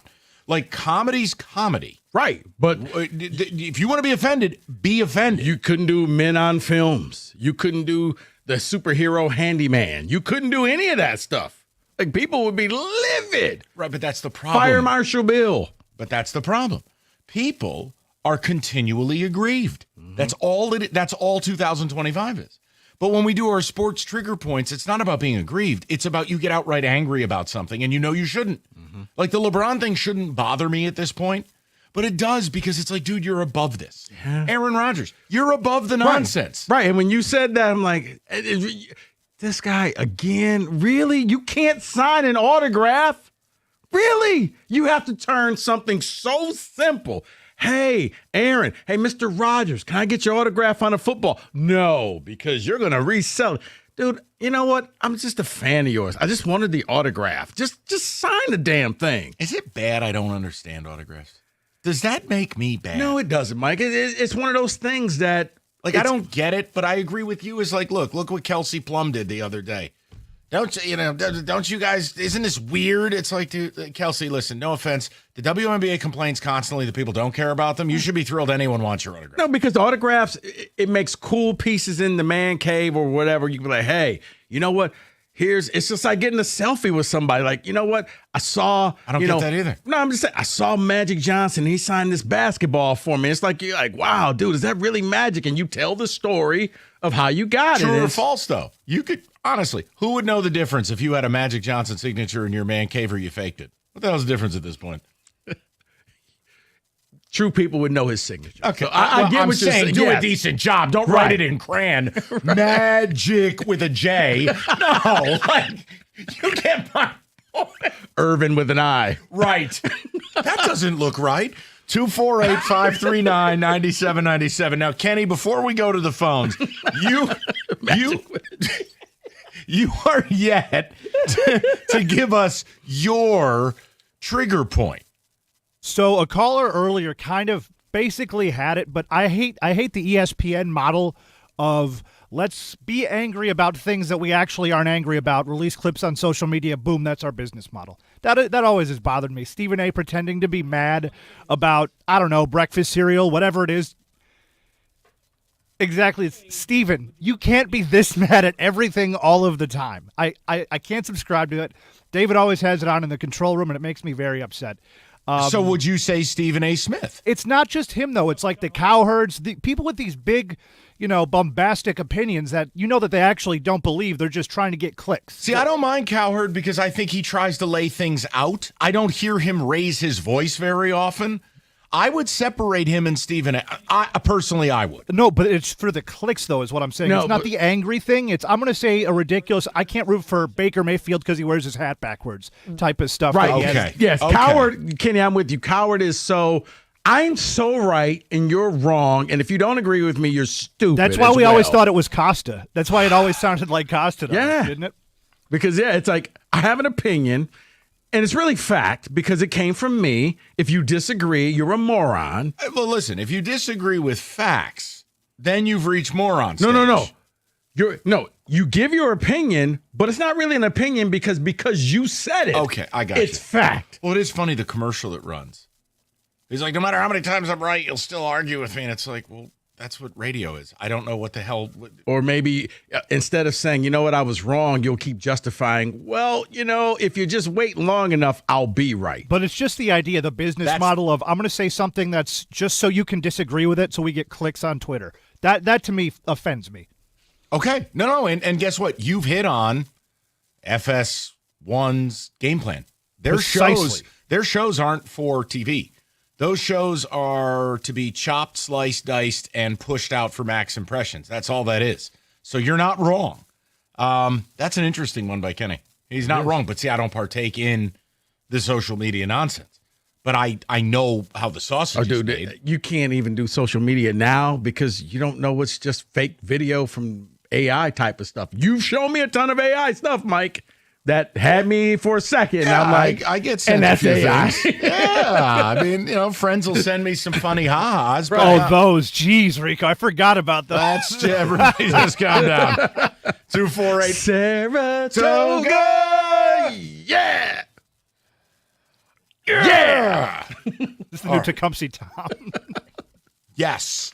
248-539-9797. The phone calls next. 97.1. All right, you've been injured in an auto accident. You're drowning in medical bills. You are dealing with insurance companies that are a nightmare. Call David Femininio, injury attorney. Get David, get paid is not just a phrase. It's a promise. He gets to work day one and delivers results. Call David Femininio, 855-65-CRASH. Or you can go to that website, getdavidgetpaid.com. That's getdavidgetpaid.com.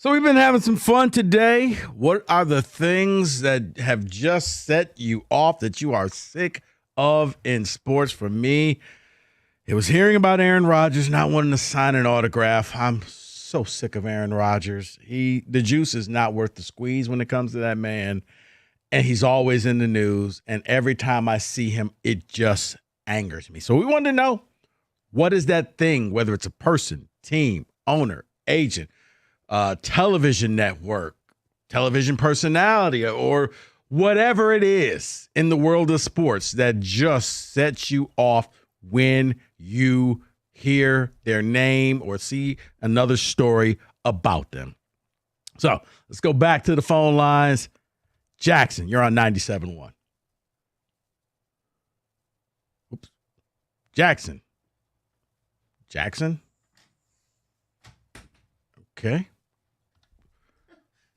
Okay, I don't know what happened. Kenny. He'd had enough. All right, we'll go to Matt, 97.1. Matty, what's going on, buddy? Hi, can you guys hear me? Yeah. Loud and clear, pal. What's up? The thing that gets me the most annoyed is definitely just that when in football, when they do reviews for did he get in, did he cross the plane, or did he intercept the ball? I think, I don't like review anyways, but I know they got to keep it. I think that everything should just be a coach's challenge. I think the NHL has it right. Yeah. And if you lose it, you get penalized. I'm with you, is that we have taken being right so far that it is destroying the ability to just enjoy the game. Example, every touchdown, you're afraid to high-five a friend for fear of the yellow graphic. Oh, my goodness. And it's always going to get reviewed. Matt, I'm with you. If you don't think a guy scored, have the coach challenge it. Yeah. Well, last second play, touchdown. Wait. You're looking at the screen. Is there a yellow flag icon about to pop up? No. Okay, now we can celebrate. Correct. I'm with Matt. I think we've taken it too far in our pursuit of perfection. Right, because everything looks bad in slow-mo. That's true, yeah. Oh, and they ruined soccer, too, with the VAR. Don't even start on that. Oh, video-assisted replay? Yeah, everybody in England hates that. I have never gotten a good review on the VAR. No one's happy with it. It should be coach's challenge, but, they're not going to do that either. So. No, because it makes too much sense. Matt, it's no different than baseball with the challenge system on balls and strikes. This call is being Okay. So we can, I don't know what that was. We'll move it along.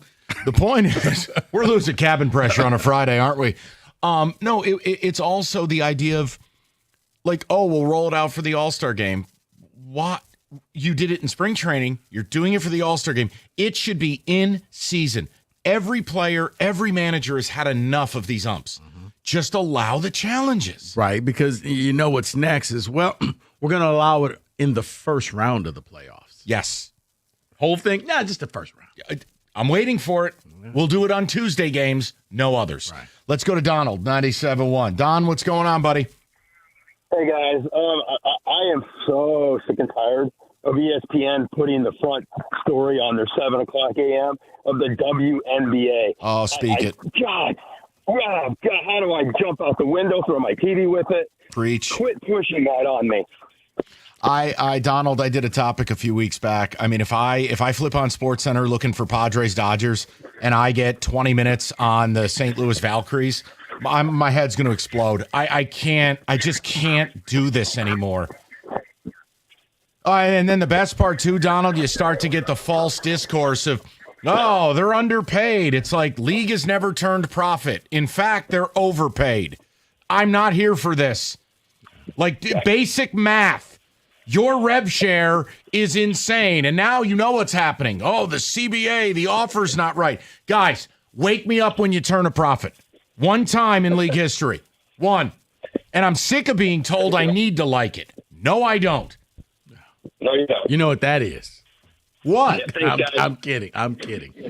No, I'm being serious. What? No, it's just, you're a misogynist. No. See, that's 2025 again. Like what I like or your bad thing. No, I'm not. I do not enjoy the product, and I don't enjoy the narrative being thrown our way, which is that you have to like it or you're bad.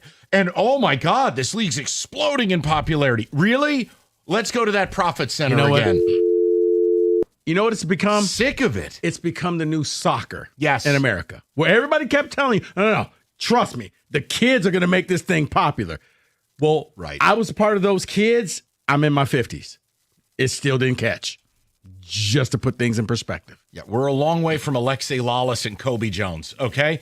Yeah. That was 31 years ago. Or the Detroit Spirits here. Yeah, it didn't happen. Yeah.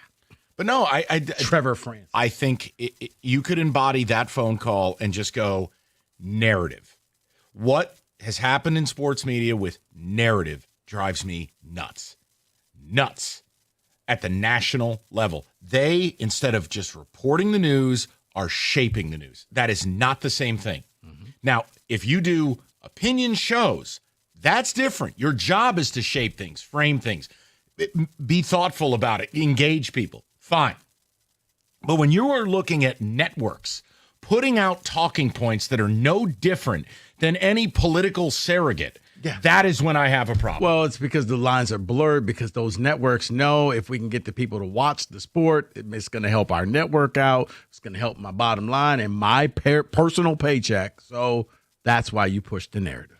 Let's go to Norm, 97.1. Norman, what's going on, buddy? Mike, Rico, how are you guys? Hey, good, Norm. pal. What's going on? Hey, I went to the baseball game the other night, and I don't mind, the walk-up music, and they want you to get involved in all this, but in between every single pitch, they got to play some music. Then they got to tell you to stand up. Then they want you to clappity-clap. Then they want you to stand up and dance, and then it's just too much. I just want just a little peace and quiet. It's the orchestrated entertainment. I get. It's almost like you're at a wedding reception. I got you. Exactly. Thanks, guys.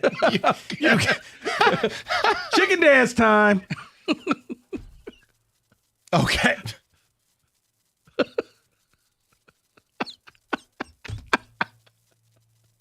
This is good. Everyone is good. They're clearing the deck for the weekend. Love it. That was not on my bingo board for today, by the way. No? When we came up with this topic, I was like, the music between pitches in baseball. Let's go to Jason, 97.1. Yes, Jason. Good afternoon, guys. Afternoon, I'm sorry Jason. I'm sorry I'm late to the party. I got something for Rico real quick after the topic. Okay. But my biggest beast is the NCAA. They're a clown car. It's been 2 years since Michigan got caught cheating. I mean, where's these suspensions at or vacated wins? If not, say you're not going to do nothing, just not do nothing. Well, all right, there's a couple things. One, I'll never argue with you that the NCAA is anything other than incompetent. But in fairness, I can't believe I'm saying this. Jason, they fast-tracked this whole thing. Otherwise, it would be 5 years. Mm-hmm. Now, if you want to blame anybody, I think you can go back to that scumbag Charlie Baker. I think you can go back to Tony Petitti. They allowed it to happen in real time. But now, Jason, what do I think's going to happen is the next couple weeks. I think you're 2 weeks away, 3 weeks away from hearing the COI and what the penalties are. But see, that's the time frame. I Sorry. think for Jason, it's the fact that they literally got caught with their hand in the cookie jar, and it should have been handled right then and right there. Instead, okay, we're going to put you through the process. No, crumbs are still all over their face. Yeah. They ate the cookies right in front of you, and then did a documentary bragging about it. It'll be a 6 o'clock Friday news dumps like everything else. But Probably. Rico, I got in the car when you were joking with Mike about his funny Uncle Mike moments. Yes. The moments can make Mike cry and be proud of his nephew is when, you want to go to Chuck E. Cheese to play video games, whatever, when he wants to go to Costco. Mike will lose it and That's cry. right. You'll have a good weekend. Jason, we will dominate the meat department. It will be a gala event. Uncle Mike, what's the difference between this hamburger and this hamburger? I'm glad you asked. Son, let me tell you. Okay, that you serve that to when you don't like people. This is what you serve your family. This is what you buy the people he likes. Let's go to Jeff, 97.1. Jeff, what's going on, buddy? Hey, guys. Hey, Jeff. The thing I can't stand is these national sports shows. They do these lists about who's under the most pressure, like what quarterback or what coach. The hot seat. Anybody who's ever played, you're all under pressure. These guys are making huge amounts of money, even if it's a lot or a little. They're all under pressure. I can't get over these lists. I just want to hang up. I want to turn off every time I hear it. You know what's interesting, Jeff, and I agree with you totally, is just about every coach in every sport in every city is one bad year from getting fired, if you really think about it. Go out and go 3-9 and see if you keep your job in college. Yeah, Kirby Smart could survive it, but not many others. Right. Yeah, go watch a 13-year-old like I'm about to play a travel baseball game. That kid feels all the pressure in the world too, like everybody does. It's just a silly thing to talk about. Yeah, and Jeff, look, and I mean, me saying it is going to sound crazy because, like, yeah, we do a radio show every day, but I think the problem is, like, okay, Rico and I are on 4 hours a day, right? Forget football season where we're doing the extra, products, whatever. But what you're seeing in sports media is they're still trying to cater sports news 24/7, 365. The reality is there's not enough news to do it. So what you end up with is a bunch of filler crap. The list. No, the lists are okay, but not the hot seat. Like hot seat list. Yeah, hot seat. Exactly. I'm with Jeff on this. Everybody's in the hot seat. You're right. Yeah, like, oh, you mean to tell me the bum who's 2-18 at Purdue is on the hot seat? Yet no bleep. I know never will happen, Jeff, but let Dan Campbell go, 4-13. Guess what happens, Mike? You can't say that here. He's been put on the hot seat. How dare you? Just saying. It won't. But if he went from 15-2 to 4-13, yeah, he's gonna be on the hot seat. Let's go to Lorenzo, 97.1. What's up, Lo? What's up? How you been? Good, man. Hey, you're still invited to the cookout, Mike. Thank you. I appreciate I've maintained my status. Of course you have. Man, I can't take it anymore. Every football season, every great game or a primetime game or whatever, Joe Buck and Troy Aikman. Brutal. Oh, dude, listen.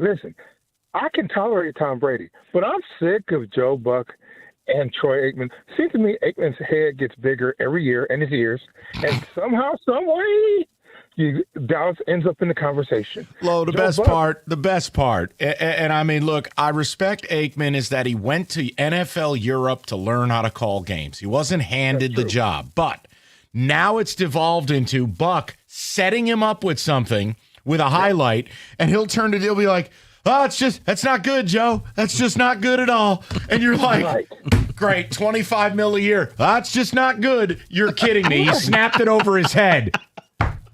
Oh man, it's horrible. It's brutal. Anyway, thanks for taking my call. Sir. Have a great weekend. Lorenzo, you too. But I will say this. In the NFL, in the lexicon of NFL announcers, the one who I am just out on is Collinsworth.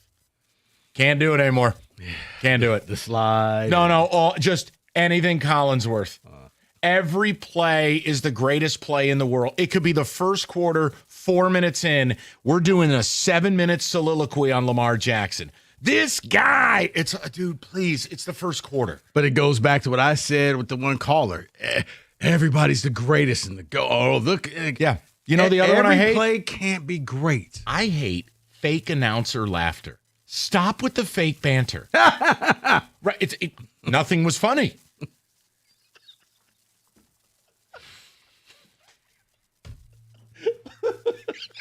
Guy throws a 75-yard touchdown pass, and in the middle of it, oh my! Stop. Just call the game. It's called announcer filler. No, I don't need the laughter. Now, I also don't need you to sound like Brenneman. And there's a deep drive to right. I'm like, no, I don't need that. But gee whiz. Collinsworth on a swing pass, and he acts like it's the painting of the Sistine Chapel. Come on, man. Or deep fly ball. No, that audio is just... we can't play it right now. We don't have time. But that is still one of the most remarkable clips ever. I may never work again. And there's a deep drive to right. Okay. 248-539-9797. It's 97.1. Hey, guys. Yeah. Well, you know what? Hey! Look here. By the time football season comes, I will be able to sit down in my newly furnished basement that has been remodeled and done by Matrix Basement. They took it. Oh my God, his basement's done. Yes! They took it from nothing to this. We already set up the plan. I met with my guys. It was a free consultation. They came and they gave me some ideas. Then they came up with some drawings.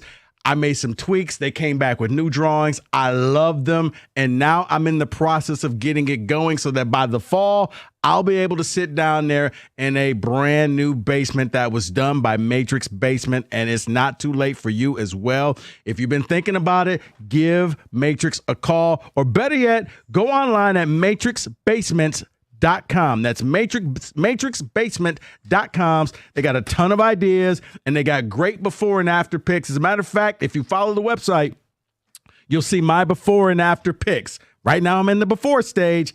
Can't wait for the after stage. Matrix Basements makes it easy to turn your basement dreams into reality.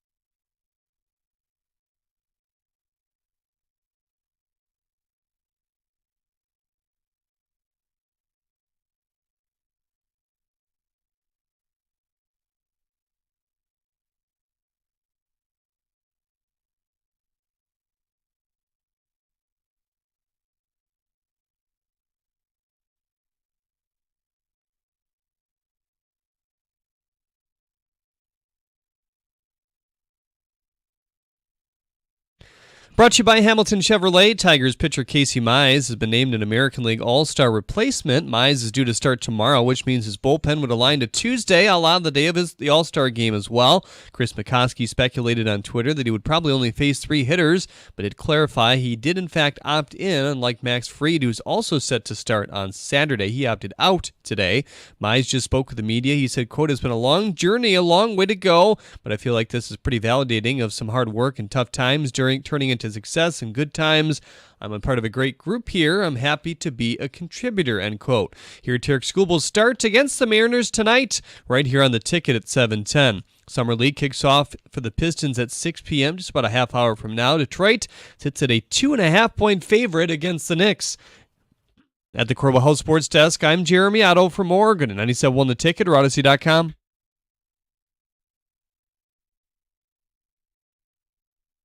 All right. Let's get some damn music. Let's party. A little football today, please.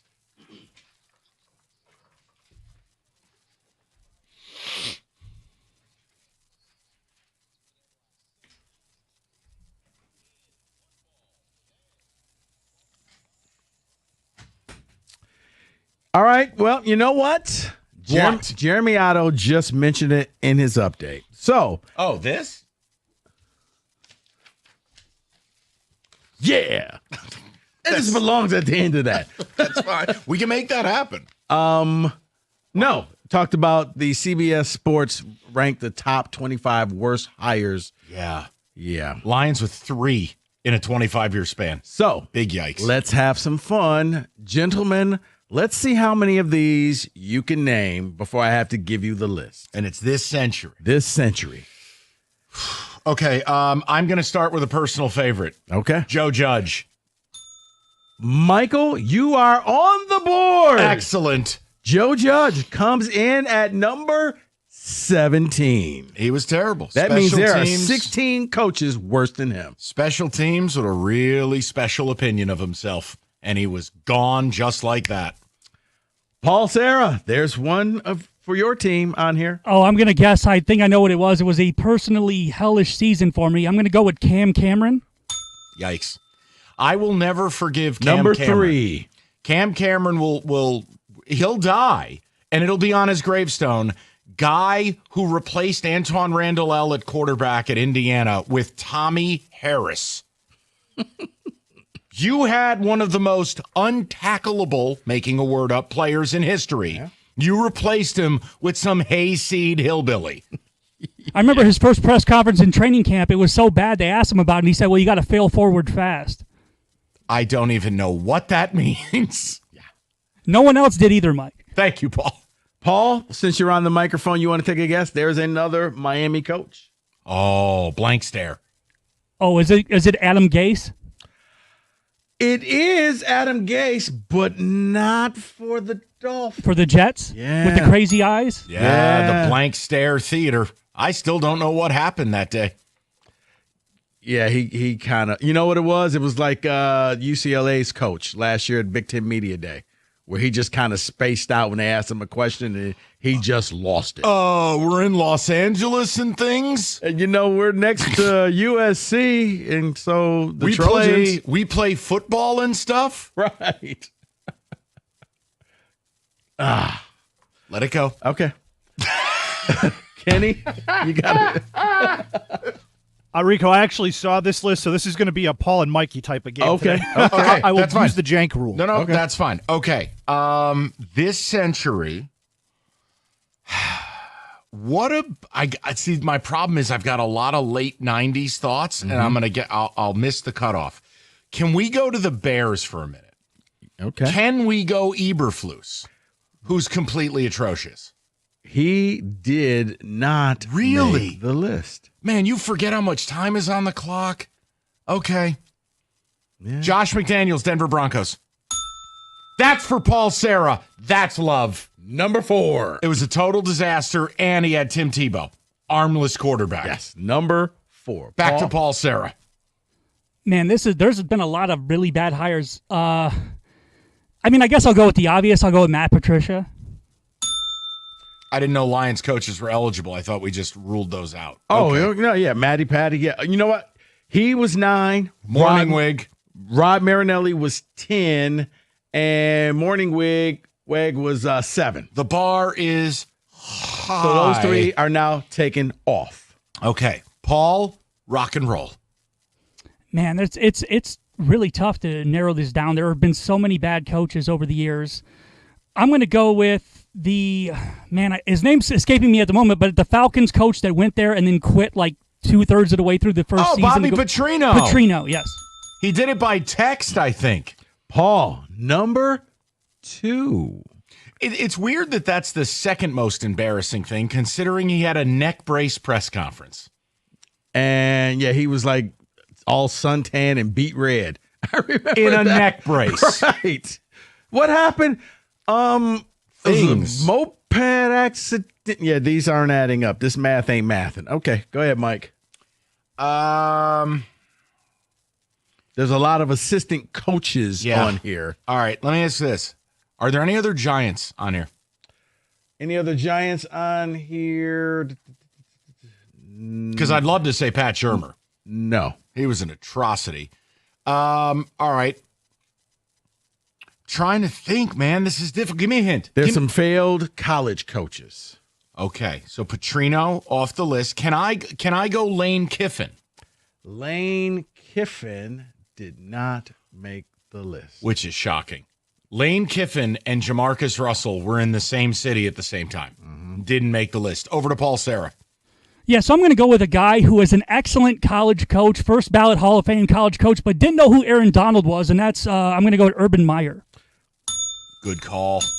Number 1. Nice. There's actually a 1B, Mike, so you can still represent. Well, Urban still had the proctology appointment on the dance floor. That he was having a little fun. Neck brace press conference or the proctology pickup lines? No, the neck brace press conference, because Urban didn't know he was being filmed. You knew you were about to come out to this press conference. Fair. Let me ask this. What about Jeff Fisher, but not with the Titans, with the Rams? No. Good call. Damn. But no. All right, back to Paul. I'm going to go with former Miami Hurricane coach, left before they won a title, Butch Davis. No, there was a former Miami Hurricanes coach, but not Butch Davis. Well, Jimmy Johnson was the 90s, right? Or was that 2000? There was not Jimmy Johnson. There's still another former. He did coach Miami. Well, somebody hire Larry Coker?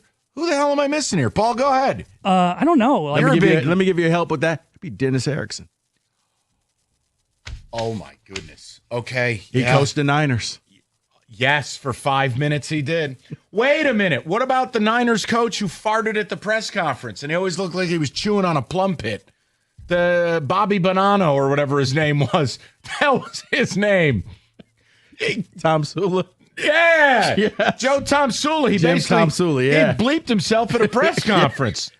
Number 6. Yeah, I'm on the board. I feel like there's going to be like a lot of random Raiders coaches, so I'm going to go Tom Cable. Wow. No. Hold on. Just give Paul kind of the napalm approach. We're just blanketing it with all Raiders hires. No, but that's a great hint. There is one organization that had so many bad hires, they just lumped them all together. Okay. Would it be Cleveland? Yes. Romeo Crennel, Eric Mangini, Pat Shurmur. Yeah. Oh, my God. Romeo Crennel. The problem? He wore his pants. Mike Patino, He wore his pants at his throat. I think that might be why Shurmur didn't show up for the Giants, Mike, because he was taken by the Browns. Rob Jasinski. Yeah, they named him. They listed them all together at number 25. There is a Dolphins coach out there, former college head coach. Wait, I was going to say Joe Philbin. All right, college head coach. Don't overthink this one, guys. We already said no to Jimmy Johnson. Correct. Who the hell did they go to the college ranks and go get? Paul, this is your shipwreck of a franchise. I don't. This is for the Miami Hurricanes? He never got his quarterback he wanted. He was stuck Nick Saban. He wanted Drew Brees. Yes. They put Culpepper over there. Yes. Get your roll on. Because the doctors wouldn't pass Breeze's physical because of the labrum. Right. David, was it David Culley for the Texans? Lovie Smith from the Texans. Timeout. Steve Wilkes. Nope. He was a one and done. How is he not on the list? He was so atrocious. He was one and done. Not on the list. Honorable mention. Not on the list. This might have been late 90s, but was it Spurrier? That was 90s. 90s? Okay. No. Spurrier, Washington. What was it, the year 2000? Yeah, I think so. The Lavernius Coles era. Way to go. He just kept bringing in former Gators failed quarterbacks. Correct. David Campo at 21. Steve Spurrier at 20. At 19, Jim Zorn. Greg Schiano. Total disaster, Tampa, including the end of the games. They kept trying to take people's legs out. Dennis Allen, Rams. I hate Dennis Allen. Steve Spagnuolo. See, that one's tough. You know what? I know he was bad with the Rams as a coach. I said, think Hall of Fame coordinators. defensive coordinator, but man, he was bad as a head coach. Gus Bradley with the Jags at 14. We got Dennis Erickson. We got Now, Gase. question. Hugh Jackson. Mel Tucker was only an intern with Chicago, correct? Correct. Because he was atrocious, too. He was, but he wore shorts. And that's when Mel Tucker had hair. He wore shorts in Miami. Hugh Jackson, Cleveland at 11. Art Shell, Raiders. Wait a minute, whoa. Art Shell was 1993 with the Raiders. They did an Art Shell redux? Yeah, they did it again in like the mid 2000s. Yeah, they brought him back. Why am I spaced out on this? What was Art Shell, 80 by the time he took the job again? Because he was the coach in 93 when they made the AFC title game. He was being puppeted like Weekend at Bernie's, Mike. His second stint happened in 2006. Because he was old in Al 93. Davis took him out of retirement. The home? Yeah. Wow. They averaged just 10 points a game. Shocking it didn't go well. At 5 is Nathaniel Hackett for the Broncos. And then we got Josh McDaniel, Cam Cameron, Bobby Petrino. The one we missed, Bill Belichick, Jets. He was there for about 2 days. That doesn't count. He dovetailed out just like Rich Rod at Bama. Come on. Never forget, Rich Rod was the head coach at Bama. He was. For about 5 minutes. He was. And what was the guy from Notre Dame? And then he got busted at the strip club. No. George O'Leary lied on his resume. Yes, he did. Okay. That was not the booby bar. Wait, which one was the guy was at the strip club yelling "Roll Tide, roll"? Okay, no, that was Mike Price with a prostitute. And he said that, and I'm not going to say what he said because it'll turn into a drop, but he said something was rolling and we're going to leave it alone. Roll Tide, roll. That was when he was at Wazoo. He takes the job. He gets with a prostitute. And he says... No. Okay, nobody's listening, Mike. No. We're in commercial. Both of you can go to hell. 97.1.